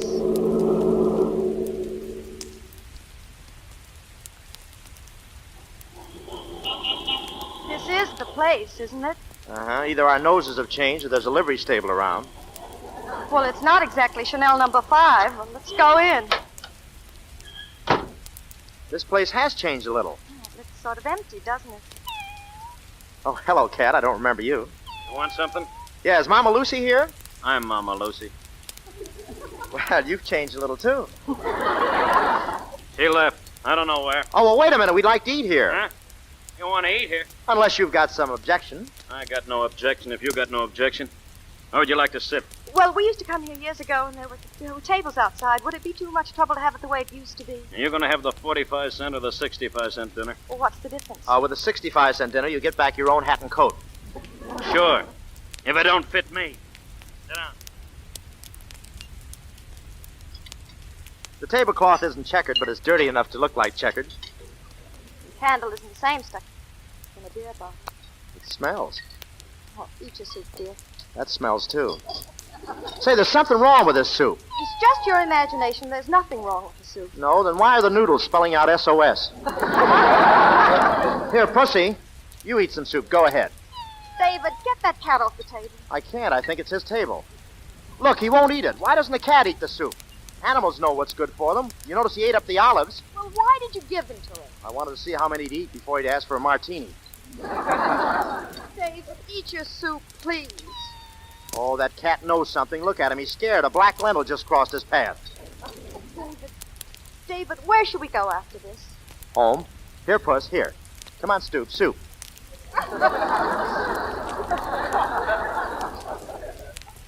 Did you say home, David? Well, aren't we supposed to go someplace before we go home? Well, altogether, they'll make it too late. So, you know, I'd give $5 to see that cat take a sip of that soup. Here, Puss, come on, soup. David, listen. Yes, hon? Tell me what you do a day in the office. You know, just a simple day like today. From the minute you came in until you went home, what happened? Oh, nothing. Just a lot of schmooze. It's dull as dishwater. No, it isn't. I'm very interested. What sort of things come up in a day? Who did you see? Please try and remember. Well, there was a fellow... Oh, look, the cat's going to eat the soup. No, he isn't. He's turning away. Doesn't that mean something? I want a stomach pump. Nice cat, huh? Yeah. I'm unlucky with cats here. The third cat this week.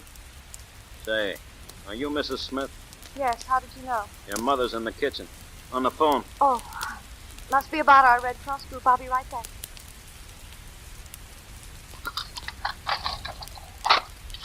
Hello, Mother?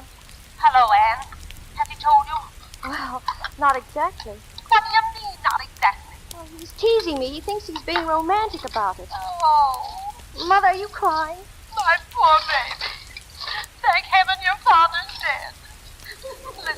Listen to me now. Under no conditions, do you hear me? Under no conditions are you to Why, of course not, Mother. Don't worry.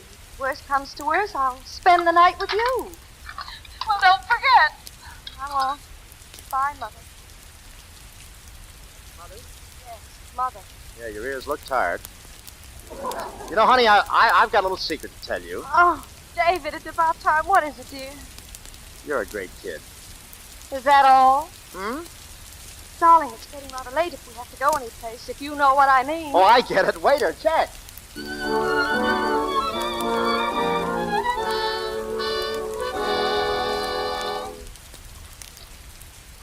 Champagne. Keep twirling it, honey. Get it good and cold.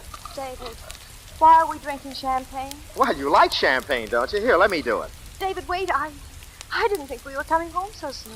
No? Get the glasses, hon. Glasses? Sure, you don't want to drink out of a bottle, do you? David, you stop twirling that bottle. Hey, look out! What's the matter with you? You beast! What?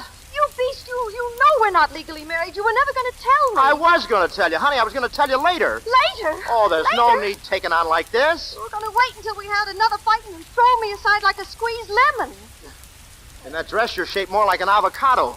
I've given you the best years of my life, and you were willing to go on and on. I've always had a suspicion about you. So did my mother. Your forehead slants back too much. Well, at least I've got a Ford. Anne. Don't you touch me. Oh, now listen, Annie. You get out of here. Get out. Go on. You're not staying in this apartment. Honey, we can't leave the bedroom until we've made up. You're not in the bedroom. Get out. If you'll let me explain, Anne, stop pushing. You're going out of here. Take your coat. Annie. And here's your hat. Annie, let go. Stop. And never come back here. I never want to see you again as long as I live. Now get your hand out of that door. Ouch! Annie, either let me in or throw out my fingers.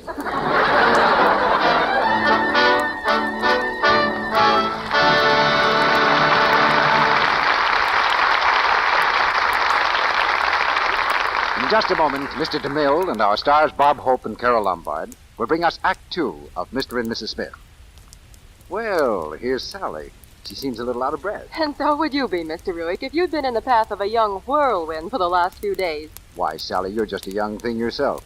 Who is this tornado that's got you down? My little cousin Susie. She's just 17, just out of school, and she's been visiting us. She's cute as a kitten's ear and as chic popular. We thought some of having an extra phone put in just for the overflow messages. Sounds kind of like a Lux girl to me, Sally. Listen to this, Mr. Ruick. The night Susie arrived, she was freshening up before dinner. First thing she did was to unwrap a cake of Lux soap and start right in to tell me, imagine me, how to take an active lather facial. Took the words right out of your mouth, Sally. Susie says most of the girls at her school are Lux soap fans. They're pretty smart, those young things. Sue said they find these Lux Soap facials are really swell, so they make a point of using them regularly.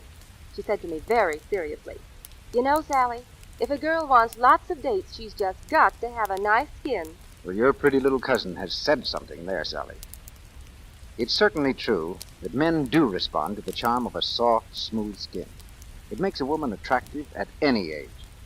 Here in Hollywood, screen stars, 9 out of 10 of them, use Lux toilet soap regularly because this gentle soap is such a wonderful help in keeping complexions lovely.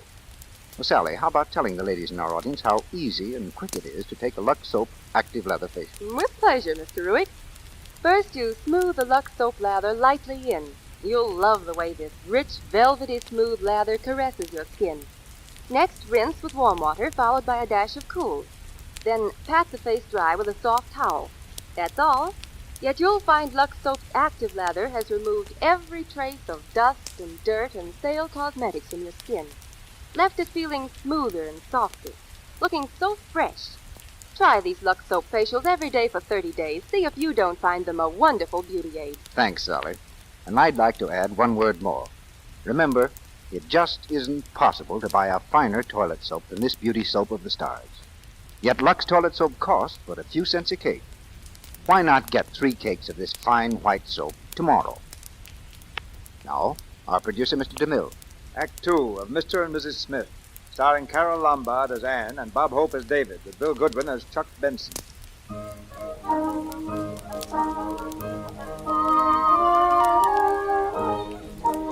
Bag and baggage, David Smith has been tossed into the street by his own wife, who now considers herself Miss Annie Krausheimer. Homeless and weary, David wanders into his club downtown. In the steam room, he sits wrapped in a towel, staring into the clouds of mist. Through the fog comes another half-draped torso, Chuck Benson. Hiya, Dave. How goes it? Haven't seen you around the club in months. Oh, hello. Benson, Chuck Benson. Don't you remember me? We were in the golf foursome in last year's tournament. Oh, yes. How are you? I'm fine. How are you? Oh, I got a little kink in my arm. I think this steam ought to fix it. Yeah, I had a fight with my wife, too. Oh, it wasn't exactly a fight. We were drinking champagne and it went to my head, bottle and all. Yeah, sure, same old story. But you know what I don't understand? Whenever 2 people have a fight, the woman goes home to her mother. Well, every time my wife and I have a fight, I have to get out of the house. Huh. How do you get back? Oh, it's the simplest thing in the world. Ignore it. Ignore the whole thing. Next day, they're glad to see you. I know, brother. I've had experience. Hey, you're right. Yeah, I'll just go to the office. I won't even call her. She gets worried. Why don't I show up in the morning? By the time I get home tomorrow night? Ha ha ha. Thanks, Chuck. You're a pal.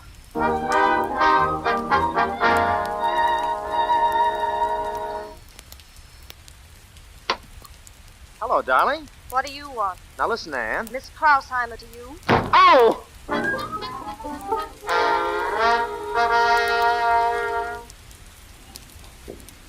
Taxi lady? Thank you. 36 feet and 50. Okay. Hello? Oh, good morning, Mr. Smith. Is this your cab? No, I was crossing the street and the lights changed. Say, Anne, are you going to stop this silly farce or aren't you? I've got all the work piled up in the office. You let me come home. I'm willing not to discuss this anymore. Well, that's very generous of you, but I won't be thrown crumbs by a crumb. Now listen, you're my wife. No, we're not legally married, Ducky. Well, then we're going to be legally married. Sorry, I haven't time. I'm learning the words to the Hut-Sut song. Are you out of your mind? Why, think of my reputation. Well, why the laugh? Oh, I thought of your reputation.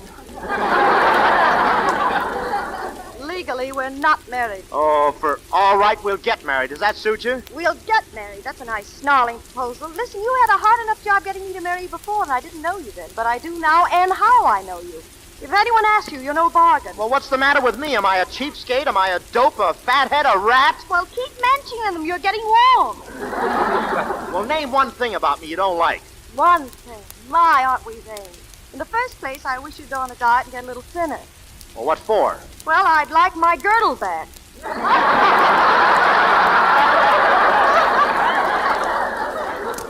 Indian giver. And then what about that tar stuff you keep rubbing into your hair that smells up my whole bedroom? Well, I'm only trying to keep my hair for you, and you're a fine one to talk. Going to bed with a head full of aluminum clips. Every time I woke up, I expected to find the government had turned you into an airplane. No, you won't have to worry anymore, dearie. Well, I'm not going to stand for this, and that's my last word on Well, it. it's nice to have met you. All right, I'm not going to support you. How do you like that? Fine. I'm serious. I'm not going to give you any money. Fine. Never like asking you for money anyway. It's embarrassing watching you take off your shoe. Keep it. Right here, driver. I want you to know I'm doing this reluctantly. Well, that suits me. Here, driver, keep the change. Thanks, lady.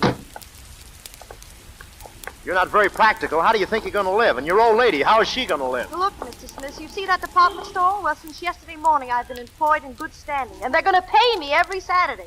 Goodbye, Mr. Smith. Oh, wait, listen, Ann.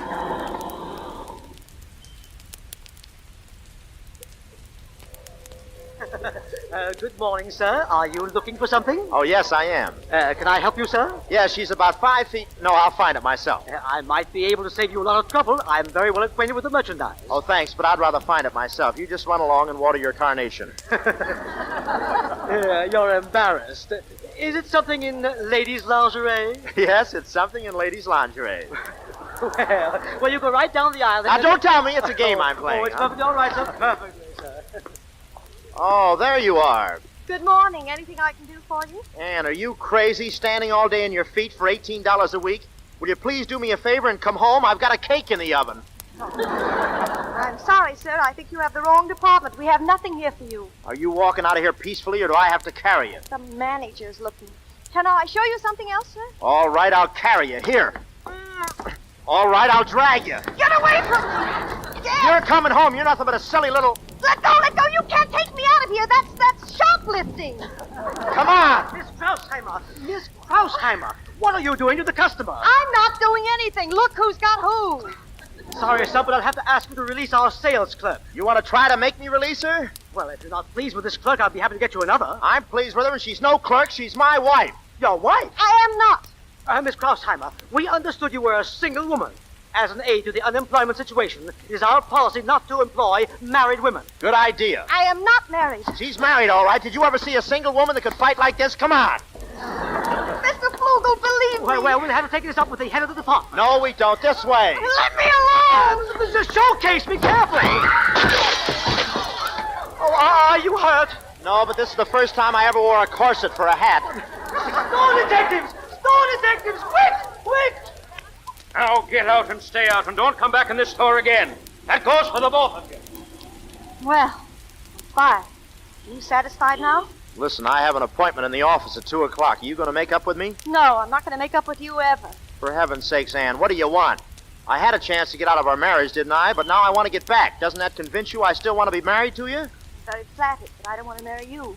Thought the whole thing over, and I'm not interested. Well, what's the matter with me? Oh, I don't like your temper. You're too jealous. You're always knocking people down. Oh, now, wait. If you're referring to last New Year's Eve, that midget had no right Move to... along there. Move along. Just a minute, officer. You heard what I said. Move along. You're blocking traffic. Why don't you go someplace and steal an apple? Go on, hit him, why don't you? Knock him down. Go on. Madam, I wouldn't advise your friend to hit a cop in this town. But I'm on your side, officer. I don't even know this man. Oh, you don't, huh? She does so. She's married to me illegally. Run along, buddy. Go visit Columbus Circle. Listen, Go on before I run you and beat it. Oh, bully.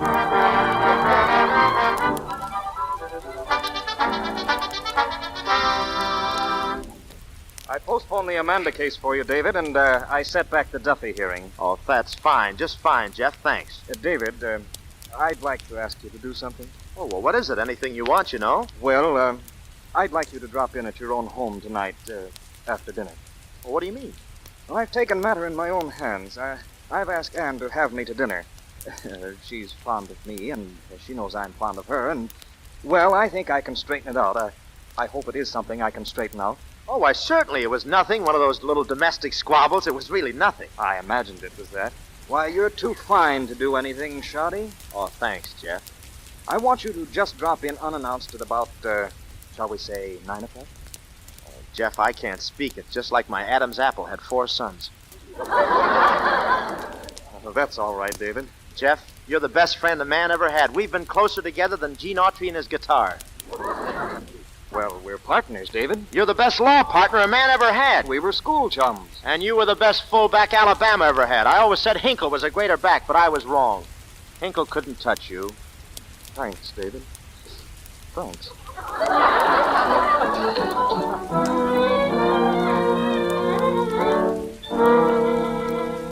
In here, Mr. Smith. Oh, thanks. Mr. Smith, madam. Hello, David. Oh, hello, Jeff. Oh, hello, Ann. How are you, dear? Talk to my lawyer. You're a lawyer. What lawyer? Oh, Ann's asked me to represent her in this matter, David. Well, what for? Oh, I've been telling her she doesn't need a lawyer. Oh, well, I'll say she doesn't. Because as I understand the facts, you two aren't legally married at all. There you are. What? So there's nothing for the court to decide. This happened before in Peterson versus Peterson, and Jeff says even the Supreme Court threw it out. Jeff, what's the matter with you? He said you were lucky this isn't the South and that I'm not his sister. What? Now, David... Why, you hillbilly ambulance chaser? You Blackstone blackguard, wait till the Bar Association hears about this. If I open the window, they will.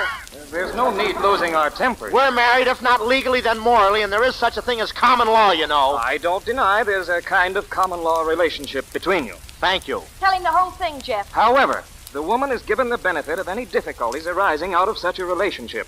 For instance, should you die, as a wife, she is entitled to share in the husband's estate. Well, why should she wait? I'll give her one room of furniture and my pivot tooth now. Furthermore, should the woman care to halt this relationship and marry someone else, she is entitled to do so. Peterson versus Peterson, Adams versus Kelly, and Gimbel versus New Pennsylvania Coal Company. I didn't know they were going together. You're supposed to be my best friend, and you tell her a thing like that? David, I have never taken advantage of our friendship by word or deed. And it's only because you're standing here that I can now ask Anne, would you care to have dinner with me tomorrow night? Where, Jeff? And don't go with him. Come to dinner with me. I'll spare no expense. You can name your own drive-in. Where shall we go, Jeff? Anne, I'm asking you to come to your senses and marry me tomorrow. If you have dinner with him tomorrow instead, well, this is final. We're through. What time, Jeff? All right, we're through, Anne. From now on, we're just friends. Just ships that pass in the night. And if Jeff is ever with you, make sure he's convoyed. That's not necessary. The store club all right, Jeff? Anywhere you say. I'll call for you at 8. Oh, that'll be fine. Good night. Good night. Good night, Anne. Good night. Well, David? Comparing yourself with Hinkle as a football player. You couldn't carry Hinkle's water bucket. Sorry you feel that way, old man. Good night. On second thought, maybe you could, you 2-quart drip. Who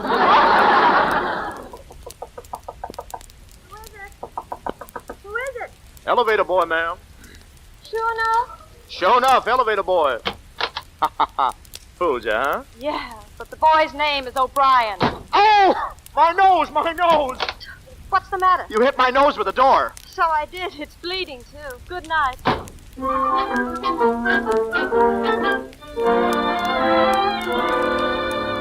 Well, now, I'll tell you. When a man comes to the club for one night, that's nothing. When he comes back all week, that's trouble. Go ahead, Dave. Take another drink. Hey, Benson, are you sure this is good for nosebleed? Oh, best thing. I always use it, but then I don't know. I use it for everything. Oh, that reminds me. I got to make a call. I'm kind of a dummy, you know. Uh-huh. The worst thing I could do is chase her. Let her have a week or 10 days without me. After 10 days with her mother, even I'll look good. Uh-huh. She's used to me. She can never even get to sleep until I get home. I'm just her big box of Ovaltine. Oh, hello. Hello, Gloria. Well, hiya, Gloria. Oh, yeah, and I'm kissing you back. Huh? Jimmy? This is no Jimmy. This is Chucky. Wonderful girl, Dave. Society girl. Real class. Hey, say, Gloria, how about tomorrow night? Atta girl. Listen, I got a friend. How about Gertrude? Oh, you like Gertrude, Dave. Me, Gertrude? Oh, this is a great fella, Gloria. Society fella, real class. Put Gertie on. Say, I don't think I better. Oh, now, don't be a sap. She's beautiful. Hello, Gertie. Listen, I got you a great little dinner partner for tomorrow night, but he kind of needs cheering up, you know what I mean? Okay. Here, she wants to talk to you, Dave. Oh, me? Well, oh. Hello, Gertie. Hey, she's kissing at me. Kiss her back. Well, I don't know her. Oh, it's all for laughs. She's a great kid. Oh, well. Huh? Well, how can you tell you're crazy about me? Oh, it's just an average voice. Yes, I used to sing a little. Give me the phone. What did I tell you, Gertie, huh? Great fella, huh? 8 o'clock? Where shall we make it, Dave? A stork club. How about the stork club? Okay. Goodbye. Oh, wait till you see them, Dave. They're terrific. Real society girls. You know, she said she liked my voice.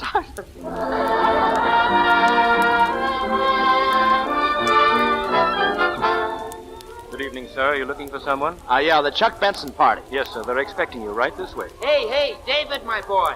Hey, Chuck! Well, here he is, girls, in the flesh. Hiya, Dave. Hi, Chuck. Girls, I want you to meet Dave. Dave, this is the girls. Hello, big boy. Hiya, Toots. What's been keeping you? Sit down and park the body. Hey, Chuck, is this, are these... Why, sure. This is the young lady who liked your voice, Dave. Young lady. You can get 6 to 1 in the winter book. She doesn't finish out the winter. Gloria O'Day and Gertie Schultz. Gertie's for you, Dave. Oh, thanks. Come on, tall, dark, and ski-nose. Sit down, slap on the feed bag. Well, look, isn't this a little crowded? Can't we go to some quieter place where it's darker? Hold it, Cookie. We're eating first. Have you ever been here? Often. That's why I want to go to a dark place. I don't get it. Well, food doesn't agree with my stomach, so I get even on it. I don't let it see what I'm eating. Oh, you got an upset stomach, huh? I wonder what could have done it. Are you kidding? Hey, waiter, bring the bottle here and leave it, will you? Yes, madame. Some kid, huh, Dave? Let him talk for himself. Well, why don't you say something? I will. I'm trying to find a way to clean it up. Say, take a gander at this menu. Yeah, it's written all in French. Just putting on the dog for the fancy prices. Look, oops, that's eggs. What's that? Oops, it's eggs. No kidding, I was here once before. Say, it's awfully hot in here, Chuck. I know a place that's cool. Now, listen, don't rush it. We're stuck for the cover charge anyway. Now, take it easy, Dave.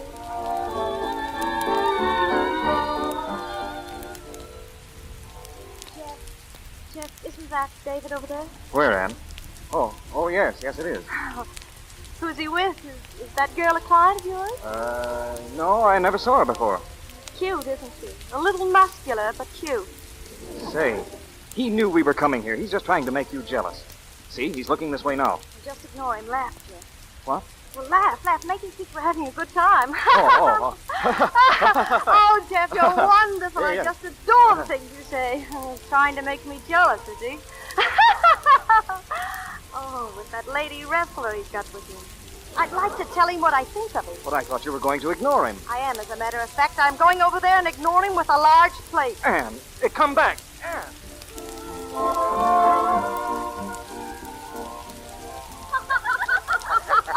Oh, excuse me, I've got to leave. Oh, sit down, Dave. Sit down. Sure, sit down. I can't. Look, my nose is bleeding. I have to go home. Get out. Oh, his nose is bleeding. He can't leave like Now, that. take it easy, Dave. Let go. I got a cure for nosebleed. Lay him out on the table. Oh, Chuck. no. Yeah, on the table, Dave. No, stop it. Give me a cold knife. Yeah, Let cold go. knife. Up you go. There we are. A cold knife. Give me a cold knife. Let me up. Gertie'll fix you, Dave. Now lay down. Oh, listen. What's the matter here? Some cunt got punched in the nose. Oh, let me out of here. Hello, David. Ann, Anything I can do for you? oh, it's all a mistake. You see, this girl... Oh, yes, I think she's rather pretty. Is that her own hair, or has somebody been unraveling a cigar?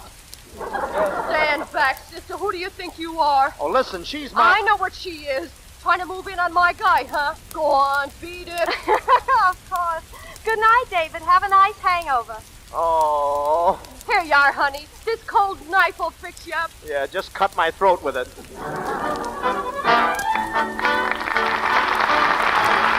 We pause now for station identification. This is the Columbia Broadcasting System. After a brief intermission, Mr. DeMille presents Bob Hope and Carol Lombard in Act 3 of Mr. and Mrs. Smith. And now, while we're waiting, let's listen in on a typical late afternoon scene of the Joneses. Mary Lou, please stop playing with that horrible thing. Let Mommy give you your bath. Mary Lou, give Mommy that whirligig this instant. Now listen, dear, please. You know Mommy has to have time for her beauty bath, too. Nice warm bath with a nice fresh take of Lux soap. Oh, goodness, this feels good, all this creamy active lather. It feels so sort of soothing some way. And oh, but it leaves such a wonderful fragrance on my skin. There's certainly nothing like a Lux soap beauty bath to make me feel like new, even after such a hectic day as this. Now a good rub down, clean things, and I'll be fresh as a daisy. Hello, honey. Ah, here she is, all dressed up and looking mighty sweet, too. Well, looks like I'll have to have a kiss right now. Darling. Clever woman, Mrs. Jones. Far too clever to let her husband find her after his hard day. Worn, cross, and disheveled. She knows she can depend on Lux Toilet Soap's creamy, active lather to carry away perspiration, every trace of dust and dirt. Make her sure of perfect daintiness, the charm that men adore. Leave her skin delicately perfumed, too, with a fragrance that clings. Why don't you adopt this delightful way to make sure of daintiness, of skin that's sweet? A daily Lux Toilet Soap beauty bath is a luxury that you'll enjoy. An inexpensive luxury, for Lux Toilet Soap costs only a few cents, especially if you buy 3 cakes at a time, the economical way. Get 3 cakes tomorrow. Now, Mr. DeMille returns to the microphone. The curtain rises on the third act of Mr. and Mrs. Smith.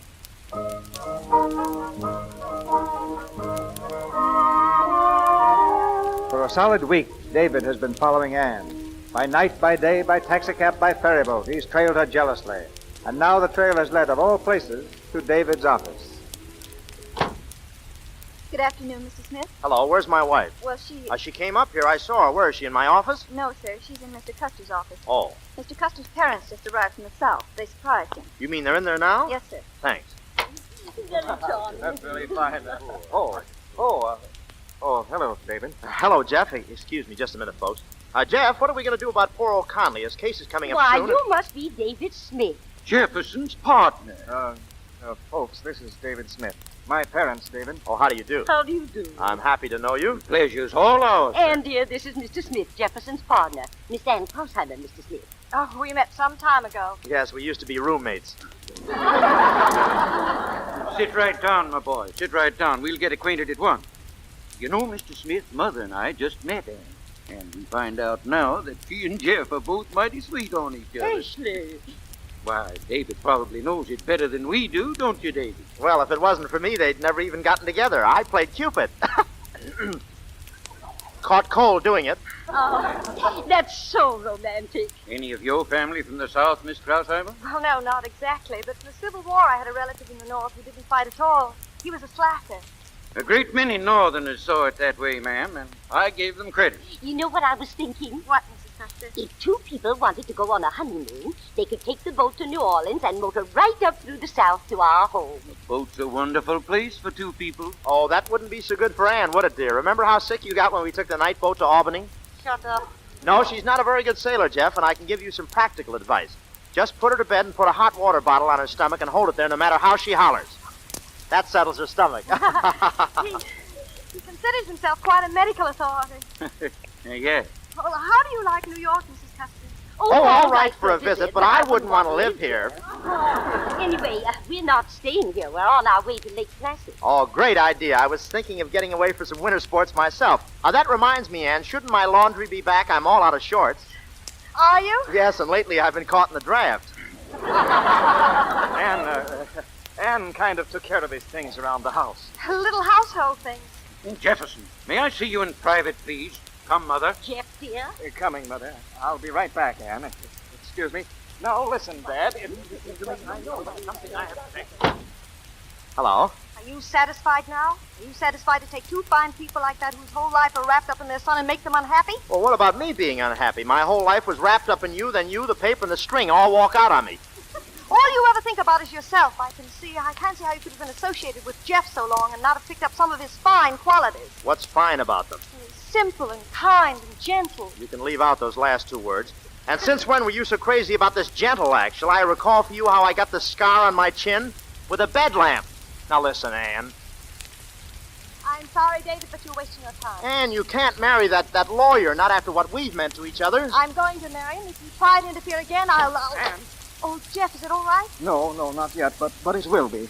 We're going to meet them at Lake Placid. Oh, Jeff. Now, don't worry. And as for you, David, you're not playing the game, old man. I resent that. I am playing the game, old man. Of course, I'm using loaded dice. Their cabins are right over here, sir. Which is Miss Crossheimer's cabin? Number 10, sir, there. Number 9 is Mr. and Mrs. Custer, and number 8 is Mr. Jefferson Custer. It's pretty far from the main lodge out here, but it's nice and quiet. Now can I show you the other cabin? No, thanks. That's all. I'll wait for Miss Krausheimer. Yes, sir. But I think everybody's out skiing, sir, and... Fine. Go ahead, son. I'll wait for them right here. Mr. Smith, you're not going to sit down in the snow. Why not? I like to sit in the snow. My whole family sat in the snow. Your whole family? Well, my brother was a midget. He sat on ice cubes.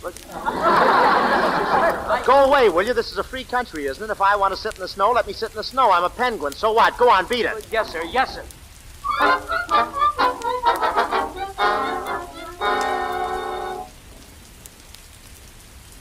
Oh, Jeff, it was glorious.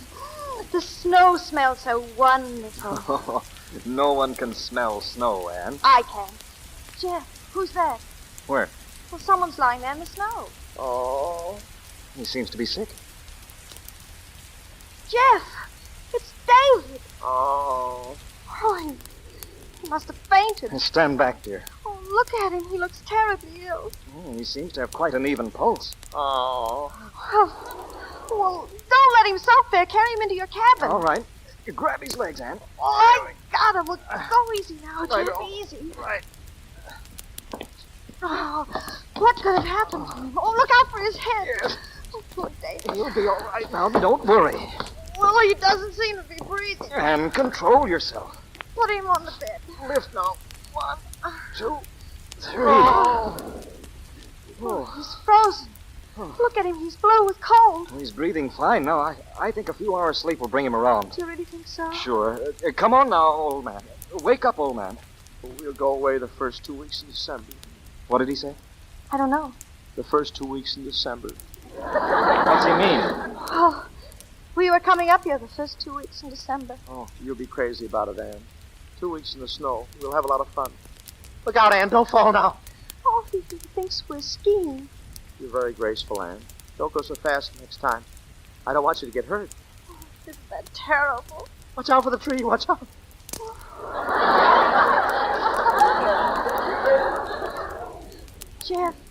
Jeff, look, he's opening his eyes. Hello, David. Hello, old man. Hello, Anne. No. No, David, this is Jeff. I'm Anne, David here. Oh, hello, Jeff. Don't you think Anne needs a shave? Say, he's in bad shape. David, don't you remember me? Try and think, David. This is Annie. This is Jeff, your old school chum, Jefferson. Jefferson. I'll never forget you in that little blue dress. I don't get it. Well, that's the dress I was wearing when I met him. I told you about him. He liked me in that. Look, he's closing his eyes again. I think we ought to let him rest.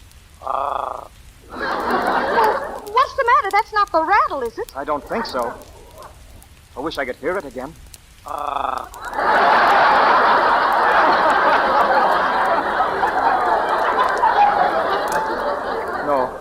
No, he's just clearing his throat. Oh, he looks awful. Oh, David. Easy now, Anne. Let him sleep a few hours. Well, do you think we ought to leave him? Oh, he'll be all right. Come on outside. I want to talk to you. Anne. Yes, Jeff? Anne, a woman can't control herself entirely by her head.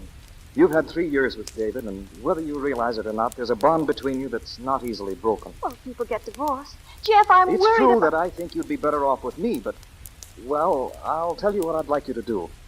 Take back your promise to marry me and think about it for a few days.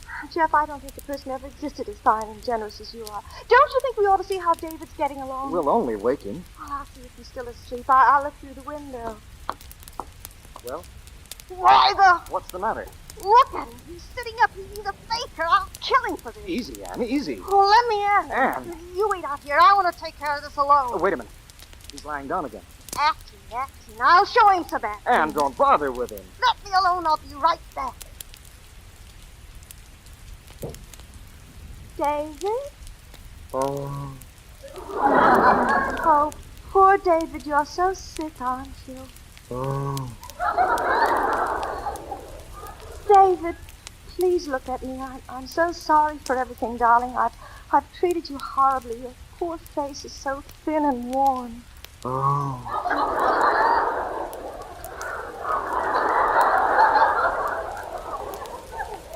That scar on your chin, I did that. I picked up a bed lamp and I hit you with it. Like this! Oh, Yeah, that woke you up, didn't it? My head, you've cut. What's the matter with I'll you? tell you, you've been found out, you beast. I should have known it was all too convenient your being up here. Look here, Ann. A big sympathy act, coming up here and pretending you're on a bat. I love you, Ann. Listen to me, David. You pick up and get out of here. I don't ever want to lay eyes on you again. You're just making a nuisance of yourself. Oh, am I? Yes, and get your hands off Ann, me. I don't care what you say. I tell you, you're in love with me. I tell you, you're crazy. And I'm not going to give up till the last minute. This is the last minute. You're mine and you belong to me. You couldn't have anything to do with that pile of fried chicken out there. Well, that's what you think. He's twice the man you'll ever be, and we're going to get married. Okay. If that's the way you want it, I won't stand in your way. I've done all I can. But now I'm through. I'm all washed up. Go ahead. Marry the guy. And I hope you'll be very, very unhappy. Thanks, sir. There's only one thing I'd like to say to you before I leave. You're a spoiled, selfish brat, and I'd like to take you across my knee and give you what you deserve. Ha! I should have done it years ago. You just try it. Maybe if I had, you'd know how to behave. Get away from me. Put that lamp down. Make me. All right, I'll make you. Let me go. Put me down. Put me down. Do you hear? I'll teach you, young lady. Yeah. Just what is this? Put me down. Oh, Jeff, he was going to choke me. He was. Come on, Jeff. Join the fun. Here, you take a lamp too, Jeff. I don't need a lamp. You'd better take it, because I'm thinking of taking one. I forgive you, David. I forgive you for everything. Jeff, you're not going to hit him? No, Anne. I've always thought that violence shows a lack of character. You mean you're not going to do anything to him? Would you respect me more if I knocked him down? Would I, you big blubber? What kind of a man are you? How could you be in love with a woman and let someone manhandle her? Hello, son. You ought to be ashamed. Hello, Dad. Did you have a nice day, You Dad? call yourself a man. Hello, Mother. You're nothing but a coward. What's this? You and your fancy ideas. Yes, dear. That's what you are, a coward. Why, he's only half your size. I bet he could lick you with one hand behind his back. Yes. Anne, do you realize you're raising your voice? Certainly I'm raising my voice. Go on. I've been married to her. She starts at that pitch. I never saw you acting like this. I thought you were a gentle type of girl. Very gentle. All you have to do is hold her off with a whip and a chair. Jefferson, I forbid you to marry this woman. You forbid him to marry me? No, Anne. Listen to me, you stuffed shirt. Even a mouse has enough backbone to fight sometimes. You know, taking your hat off on an elevator doesn't make you a man. You can teach a monkey to do that. And I'll take a monkey any day, whether he's a dipsomaniac or beats his wife in a lump of well-bred jelly. Atta girl. But I'm not taking you, brother. Now let me out of here. Let me out of here before I forget I'm a lady. That was one of her quieter moments.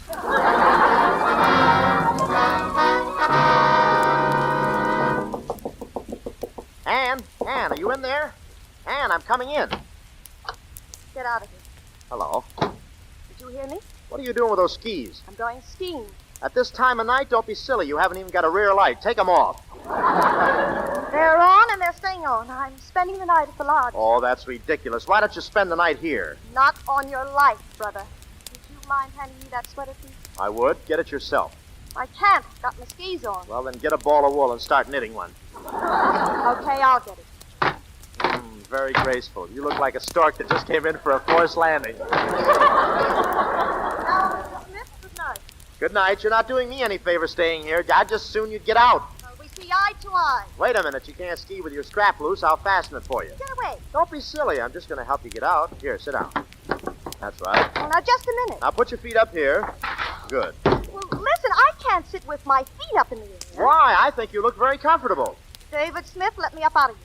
Can't you move? Of course I can't. My skis are crossed. Get me up out of this chair. Troublesome things, those skis. You're quite sure you just can't get up by yourself? I just told you. Fine, then we can talk a while. David Smith, I'm warning you. In the first place, I ought to tell you that we're still married. Mind if I take off my tie? Now listen. Gimbel versus the New Pennsylvania Coal Company doesn't hold in this case since we're concerned chiefly with the Idaho and Nevada statutes. So you see, I'll hang my shirt over here. Let me up. So you see, you're still my lawful wife. I looked up all this legal tangle, and that man Deaver was all wrong. Our marriage was and is perfectly legal. Now. I'm warning you, I'll kill you in cold blood. Someday when your back is turned, I'll stab you. Let me up. I'll scream, I tell you. Go on, scream. Louder. Go on, bang your feet. See what good it does you. Go ahead, great. But you're my wife. And you're going to stay right here whether you like it or not. How do you like that? Oh, my ski fell off. See that? You said I couldn't get away, see? My ski fell off. Well? Well, save it, put it on again. And...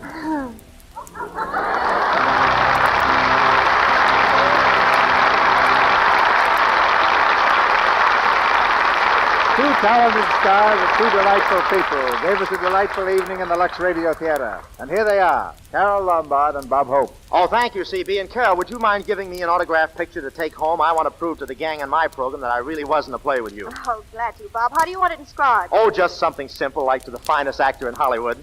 Oh, I thought it was for you. Do you really think you're Hollywood's greatest actor, Bob? Well, I'd rather not answer that, Mrs. Gable. Say, that reminds me. That reminds me about the road to Zanzibar. What reminds you? Oh, anything at all, CB. I've got a great idea. Would you like to hear some of the best parts of the road to Zanzibar? But, Bob, I've seen the picture. Well, then, would you care to reminisce? Bob, I haven't seen the road to Zanzibar yet. Tell me, how is it? How is the road to Zanzibar? Yes. You know, I've always dreamed about moments like this. Well, I really had a swell time here, CB, and I'd like to have both you and Carol come over to my program and try the Pepsi. Remember what I told you, Bob. This is the Lux Radio Theater. Oh, but couldn't I just say... But while you two are playing tag, I'd like to say just a word about Lux soap. I've used it for years, and I think it's grand. Such a gentle complexion care, and really a wonderful help in keeping skin smooth. Now, I may have told your audience this before, Mr. DeMille, but I haven't changed my mind one bit about Lux soap. And you never will, Carol. Lux soap keeps its friends for life. Well, now, before you tell us about next week's show, CB, couldn't I get in one quick mention of Pepsi? Now, Bob. But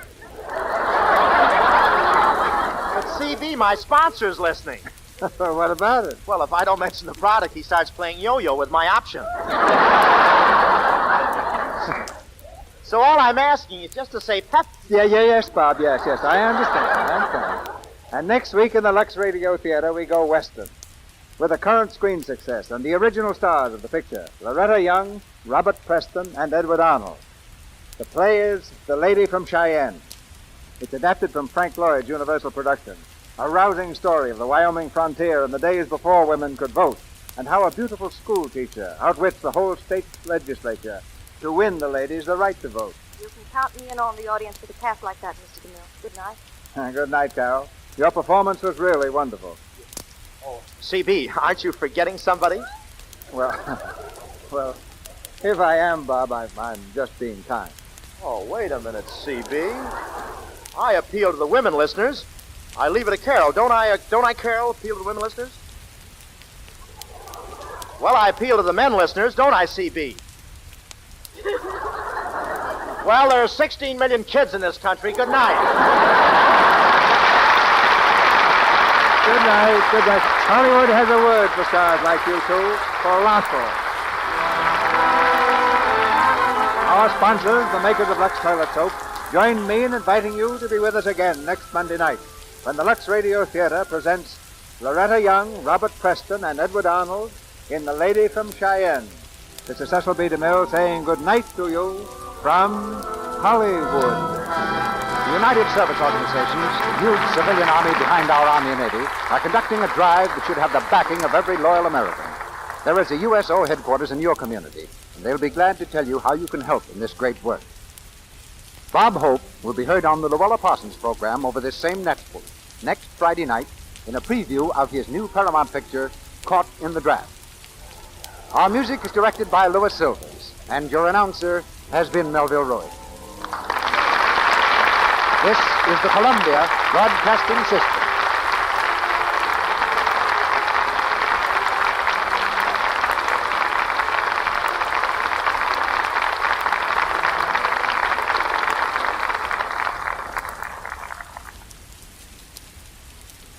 Here is another in NBC's great parade of new shows. Now, Dick Powell as Richard Diamond, private detective.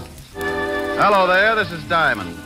I'm a private detective. And as long as I've been in this business, I've found only 4 things that really make this racket worthwhile. Women, money, women, and more money.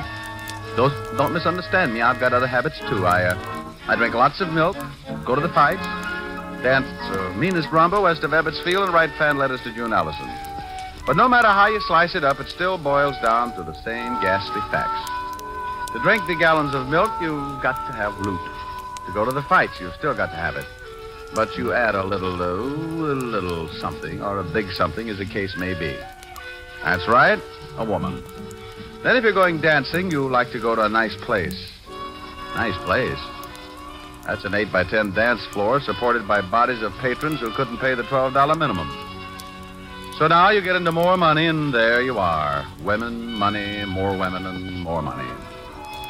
About the fan letters to June Allison? No, who knows? She never writes back anyway. To show you how I make this money that gets me into so much trouble, let me tell you about a case I got mixed up in. It all started last week during a séance. Quiet, please, quiet. Now, if you will please place your hands on the table, Mrs. Van Dyke. Lightly, just the fingers touching. Dr. Langley, I'm so excited. Please, Mrs. Van Dyke. Professor must have complete silence. Oh, I'm sorry, but what's he doing? He's going into his trance. Dr. Langley? He's contacted the outer circle. I feel your presence. Who are you?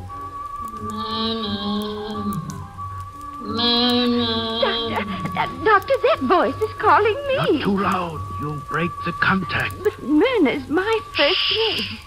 Listen. Spirit, speak again. Who are you? I am Lillian Van Dyke. That's Mother. Mother! Mrs. Van Dyke, you must relax. If you continue to disturb the contact, your mother will leave. I'm sorry. Oh, Spirit, I feel that you have a message for someone in this room. Spirit, have you such a message? I have. Then speak. Myrna. Yes, Mother? You are in grave danger. Guard yourself. Rely on Dr. Langley. He will help. Yes, Mother. What else? Mother? Contact has been broken. Your mother will not return again today. Oh, will I be able to speak with her again, Professor? I must speak with her again.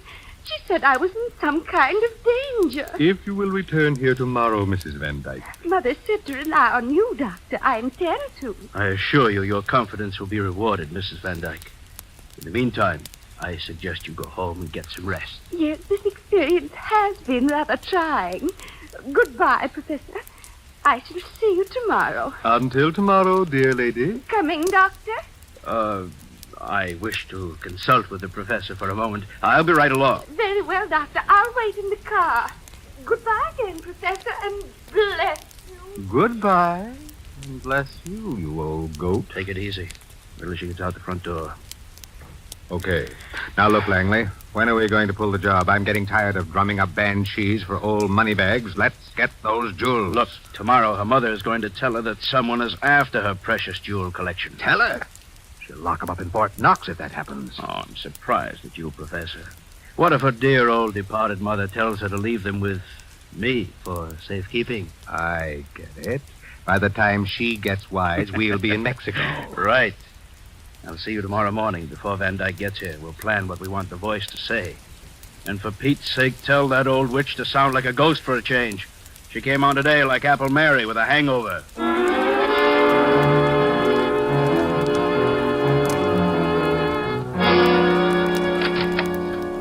Mr. Diamond? That's right. Come on in, but watch the clothesline. Oh, you've been washing. Aren't these a little loud? You should stop around when I'm doing socks. My name is Van Dyke, Mr. Diamond. Nancy Van Dyke. Miss? Mm-hmm. Well, bully for our side. What can I do for you, Miss Van Dyke? I'm worried about my aunt, Mr. Diamond. Why? Is she playing shortstop for Brooklyn? I don't think I understand that. You're not alone, but I have to keep trying. Why are you worried about your aunt, Miss Van Dyke? Well, lately she's been seeing a man who calls himself Dr. Langley. Uh-huh. Are you of the Long Island Van Dyke? We used to live on Long Island. Why? Well, if you're the same family, you say piggy bank instead of U.S. Mint. We are quite wealthy. Uh-huh. That's like saying Scarface had a gun collection. You think this Dr. Langley is after your aunt's money, is that it? Yes. He's been taking her to see a clairvoyant, and she claims that he produced her dead mother and that she talked with her. Maybe she's been getting tips on the market. My aunt says that this apparition, or whatever it is, warned her of impending danger. What's the medium's name? He calls himself Professor Leonardo. Uh-huh. What else did the ghost have to say? Well, she said, or it said, to trust Dr. Langley, and that's exactly what my aunt started to do. She even consults him on matters of business.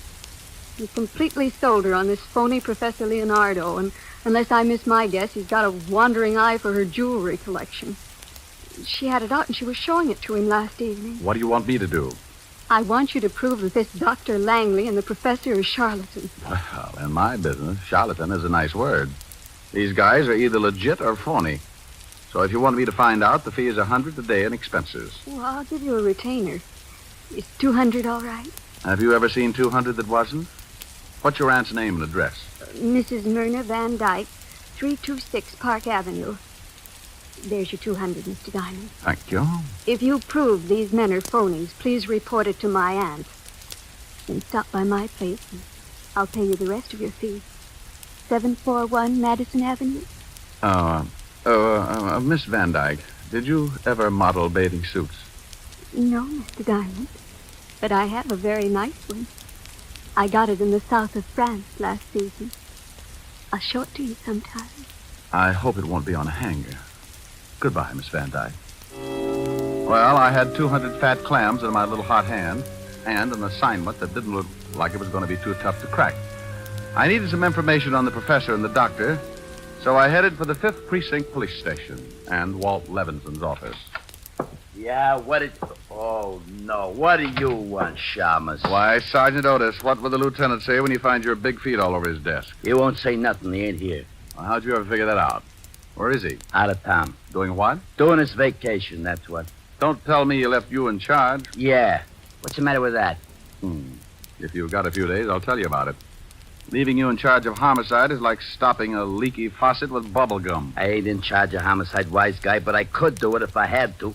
He just asked me to watch his office and take the call. He'd get better results with a parrot. Well, I want some information, Sergeant. What do I see? Me. I could see more in a barrel of mud. Now, you better lay off, Gumshoe. I got instructions to throw you out if you get out of line. Oh, Sergeant, it's nothing personal. You've got beautiful eyes, and, I love all three of them. It's just that you're obnoxious. Well, okay. But you start calling me any nasty names and you go out of here, Sergeant. Well, you do. Now, what do you want? I want your file on bunco artists. Okay. You gonna look up some of your relatives? Oh, that was a real garter snapper, Sergeant. Yeah, here's the file. You can do me one more favor. Look up Professor Leonardo. He's a spiritualist. Oh, drunk, huh? I'll get the file. Oh, no, Sergeant. In the phone book, he's like a fortune teller. Oh, one of them guys. That's right. Wow. Well. Find something? Yeah, I was looking for this guy, too. Let's see. Dr. R.L. Langley. Alias Dr. Fred Bishop. Alias Dr. Leopold Karnowski. Hey, this guy's been busy. 2 convictions. Bunco artist. According to this, the guy goes after old dames and gives them a good fleecing. You're positively brilliant, Sergeant. It ain't nothing. It is when you do it. Did you find the phone number of the professor? Yeah, right here. Professor Leonardo, fortune teller, and clairvoyant. Okay? Oh, want to use the phone? Sure. Only leave a nickel. I wish I had your nose full of them.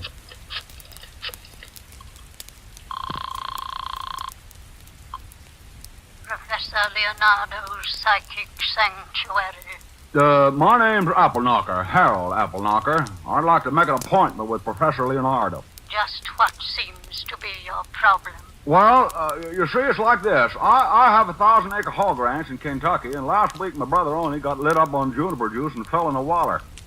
It was a pretty deep one, and he done drowned. I was wondering if you could fix it so I could talk with him. Who recommended you to us? Ain't nobody recommended nothing.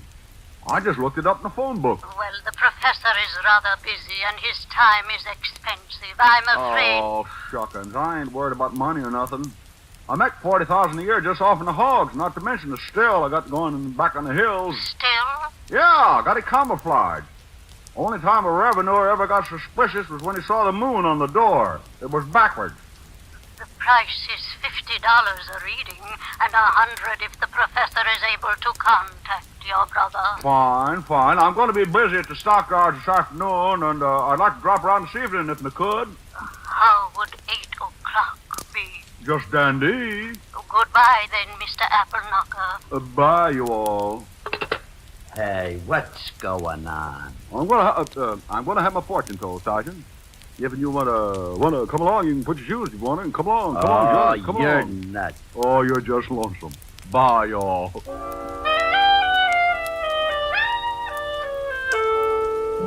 I left the 5th Precinct and headed for 975 Park Avenue. The way the case looked to date, I was going to be working that night, and my lovely redhead would be unhappy if she had to sit home. Sometimes you get a case that's fun, and this looked like one of those times, so I decided to take Helen with me to Professor Leonardo. Rick, a fortune teller? Yeah, he brings the dead back, too.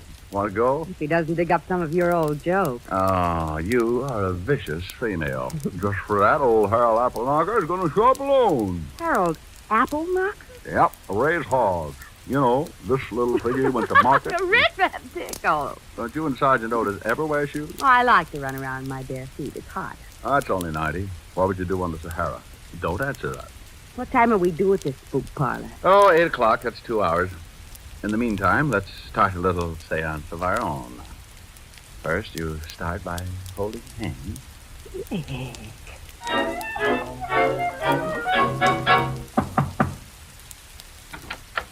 Yes.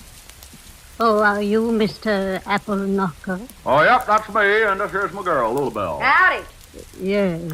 Well, won't you come in? Professor Leonardo isn't back yet, but if you'll just be seated in here, he should be in at any moment. Well, just look at this here room.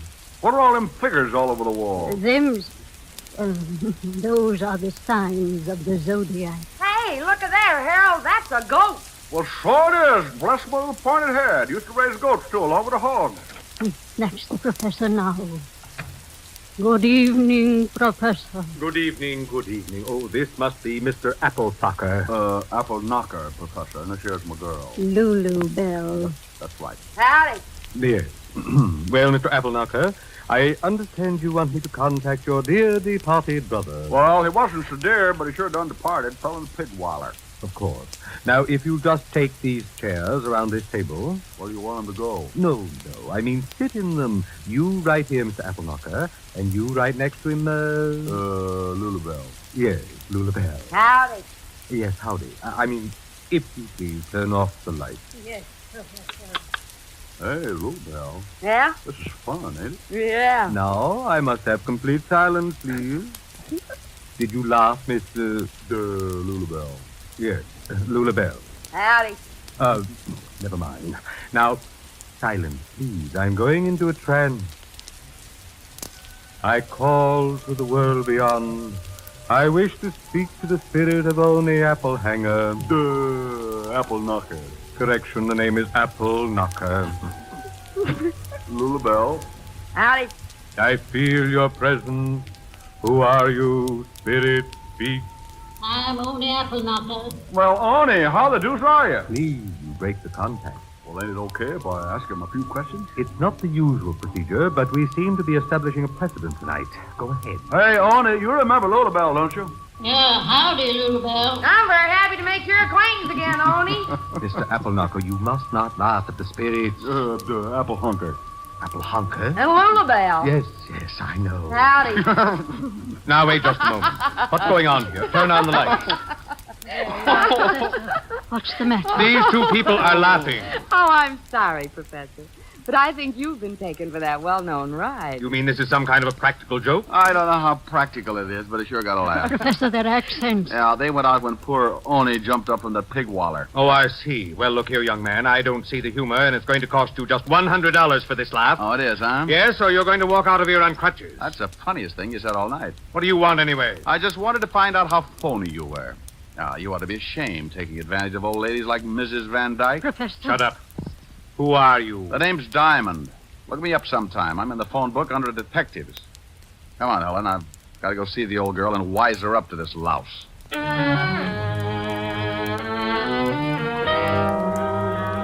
Helen and I left the professor and his witch and went out on the street. I hailed a cab and put Helen in it and sent her home to wait for me. 20 minutes later, I was ringing the doorbell of the Van Dyke residence. I stopped ringing and tried my knuckles, and that's when I noticed that the door was ajar. I pushed it open and walked in. I stopped cold in my tracks. The hair on my neck jumped off and hid in the corner. Lying on the bed was what looked like a body. I couldn't tell because it was covered with a sheet. I was sure of one thing. Whatever it was bleeding all over the place. And the first word that came to my mind was murder. I pulled the sheet back and took a look at what could only have been Mrs. Myrna Van Dyke. She was about 60 and she was wearing a quilted housecoat. She didn't have to worry about trying to button it because it was pinned together at the neck with a long knife. Well, Diamond, you sure can dig 'em up, can't you? Huh? Oh, Otis, how did you get here? After you left the station, I called the lieutenant and told him you'd been in and you was acting screwy. He told me to tell you. Now, I'm glad I did. Oh, mess, isn't it? Yeah, stabbed in the throat. Looks like she was getting ready for bed. That's a towel around her head, ain't it? Could be her hair, but I doubt it. It says Adams Hotel on it. Let's take a look around. Oh, hey, got a load of this. What? Over here on the dressing table. Hey, ain't that a wig? It sure is. I want to look at the body again. You can't do that. You ain't supposed to touch anything. I'm just taking off this towel. Well. She's bald. Yep, nearly.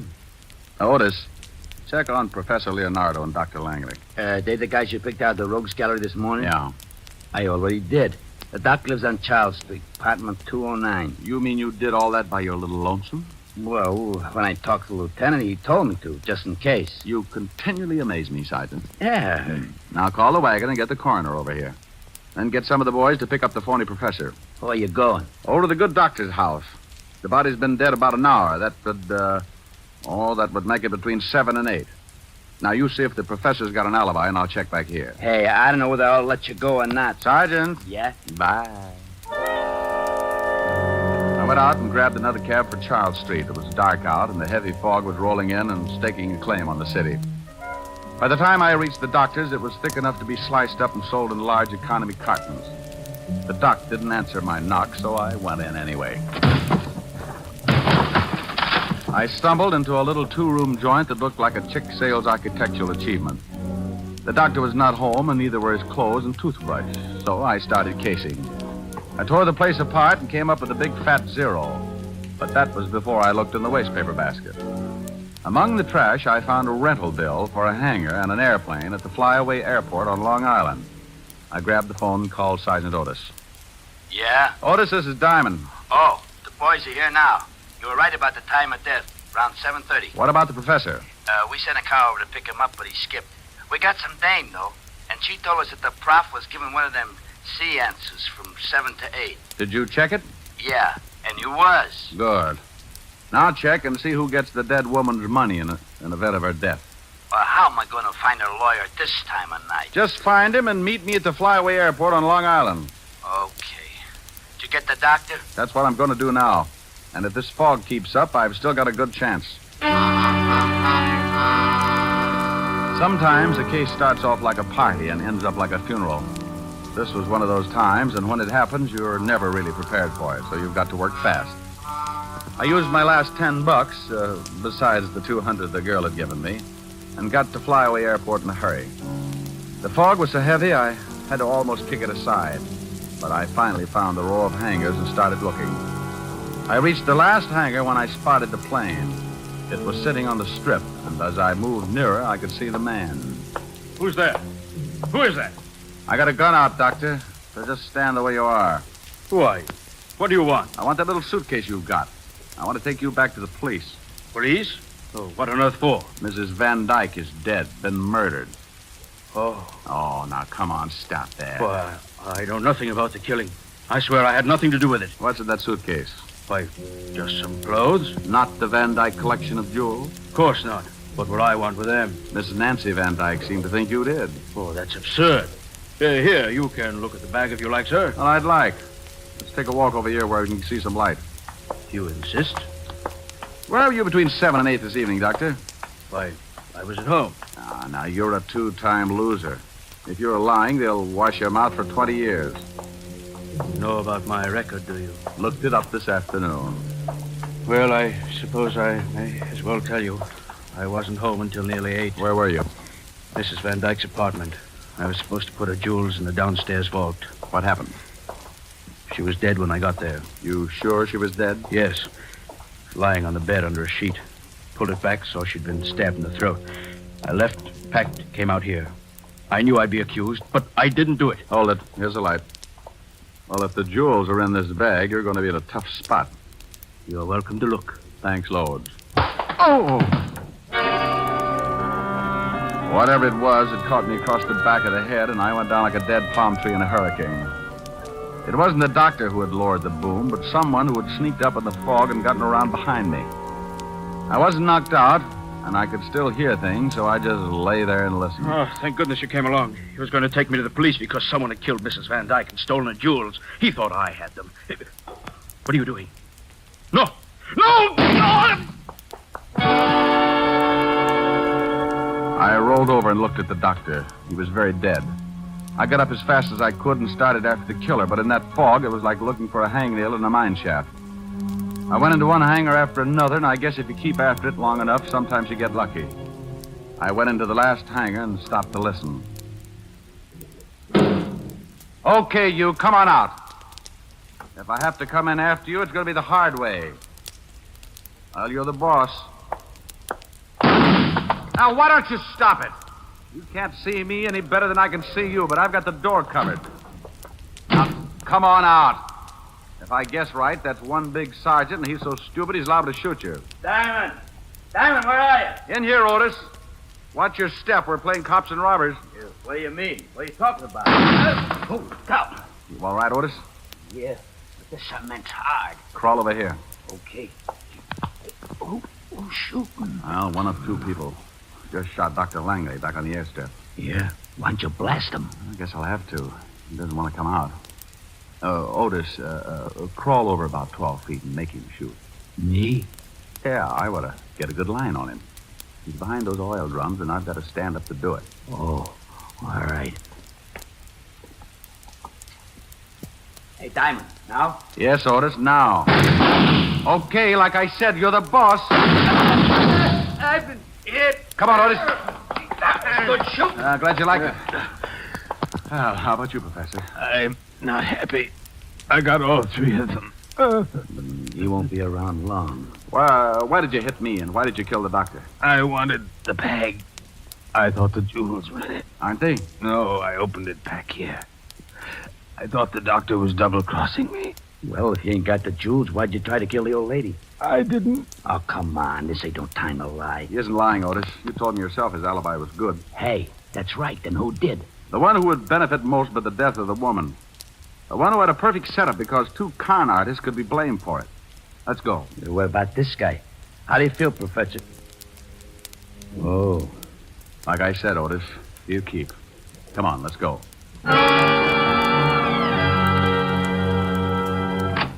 Well, hello, Mr. Diamond.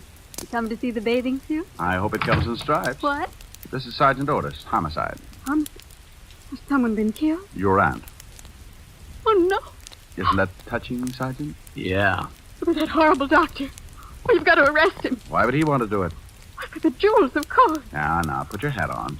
You must have known that the doctor was going to get the jewels tonight, so you killed your aunt, knowing he'd get there and wouldn't have an alibi. Why, you're insane. The trouble was, he got so scared he ran off without him. So he had no motive. That it was the professor. Strike two. He didn't have them either. You're crazy. You can't prove a thing. I didn't stab my aunt. Who said she was stabbed? Well, I just... Something else tipped me to you. The minute I took a good look at your aunt, I knew it couldn't have been a man who'd done the job. Why not? You're just presuming. Because there were no signs of a struggle.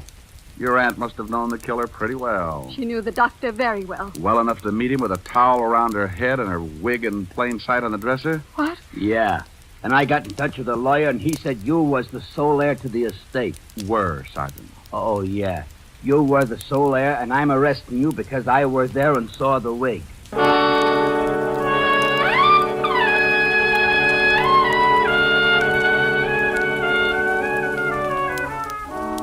Rick, wasn't it fun at the fortune teller? Yeah, he's going to have to think up a new racket.